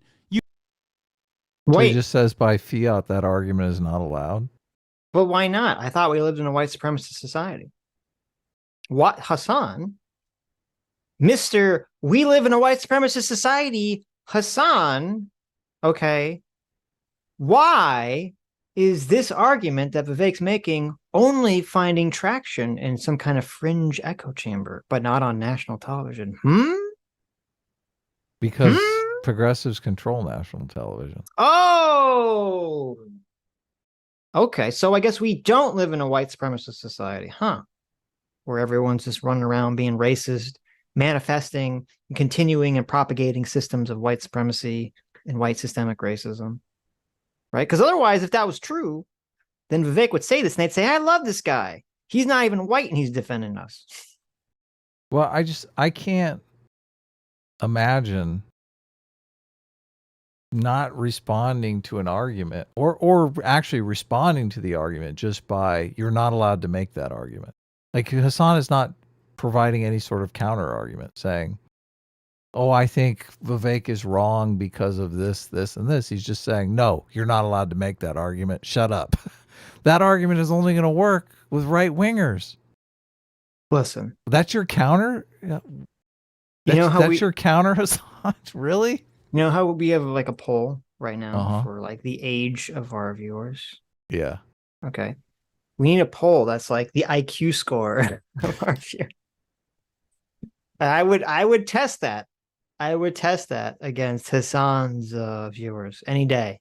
And I can guarantee you we would be at least 1, maybe 2 standard deviations away from Hassan's average IQ score for his audience. You're not allowed to make that argument because it sounds bad. Yeah. And I don't have a response. I mean, that's basically what he's doing, right? I like that. That's funny. It's funny. Okay, so according to the poll, 15% of our viewers are Gen X. Oh, are you cashing out? Let me screenshot it before you end it. I'm not going to cash it out. I'm just saying so far. Well, let me know before you end it so I can screenshot it. Did you screenshot the other one? After it went through. But what was the numbers? What was the numbers? Because I already forgot. Oh, thank goodness I screenshot it. Yeah. I don't like it to screenshot it afterwards because it mixes up the order. Because it does highest to lowest instead of doing it in the order that I wanted it in. I see. Yeah. I see. So the highest is millennials, 72%. The second is Gen X. The third is iGen, and the fourth is boomers. Okay, but this is interesting. So now that we've split up, or I split up, the millennial zoomer along a different line, the numbers are different. 58% are millennials and 26% are zoomers. So still mostly millennials, but a lot more zoomers than we had in the other age breakdown. Right. So you could infer, and I don't know, obviously different people join the stream at different times. You've broken down millennials into 2 groups here.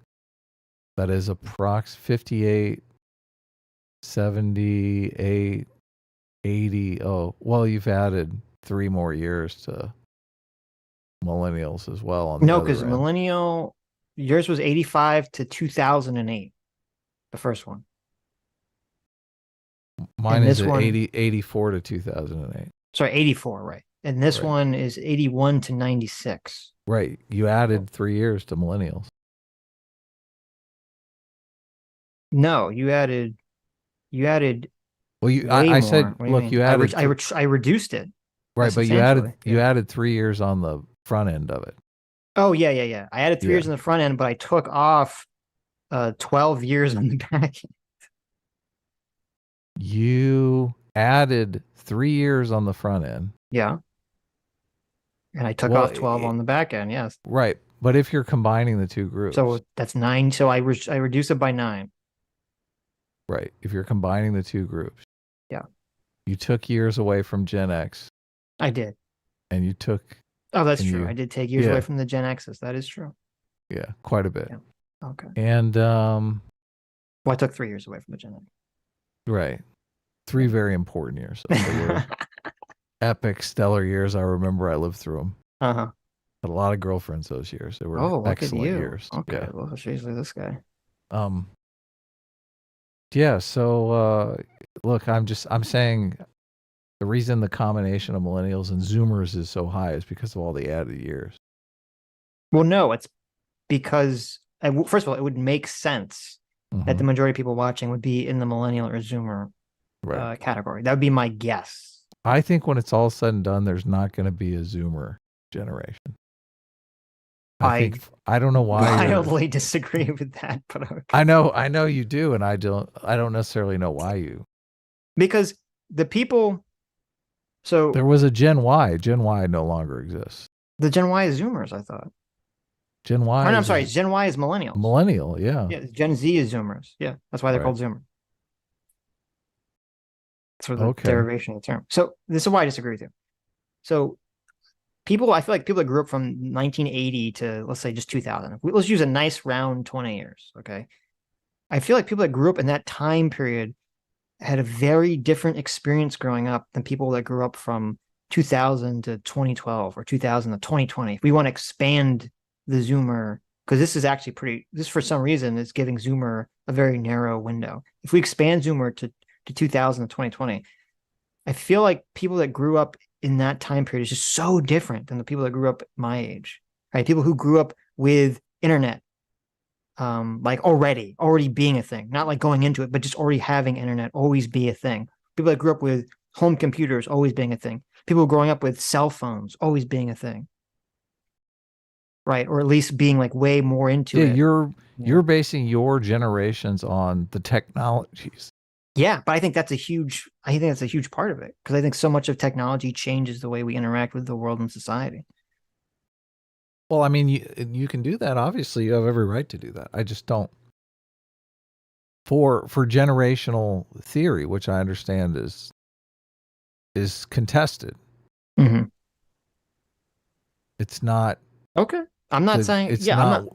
They're basically saying a generation is grouped around a mood of that generation, which is independent of the technology. Well, I think the technology breeds the mood, mm-hmm. and has something to do with it.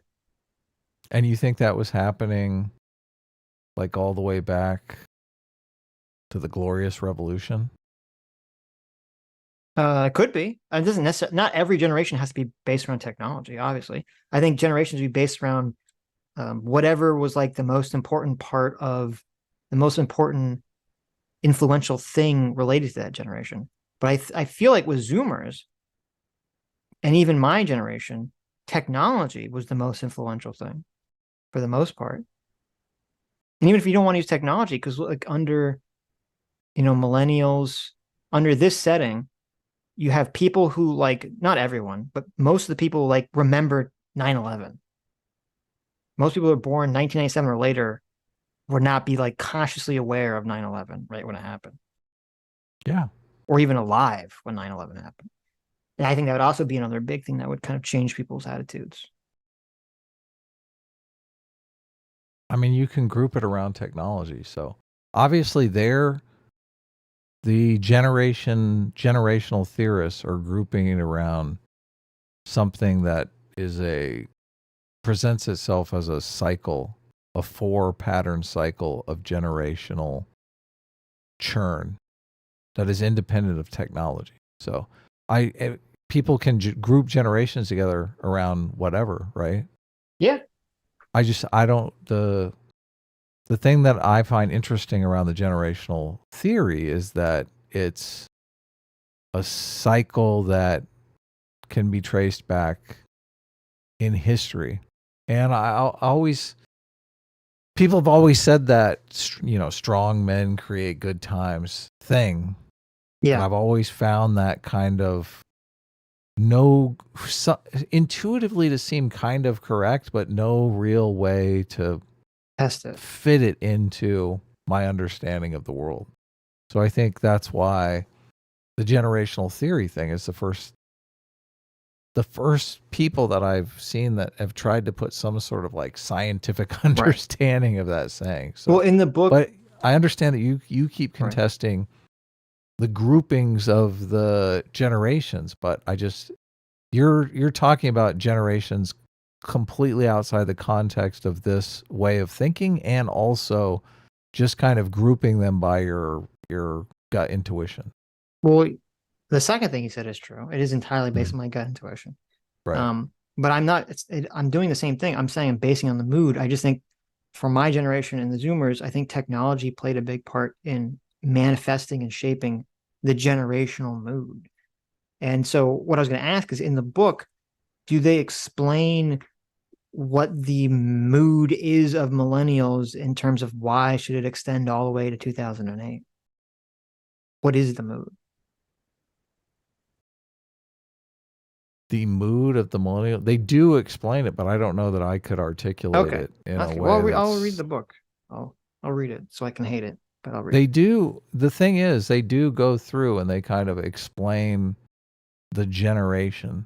And it's one of the things that I think is kind of the weakest part of the book, because it's very easy to fall into post hoc constructions when you're just talking about, this is what millennials are like. Yeah, of course. This is what Gen X is like. This is what boomers are like.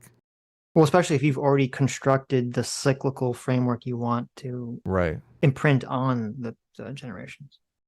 I think the thing that is interesting is that they conceptualize an 80 to 100 year period that repeats itself cyclically, that people have identified over generation, over millennia, basically, because I guess like the Greeks and stuff were pointing this out. Obviously, you know, one of the things I hate is when I read a book and they say some ancient Greek philosopher said this and it feels true to me, so I think that's important. It's so I'm reading the book thinking, okay, well, this seems palatable. And they open up the book with quotes from Jonathan Haidt. Obviously, that's how they got you. Jonathan Haidt has done his scientific due diligence. They talk about Robert Putnam and other social psychologists or sociologists, social scientists, behavioral economics. There's so many different names. I don't know what he calls himself, but he's definitely done a behemoth amount of survey work. So he's backed up things that he's saying with some sort of survey evidence in the population. Did you ever say the name of this book? I don't think I did. Do you want to say the name of this book so people know what book? No, I don't. Look, you look into it yourself. You don't want to tell people if they want to read this book? Sick of. Look, I'm really sick of. This is a thing. People are reflexively against new ideas. It's just like that is true. They're like, I don't have time for a new idea in my life. I don't shut the fuck up is basically the response I get. Okay. I myself, I get very bored. Many people call me out on it. Look, Adam's getting bored. Look, he's sick of he's tuning out. Look, he's doing a little light graphic design now. Oh, look, his camera's off. Is he playing video games? Did he leave? Look, Adam's bored. I get bored easily. That's the real reason I don't want to go on camera. I want to see all the video games I'm playing, the whole stream. I did. Well, that's interesting. I mean, I don't know if it's true or not, but that is interesting. You'll find out, I guess. So I do. I mean, I saw somebody did it. This book is just recent. I always read books. They've come out like a month. They're out a month. They're out 2 weeks, 3 weeks. I read them as soon as they come out, because in this day and age, as soon as the book is released, the author goes out and does some podcasts. Right. People were talking to this guy on some podcasts and he was saying interesting things. And I thought, well, hell, I'll just read his book. Why do I want to hear this guy blab on a podcast? I want to hear the argument that he's making. So, and I mean, I started messaging you immediately because I was like, oh my God, we've been making fun of Tim Pool's Civil War forever. And here's some evidence for Tim Pool's Civil War. Mm-hmm. See, Adam primed me to automatically not buy this. This is that was a bad opening gambit. Well, look, my perspective is I'm not trying to convince you. I'm not trying to convince the audience. You should be trying to convince me. Why? I don't give a fuck. I really don't. The more, this is the thing. And Never look, Yes. my favorite episode of Futurama, right? Yeah, I do. I know your favorite episode. I know your favorite character. Yes. I see myself as Bender floating through space. Yep. I'm just trying to do some good in the world. And the more that I try, the less good I do in the world. Okay. Yeah. I'm trying to figure it out for myself. Yeah. I'm trying to have interesting conversations. I'm trying to bring up interest for the show. Like, Mm-hmm. who wants to talk about Hassan has been talking about white supremacy for 8 fucking years now. I agree. It's a good. How I'm glad boring you're is here, that? man. I'm How glad you're here boring is that? To talk about these things. Yeah.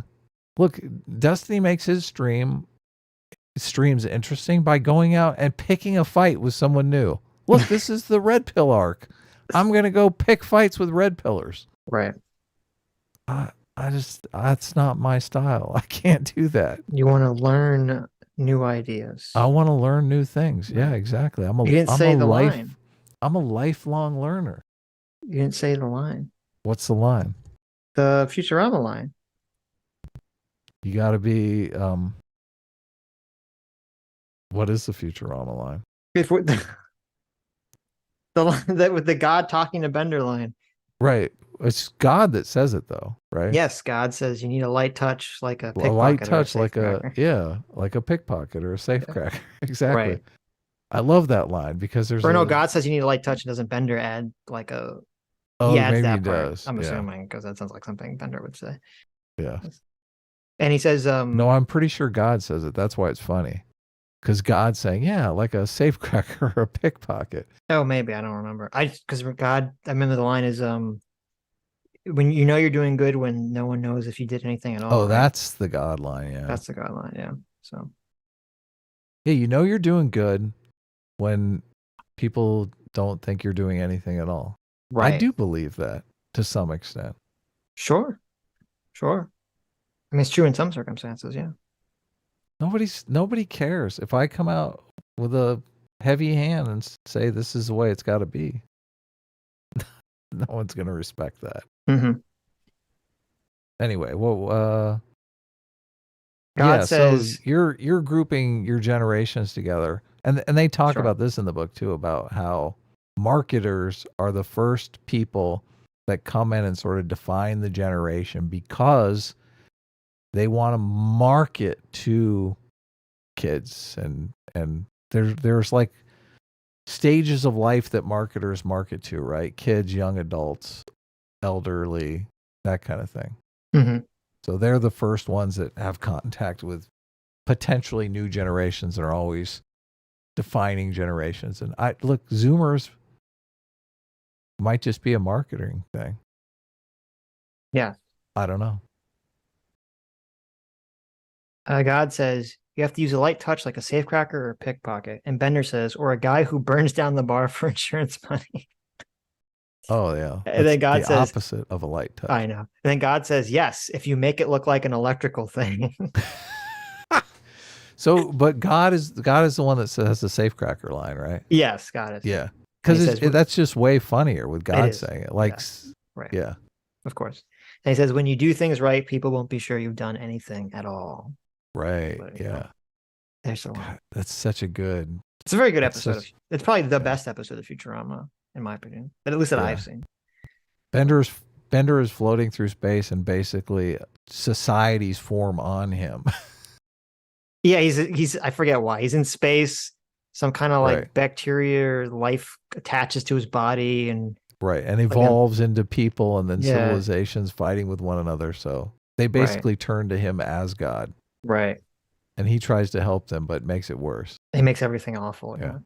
And that is exactly, that's what Hassan's doing. That's what Vosh is doing.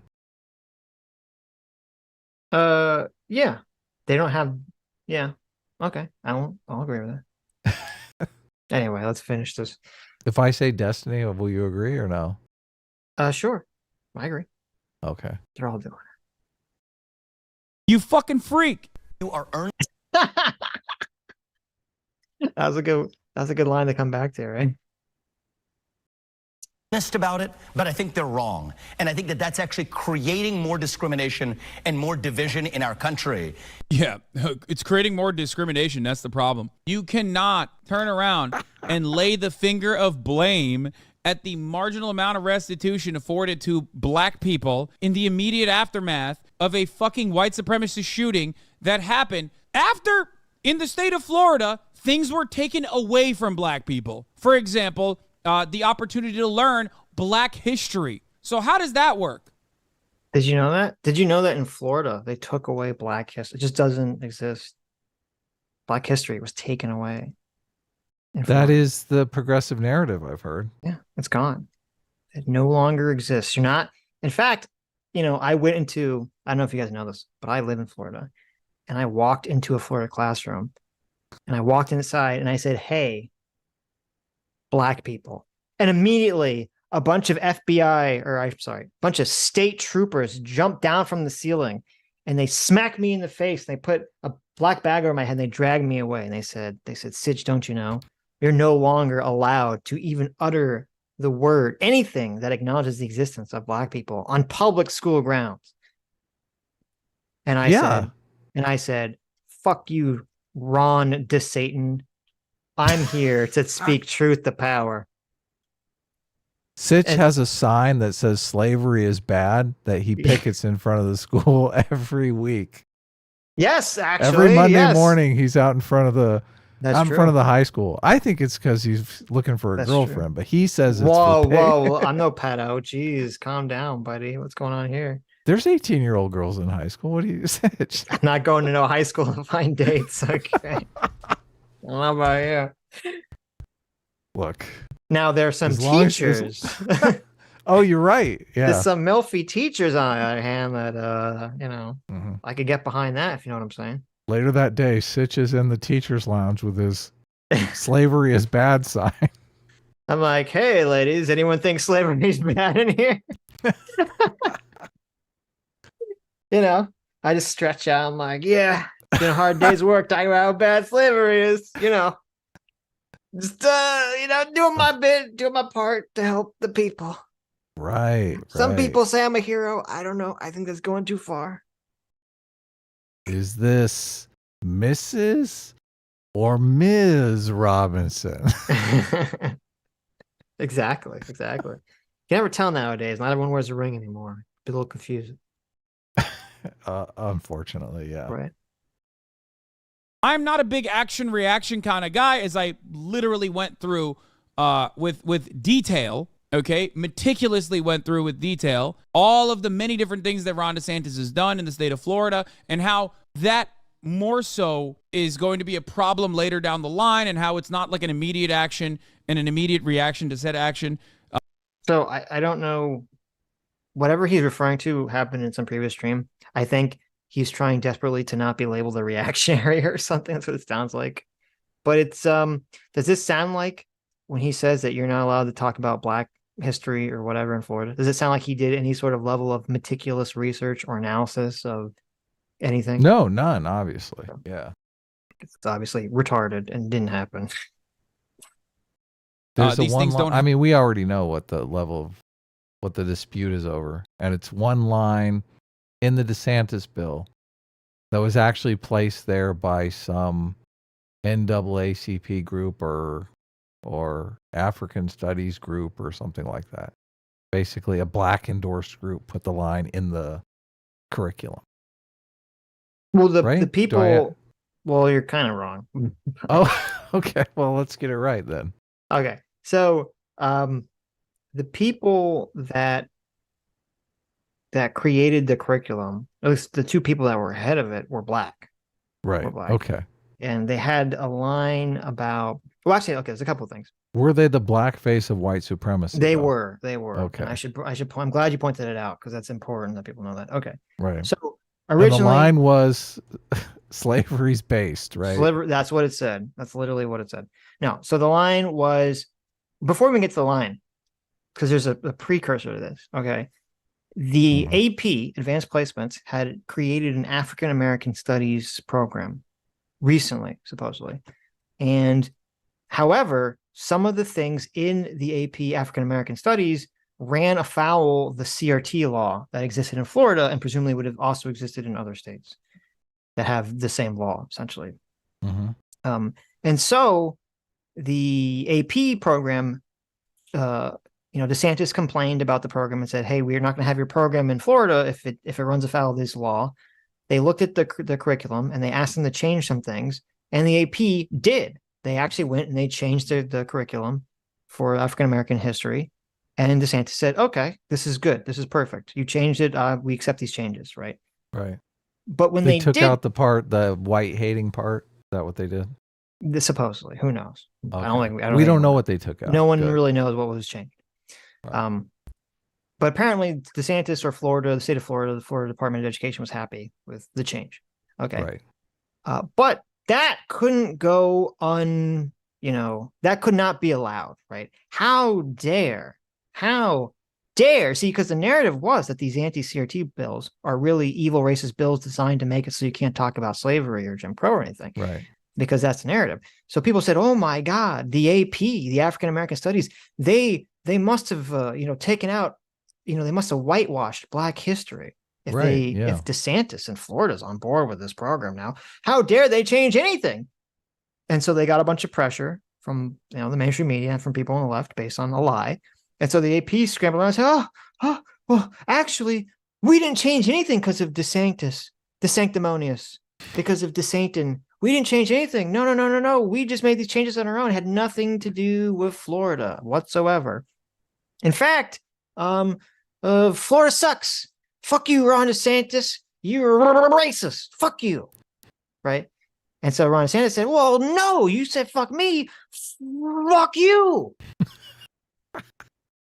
And they got all mad. And he said, well, if you're going to say that to me, then no AP classes whatsoever. And then AP said, oh, fine. And then they ran away. They ran away to each other. They hid each other's rooms. Yeah. So there's no AP classes allowed. Well, he said that. They didn't actually do that. At least not yet. Okay. They're looking for alternatives. But what they did do was they said, okay, you can't teach your AP African American Studies program in Florida. And then the AP program eventually, even though they claimed after the fact that they didn't change the curriculum to suit Florida, they then changed back whatever they claim they changed back whatever they changed for the other reasons that had nothing to do with Ron DeSantis and the CRT law. Okay. So they put it back to exactly how it was. Supposedly, right? Who knows? They did a revert to save. Right. They supposedly did a revert to the earlier draft. Okay. So that basically means that there's no African American AP class that exists in Florida. And so they said, well, okay, we are going to create our own African American history studies class in Florida. Right. And so they get some people. Sanctimonious did this? Yes. Okay. Which, by the way, you should say, hey, they didn't have to do this. I'm actually kind of surprised they did that at all. But okay. And so they created their own version of it. They hired some people to do this. Two of the main people that were involved were Black. White people, Black people, or black faces of white supremacy? They were they were the Black faces of white supremacy, probably. Okay. And so they created this curriculum. And in the curriculum for this African American Studies, there's that one line that everyone lost their minds over that was about how some slaves were able to use skills that they acquired in slavery to their own personal benefit. Right. And everyone literally lost their fucking mind because they bad faithed that as much as possible and said, oh my God, that means they're saying slavery was actually good. Right. Right. Which of course is not what it says, but okay. And then, as I pointed out, other people pointed out, if you actually went and looked at the AP African American Studies program, the one that was supposedly so based and progressive, it had the same line in it. It had the same line in it. It said it worded it slightly nicer, but it had the same line that, oh, well, there were slaves that learned how to farm and, do blacksmithing and other things. And when, they were free, they were able to use that to, have jobs or careers or whatever after they were free. Right. They should have just changed the wording to that wording. They should have. That would have been the funny move. The funny move would have been to just say, I hear you, and I'm now changing it to say exactly what the African American AP Studies. Yeah. Right. That would have been the ultimate troll move. But they didn't do that. So based on all that story that I just told you, Hassan and his little tiny wee brain, right? Because he has his little teeny head on top of his body, and his little teeny brain. His brain is so filled with hatred of America. Like if you go inside his head, it's just nothing but a rave of America Deserved 9/11 playing 24/7. And Ben Shapiro was very close to white supremacist shooter. He couldn't proceed. He takes this information, this long story I told you. He takes this, he puts it in his brain. He says, 2 + 2 equals, you can't teach about racism in Florida. Right. And that's how we get where we are. Right. Which is a lie. Yes. A gosh darn lie. In fact, I wouldn't be surprised if Ron DeSantis sponsored that shooter personally. Probably paid him to do that. The racist shooter? Really? Yeah. I mean, obviously, right? Ron DeSantis wants to prevent, Black history from That's being... what Hassan believes, or that's what you believe? That's probably what Hassan believes. I have no evidence. I have literally no evidence that's what Hassan believes. But who cares? Right? Who cares anymore?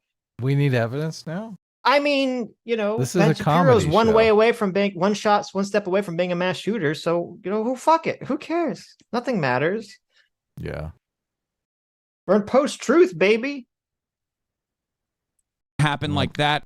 But even then, you can't make that argument. The state of Florida is fighting woke. So from your own fucked up morality or from your own fucked up logical box that you have placed yourself inside of, it's not like this happened immediately after Ron DeSantis came out with like affirmative action policies in the state of Florida. It happened after he fucking did the exact opposite. This happened after the Supreme Court struck down affirmative action. And this, of course... Can you imagine that, like, someone who's become radicalized, for whatever reason, right? Either, economic conditions, wokeness, internal, leaning tendency towards racism. Some guy becomes radicalized to become like a white supremacist. So much so that they're willing to commit a mass shooting and then kill themselves, right? So obviously they're mentally unhinged. And this person is going to be like, oh, well, the Supreme Court struck down affirmative action. So I've decided I'm not going to commit my act of terrorism and suicide. Yeah, that was the deciding factor for them. Yeah, I don't think that's how any Unlikely. of this works, Yeah. Hassan. That'd be my guess. Right. Totally unlikely. Yeah. Once again, makes it seem like you agree with the shooter who also is spiritually harmed. So there you go. Hassan is now claiming that Vivek agrees with the shooter, or at least sounds like he's agreeing with the shooter. Which, I mean, we just watched Vivek's comments. Did it sound, when he said that this is reprehensible and these people should be brought to justice and blah, blah, blah, blah, did you hear anything about him saying that, sounded like he was supporting the shooter at any point in that conversation? He said that all that was abhorrent and wrong and disgusting, and he had the appropriate levels of disgust for all of this shooting stuff. No, you're wrong. It made him sound like he agreed with the shooter. No, Hassan is a moron. He's totally incorrect here. Nobody agrees with the shooter. Except for maybe Hassan and the trans shooter. Yeah. Down affirmative action. And this, of course, once again, makes it seem like you agree with the shooter who also is spiritually harmed by these concepts, affirmative action, or they feel like black people are getting a handout, that they've taken positions in society away from the white man, white men like him. So do you agree with the shooter? Do you agree with what he did? If not, why don't you fucking clarify it? Because it sure seems like you're agreeing with the shooter right now. And I think the right... Do you think Hassan agrees with the trans shooter? Like if the trans shooter went and shot up a Christian school because they perceived it as part of the trans genocide. Right. I mean, Hassan seems like he would agree with that. Well, so normally I would say, okay, me being good faith, Gary here, would say that we don't have anywhere near the amount of evidence to make such a claim that Hassan supports the trans shooter going into a school, a religious Christian school, and just shooting up people, right? Normally, I would say that we have nowhere near the evidence for that. But if I were to use Hassan's standard, okay, right, Mm-hmm. and I'm going to listen to Vivek That we don't need Ramaswamy. evidence. I'm going to listen to Vivek Ramaswamy, and he's going to literally say that every criminal deserves to be punished to the full extent of the law, especially when they're carrying out premeditated crimes like this one. This is a heinous crime. My family goes out to the family. My heart goes out to the families who were affected by this, and it's tragic and should not be happening in the United States of America. Okay. Right. When Vivek says that, and then Hassan says that he's not making it clear whether he supports the shooter or not. Okay. Using that criteria, I have to assume that Hassan Piker 100% agreed with and was in favor of the trans shooting. Wow. Okay. I mean, using Hassan's Nice. own standard of how much denouncement is required to make it clear. Because we watched this clip. Did you hear Hassan denounce the trans shooting? Not once, and he even talked about it. No, he brought it Made up. it sound like he was in favor of it. He brought it up and he didn't denounce it at all. So I guess that means he's in favor of it, right? Well, he did. He even talked about trans ideology not being an ideology, just being a way of being. Oh, so it's like he's running cover almost for it. Isn't that fascinating? It is fascinating. Wow. Yeah. It's almost like, it kind of sounds like he's in favor of the shooting. I mean, he didn't denounce it, right? So using his own standard. I didn't hear a denouncement. Okay. I would have liked to hear a denouncement, especially I mean, since he brought it up. Vivek said this is a heinous crime, and these people, and this The person least he deserves. could do is say it's a heinous crime, right? Right. He says a heinous crime deserves to be punished by the full extent of the law. Well, even though I think the person committed suicide, but anyway, I guess but that wasn't enough to make it clear what his position was on this or not. And Hassan didn't even say that, so I guess that means by Hassan's own logic, Hassan was supporting the trans shooter. He tried to blame the cops for not releasing the manifesto. There you go. Right. There you go. Classic Hassan. Seems like tacit support to me. Right. I mean, Hassan did say America deserved 9/11. How do we know he didn't also think or say off camera that school deserved to be shot? Right. He could have said that. And just because he could have said that, I can just assume with magic that he did say that. Right? He Because also that's said how that you should be able to brawl with cops. That's true. That's true. So, who cares? Who cares anymore, right? Who cares anymore about what is true and what is not true? Look, we're joking around here, but in all honesty, I think Hassan does support the ideology of whatever is in that manifesto. Well, I don't know what I don't know what the 100%. manifesto says, so I couldn't answer. I couldn't actually give a good faith position on that. I don't even know what it says. Probably says something to the effect of fighting back against your oppressors. Sure. Yeah.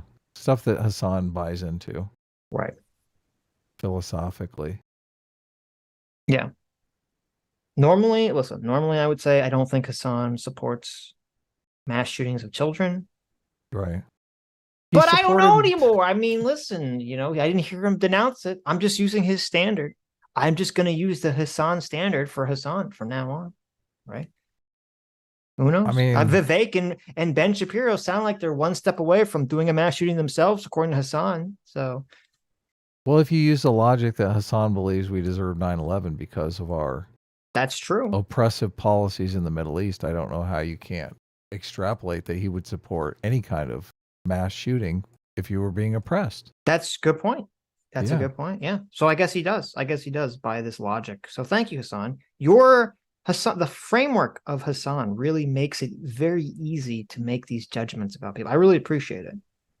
Yeah. I really appreciate it. Normally I'd have to, I don't know. Let me try to be good faith. Let me try to research someone's opinion. Let me try to be open-minded about things. Let me try to understand people. But that's so much work and energy, and it's just not very fun. It's just so much easier to just be like, fuck it. This person supports shooting. This person's a racist who supports shooting people. It's so much easier, isn't it? People on the left do support violence as long as it's aimed at oppressor classes. There you go. All of the riots around George Floyd are Of course. a testament to that. Yeah. They burned down innocent people's businesses. Right. And Hassan laughed at shit like that. let's see what other horrible acts of terror Hassan will now endorse in the next 4 minutes. Right answer is actually to restore colorblind equality, colorblind meritocracy, embrace what unites us. Yeah, exactly. It's like, oh, we got to embrace colorblind meritocracy. Okay, that's what Florida did. So why is that not working? Why did the exact opposite of that happen then? This is also so fuck. So his argument is because they had a CRT ban that it didn't immediately wipe out racism in the state of Florida. Because they banned the CRT ban. Compelling argument. All right. I mean, okay. Strong argument, Hassan. Strong argument. Good job. It's like, oh, we got to embrace colorblind meritocracy. Okay, that's what Florida did. So why is that not working? Why did the exact opposite of that happen then? This is also so fucking stupid because it's like, okay, so what's up? Was the antebellum South, chattel slavery era, was that colorblind unity and meritocracy occurring then? You know, what? Yeah, where's he going with this? I remember hearing this and being like, what? Oh, okay, we'll let him cook because I'm a little confused by the argument, but we'll see where it's going. There no racialized violence back then? Because there certainly wasn't the affirmative action happening back then. There was no affirmative action. Is that the good old days? Is that better? Okay, so this is okay. I understand what Hassan's saying. This is how stupid Hassan is. So this is a classic version of he crafted a straw man that wasn't a real position. The straw man was Vivek said racial violence exists in America because of affirmative action. Right? Mm-hmm. So he creates the straw man, which was not Vivek's position. And then he says, aha, I will use my fake argument I crafted for you to then debunk your position that you don't actually have by saying, well, I don't know if you know all this. racism is caused by affirmative action. Right. All racism is, you're saying that all racism is caused by affirmative action. Therefore, vis-a-vis, ergo ad procto ad hominem pasta figero, that means that how can you say this stupid argument? Because we had chattel slavery when there was no affirmative action. Got him. Gotcha, Vivek. Destroyed. Debunked. Annihilated. This was used on me recently by a good friend of mine. Uh-oh. You used this on me. I never, ever did. You this. did. You totally No. did. You totally used this on me. And No. it was at the end of a scream. I was No. tired. No. I was exhausted. No. And it didn't occur to me to days later. I was like, oh, that little bitch. He turned something I was saying. Why are you ruining this great clip by bringing up old shit? Well, look, we can move on. I do You're understand. gonna have to edit this all out of the clip. This great clip, but okay. Why? This will be its own. This clip. is not a great clip. What are you talking about? This is a great clip. Hassan Piker's idiotic position about slavery. Okay. But anyway, what did I do? Anyway, no. Let's. I'll save it for later. Okay, Let's save it for later continue. because I honestly don't even know what you're referring to. I mean, I know what stream you're referring to. I don't know what your specific thing you're referring to. We'll bring it up later. Go ahead. You can nurse that grudge, but I gotta. I am nursing the grudge. I can tell. Look, I'm write it technically down. writing a note down. He's Yeah, writing it. exactly. Here it is. There it is. No, but all racism caused by affirmative action. Sitch betrayed me. All racism. Okay, go ahead. Okay. Continue. But no, so it's just all criticism caused by jealousy. Let me write this down. There. Okay, now I know what you're talking about. Okay. All criticism. Let's continue. What are we're talking about? Racism. All racism caused by jealousy. Oh no, not jealousy. Caused by affirmative action. So he obviously he doesn't mean Well, so when Vivek says that, he doesn't mean all racism is caused by Well, to be clear, jealousy. Vivek didn't even. I mean, affirmative action. To be clear, he means Vivek, some racism can be caused by affirmative action, sometimes in specific situations, like when somebody's jealous. I mean, racist. Well, jealous would work in this affirmative action situation too. Of course. You'd be jealous that someone else gets preferential treatment. Oh, you're right. It does work. But to be clear, that was not even Vivek's argument. Vivek's argument was the hyperfixation on racial identity as opposed to American identity fragments people, and then they would kind of fall down these racial extremist rabbit holes. That was his argument. His argument was not affirmative action 1 plus, helping black people 1 equals 2 a racial shooting. That was not his argument, which Hassan is laying out here. Well, of course, what Hassan is laying out is a straw man of his argument. Yes. That's why it's interesting. Right. Well, it's just insipidly retarded, obviously. Of course. So. There's something you should never say, Sitch. Yeah. Retarded. Don't say no. Insipidly retarded. It's funny because the thing that I was going to tell you to say instead is actually saying retarded. I was going to say you should never say I'm confused. Sends the wrong message. You should say, let's continue because what Hassan is saying sounds retarded. When you say confused, it makes it seem like you're incapable of understanding what Hassan's saying. Yes, obviously. When the truth of the matter is what Hassan is saying is incomprehensible. Yeah, well, the truth is I'm being sarcastic. If I ever say I'm confused, what I'm really saying is Hassan is an idiot. And obviously people listening know that, though obviously bad faith liars can try to pretend like I actually was confused. But, it's fine. Yeah. Should we go back to that? Is that, if it's affirmative action that's getting these fucking racist people to engage in such acts of individual violence, then is that the main reason? Is that the main reason chattel slavery happened? And yeah, affirmative action caused chattel slavery. Yeah, that's what happened. Listen, white people, white Europeans, white Brits that came to America, and they said, fuck, I bet you somewhere else in the world, someone's helping black people. We gotta go enslave them.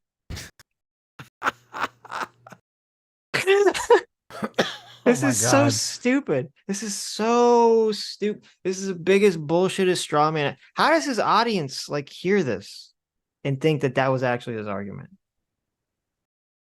Nobody's paying attention over there in Hassan's chat. They're just there to hang out with their friends. I guess.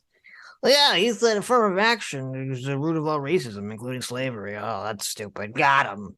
Annihilated. Destroyed. What an idiot. Hassan, you should totally debate Vivek. You would annihilate him when he talks about how affirmative action creates slavery. You should bring that up in the debate.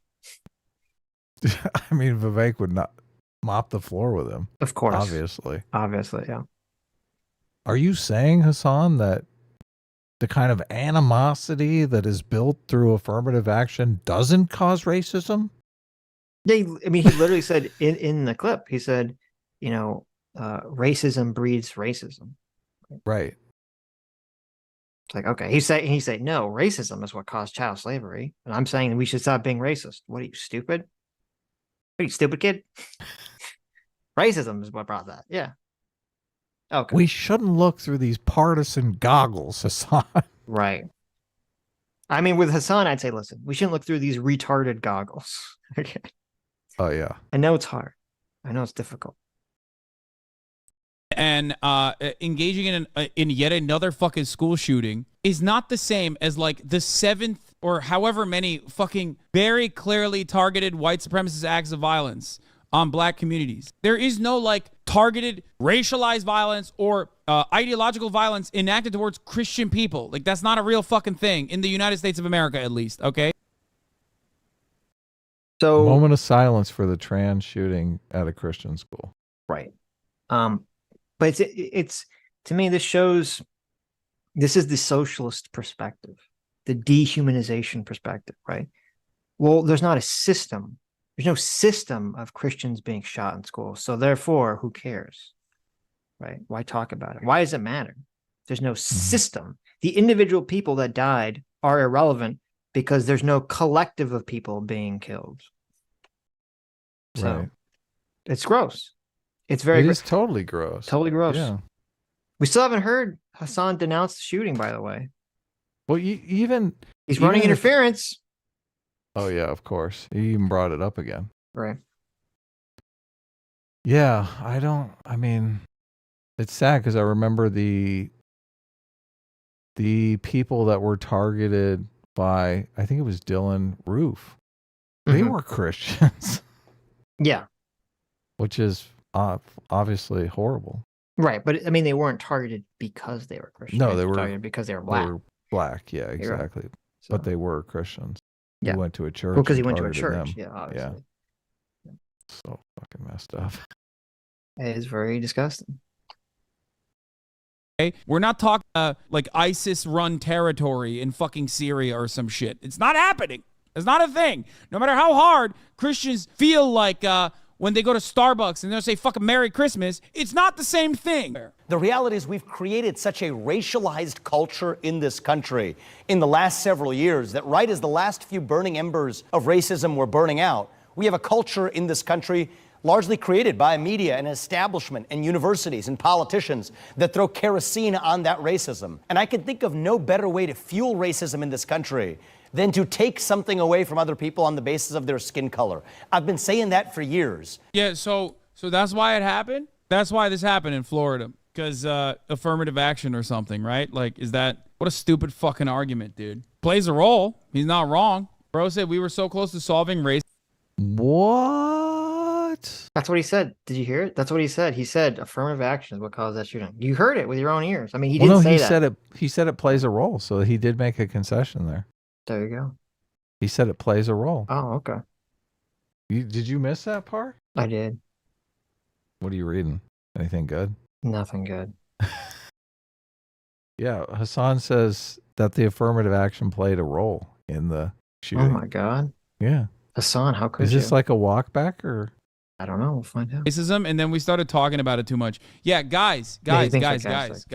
Chattel slavery, one of the most horrific continued acts of racial subjugation and violence, happened because everyone was talking about race too much. What is chat? Okay. What? That's what it was. Ramaswamy's right. When black people were stolen and sold off like cattle, that was because they were talking so much about race. That's what it was. That's why chattel slavery happened. Famously, people don't understand that. Jim Crow laws implemented in the South, also because people were constantly talking about race. KKK, they just hated people talking about race. It's additionally weird to be like, affirmative action is causing this kind of racial violence in the heels of affirmative action being eviscerated by the Supreme Court. The fuck? What are you saying? It literally doesn't even fucking exist. What are you talking about? Like what? Like it doesn't even have to make sense anymore, I guess. Let's stop discriminating on the basis of race and see what unites us as Americans, because bro, these kinds of fucking takes maybe work on the Republican podium when you're not immediately coming across like you are defending another white supremacist act of violence. Millions of black people abducted and forced to march to their death and be separated from their families and raped by enslavers. Yeah, but that was because they were talking about race, Puerto Rican vegan socialists. That's what Vivek thinks. He thinks that this is a legacy. You know, this is so, even his straw man is like unfathomably stupid on the next level, because you could literally make the argument that if people didn't view different races as, if people didn't ascribe importance to race, right? Would they have been able to, and I could say maybe they would, because obviously we had slaves of the same race in many societies, but would people have been able to engage in that level of chattel slavery if they did not ascribe value to race? I mean, isn't that what yeah, it's hard the to argument believe that they would, yeah.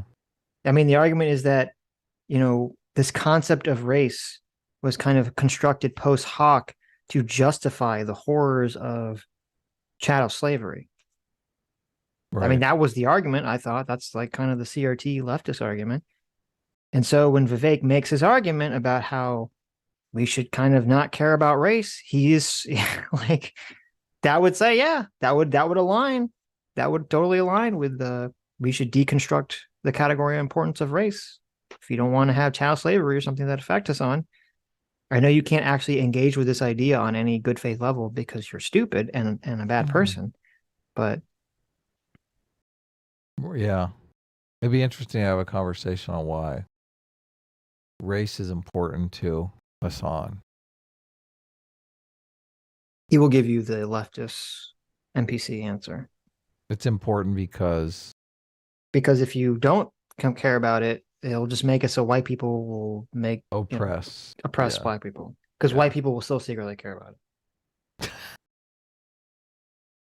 Okay, that's the answer to the question.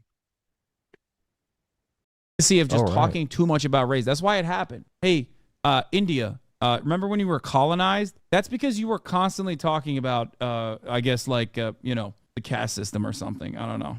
That's why it happened. Perfect.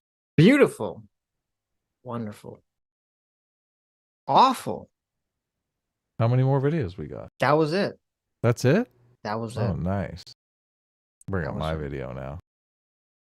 What's your video? Nothing. Read some super chats. Doesn't sound like nothing. Sounds like something. I mean, we got time. We got plenty of time. Okay. We have got time. That's true. We got 3 hours. Unless my video is going to be exciting. Okay. Val Van Gogh for $20. Thank you. Says Dave the Distributor's latest video ends with, quote, "The global American empire is ready to die. It just needs a grave to fall into. Can you dig it?" Followed is a clip from The Warriors with Cyrus shouting, "Can you dig it?" Wow. I didn't realize Dave was such an anti-American piece of shit. That's disgusting. What did he say? He said, "The global American empire is ready to die. It just needs a grave to fall into. Can you dig it?" I tried to listen to part of that conversation, but they were having a conversation about things that sounded really interesting that I had no idea what they were talking about. You're talking about Dave Distributors talked to Vocal Distance. Vocal, yeah. I was gonna DM Vocal. Yeah. To ask him if he wanted to come on our show, because Vocal was making pretty based and interesting arguments. Right. And then not really allowed to finish them by Dave. I was thinking, well, you should just come on our show because I hear the end of the argument. Yeah, I had like about 1,000 follow-up questions that weren't being answered. So sure, yeah, that'd be cool. He was making an argument in favor of liberalism, obviously. Which you would. Did you watch any of those? Maybe no, you've already. But watched I know. It. Okay. I mean, I follow Vocal, so I would imagine. Yeah, I follow Vocal too. Yeah. So yeah, but I didn't listen to it yet. I planned to. I mean, it's really frustrating to listen to. That's sad. Well, because they keep they're talking about that I sent you the article on the guy that got fired from the Christian school because they found out he was running a account that was making all kinds of anti-Semitic and racist tweets. I don't know what is the story? I sent it to you. I don't remember the story. So they're talking about this situation, and Dave is kind of saying, is kind of simping for racism. All right. But no one was telling the backstory here. And I was like, oh, I don't know what's going on. So I messaged Benjamin Boyce. He's the one that hosted it. And Thomas so Accord, Alistair, Robert Mess. That the article is in our DMs. Okay, I found it. Yeah. Okay. So I messaged Benjamin Boyce and said, "What the fuck are they talking about?" And Benjamin sent me the article. Thanks, Ben, friend of the show, obviously. So after I read the article, I was like, "Wow, this is super interesting. We should cover this." The article? Yeah. I tweeted it out, and like it got no likes because everyone's like, all of our audience, I think, does want to think that there is no racism in conservative circles. Which, I mean, I'd like to believe there's no racism in conservative circles. Right. I don't really travel in conservative circles, so I don't know. I mean, obviously the show, we have a lot of conservative fans in our audience, but I think all of those conservative fans are really against racism.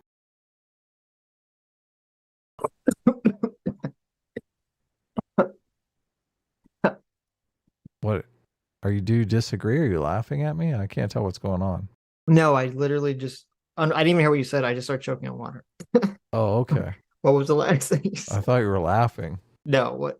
I said I think we have a lot of conservative fans in our audience that Yes. are not racist or against racism or Yes, I would against hope being so. called Jeez. racist. Yeah. Right. And you started laughing and it had like a That's bad hilarious. Perfect comedic timing. Yeah, it had like a bad look to it. Okay. No, I didn't hear that part. But yeah, I would assume so. I don't think there's a couple, but I don't think people that are racist would follow us, considering how much we attack racism conceptually. So of course. So in the argument with this guy, or I'm sorry, in the argument with Dave about this guy, what was the position that he was not racist, or was that it didn't matter that he was racist? I mean, Dave was simping for segregationist policies, and Wokal. Well, he was did that when he arguing- talked to us, right? And Sokol was arguing against segregationist policies, and he was arguing, I think, that segregationist policies are not racist.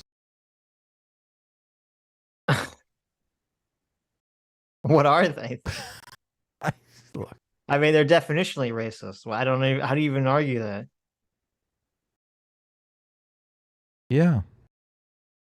Well, okay. Hmm. Okay. Well, I'll give that talk a listen to, I guess. Pretty frustrating. Sounds stupid. A lot of people say that Marx is anti-individual. He's not individualist because he thinks about things in terms of classes and class. Uh-oh. Uh-oh. Uh-oh. For those of you just tuning in who didn't watch the beginning of the stream, we had a minor scuffle about whether Marxism should be characterized as individualist or collectivist. And Adam argued it should be conceptualized as individualist. And this is his, the evidence for this. Well, I mean, maybe I'm wrong. I'm not above saying I'm wrong if I am wrong. Okay, no, I'm just letting people know. That was the beginning. That was like 8 hours ago. So people are probably like, "Why are we watching this clip?" So here's a class from Yale, right, on Dirty the moral foundations of politics. Okay, where they go through all of the philosophical movements throughout history in politics. And this one is Marxist theory of capitalism. Okay. Well, you heard the line. Obviously, I jumped to. Yeah. So, okay, well, let's hear the argument. Here's argument. Look, you're good at deconstructing these arguments. Maybe he's full of shit, right? Okay, I'm ready. Maybe I'm ready to tell a grown-ass professor that I know better than him, because that's what I do, baby.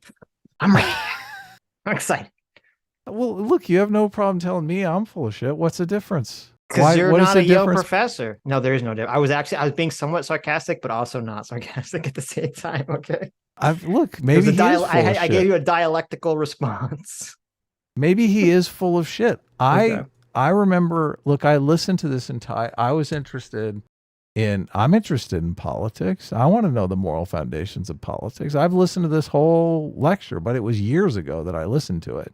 And I walked away from this lecture thinking, yeah, people do kind of have Marx wrong.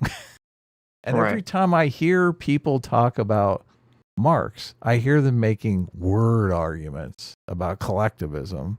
Just don't make a lot of sense.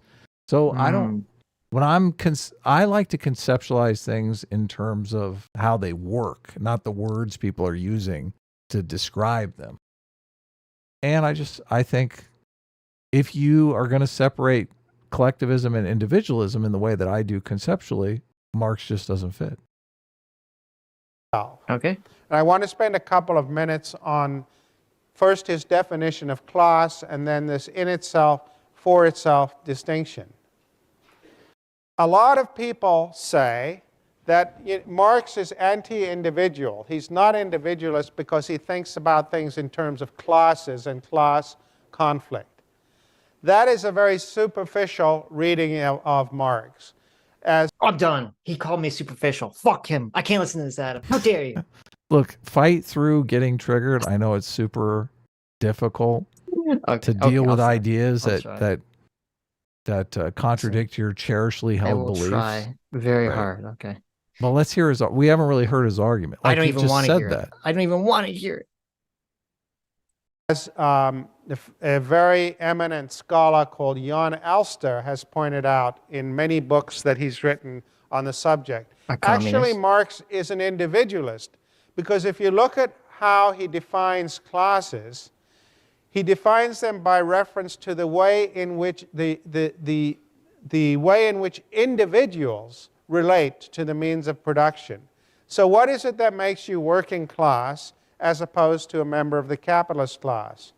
What makes you working class is if you have to sell your labor power to somebody else in order to live.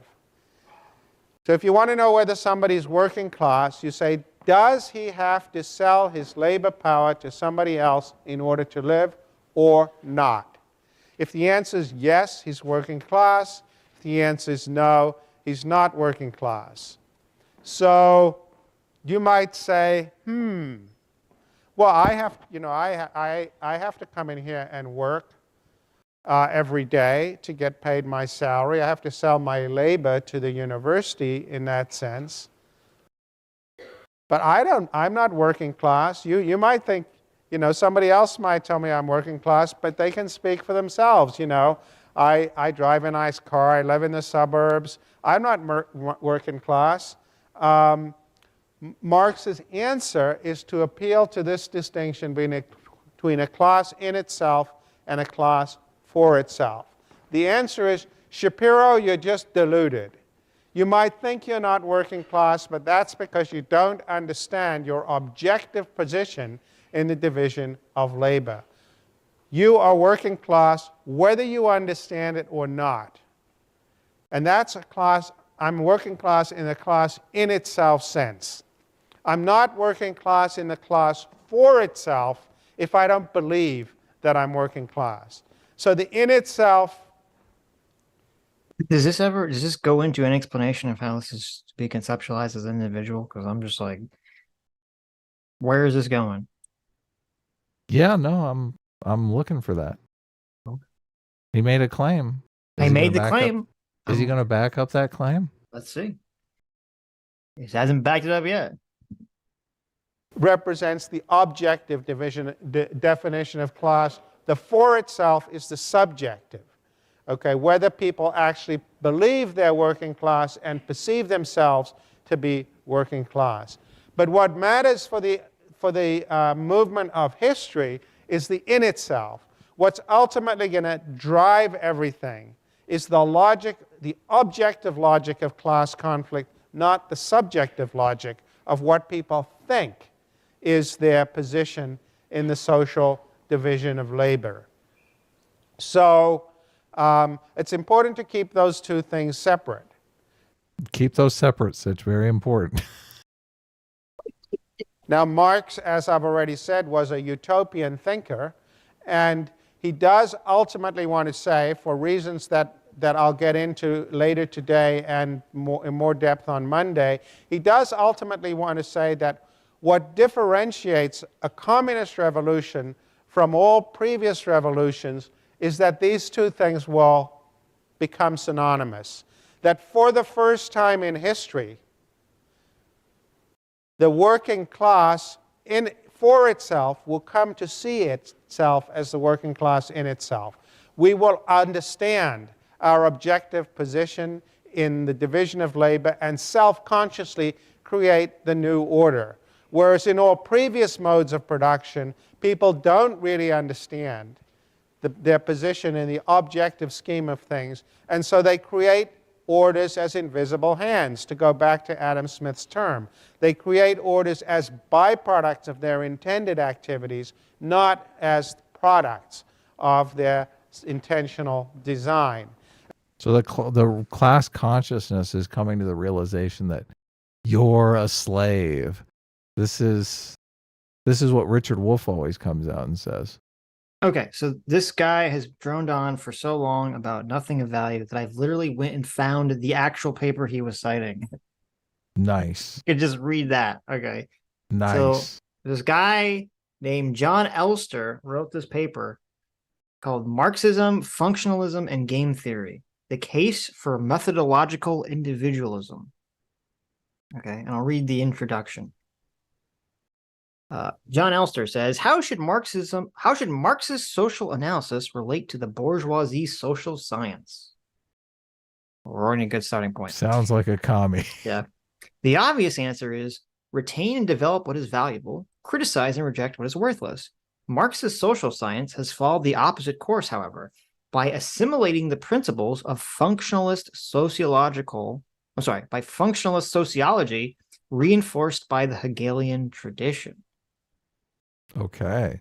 Marxist social analysis has acquired an apparent powerful theory that in fact encourages lazy and frictionless thinking. By contrast, virtually all Marxists have rejected rational choice theory in general and game theory in particular. Well, I knew that. Obviously, Right, Marxists yeah. have to reject game theory. Yet game theory is invaluable to any analysis of the historical process that centers on exploitation, struggle, alliances, and revolution. The issue is related to the conflict over methodological individualism, rejected by many Marxists who wrongly link it with individualism in the ethical or political sense. Mm-hmm. Okay, so to be clear, he's saying there's this thing called methodological individualism, which I've never heard. And he's saying that Marxists wrongly conflate that with individualism. And he's saying they're different. Right. Methodological individualism is obviously different than just standard individualism. Methodological individualism is a framework that describes social phenomenon as a consequence of subjective personal motivations by individual actors. Class or group dynamics, which operate on systemic explanations, are deemed illusory and thus rejected or deprioritized.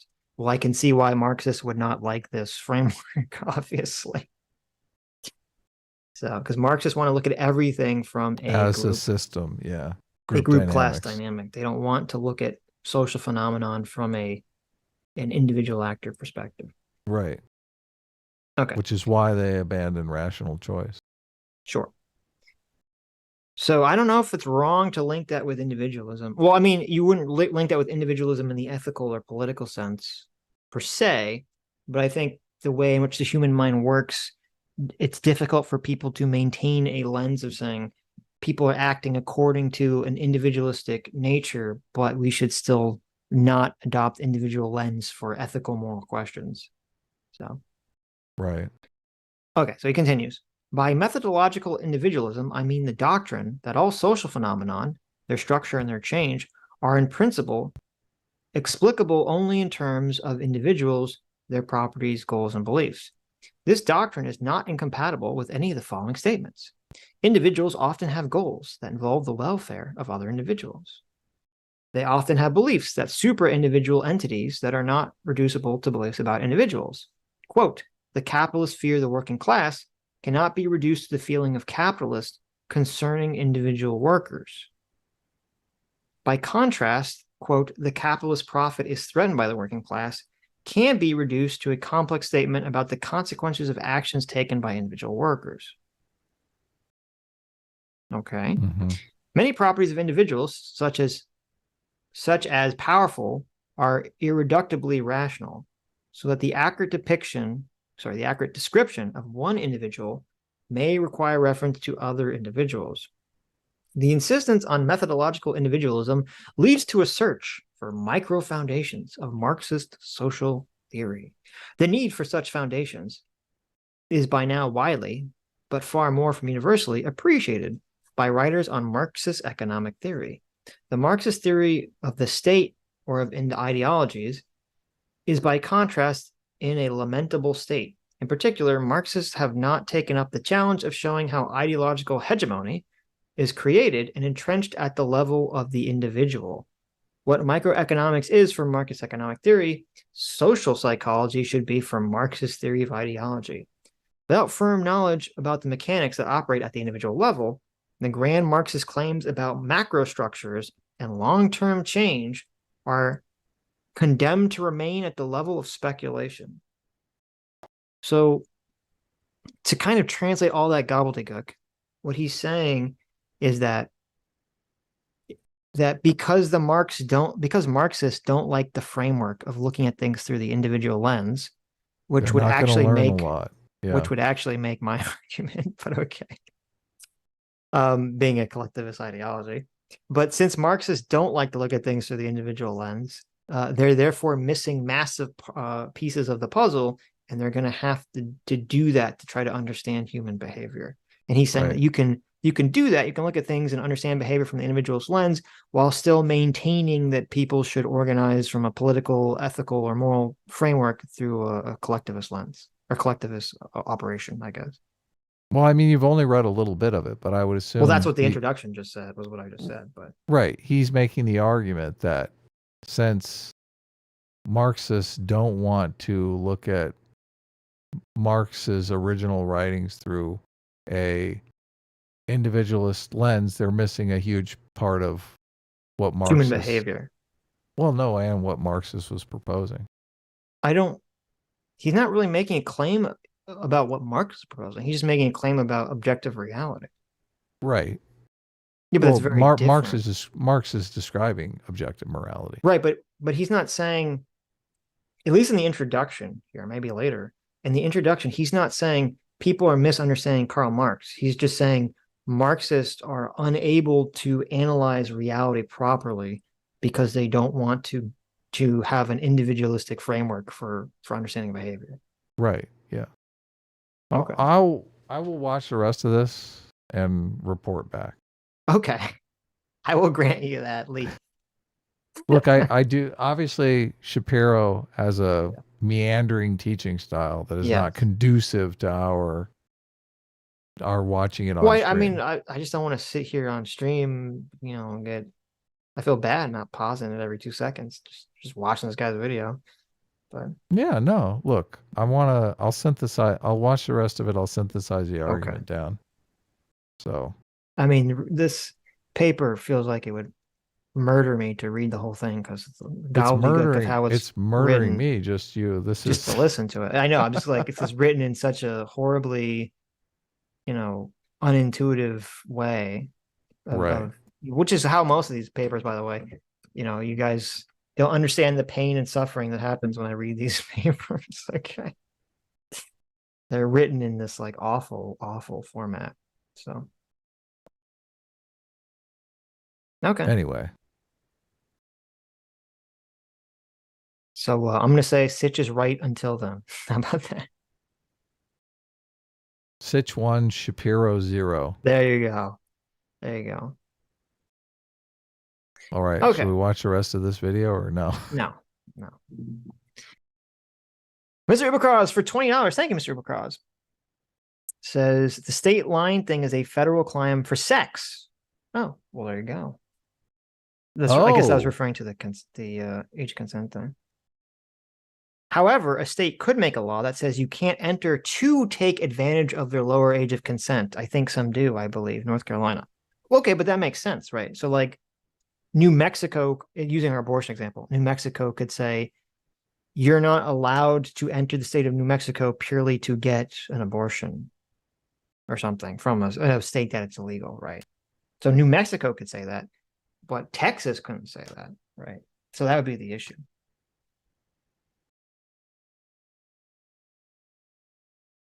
Ethan Rogers for $20 says, regarding the Alabama abortion thing, how does this fit into things like sex tourism? Like going to a place with a super low age of consent? Do we have a right to police that? If so, what meaningful difference between those scenarios?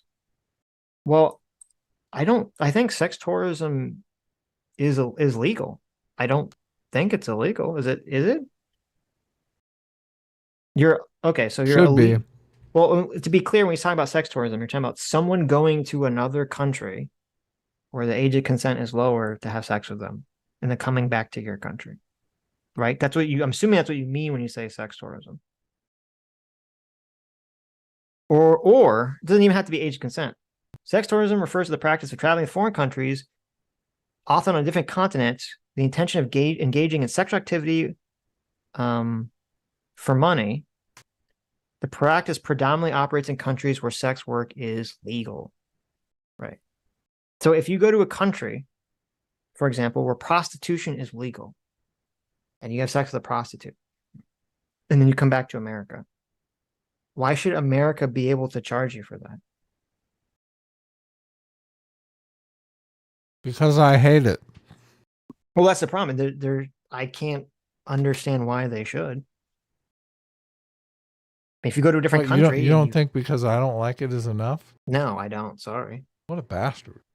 I don't think you can go to another country, participate in an activity that's legal in that country, then come back to America, and what, America gets to charge you for something you didn't do on American soil that has nothing to do with America? I don't, doesn't make sense to me. You cheated on America. And my Doesn't understanding matter. Doesn't matter if you did it in another country. It makes it worse. There you go. And I believe that is legal in America. I mean, America, you're not going to get arrested in America for flying out to one of these countries and doing this.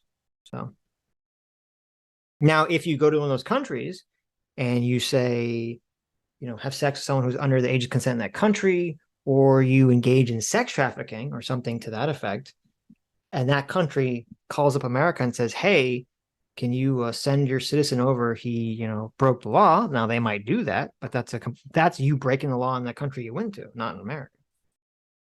So I think things should be illegal just because they hurt my feelings. Okay. Are you disagreeing? Because that would hurt my feelings.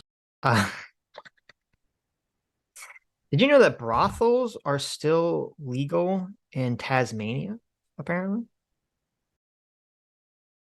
Tasmania? Wow. Yeah. There you go, if you want to go to Tasmania. Brothels are still illegal there? Still legal. Oh. I mean, most countries. Brothels are illegal in Nevada. I know. It's funny because I think Nevada's a lot closer than Tasmania. That's true. It's funny because there's like a map of the United States on Wikipedia, and it's like, places where prostitution is illegal. And it's like all of the United States is red, illegal. Except for and Nevada. Nevada. Isn't it just like one county in Nevada too? I don't know if it's just one county, but Nevada is not there. Now, according to this chart, I don't know if this is true. Is this 1% of our audience is 10 years old? I mean, maybe they're just met somebody, right? You don't know. Oh. You don't know. That's embarrassing. We have some 10-year-olds, okay? We have some people. So according to this map, I don't know if this is true. Any Canadians, let me know. According to this map, they're saying that in Canada, it's illegal to sell. It's illegal to buy sex from a third party, but it's legal to sell sex in Canada. Is that true? There's prostitution in Canada? Wait a second. It's illegal to sell sex, but legal to buy it? No, it's illegal for a third party to sell it. Okay, so a pimp. Right, but it's legal for an individual to sell it. So an independent operator can sell sex. Right. Probably because they're trying to deal with coercion. Let's see. Prostitution in Canada. In 2014, Canada passed a law making it illegal to purchase or advertise sexual services and illegal to live on the material benefits from sex work. Oh, so it looks like that map was just lying then, because why do they phrase it so bizarrely? Why do they phrase it as it's illegal to live on the material benefits from sex work? Why don't they just say sex work is illegal? Why is it phrased so strangely? What's up with it? I don't know. Okay. I took some almonds. I'm eating some almonds. The law officially they're enacted. delicious, just in case you wanted to know. Okay. The law officially enacted criminal penalties for, quote, purchasing sexual services and communicating in any place for that purpose. Okay, so it seems like they're saying it's just straight up illegal. I don't know what that map was talking about. So, okay. Okay.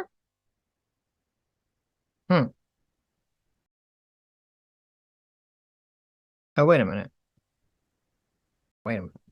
The activities related to sex work that are prohibited by law include operating a premises, such as a brothel, where such activities take place, being found in such an establishment, procuring for such purposes, and communicating such services, such as soliciting in a public place, making it difficult to engage in prostitution without breaking any law. Automobiles are considered public spaces if they can be seen. On the other hand,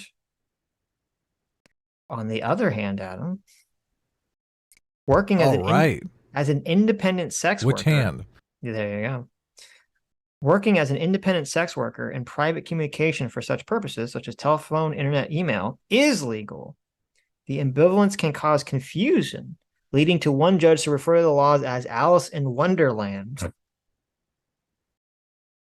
Why is this is so weird? Why is it so weird in Canada land? Prostitution is not defined in Canadian law, but is based on statute law, but is based on case law, which deems there are three elements necessary to establish that prostitution is taking place. Number one, provision of sexual services. Number two, the indiscriminate nature of the act, soliciting rather than choosing clients. Okay, I don't know why that's the distinction. Number three, the necessity for some form of payment. This is so bizarre. So that makes it sound like it's sort of legal, question mark, in Canada? Right. You have to read this law before you engage in prostitution. I mean, it just seems I really feel like complicated. it weeds out a lot of prostitution. It's too like it's technically legal, but it's too complicated for any prostitute to figure out how to do it legally. That's the problem. Yeah. Why would you just make it illegal at that point? What's the point of doing it this bizarre roundabout way? So, all right. Funny. Whatever. You Canadians and your complicated sex laws. Lucifer says it is legal. I mean, that's what it sounds. It sounds like it's legal in some situations. So. Is Lucifer Canadian? How does he know? Yeah. Oh, okay. Maple syrup makes it kinky. True. Okay. Twitter Sucks for $20 says, it is suspicious how every white supremacist manifesto has been released, but the one that hasn't is curiously the one from a group that is supposed to be the oppressed group. Either Hassan defends releasing them all or not. So my question is regarding that. Is that true? Is it true that every white supremacist shooter manifesto that was not publicly released before the shooting was then released by the police? Because if that is true, I agree. That is bizarre and obviously hypocritical, and obviously something suspicious is happening there. But most people release their manifesto ahead of time, though. That's the thing. So I don't necessarily know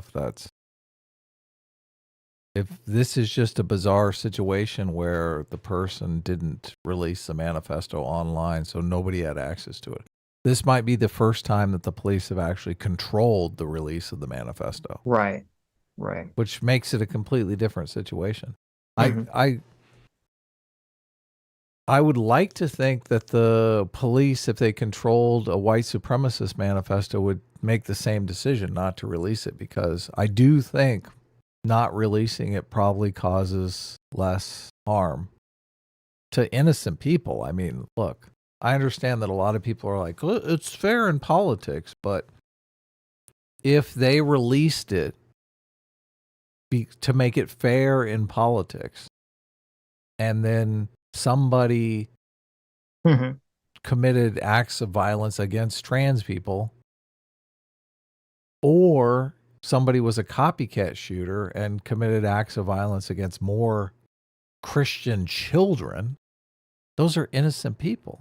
And it all could have been avoided just by not releasing the manifesto. Right. Yeah. I would say, no, people don't need to read the manifesto. Let the innocent people live. Mm-hmm. It's just, you have to do the cost benefit analysis. And I just I don't know. I know a lot of people will tend towards the society should be able to read it. And if it costs a few innocent people, so be it. I can't make that calculation. It's too harsh, right? Right. Look, the people that died I'm mortified by this. People lose their kids. Oh God, those people are still having sleepless nights, hearing their kid's voice in the other room and shit. It's horrible. Right. It's horrific. Mm-hmm. I agree. Fat Brown Buffalo for $20 says, not a current event, but you guys should cover Thomas Sowell's 1981 appearance on Firing Line. He was succinctly debating against the tenets of social justice ideology decades before it escaped academia and became mainstream. That sounds interesting. Cool. I'm down. Sitch is Firing. super triggered by Thomas Sowell, so be fun That's to not watch true. it. That's not true. I like him sometimes, and I don't like him other times. Right. It wasn't serious, so just so you know, it wasn't true. Sitch was correct. The Hooser for $20 says, did you guys watch the Dave versus Wokel debate on Benjamin Boyce's channel? It was an interesting conversation. And then for another $5, he says, Dave's logic is either you're pro-segregation or you're pro-forced integration. There you go. I mean, that's kind of the argument he made when he talked to us. So I'm really surprised by that. But I don't know why why does he care so much? That's what makes it weird. Like, why is this such a sticking point for him? Dave has in his mind, look, I'm going to get in trouble here for saying this, but I'm going to say it anyway. Say it. Look, I remember when I said Dave believes that gay people cause hurricanes and he got all pissed off. That's a solid joke, man. That is hilarious. Right. Look, I'm going to speculate a bit here. Dave might not believe this, but I feel like Dave is making a plan. Like he's furiously Googling whitest city in America. He's like, I'm going to find it, right? I'm going to get a job there. I'm going to move my family to the whitest city in America. Okay. Uh-huh. It's a city of 2 million and there's 3 black people that live there. Right. And he's just terrified when he moves there. Those black people are going to have friends. And then they're going to want to move there. And then the next thing you know, he's gone to all this effort. And he's right back where he started. And he's right back where he started again. Yeah. Exactly. There you go. What do you think? You think you think this is plausible? It's weird to me. So like when we had our conversation about liberalism, I believe he's the one that made it about the segregation. I didn't know that was the direction the conversation was going. That when we're arguing when he's arguing why liberalism sucks, it all stems back to this integration argument, which to me is like, well, that's weird. And so it is weird that it again comes up. I haven't heard the conversation, but it's weird if it's again going to come up in the social conversation. Like, why is that the focal point of the fault of like the failure of liberalism is integration? Like that's the beginning focal point. That's where liberalism goes awry. Like it's strange to me. It's a strange point to pick at as like the intro point or the origin point of why liberalism fails. So I don't know. I'll listen to the conversation, but it's weird. Thank you so much, JMac, our surrogate father, for the 50 gifted memberships. Thank you. Yeah, Daddy, thanks. Daddy Jim. Very generous of you. Brian for another $50. Thank you, Brian. Says it is illegal for any American to travel to another country to have sex with someone that is defined as a minor in American law. And Missouri, Hawaii, and Washington make it illegal to offer transportation and lodging to facilitate that. That's interesting. So I looked this up. So there's a concept called extraterritorial jurisdiction. Oh, wow. Okay. This is the that's concept good. where it is legal ability of a government to exercise authority beyond its normal boundaries. And then the example it gives is the United States has legal authority to prosecute criminal conduct that takes place outside the borders. This includes war crimes, hijackings, international fraud, and drug trafficking. Damn it. The United States has extraterritorial agreements with 15 nations. Okay. So then I looked up this specific thing. So it says this is on the Department of Justice website. So it is correct. It is illegal to travel to a foreign country to elicit sex with minors, specifically. Wait, where was I? 2, 4. So, okay, so here's the question.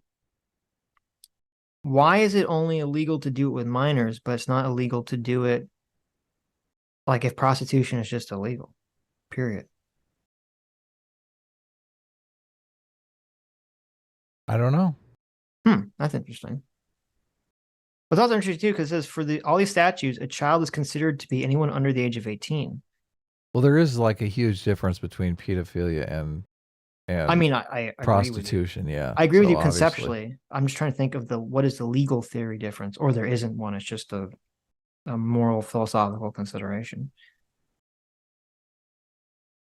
Well, it's weird because it says that all of these statutes are child is considered anyone under the age of 18, which is strange because obviously there's states that have a lower age of consent law than 18 in the United States, which is kind of bizarre. But okay. Well, I guess my response to this would be if they're going to make a special exception or they're going to make a special classification for people having sex with minors, I'm not going to argue against that. That's fine, I guess. I would argue against it if they said you can't go to any country and do any behavior that's illegal. You can't have sex with a prostitute if it's illegal in your state, or go to the Netherlands and do drugs or whatever if it's illegal in the United States, blah, blah, blah, blah, blah. So I would argue against that. If you want to make a special exception for having sex with minors because that's so outside the bounds of whatever, fair enough. I'm fine with that. Cool.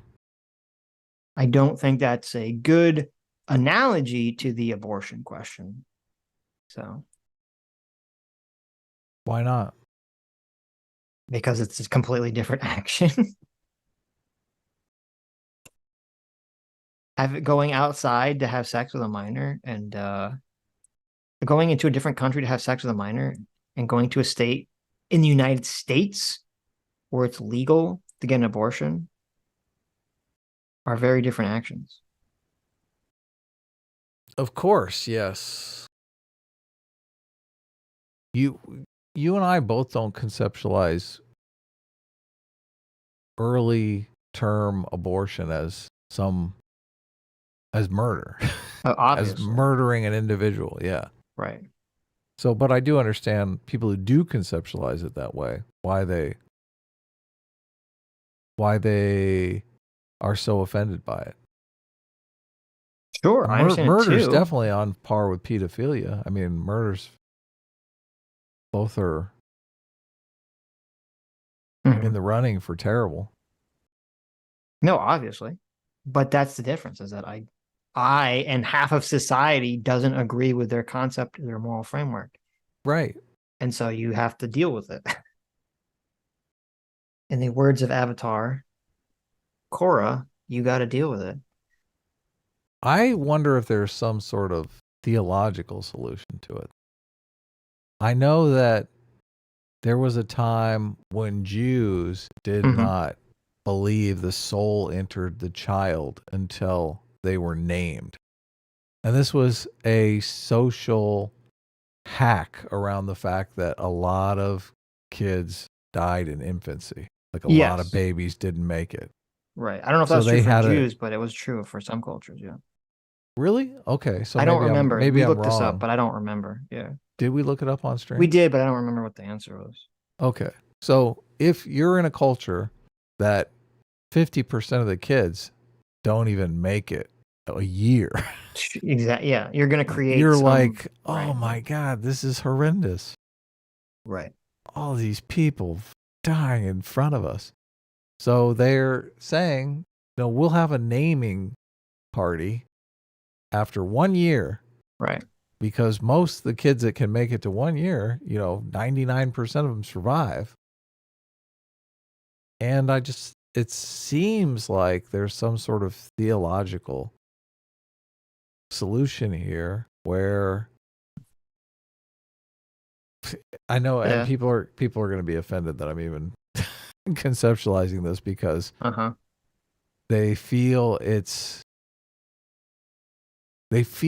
that the religious structure is fixed in place and unchanging ever. Right. So the idea that even I'm postulating, oh, we could just change this, I know a lot of people will find offensive. So, well, just out of respect for you, I'm gonna say, okay, I get that. I mean, not being a Christian, I don't even know where the explicit theological position on abortion derives. I mean, I read the 4 Gospels, and I don't remember Jesus talking about abortion. No, maybe it's not I missed in that there. section, right? So I don't know if it's in there specifically somewhere, or if it's an interpretation down the line that arose at some point in history. Well, and I'm lot assuming of different sects have different opinions on it. On top of that, so a lot of leftists will tell you, oh, it was devised by the Republican Party just to get people who get evangelicals to show up and vote. Like they're saying that people weren't even really against abortion until Republicans made it a big deal for Christians. But like if you're making the cutoff for abortion at consciousness, which you've made a compelling argument that you can make the argument from consciousness. The beginning of consciousness, obviously, in the fetus. Right. Couldn't you just say that the soul really doesn't enter the fetus until there's some level of sustained consciousness? I mean, you could make any argument. If you're talking about religion, you can make any argument you want to make. I don't know. Yes, you can construct a religious argument that allows abortion. Is that argument going to change anyone's mind who's bought into it one way or the other? I'm skeptical. I'm very skeptical too. But obviously, since there are different sects of Christianity, some which apparently abortion is permissive and some is not, there obviously already exists some sort of theological justification for it for some people already. So there's this thing called the vanishing twin syndrome. I think we've talked about before, where I think as many as a third of pregnancies that are twins end up with one of the twins being absorbed by the other twin. It seems like if you're making the case that the soul is imbued in the human at conception, that seems like an odd arrangement. From like a fairness perspective, from a theological perspective, yeah. If you're God, why would you set up a situation where? Well, listen, you're having the conversation with the wrong person. I think most theological positions of God make absolutely no logical sense. So, I don't know. Wait a second. You're asking me. I'm not going to make that argument. I don't know. I completely disagree. I think most theological arguments are based in some kind of logic. They're logic that has premises that I don't necessarily buy into. No. Okay. So the problem I have with most organized religion is that the base underlying premise is that you don't understand God's will. And it's hard for me to buy into a system or a belief structure that's the underlying principle, is you have to have faith because you don't understand why the fuck anything's happening. Well, I think the only reason that is an axiom in the belief system is to deal with the contradictions. I mean, I think that goes well to handle contradictions or Yeah, seeming, of because it would be course. seeming contradictions, right? Because obviously, if you believe it, it's not perceiving it as a contradiction, right? Well, no, there are plenty of contradictions that can be readily pointed to. And the rebuttal that people have to contradictions is always, well, you can't understand the will of God. That's like that's the way that they paper over contradiction. Well, I mean, yeah, but it also goes deeper than that, because like my position, without delving too deeply into it, is that, I mean, the question is always, why do people exist? Why did God create anything? Why does God do anything? What is the point of existence? Yeah, the problem of evil, that kind of thing. Well, yeah, why does evil exist? To tempt us, to challenge us. Well, what's the point of evil? Why do we need to be tempted? Why do we need to be challenged? That's a good question. Why do we need evil? Yeah, why do we need that? Why do we need to struggle? Why do we need to exist at all in this format? Why did God have any desire to create physical reality or humans or anything? See, there's answers for all of that, and they all make logical sense. That's where when you I don't say, think my understanding is that for most of these questions, there really aren't answers for these questions. well, maybe not in Judaism, but in Christianity, they What is the load Christian you up with answer for answers. that question? God created us because he was lonely. Loneliness. Is that really the official Christian answer? God was lonely? I mean, that's what I felt like when I was doing shrooms, was that God created life to distract God's self from the fact that God was alone. So maybe I'd agree with that. Yeah. Yeah. But is that the official Christian doctrine answer? Yes. God created humanity for companionship. Interesting. I didn't know that. Okay. That's fascinating. And that makes perfect logical sense, right? We understand as human beings, solitary confinement is a punishment, right? We're social animals. It kind of makes sense and it kind of doesn't make sense, because on one hand you say, well, if God is like us, then it makes sense, right? But God then if created God's us in his own image. right. But then you have a God that is not a perfect being, because humans are flawed. And the reason that we feel loneliness and anxiety and all these problems is because of our flaws, right? So if you were a perfect being, presumably you'd be perfectly content to just exist. Did you find a contradiction? Look, we can't know the will of God. Okay. Okay. Fair enough. You know, I do. I think obviously logic plays a role in. A lot of anti-theists make the claim that religion is illogical, and I actually don't like that claim, because you have to really mischaracterize what's going on to think that there's absolutely no logic to this. Yeah, I don't think religion is illogical, because I don't think it would function as social utility if it was illogical. Yeah, exactly. I think religion is logical, but what I'm saying, I think the base premise of most religions is an unknowable premise. What happens after you die? Well, no, that's not unknowable. Well, no. When I say unknowable, I mean like if you're Christian, you know what happens after you die. You go to heaven or hell, right? That answer is given to you, right? To what happens. When I say the unknowable premise is, but why is the system structured that way in the first place? What is the point of anything? Like, what is motivating God's will? To me, that's a very complicated question. That I mean, at least I could be wrong. I'm not Christian. I don't know. I haven't really heard a lot of other organized religions give good answers to these questions. So, anyway, the chat has caught my attention. Okay, they were hypothesizing why I don't have kids, or if I plan to have kids. Oh, okay. So everyone got really upset that no one would give the title of that book, and it was so juicy, so enjoyable. Oh God, it was good. I could feel that your evilness, that was your wickedness at play. I'm not sharing anything I'm reading anymore. Wow, look at this. He's like, you guys have criticized me for reading books too long. Yeah, I'm no longer sharing. You guys find your own books to read. Yeah. Look at this. He's like, I'm gonna take my toys and I'm gonna go home. I'm not gonna share. You guys go read Scientology or something. You should tell people the name of the book.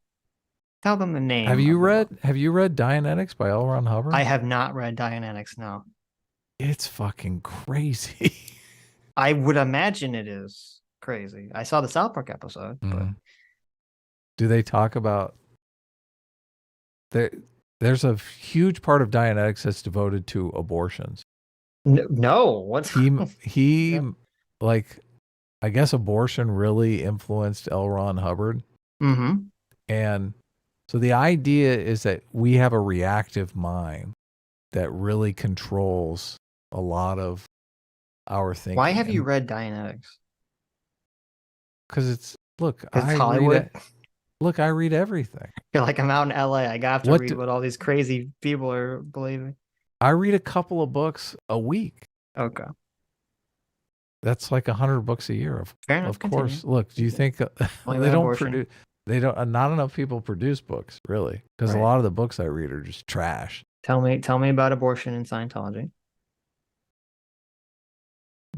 So it's the reactive. Look, you can see some truth to this, right? The reactive mind can really fuck your life up if you don't get it under control. I mean, how is that different than elephant rider stuff we're always talking about? Yeah, sure. Well, I think that's part of the reason that Scientology has sway is it has psychological elements that are true. It has the seed of truth of psychology that is true, and then it kind of backloads it with a bunch of like spooky ghosts and aliens that are not true.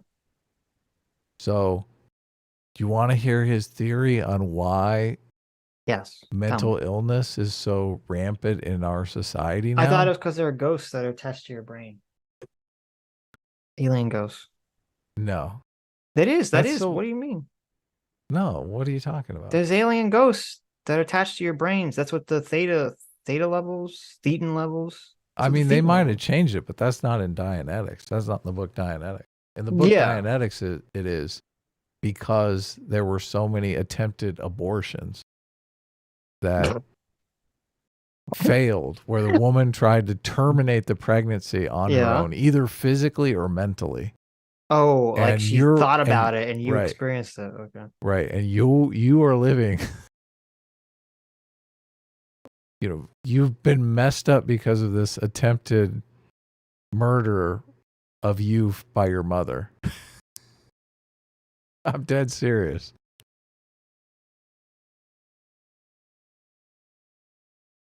I was reading the book and I'm going, is this a thing? Is this like a prevalent thing? Are there a lot of people who are attempted, their moms attempted to abort them? Does he have some, is this just like his intuition? Like, where does this derive from? Is there like some statistic about how many people? No. There's nothing in the book that's based on any sort of research or statistics. It's just basically all. You just pulled, citation made it up. Yeah. Trust me, bro. The whole book is trust me, bro. So my understanding of Scientology is that there's like the front facing and then there's the back facing. The front facing is what's publicly available. So you read Dianetics, which is like the book, and it tells you psychological reactants and all this, stuff. So once you figured out, they're like, that abortion stuff, not true. Really, it's aliens. Right. And so my understanding is that once you pay enough money in Scientology and you get to a high enough level, someone literally takes you into like a back room zone and they say, listen, we're going to tell you what's really going on. Okay. Right. And you're like, oh my God. I've been paying for this for like hundreds of thousands of dollars to fucking move up the ranks. Let me know. Yeah. I'm finally going here. clear. I'm going to figure out what is going on. And they look at you. They look you dead in your eyes, dead in the windows of your soul. And they say, aliens. And you go, what? And they say, ghost aliens. And you go, oh my God. And they tell you the story about how there was an intergalactic overlord named Zeno who was transporting a prison ship of evil criminal aliens. Wow. And for some reason, which I don't remember I can't believe I'm getting this for free. Right. I know normally this service costs over $100,000, so you should all be very happy about this. Okay. And for some reason, which I don't remember why, Xenu like crashes this ship full of criminal aliens into a volcano and then nukes it, which makes them all dead. And then their ghosts, which obviously makes sense. I mean, you crash a spaceship into a volcano. But however, for some reason, their ghost gets stuck on Earth. And these ghosts of all these criminals like attach themselves to your body and they make you sad and unwell and sick. And that is Scientology. Right. So you're trying, that's how you're dealing with the reactive mind. Yes. So they kind of do tell you the abortion thing was just a cover story. They're like, look, abortion is a huge problem. We hate it. We're trying to deal with it. So we just made that cover story. I mean, maybe they're saying it's both. I don't know the answer. I don't know the difference, but yeah. Now, again, I'm getting this from South Park, so I don't know. That was my understanding that they were saying that this is really what was true. South Park, wow. Well, South Park had an episode where they talked about Scientology, and it said this is really what they believe. It was flashed on the screen. Sweet. Yeah, Church of because a bunch of Scientology- people left the Church of Scientology, and they did a bunch of documentaries and Yes, stuff. and they revealed a lot of secrets. Right. So, and I've seen a lot of those documentaries because Scientology fucking sucks. The Church of Scientology normally only reveals the Xenu story to members who have completed a lengthy sequence of courses costing large amounts of money.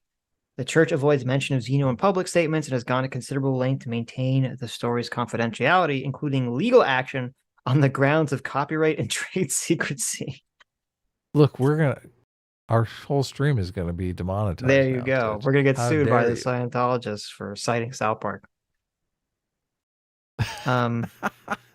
Can that happen? Is that a Yeah, possibility? I don't think so. Despite this, much material on Xenu has leaked to the public via court documents and copies of L. Ron Hubbard's notes that have been distributed through the internet. In commentary on the impact of the Xenu text, academic scholars have discussed and analyzed Ron Hubbard's writings, blah, blah, blah. Summary. Does it really say blah, blah, blah? It does not. The story of Xenu is covered in Operating Thedon 3, part of Scientology's secret advanced technology doctrine taught only to advanced members who have undergone many hours of auditing and reached the state of clear, followed by Operating Thetan levels 1 and 2. Hubbard wrote that Xenu was the ruler of a galactic confederacy. Can you imagine that you've been part of a religion for 10 years? You've paid them hundreds of thousands of dollars, and some fucking asshole brings you in the back room and he's about to tell you what I'm about to tell you about aliens and intergalactic confederacies. How do you cope with that? You ask for your money back. I think most people say, well, it must be true. I've sunken so much into this, it has to be true. Right? You have massive sucking fallacy cost. Yeah, Sucking cost fallacy. This. I'm sure that's the situation right there. You guessed it. Hubbard wrote, here, listen, I'm helping you guys. I'm providing you a service. Okay. You don't even have to pay me hundreds of thousands of dollars. Hubbard wrote that Xenu was the ruler of a galactic confederacy 75 million years ago, which consisted of 26 stars and 76 planets, including Earth, which was then known as Tegiak. These planets were overpopulated, containing an average population of 178 billion. Holy shit, you thought things were bad. Can you imagine 178 billion people living on Earth? Yeah, we're way underpopulated. Wow. Okay. What do we have, like 9 billion? 9 billion, 7 billion, something like that. The Galactic Confederacy's civilization was comparable to our own, with aliens, quote, walking around in clothes which looked very remarkable like the clothes we wear this very minute. That's convenient. The aliens just happen to manifest the exact same style of clothing throughout the generations that we've manifested. Okay, that's interesting. In using cars, trains, and boats looking exactly the same as those that was used in 1950 and 1960 on Earth. Well, there you go. I mean, what a coincidence, right? That just happens to be the time period that he dreamt this all up. Yeah. He didn't have to dream up any crazy wardrobe or anything. No.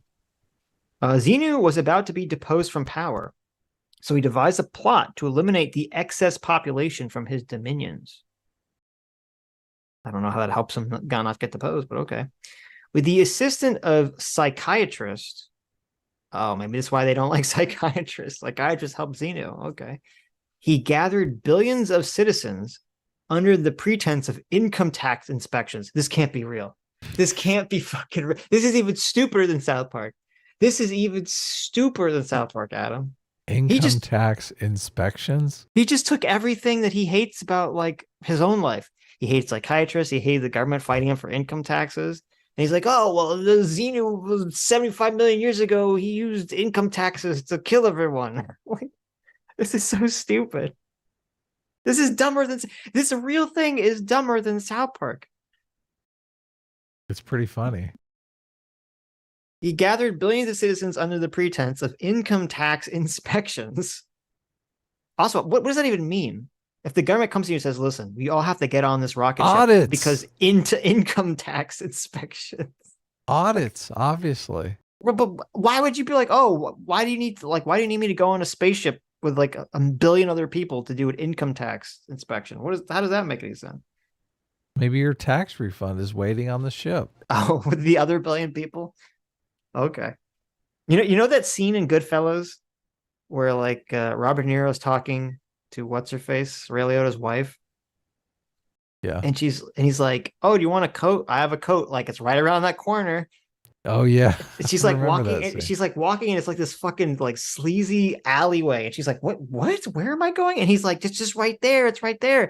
And she walks down and she sees it's like a fucking like building that has no insides. And there's like the sketchiest people ever, like just waiting inside. And she's like, I'm not going into that room. Like, what the fuck? Got your income tax return right in there. Yeah, right next. See the guy sharpening the knife? It's right next to him. Right there. Yeah, please ignore all like the bodies. Okay, let me finish the story. Xenu gathered, with the help of psychiatrists, billions of citizens under the pretext of income tax inspections.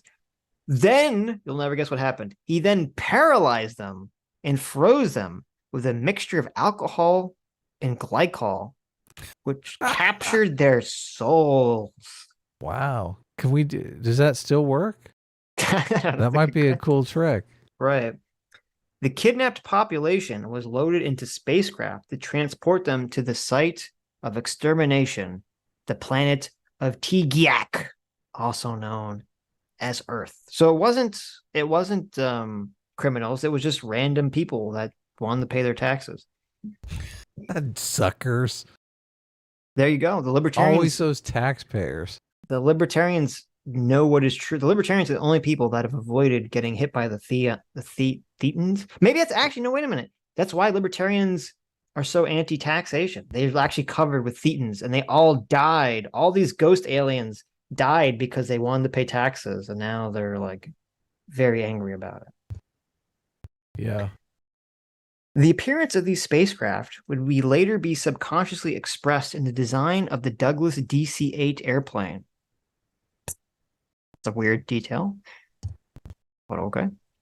When they reached Earth, the paralyzed citizens were offloaded and placed around the bases of volcanoes across the planet. Wow, this is a lot of manual labor here. You got to capture billions of people. You got to freeze their souls. Then you have to offload billions of people and just stack them around a bunch of volcanoes for some. Why would you do that? Why would you stack them around volcanoes? I don't know. Why would you? Okay, I don't know. Look, Wormy needs some pets. So. Okay, you pet Worm. Okay. Then, after they were stacked around the bases of the volcanoes, hydrogen bombs were then lowered into the volcanoes, into all volcanoes on Earth, and detonated simultaneously. So the lava runs down and kills the people? Well, I mean, I think a fucking hydrogen bomb blowing up would kill them, but I guess you need extra lava to really make sure like they're dead, I guess. This is like some Saw level shit here. Yes.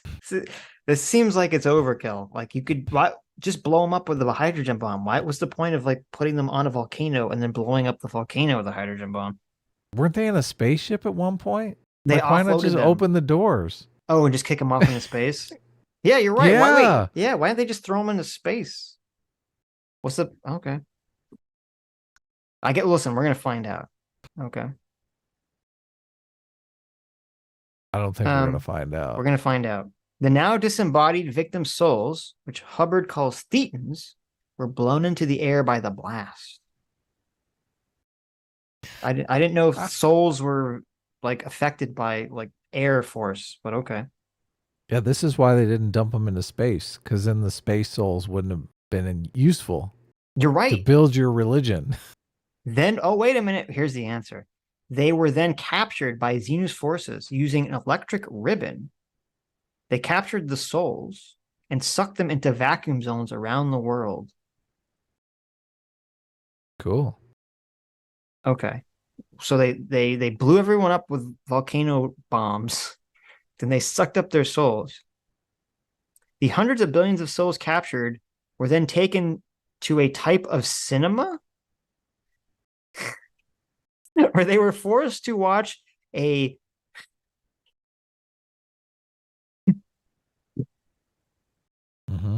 not gonna believe a pornographic movie. They were forced to watch a 3D super colossal motion picture for 36 days straight. This implanted what Hubbard termed as various misleading data into the memories of the hapless souls, which has to do with God, the devil, space opera, and etc. This includes all world religions. Hubbard specifically attributed Roman Catholicism and the imagery of the crucifix to the influence of Xenu. The two implant stations cited by Hubbard were said to have been located on Hawaii and in the Canary Islands. Wait a second here. So they took all the souls to Hawaii? And the Canary Islands. And the Canary Islands, and Yes. they made them watch a 36-hour 3D movie. No, a 36-day. Oh, okay. Yeah. Oh, look, my mistake. It's a big difference. That's a big difference. 36-day 3D movie. Right. Wow. And I thought Christopher Nolan movies were too long. Yes. 36 days. Yes. Okay. And in the 36-day movie, you learn about all the world religions and whatnot. Yes. Okay. Is there an intermission or bathroom breaks or anything? I mean, I don't know. They're souls. So okay. So they don't need bathroom do breaks. they need to poo or pee? Yeah, no. How do you make a soul watch a movie? They suck it up. Watch the movie. Okay. Yeah. Would it take 36 days to have a movie that's about every religion on Earth? That feels long. I don't think you'd need 36 days. Like Well, 36 24-hour days. Yeah, you're right. Okay, it seems like a lot. Even a class, you've got 2 or 3 hours a week of class, right? Yeah. A government faction. Oh, wait. In addition to implanting new beliefs in the Thetans, the images deprive them of their sense of personal identity. When the Thetans left the movie theater, they started to cluster together in groups of a few thousand, having lost the ability to differentiate between themselves and each other. Each cluster of Thetans gathered into one of the few remaining bodies that survived the explosion. Oh, so there were some aliens that survived. How the fuck did they survive? I guess they are really hardy. These became what are known as body Thetans, which are said to still be clinging to and adversely affecting everyone except Scientologists who have performed the necessary steps to remove them. A government faction known as the Loyal Officers finally overthrew Xenu and his renegades and locked him away in an electronic mountain trap from which he has not escaped. That's So good that thing. guy's still here. He's still in prison. That's good. Oh, wait, here we go. Although the location of Xenu is sometimes said to be in the Pyrenees mountain range on Earth, the actual location Hubbard gave is for an ancient Martian report station. So I guess it's actually on Mars. Earth was subsequently abandoned by the Galactic Confederacy and remains a pariah prison planet to this day, although it has suffered repeatedly from incursions by alien invader forces since that time. Wow. So there you go. That's what over $100,000 in X many years in Scientology. It grants you knowledge and access to that secret knowledge. Okay. I feel special. So I bet you didn't know that, Adam. You have space alien ghosts attached to your body, and that's what makes you sad. Really? Yeah. All this time I thought it was just a chemical imbalance. It was space aliens. I'm sorry, it was ghost space alien. Weird. Oh my God. Wow. You believe all that, right? Oh yeah. I'm clear. Oh yeah. I've gone clear. I've been clear. You read Dianetics like an idiot and thought that was like it, but I know the truth. Seemed like psycho bullshit to me when I read it, though. Oh, it's funny. I don't know. It says the 1968 and subsequent reprints of Dianetics have a cover depicting an exploding volcano, which is a reference to this story. That's true. That is true. You didn't realize that was the secret message on the cover. I always thought it was the reactive mind. I was like, Nope. why has this got this exploding volcano on the cover? What's going on with that? It's Xenu, baby. I guess so. Wow. Jesus Christ. How embarrassing. Wonder if I can get the audiobook for Dianetics. God. Apparently, this story was first revealed in Robert Kaufman's 1972 book, Inside Scientology. It was later described in 1981 Clearwater Sun article. It came to fame, greater public fame, in a 1985 court case brought against Scientology, where the church failed to have the document sealed. But the story was summarized by the Los Angeles Times. There you go. Since then, the news media has mentioned Xenu and covered Scientology or celebrity proponents such as Tom Cruise. The 1987 BBC investigation series named Paranoia or Panorama aired a report titled The Road to Total Freedom, which featured an outline of the story in a cartoon format. There's a 1987 BBC cartoon of Scientology's origins somewhere out there that we can find. We gotta watch that. That sounds amazing. Dianetics, the modern science of mental health. Sounds like a pretty good book, right? I mean, yeah. It is about mental health and science. And volcanoes. If you ever And felt there was ghost something aliens. holding you back in life, ruining your plans and stopping you from being what you want, you were right. Right. The fact is, there's a single source of all of your problems: stress, unhappiness, and self-doubt. It's called the reactive mind. The hidden part of your mind that stores all painful experiences and uses them against you. With Dianetics, you can learn to control your reactive mind, freeing you to live an extraordinary life and to be your true self. Don't live with insecurity, negative thoughts, depression, and irrational behavior. Use Dianetics to take control of your future. Key discoveries contained within Dianetics. Why do we give up on our dreams? What is the real cause of depression? Is there a cure for stress? Aliens. How do you reach your full potential? How do we hurt the ones we love? Why are some people prone to illness? The why are some people prone to illness chapter? Very fascinating. Is it aliens? It's a lot of failed abortion attempts on you. But it was really aliens. How can you improve your mental health?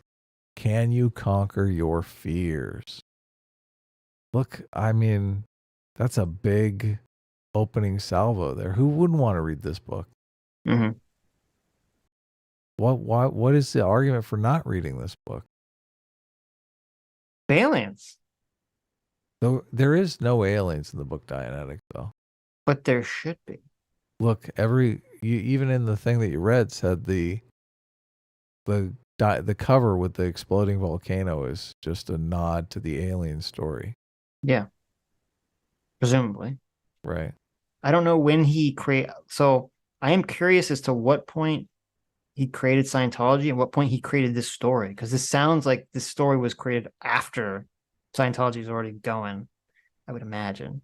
According to this, Dianetics is a New York Times bestseller with over 22 million copies sold. That's a lot of books. Yeah, but how many did they buy? Yeah, I was going to say, I'm not sure I buy that. That's 22 million people have read this book. So mm-hmm. It says I read this book when I was like 18. You're like, wow, this is bullshit. Yeah. It did strike me as, bullshit. That's funny. Oh, I like this review here. Repetitive nonsense. Yeah. So it says he founded Scientology in 1953. So yeah, I'm curious as to what point exactly he created this story. The fact that there was income tax inspectors makes me think it was well after he was already upset with the government for trying to get income tax from him. All of these reviews are amazing. Yeah. Repetitive nonsense. Waste of time. I gave up before the book made any kind of point. Curiosity killed the cat. I couldn't take it anymore. Mm-hmm. Fraud. Mm-hmm. Oh. People really don't like this book. I found the cartoon. I don't know if it's worth watching, but. Oh, wait, here's a good one. Owner's Manual for the Mind. This book is very controversial, to be sure. I recommend you read and decide for yourself if it's true. I found it to be accurate in its description of the mind, and techniques it teaches led me to a better understanding of myself and an improvement in my life. So somebody found it very helpful. What are you bringing up? The cartoon. We're going to learn. Is it going to get us copyright struck? No. I always have to check ahead of time. I don't want another. The quality of this copy is like one level above fuzzy felt. So it sounds horrendous. Yeah. Can't fucking find the. Oh, here it is. Okay. I'm ready. Go. The text of a Hubbard lecture. They had elected a fellow by the name of Zemu to the supreme ruler, and they were about to unelect him. And he took the last moments he had in office to really goof the floof. Why do they describe it? What was that? Goot the flute? What is that all about? Goof the floof? What is the BBC doing? This is very serious business, okay? Billions of people are about to die. They're goofing the floof. Come on, BBC, take this serious. Bring up the subtitles. What does that even mean? Goof the floof.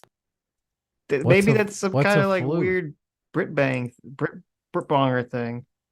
Floof. Yeah, they're gonna goof the floof. Any British around? Hair that looks fluffy. So like fur from such an animal. According to the captions, it was goofed the flute. Okay. I've never heard this term. Goofed the floof. I know flute. I know what goofed means. Goofed the flute. I looked this up. This is not a real saying. Yeah, I'm looking it up. Okay. Where to buy a goof flute? Who decided to take radical measures to overcome the population problem. Beings were captured on other planets and flown to locations near 10 volcanoes or more on Earth. H-bombs were dropped on the volcanoes destroying the bodies of the beings who, as thetans, attached themselves to one another as clusters. A revolt followed of the loyal... They left out the whole movie theater. Wow, come on, BBC. What are you doing? This is how you can tell that it's utter Fake bullshit. news. BBC leaves out the movie theater subplot. Okay. Well, every single thing in this story is Yeah. something that just so happens to be prevalent around the time that the story was created, which is an obvious sign. You mean nukes and volcanoes? And Well, they're even calling them H-bombs. H-bombs. That's like yeah, I know. very dated. Would aliens that have intergalactic travel use atomic weapons, or would that be like ridiculous? I feel like they would not. I feel they'd have something better. I'm going to back it up a little bit here. elected a fellow by the name gonna of floof the Zemu goof. to the supreme ruler, and they were about to unelect him. Look, they're talking about elections, unelecting somebody. And he took the last moments he had in office to really goof the floof. Zemu decided to take radical measures to overcome the population problem. Okay, the population problem. They really goofed the floof on them. The population problem is something that a lot of people talked about back in like the 50s and 60s, right? Climate change. They blew up the volcanoes. Well, obviously they're not talking about climate change because climate change wasn't brought up, wasn't a big issue then. But you know what was? The idea Population. the idea is that you could mind control Overpopulation. people with like movies and stuff. That was a big Oh, idea. of course, yes. Right. Subliminal messaging. And there was subliminal messaging. Yes. Exactly. In the 36-hour movie. There was a lot of flute goofing. Beings were captured on other planets and flown to locations near 10 volcanoes or more on Earth. H-bombs were dropped on the... Why? Okay, so they're dealing with the population problem on other planets by rounding them up to kill them all on Earth. But wait. Okay, if there's a population problem, why don't they just kill them? What is the point of doing this intricate plan to capture their souls? Yeah, How does it that makes help the absolutely no population, sense. bro? Yeah. The volcanoes, destroying the bodies of the beings who, as thetans, attached themselves to one another as clusters. A revolt followed of the loyal officers against Zemu. Zemu was locked up in an electronic mountain fortress and remains there still. You like they gave it the fucking Superman effect? Yeah, where do you think they got that idea? They fucking drew it as the Superman, the movie Superman, the Phantom Zone effect. That's hilarious. Yeah, they stole it straight from the movie. That's amazing. Can you imagine being like whoever the fuck the BBC, like the BBC animation staff, they're like, can you draw this shit? And they're like, how do I draw this? I don't know. Use a Superman. It's like fucking Superman. It's the Phantom Zone. He's spinning a little flat disc. Fortress and remains there still. Since that time, beings born on this planet have had clusters of thetans attached to their bodies. Idiots. Oh, this is insane. Yeah. Oh, This it's is only a insane source now. of mental illness. Bitch. Yeah. Space alien ghosts. OT3 can run out these clusters and cause them to leave us and reincarnate as individuals. What? After hours of expensive auditing, you are rid of the body thetans attached to you. You may then acquire psychic powers, move objects at a distance, and have out-of-body experiences. I'm sold. If you find you can't, then you must take the course again for another £5,000. Whoa. Cheap at twice the price. I Sign mean, me listen, up. I'll sign up for 5K to get telekinesis and shit. That's pretty base. Is this 5K in, I don't know, 1960s dollars? I mean, this 1980. This is pretty old. 1987. Oh, it is? Yeah. Oh, wow. I don't know what that translates to. So, It's but probably like $1 million. I don't think so. But it's funny because they're like, that incentivizes you to lie. They're like, listen, if you don't get psychic powers, you have to do the whole course again and pay us another $5,000. You're like, oh no, I have psychic powers, totally. I'm not. I'll show them to you later, right? Can you imagine walking up to Tom Cruise and being like, "Show me your telekinesis, bitch"? we're gonna pay another $5,000. I don't think you're really OG3 or whatever. All right, I don't know how they do this calculation, but I have the answer to what $5,000 in 1987 would be worth today. Well, 5,000 pounds. I don't look. Who cares? Okay, what is We're gonna go with dollars. Oh, none of us know. Pounds is a mystery to everyone. Okay. Yeah. What do you think the equivalent purchasing power is of $5,000? $1987. 1987 today. Yeah. Don't look it up. I'm not looking it up. I hear you clicking. I was actually looking at pound to dollar conversion. I was not looking at inflation. Doesn't matter. I would guess, I don't know, 5,000, like 50,000? No, less. 45,000.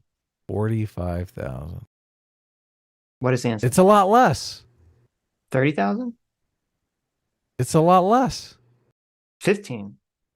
15 is close. 13,454. Okay, that makes sense. I was way overballing because that's like, over 100%. That's like massive inflation. Yeah, you're right. That was massive inflation. Okay, so it was 13,000. That makes sense. That's pretty cheap. I want telekinesis for $13,000. I'd pay for that. Yeah, who wouldn't? I mean, you'd want some sort of money back guarantee, right? It says the rate was 1.7. So you said 1.7 times 13. Was that how they do it? Well, I'm saying the calculate to kind of get a gross estimation. So okay, well there you go. Wonderful. Don't you guys want psychic powers? Who doesn't want psychic powers? I mean, read people's shit. minds. Yeah. That'd be Out of great. body experiences. Does it work at a distance? Could we could we watch Hassan's video and read his mind? We can already do that, Adam. Okay. I know we We're can. professionals. We can already do Technically, that. but yes. it'd be nice to be able to double check, right? Sure. I agree. I agree. All right, I'm reading super chats. Enough of this floof in the goof. Goof in the floof. Okay, get it right. This is very important. I want this to be a meme from now on. Whenever someone goofs the floof, okay? You goof the floof. Whenever you mess up. Whenever you make a little whoopsie that's How dare actually you. like genocide, you really goof the floof. Is there a thing called a goof flute? Oh no. Because there's a thing. I looked it up. I tried to look up what it meant. Right. And there's a video where to buy a goof flute. You know that Holodomor, Stalin really goofed the floof on that one. Right. Hitler really goofed the floof on the Holocaust.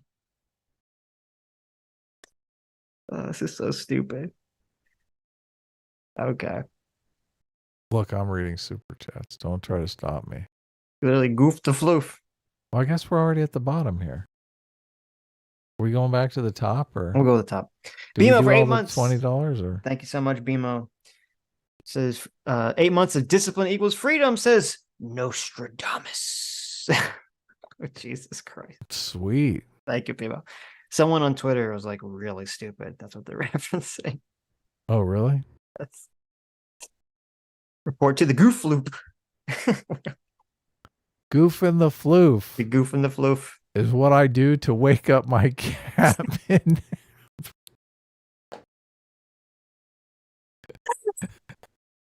That sounds so wrong. I know. Derek Moriarty Well, thank for you 6 for months. thank you for being a 6-month free will seeker. Goof in the floof is what I do to wake my cat up mid nap. There you I go. feel like, look, if you're doing this, if you're goofing the floof to wake up your cat, I'm not sure. I think the free will seeking hasn't really worked out. I think you're still seeking. Right. Look, don't floof your cat. Mhm. Don't goof in the floof on your cat. Let them have their nap, okay? They're sleeping in peace. Wait a minute.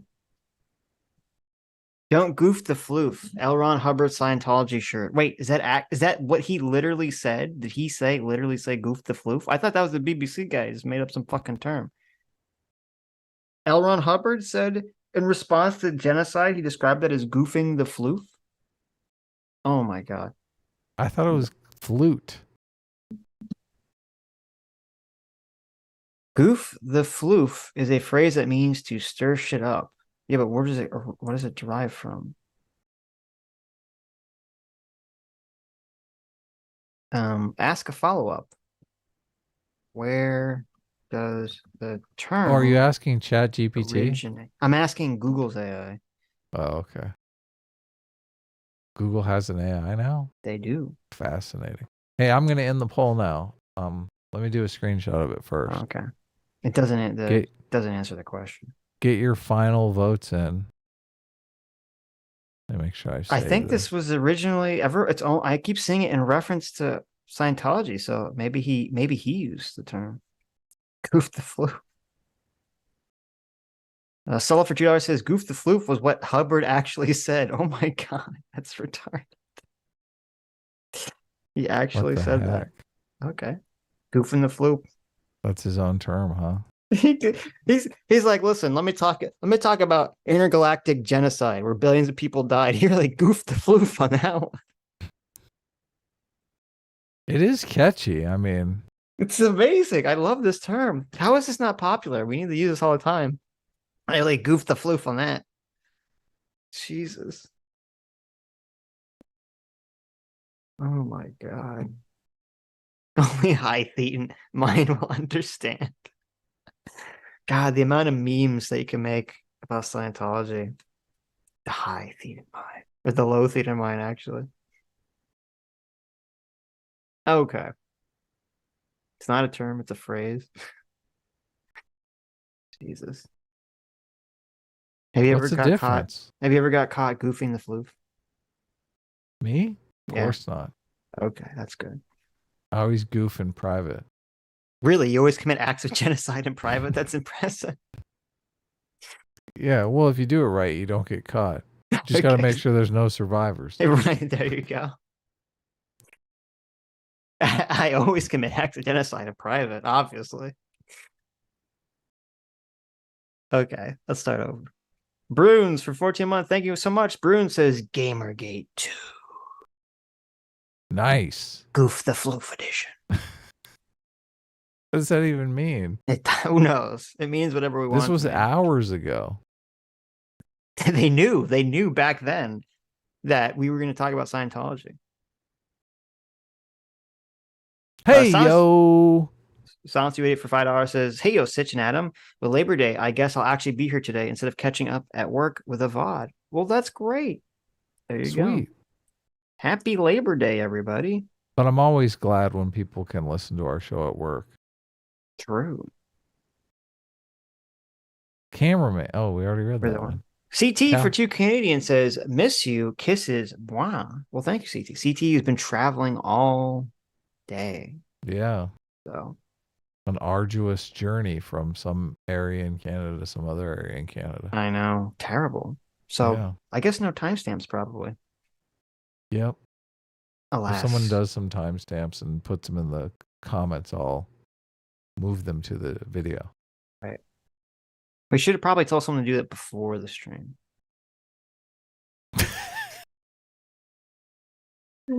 Don't bother. Excellent. Anyone to kill themselves. Excellent idea. Goof the floof. We really goofed the floofed on that one. People do like the timestamps a lot. Yeah, well, I guess they're not going to get them now. I don't think there are any in our last video, too, because CT had some computer malfunction or something. Right. Dr. Diddler for Well, she posted some. Did you not update? She posted some of them. Did you not ever put them on maybe. I don't remember. That's your job. What, me? Yeah, you usually do the timestamp. That's not true. Dr. Diddler for $5. A-Team refuses mouthwash and gets angry at Home Depot employees when they laugh at him for requesting headlight fluid. They don't have headlight fluid at Home Depot? What a bunch of fucking jokers. Mm-hmm. S-Class is best class.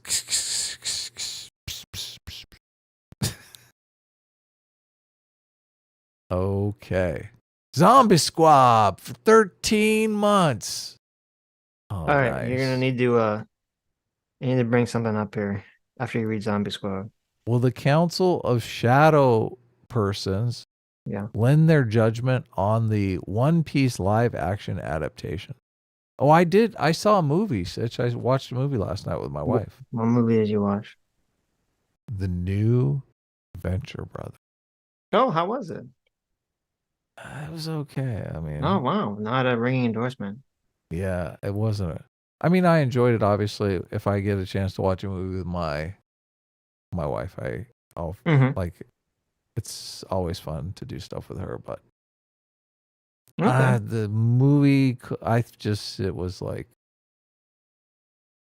could have been better. Okay, you got to bring up the watch together. I think it's still up. Oh, okay. I mean, it's up from the floofing, goofing last video that we had up.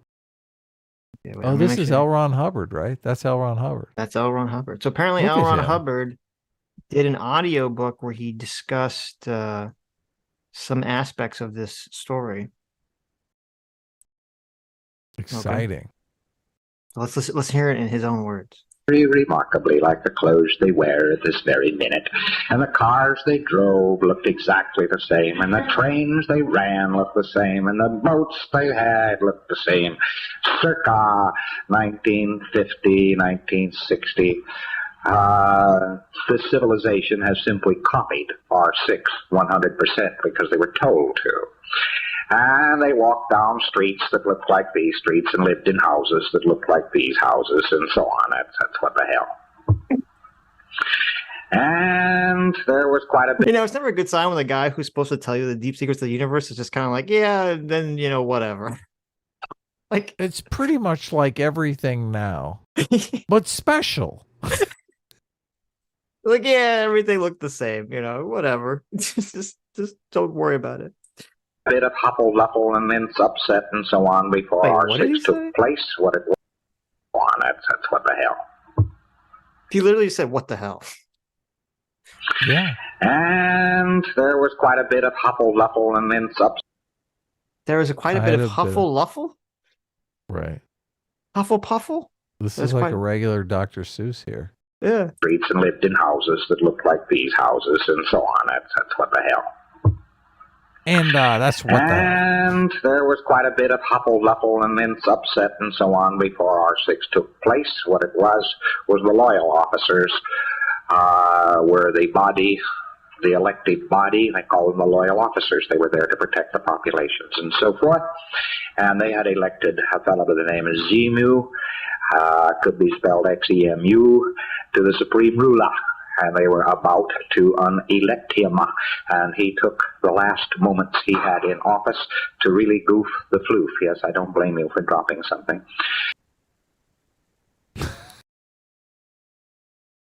What the fuck? What does that mean? Why would he say that? Isn't this the same audio as from the BBC?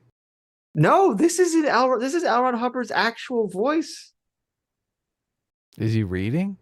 Yes. This is the same audio that is. No, in it's the not. BBC. It is not. No, it's just the guy just sounded like it. This is L. Ron Hubbard's voice saying this to people. He said, "Goof the floof." He did. I heard him. Yeah, he described mass genocide as goofing the floof. He goofed the floof. He really goofed the floof on that one. And they were about to unelect him, and he took the last moments he had in office to really goof the floof. Yes, I don't blame you for dropping something. And I don't blame him. He took these last moments to really upset it. He, of course, had several key birds who were close to him. He was a suppressive, banned all suppressives.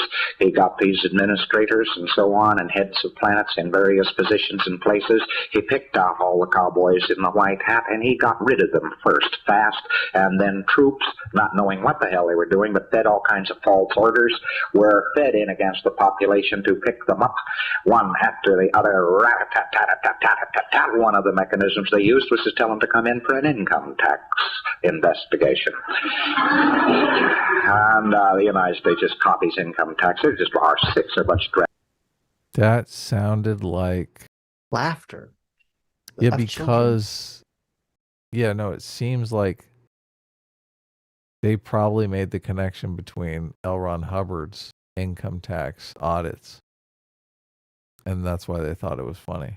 Of course. Didn't L. Ron Hubbard get a bunch of tax audits? Oh, yeah, I think the didn't- IRS was after him, right? Yeah, because he didn't want to pay taxes because he was trying to declare Scientology as a religion.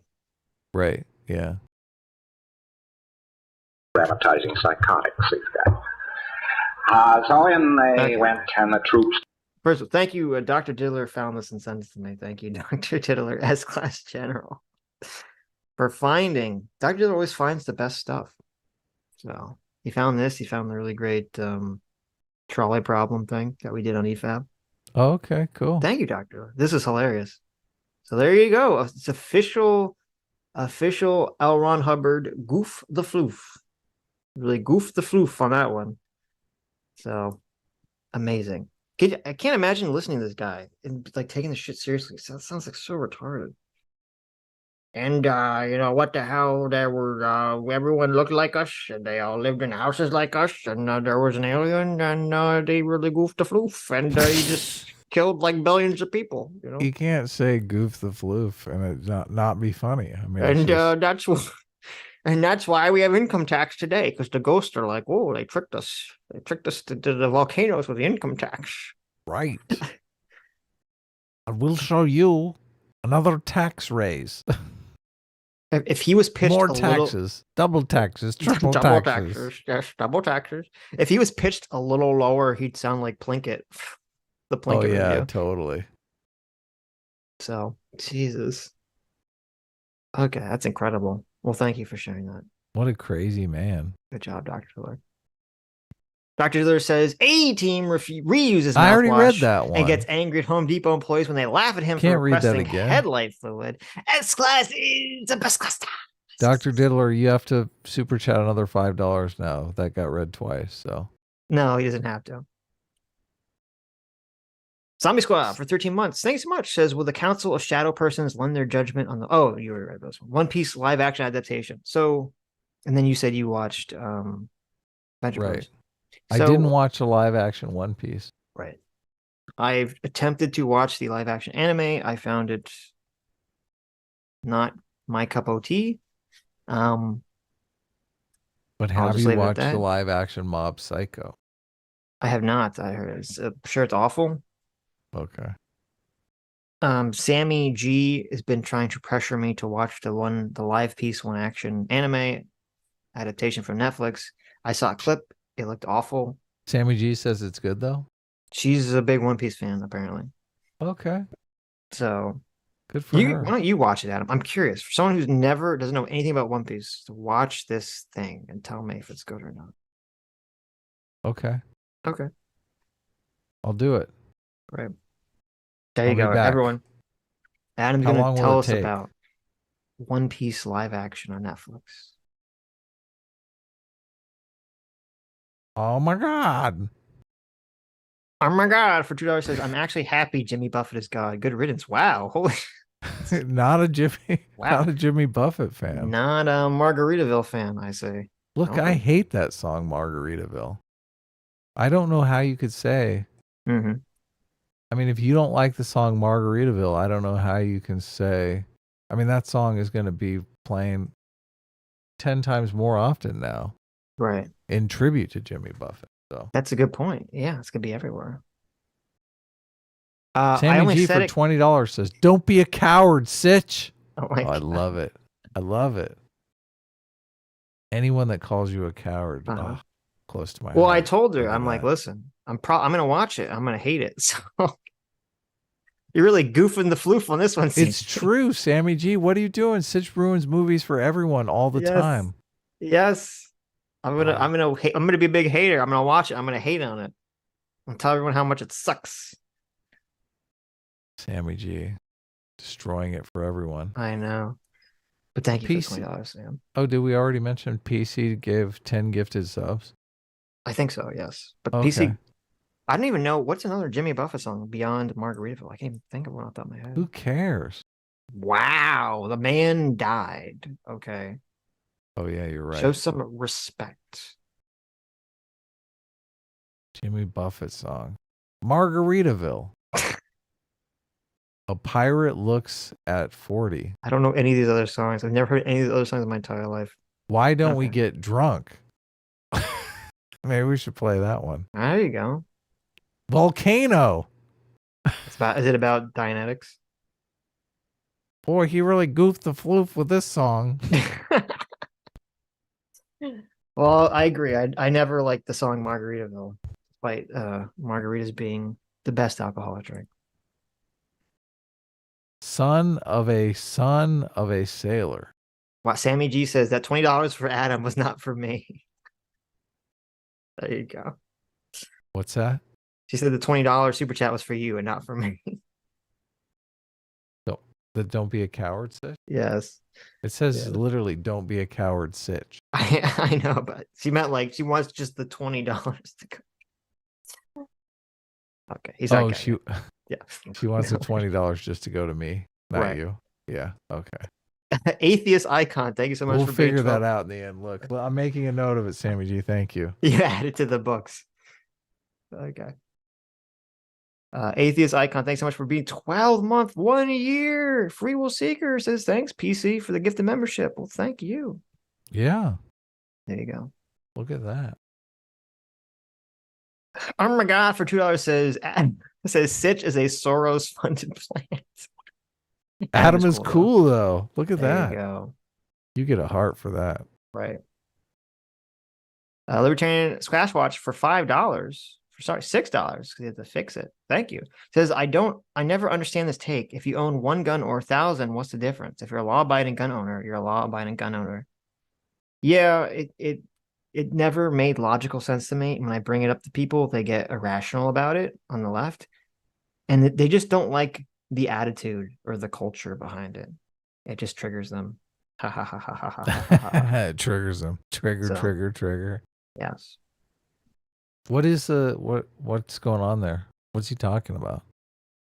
Someone was talking about how, like, you know, it's when Steve Shives said these libertarians should be bullied because they just want to own like 1,000 guns. Oh yeah. I got you. Neil Johnson, thanks so much for joining the Free Will Seekers. Thank you. Jay Bowman for $10 says, "Hey gentlemen, happy Civil War. A team wins." There you go. Yeah. So look, Sitch is not sold on the Civil War. I'm like 50% of the way there. So. Oh my God. Yeah. Oh my God. I mean, I thought Civil War was not really great.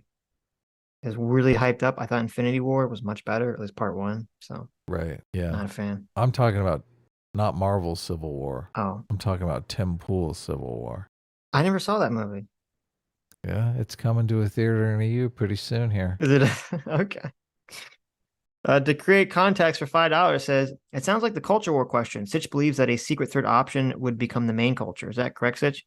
No, I think I don't think a secret third option. I think the extreme options of so when Adam asked me the question, maybe I didn't make it clear, because we kind of talked about it before the stream. Adam was really saying, what's going to win, tradconness or wokeness? And I'm thinking neither. I think we're going to kind of revert back to a sort of standard malaise of 2000s culture. So I don't think we're all going to become subsumed by the tradcons or the woke. Even though we kind of are subsumed by the woke, but I think I'll go away. There's a level of mistrust in society that I do think fundamentally needs to be addressed at some social level. There has to be some kind of resolution. Yeah. I don't think that you can go on forever with two so contradictory cultures,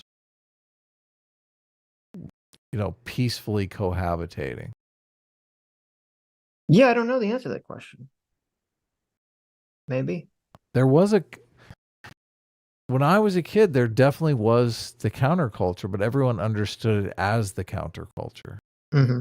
Now the counterculture has kind of become the dominant culture. And you have people going, oh, no. That's like not a culture that can be self-sustaining for long periods of time.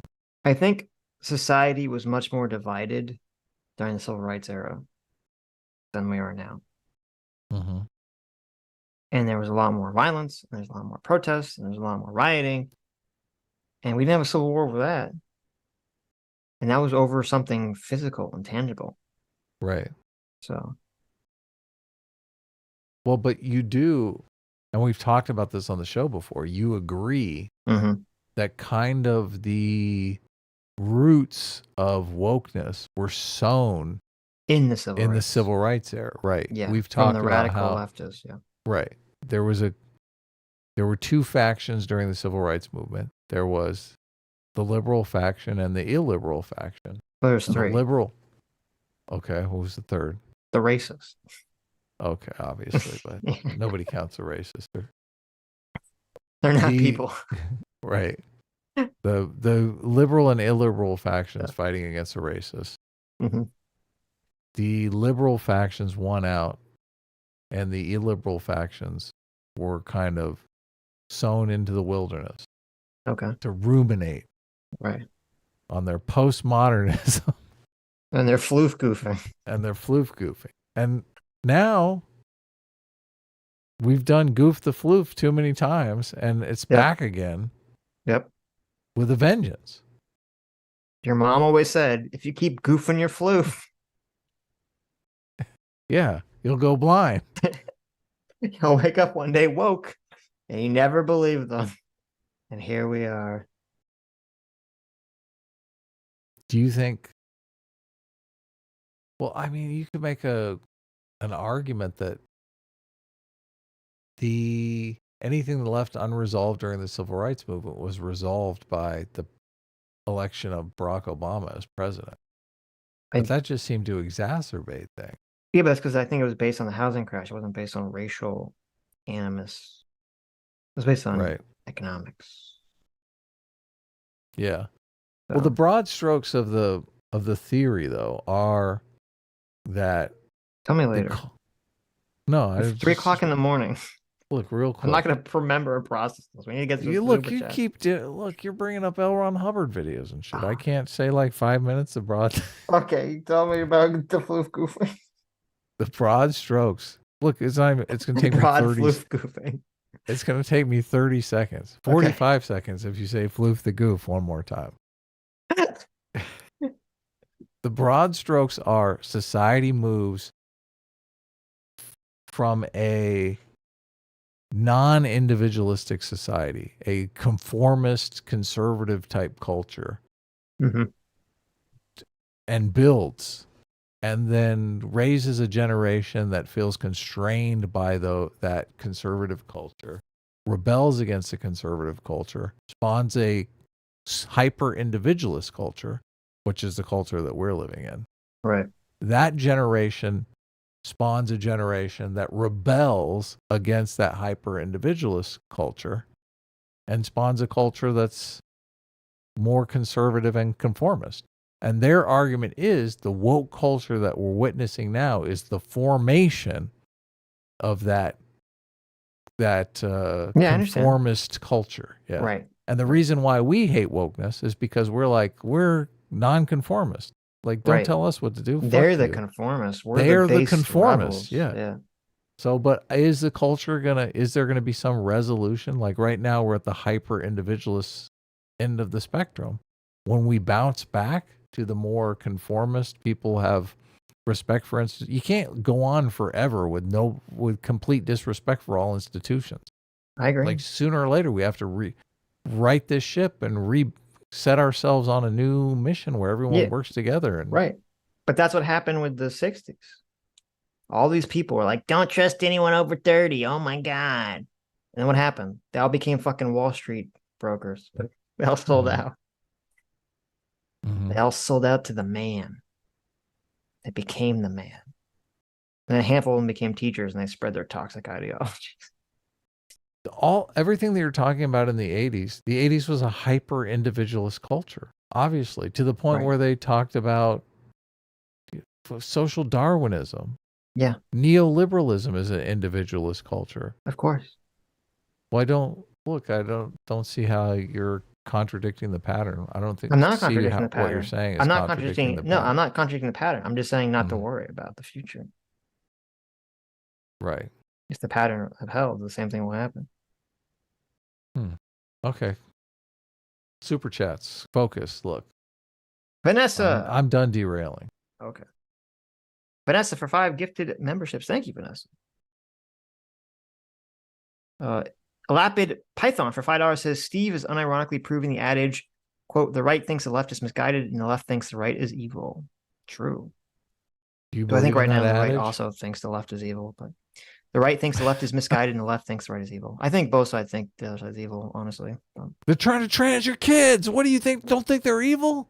They're groomers. They just want to diddle kids. They'll make me tap the sign, you know. John Masters for $5 says anyone blind to their own capacity for depravity becomes more susceptible to it, not less. Self-restraint requires self-reflection. True. That's a great super chat. Ed Woodsir for $10 says, how do you, as enlightened centrist, view and label social safety nets? Don't we need a socialist infrastructure to support people unable to successfully compete in a meritocracy? I don't buy into the framing that social safety nets such as welfare or Medicaid or Medicare are socialist at all. They're not socialist at all. So socialist is just when the government does things, though. Okay, Richard.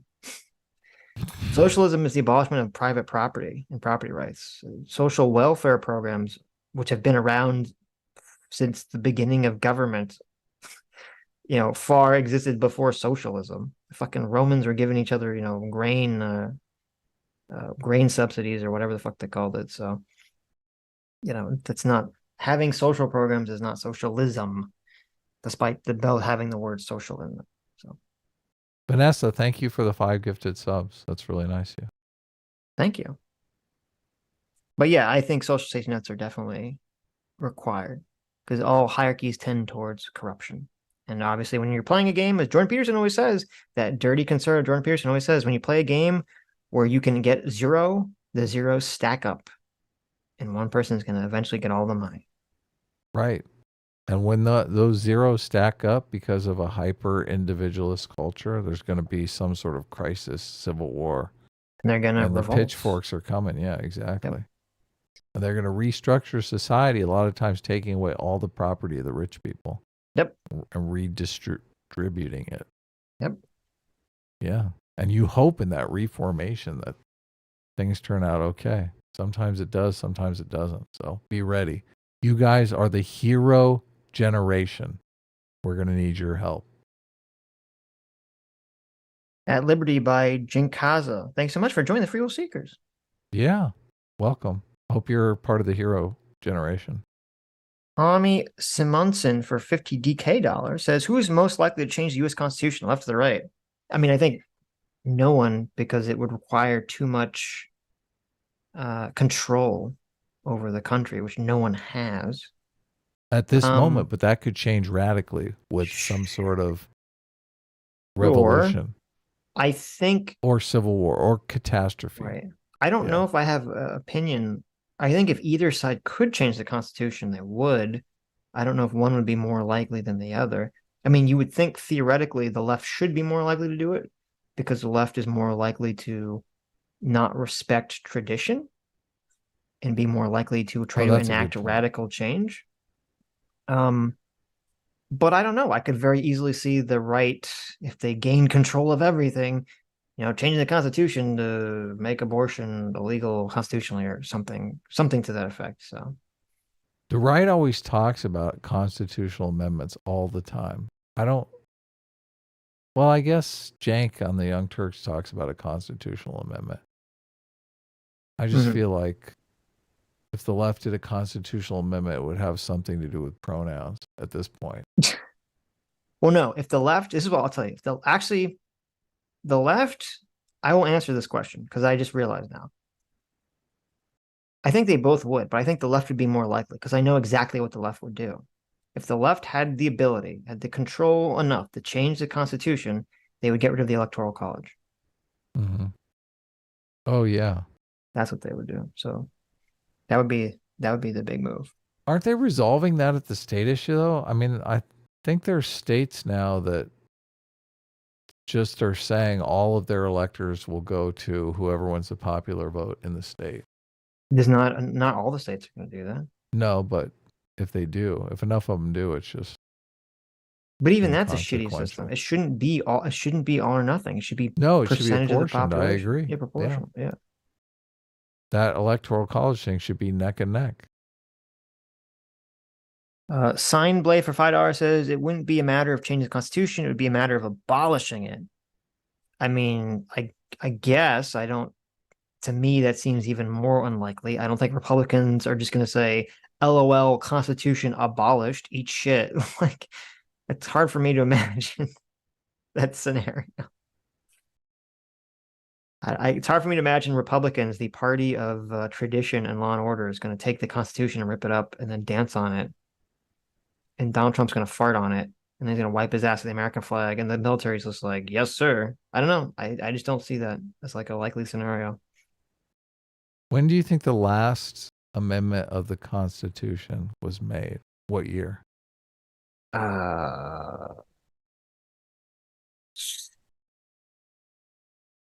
67. 67. How close was I?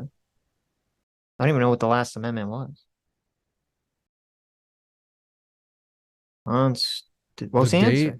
The date the Constitution has been, to date, the Constitution has been amended 27 times. The most recent in 1992. Oh, wow. What was the amendment?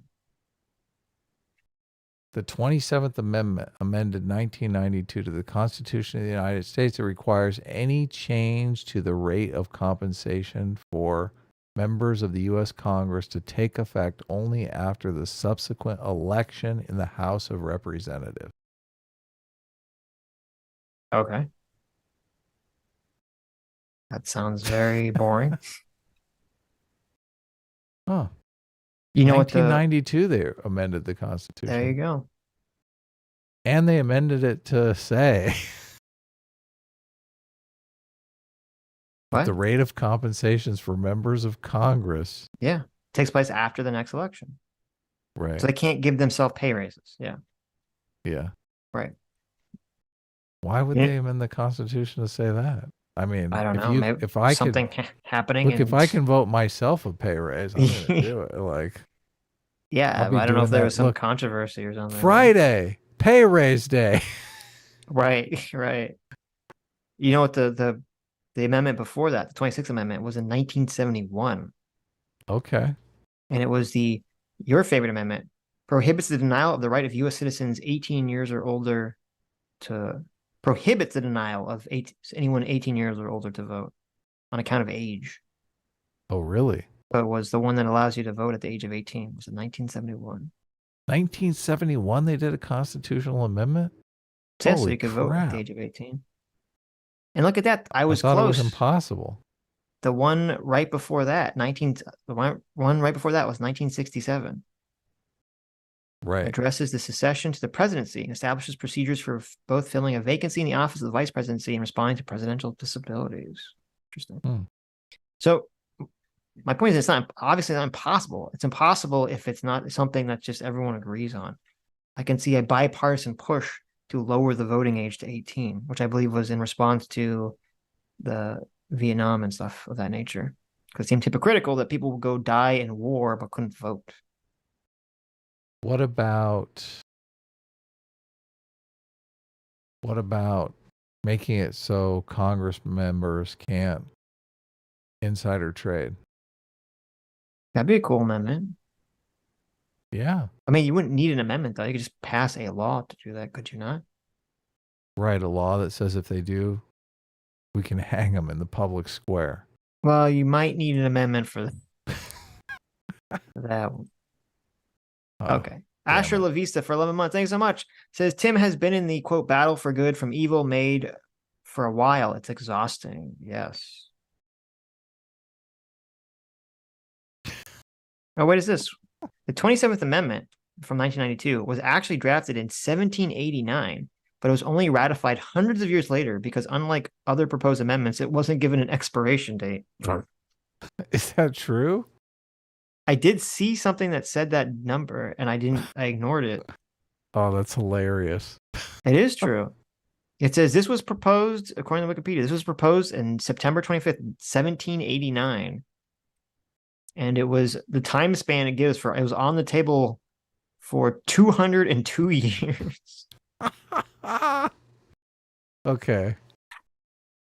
So look, I thought that I thought the 1992 thing was a point against you, but it might be a point in your favor. It might be a point in my favor. It literally took something sitting on the books for over 200 years to pass.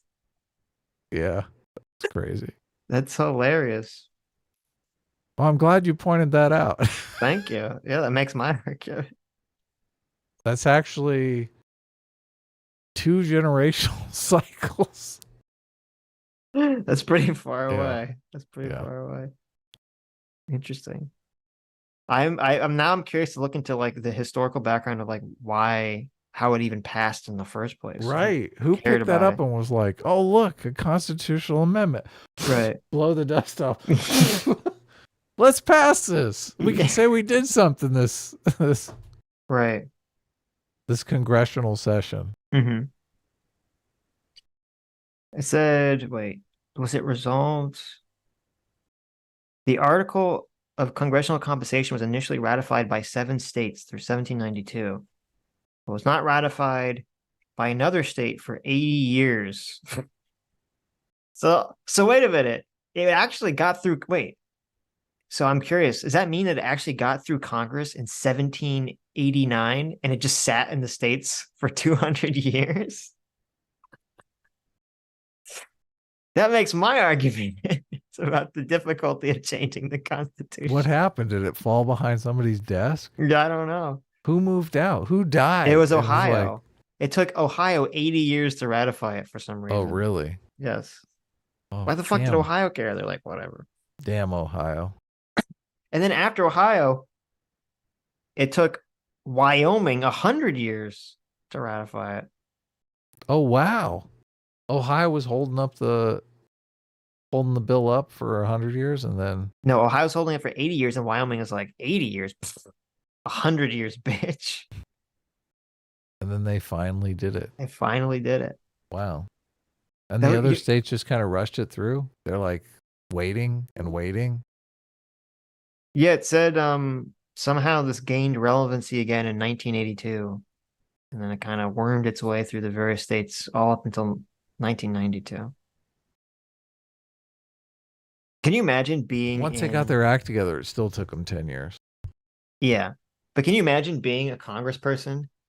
You're like, I love being able to give myself pay raises. And all of a sudden it's like, did you know this 200-year-old amendment was like suddenly gaining prominence? Like, wait, what the fuck?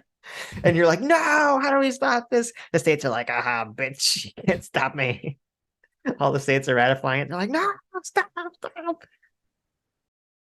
You know, they were doing it once a month. Giving themselves pay raises? Yeah, totally. Probably. That's hilarious. Okay. Well, thank you for letting me know that. The system works slowly, but it works. True. Well, thank you for pointing that out, Trapeth. That's funny. Look, we're never going to get through these super chats. Now We'll have do like our best. 15 minutes. Libertarian Sasquatch for 4 months says, but Joe did help get him fired by threatening foreign aid. Mm-hmm. Oh, you're talking about the question isn't whether Joe helped. Well, first of all, I do actually question how much influence it had because there's a whole bunch of local things going on, but we don't have time to get into that. The question again, and everyone has to remember this, if someone brings up that he said it on video, that person's like engaged in a cognitive dissonance spiral. The question is not whether Joe Biden went to Ukraine and pressured to have Shokin fired. because it was public knowledge that he did at the time that he did it. The question is the motivation for that. Was it because the United States wanted to, in order to give a loan guarantee, say, hey, we don't trust to give you a bunch of money if you don't have an office that's going after corruption, which is what the United States said they were doing? Or was it there was some secret motivation to help Burisma because that was what Hunter Biden and Joe Biden were being paid to do? I think he was motivated by jealousy. Okay. Because Obama was getting all the attention. He's like, I want to do something important. Fire somebody. Exactly. There you go. Look, jealousy is the motivation for most things. That's true. Tommy Simonson for 50 DK's dollars says a second civil war would not be North versus South. It'd be neighbors versus neighbors. I agree. Yeah, but I don't know. It could never really I don't know how it would like structuralize into anything. It wouldn't be like an actual war. It'd just be like minor floof goofing or minor scuffles, I guess. School shootings and there you go. Renoa Zorro and stuff. Renoa Zorro for $5 says, here's some money so Sitch can learn how to read. Never. Yeah. Don't let him do that. Adam needs to learn how to read. Cake Sauce for 15 months says, hey now. Hey now. Hey now. RBGH fan for $5 says, was the pipeline a false flag? No, I don't believe that. I don't believe the whole Russia blew up its own pipeline. I don't know if America did it, or I think maybe more likely Ukraine did it or something, but I don't. The whole Russia blew up its own pipeline thing seems preposterous to me. So, right. What would have been the point? They didn't. It's like if that pipeline blew up and then Russia used that to try to invade some other country, maybe like, oh, maybe, but nothing happened. Like the pipeline blew up and then that was it. Or just there was some speculation. Was there ever speculation that it was just actually an accident? Or is that just ruled out? That it was obviously like a bomb. I don't know much about the pipeline nonsense. I know the guy that said he had evidence it was America was like fucking super shady, so I didn't believe that guy. He was like, oh yeah, I saw divers. It's like, okay, buddy. Okay, grandpa. Osher C for $10 says, I read that one. Aussie ODST for 10 Aussies. Thank you. Says completely unrelated, but Australia is about to have a vote for extra rights for its indigenous population. Any chance y'all can look into it? A team's elephant is my favorite. S class is okay, I guess.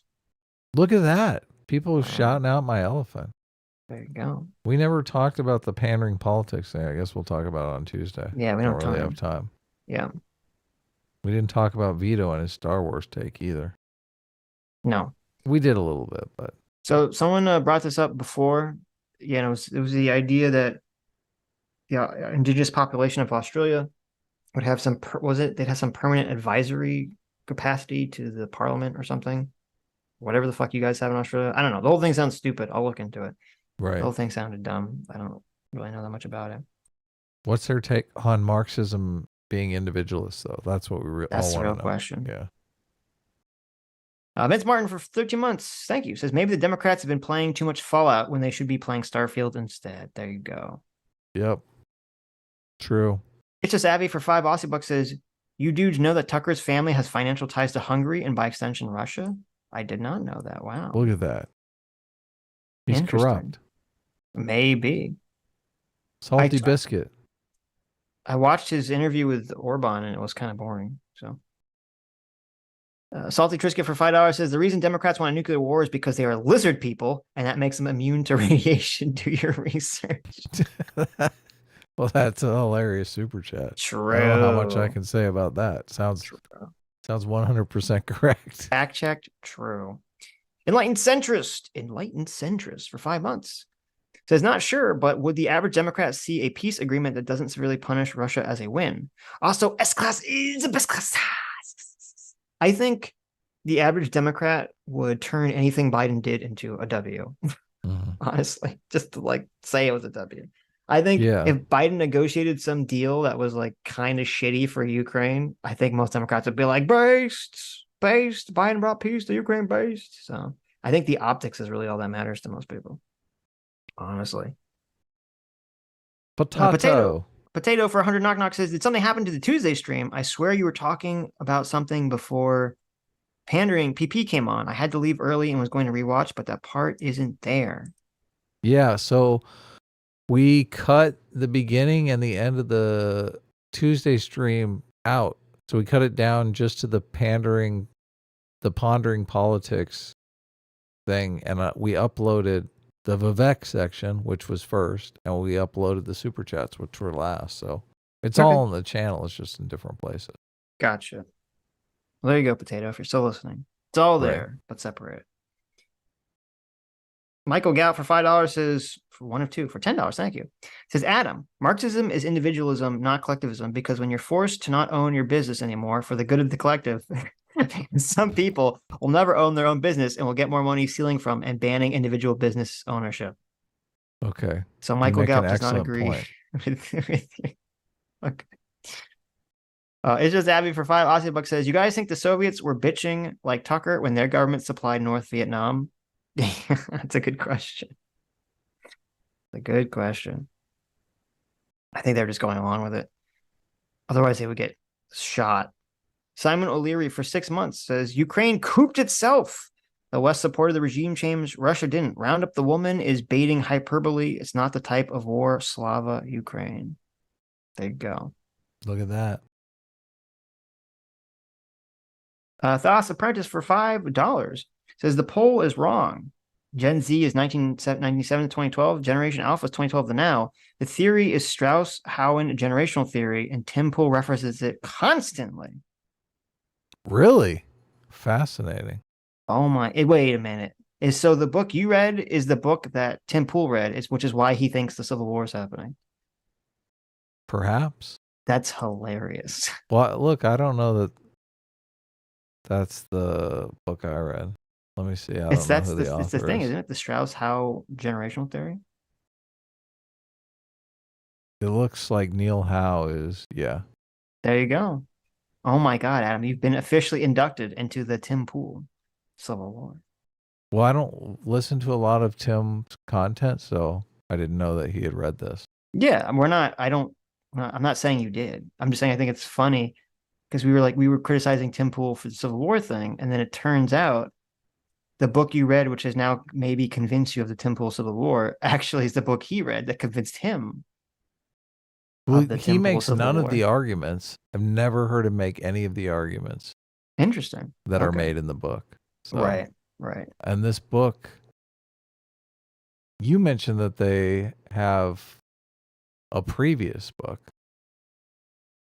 But this book literally came out like a month ago. Oh, well, maybe Tim Pool is referencing their previous book.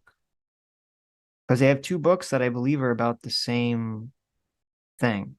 Mm-hmm. So I won't read the titles on stream because you want this to hide book them. came out July 18th. This year. Yes. Right. So. But they had a book that came out, I think, like 10 years ago or 20 years ago or something. Okay. So maybe that's the one Tim Pool read. I don't think in that book they really talk about. Pretty sure what if all history is also on that. Yeah, I've heard him kind of go into all that stuff too. Tim Pool references it constantly, huh? Well, that's tough. It makes it seem like I would have. How often do you read or watch Tim Pool? I mean, I've heard him bring up. Yeah, you just think if he's referencing it constantly, you don't have to watch a lot of Tim Pool. Maybe. Because... I don't know. Because maybe he brought it up and I didn't have any context to what he was talking about, so I just didn't register in my mind. But Master Phillips for $5 says, no millennial was born after 9/11. Look up Generation Z age range. I'm glad Adam thinks I'm a young adult at 34, though. I pity the fool who isn't 18. There you go. Tom Simonson for 50 DK says, that is a think Sitch. I don't know what that means. People live longer and being skipped by power and money. I don't remember what that was in reference to. Calvin Paffer for $5 says, I accidentally hit the Zoomer button, but with the poll's weird year outlier, I'm a millennial. Gay. Well, there you go. So people are objecting to the dates because they feel like they're not a particular generation? Yes. So they've already looked up their dates and they're like, no, look, I looked up the dates before and I'm obviously a millennial or I'm obviously a Zoomer or something. Right. Okay. That makes sense. Gellin, the Driven for $5 says, if they try to rename Zoomer like they tried to do with the Wu flu, I'm going to be pissed. Adam is mistaken on generations, but A-Team reigns supreme. Well, there you go. Nice. Glad you're a loyal A-Team member, even though. A lot of A-Team support to that. All beef hot dog for $10 says, remember, kids, if I don't get out of this basement I live in soon, I might just lose it. Life is hard sometimes, but that's okay because I'm harder. Tune in next week for more wiener wisdom. Sweet. Well, thank you, all beef hot dog. We'll remember that. That's words to live by. Hot dog meat is my favorite meat. Want to say it again? Hell no. With a woo-woo at the end?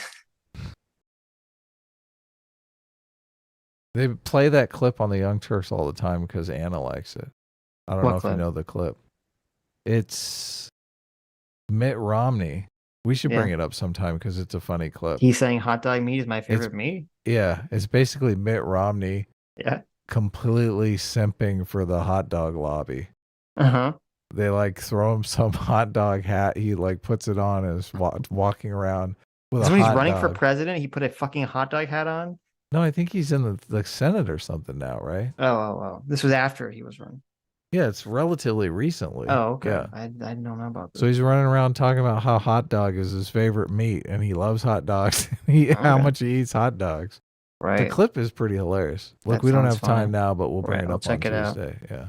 I mean, I like hot dogs not as much as the best guy, but best meat, fuck no. It's just funny. Right.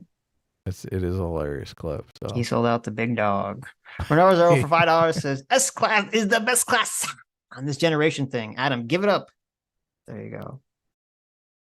Look, you know me, I'm persistent. So there you people go. have been telling me to give up on MMT for a long time. And How do you think he got his wife? Spencer. Give me Spencer for 11 Look, months. My wife got me because she was persistent. What That's are you talking true. about? Okay, it's true. You were a catch. She punched out your girlfriend at the time and said, mine. Dragged you back to her lair by the long hair you used to have. Not completely True. related from real life. Not completely inaccurate. Yeah, that's it. That's what I'm looking for. Look, we've been streaming almost 12 hours here, so I'm beat. Spencer for 11 months. Thank you, Spencer. Says, you guys are doing great. When are you having Dankel and Bearing on since you showed a Steve Shives clip? There it is. I mean, I would love to have Bearing on. Sure. Yeah, Bearing got his Twitter account back, so I could reach out Right. to him anytime. It's kind of amazing to look back at my DMs with Bearing from like 10 years ago. Yeah. She great context for $5 says, Adam, how can kids vote if you ban them from seeking free will and context that you will provide? True. Yeah, Adam. Explain. Well, the kids don't get to vote anymore. Their parents are voting for them. Oh, okay. Have you Just giving- heard of the term custodial voting? There you go. Christian Baller. Thanks so much for Christian Baller for 17 months outside the simulation. Oh my God. Look, Look at only this. have Christian Baller said, just got back. If you remember, Christian Baller's going to Vegas. Just got back from Vegas trip today and I won 1,800 on slots. Wow. Wow. That's impressive. I usually would avoid slots, I feel like, in a casino. Then I took 500 and put it on black and roulette, won that and called it quits. Look at that. Nice. Look at Another that. 500. That's amazing. Started with $80 and ended up with 2,300. That's awesome. Sorry, Adam, I couldn't quite figure out craps though. Craps is, I mean, all you got to do is drop a chip down on the pass line. I assume black and red on roulette is just 50. Like you just It is, double. yeah. You just double whatever or lose it all. Exactly. Okay. That's Wow. it. She just took out the big $500. I don't know if I have it in me to just be like $500. Boom. I don't know if my Jewish blood would be like, no, don't do that. Vinny Doberman for 13 months says, hello, chat. I was sent to an obedience school, so I'll be a good doggo for now. See all the reason chat while I was gone. Love you guys. Yeah, I don't know how did someone ban Vinny at some point? I don't know. Someone obviously did ban Vinny at some point, but we didn't hear about it to unban him until recently. Because I noticed that he wasn't around, and I was like, "Where's Vinny? I haven't seen Vinny." People even said they missed Vinny in chat. Right. Yeah. So I unbanned Vinny. Well, I will actually. It was my fault. Someone said this to me, and I said, "Oh shit, I should go unban him," and then I like forgot for like 2 weeks. Oh, terrible. You can re-at me, Vinny.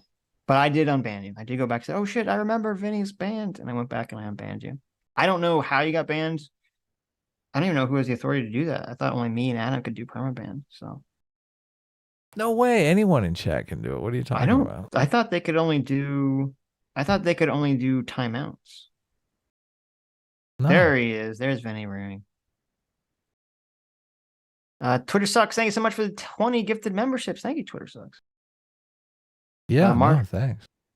Marshall members today. 142 new members. Martial Arts for $5 says, do a Google search of the generations in the U.S. before 2010. You'll find the names are the same, but the years are very different and more logical. And then he said, never mind, I'm an idiot. Well, okay, there you go. Well, thank you for $7. Because Sitch did that? I don't know. Maybe. I don't remember. Not Gay Ben, thanks so much for 17 months. Thanks so much. Says, I belong to a unique generation called Generation N, a.k.a. Generation Not Gay. Right. There you go. Yeah. Good for you. Dumb username for 5 Aussie bucks says, the blank, this is extremely dangerous to our democracy video on YouTube is proof enough of all the journalists are bots. They all read the same script. Oh, I think another video where they all kind of use the same talking points. Yeah. Yeah. Landon for $5 says, do you think when the left recognizes the issue with prescribed medical transition, it will inadvertently lead them to lead more into self-ID? I think I think there will be the leftists. I think the online internet socialist leftists will, but I think the mainstream left will fucking try to do we never saw it. We were just fine listening to doctors. They're going to try to like escape as much culpability as possible and weasel out of it. Yeah. Too much video evidence. That's true. I for £5 says, this is like when you're a kid playing the one a-hole says, quote, my power is to counter all your powers. A state can't decide what's legal in other states. True. Sotos for $2 says, Sitch was intermittent authoritarian, I'd say. I don't understand what that means. Maybe that was during our talk. It was about what we were trying to define authoritarian, but I don't know what that means though. Lucy Lemonbach, thanks so much for the 5 gifted memberships. Yeah, thanks. Brian for $10. Thank you. So Sitch, are you in favor of states to have the right to have, or Sitch, are you in favor of states to have the right Okay, so repeat yourself. To hold slaves. Anyone who disagrees can just move, except of course people who are directly affected by the dehumanizing law. Well, obviously not. That would be a violation of your federal rights as a citizen. So no. Yeah, we fought a civil war over that. We did, yeah. State rights do not trump federal rights. So if there was a federal ban on abortion, then obviously we would have a different conversation. But there isn't.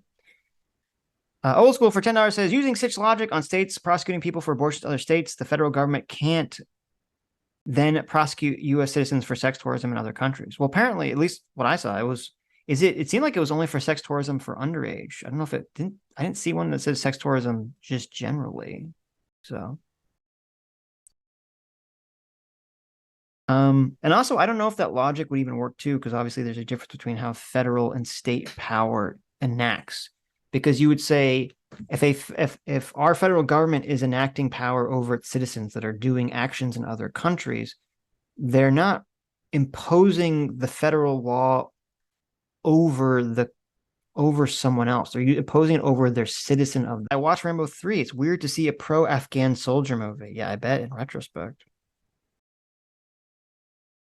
So we had a long conversation about how disgustingly evil Russia was in the Afghanistan war. And probably 100% America should have supported them. It's just that we got 11th hour betrayed by Pakistan because fuck them. Cameraman 502 for $5 says, Margaret Sanger thought abortion was evil and her activism promoting birth control would make it unnecessary. Well, there you go. Look, Planned Parenthood was against abortion. Yeah, well, I try to remember because from all that research. Yeah, her big thing was birth control. Old school for Vidar says, anyone get the impression that if the Democrats just ignored Trump, he'd lose all power and just slink away? It's the best course. I do get that impression, but I don't know if it'd be quite that severe, but I think the hyping up of Trump and the hyperfixation on Trump definitely gives him power, 100%. right. So, If a lot of people are voting for Trump as a middle finger to the establishment or to Democrats, and Trump is not perceived as a middle finger, then I think he loses a lot of support. I agree. The more indictments make him a bigger middle finger. True. Soto for Joe says, disregard the last chat. Didn't see you get more nuanced. Well, thank you, I guess. I didn't really understand it, so that's fine. David Harrison for Vidar says, Adam, my ESL girlfriend just said, quote, this person always wears glasses. No one can know him, bitch. Would you care to respond?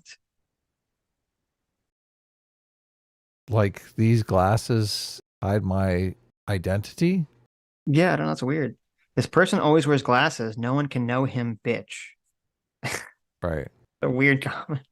I don't know that I can respond, but the painting behind me steals the glasses quite often, so it's not like people don't know what I look like.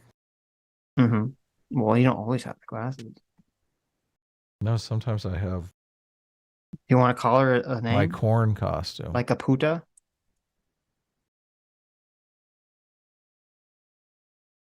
What? Never mind. As for 6 months, it says, I could talk as a teacher in San Francisco, forcing me to attend LGBTQ struggle sessions. It really sucked. I would actually be interested in hearing that. Struggle sessions? You want to hear that? We should have Az on. He could talk about his LGBTQ struggle sessions in San Francisco. Oh, wow. That does sound horrifying. That sounds awesome. DM Adam or me. Maybe we'll have you on at some point. The Great Context for $5 says, is forgiveness for other sins be the way to fix the abortion issue? Not legally, but culturally? I don't know what the other sins are. Yeah. I think secession is the only way to fix the abortion issue. Okay. There are people that believe that shit, Sitch.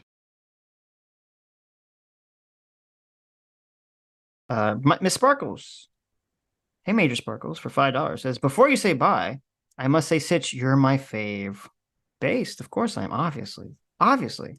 So how dare you make it to where I sided with Adam these past streams? What?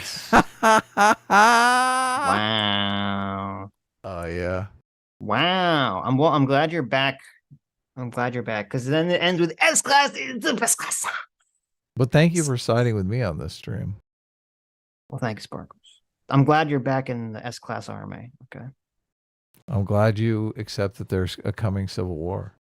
There you go. I hope that you're a millennial so you can be part of the hero generation. Kid for 11 With months says, my millennial dates, not Sitch's millennial dates. Sitch's millennial dates don't count for the hero generation. Okay. No Zoomers are in the hero generation. Mm-hmm. Kid for 11 months says, as the school year comes back around, I must redoth my armor so I might be able to take on the full might of my commie university. Sitch and Adam, give me strength. There you go. Wow. Talk about a hero. There you must be a millennial. Right.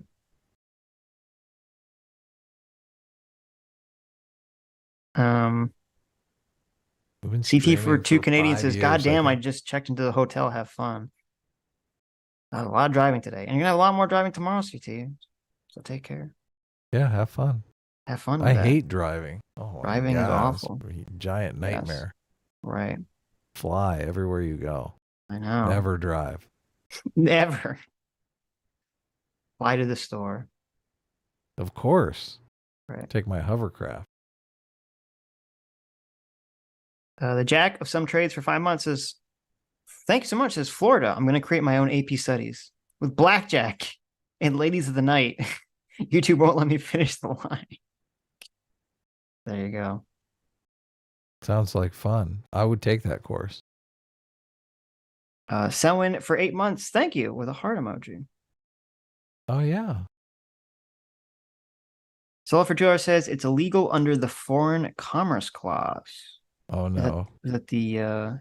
We literally have 5 minutes. You can't Google the Foreign Commerce Clause. Or can't I? Okay. Solar for $5 says the cops don't release the trans shooter manifesto because they left details about carrying out the attack that could be used by copycat shooters. Well, they could just censor that, couldn't they? Right. They could just come out and give us the cliff notes. Give us cliff notes. Solar for $10 says the feds have limited resources, so they want to focus on the worst. Banning travel to another state to get an abortion could violate the Interstate Commerce Clause and the 14th Amendment. Well, there you go. Yeah, that makes sense. Christopher Keating for €5 says the argument that life begins at conception is biological more than theological. If it doesn't, it's don't kill innocent humans' lives. That's theological. Disagree, but okay. Kyler sternly ignores for 2 Aussie bucks says as a Tasmanian, brothels are illegal here. Well, there you go. Wikipedia lied to me. How dare they? Good for you. Christopher Keating for €5 says, Sitch, if you could understand the mind of God, that would mean it was small enough for you to understand. Then that's not God. Basic logic. Well, I don't think you would fully understand the mind or understanding of God, but I think there'd be some part of it, some aspect of it that you could understand. Most people don't understand their own mind. Otherwise, what's the point? So, WTF. And also, if you're going to say God created humans in God's own image, then that would kind of defeat that argument to some extent. But anyway, WTF1A1A for $5 says, hey, Sitch, been some time. How did checking out Foamy go for you? Adam, how's your squirrely God doing? Praise be Foamy for his wisdom. It's funny. I was literally just thinking about WTF1A1A, and he appeared. I was thinking about him yesterday. So there you go. Squirrel visited me, I think 2 days ago, and I gave him some peanuts, and there you go. Cool. Still has the babies. Theoretically. I don't know. I haven't seen them. Daily Dose for 10 months says, S-Class is the best class. And A-Team snoots the goots. Mean. There you go. Also look up The Black Scientologist by Eric Andre. Oh, that sounds funny. Maybe someday. Soul2XL for $5 says, the fuck, it's 3 a.m. and Lilo and Stitch are talking about the captain. There it is. Kurgadini for $5 says, has Doomer been back since Adam fed him to the trolley? R.I.P. I saw him in chat earlier, yeah. There you go. He hasn't been on stream, but... Well, we would welcome him back. Lucy Lemonbug, thanks so much for 6 months. Says, I hope everyone gets to sleep tomorrow and enjoys the fruits of their labor. Happy Labor Day, y'all. That's true. Happy Labor Day, everyone. Cool. I'm going to work on the comic for Labor Day. Yeah. Getting pretty close to finishing, so... Contrast for 17 months says, I've been peeing and brushing my teeth in the shower for over 30 years, and I ain't stopping because some limp-wristed shadow guy gets icky feels about it. Wow. Well, there you go. There's your A-Team. So we're not... Are you peeing and brushing your teeth at the same time, though? Look, I usually... Oh, do you draw the line at that? Yeah, I usually do those in separate events. Okay. Well, then apparently you're just a loser because Contrast does it at the same time. Nice. Anyways, we'll read the Streamlabs on Tuesday because we've run out of time. Anyways, thank you all for coming. Thank you all for your incredibly generous donations. You who have made it to the end of the stream. You are the true heroes. You are the true free will seekers. You are the true enlightened individuals. And we'll see you all on Tuesday. I believe we're talking to Cherry and Haterade, right? That's it, yeah. Straighterade. Straighterade. Not Haterade, you. Okay. Look. Listen. Don't be a meanie. You can't blame me. Anyways, see you all on Tuesday. Bye-bye!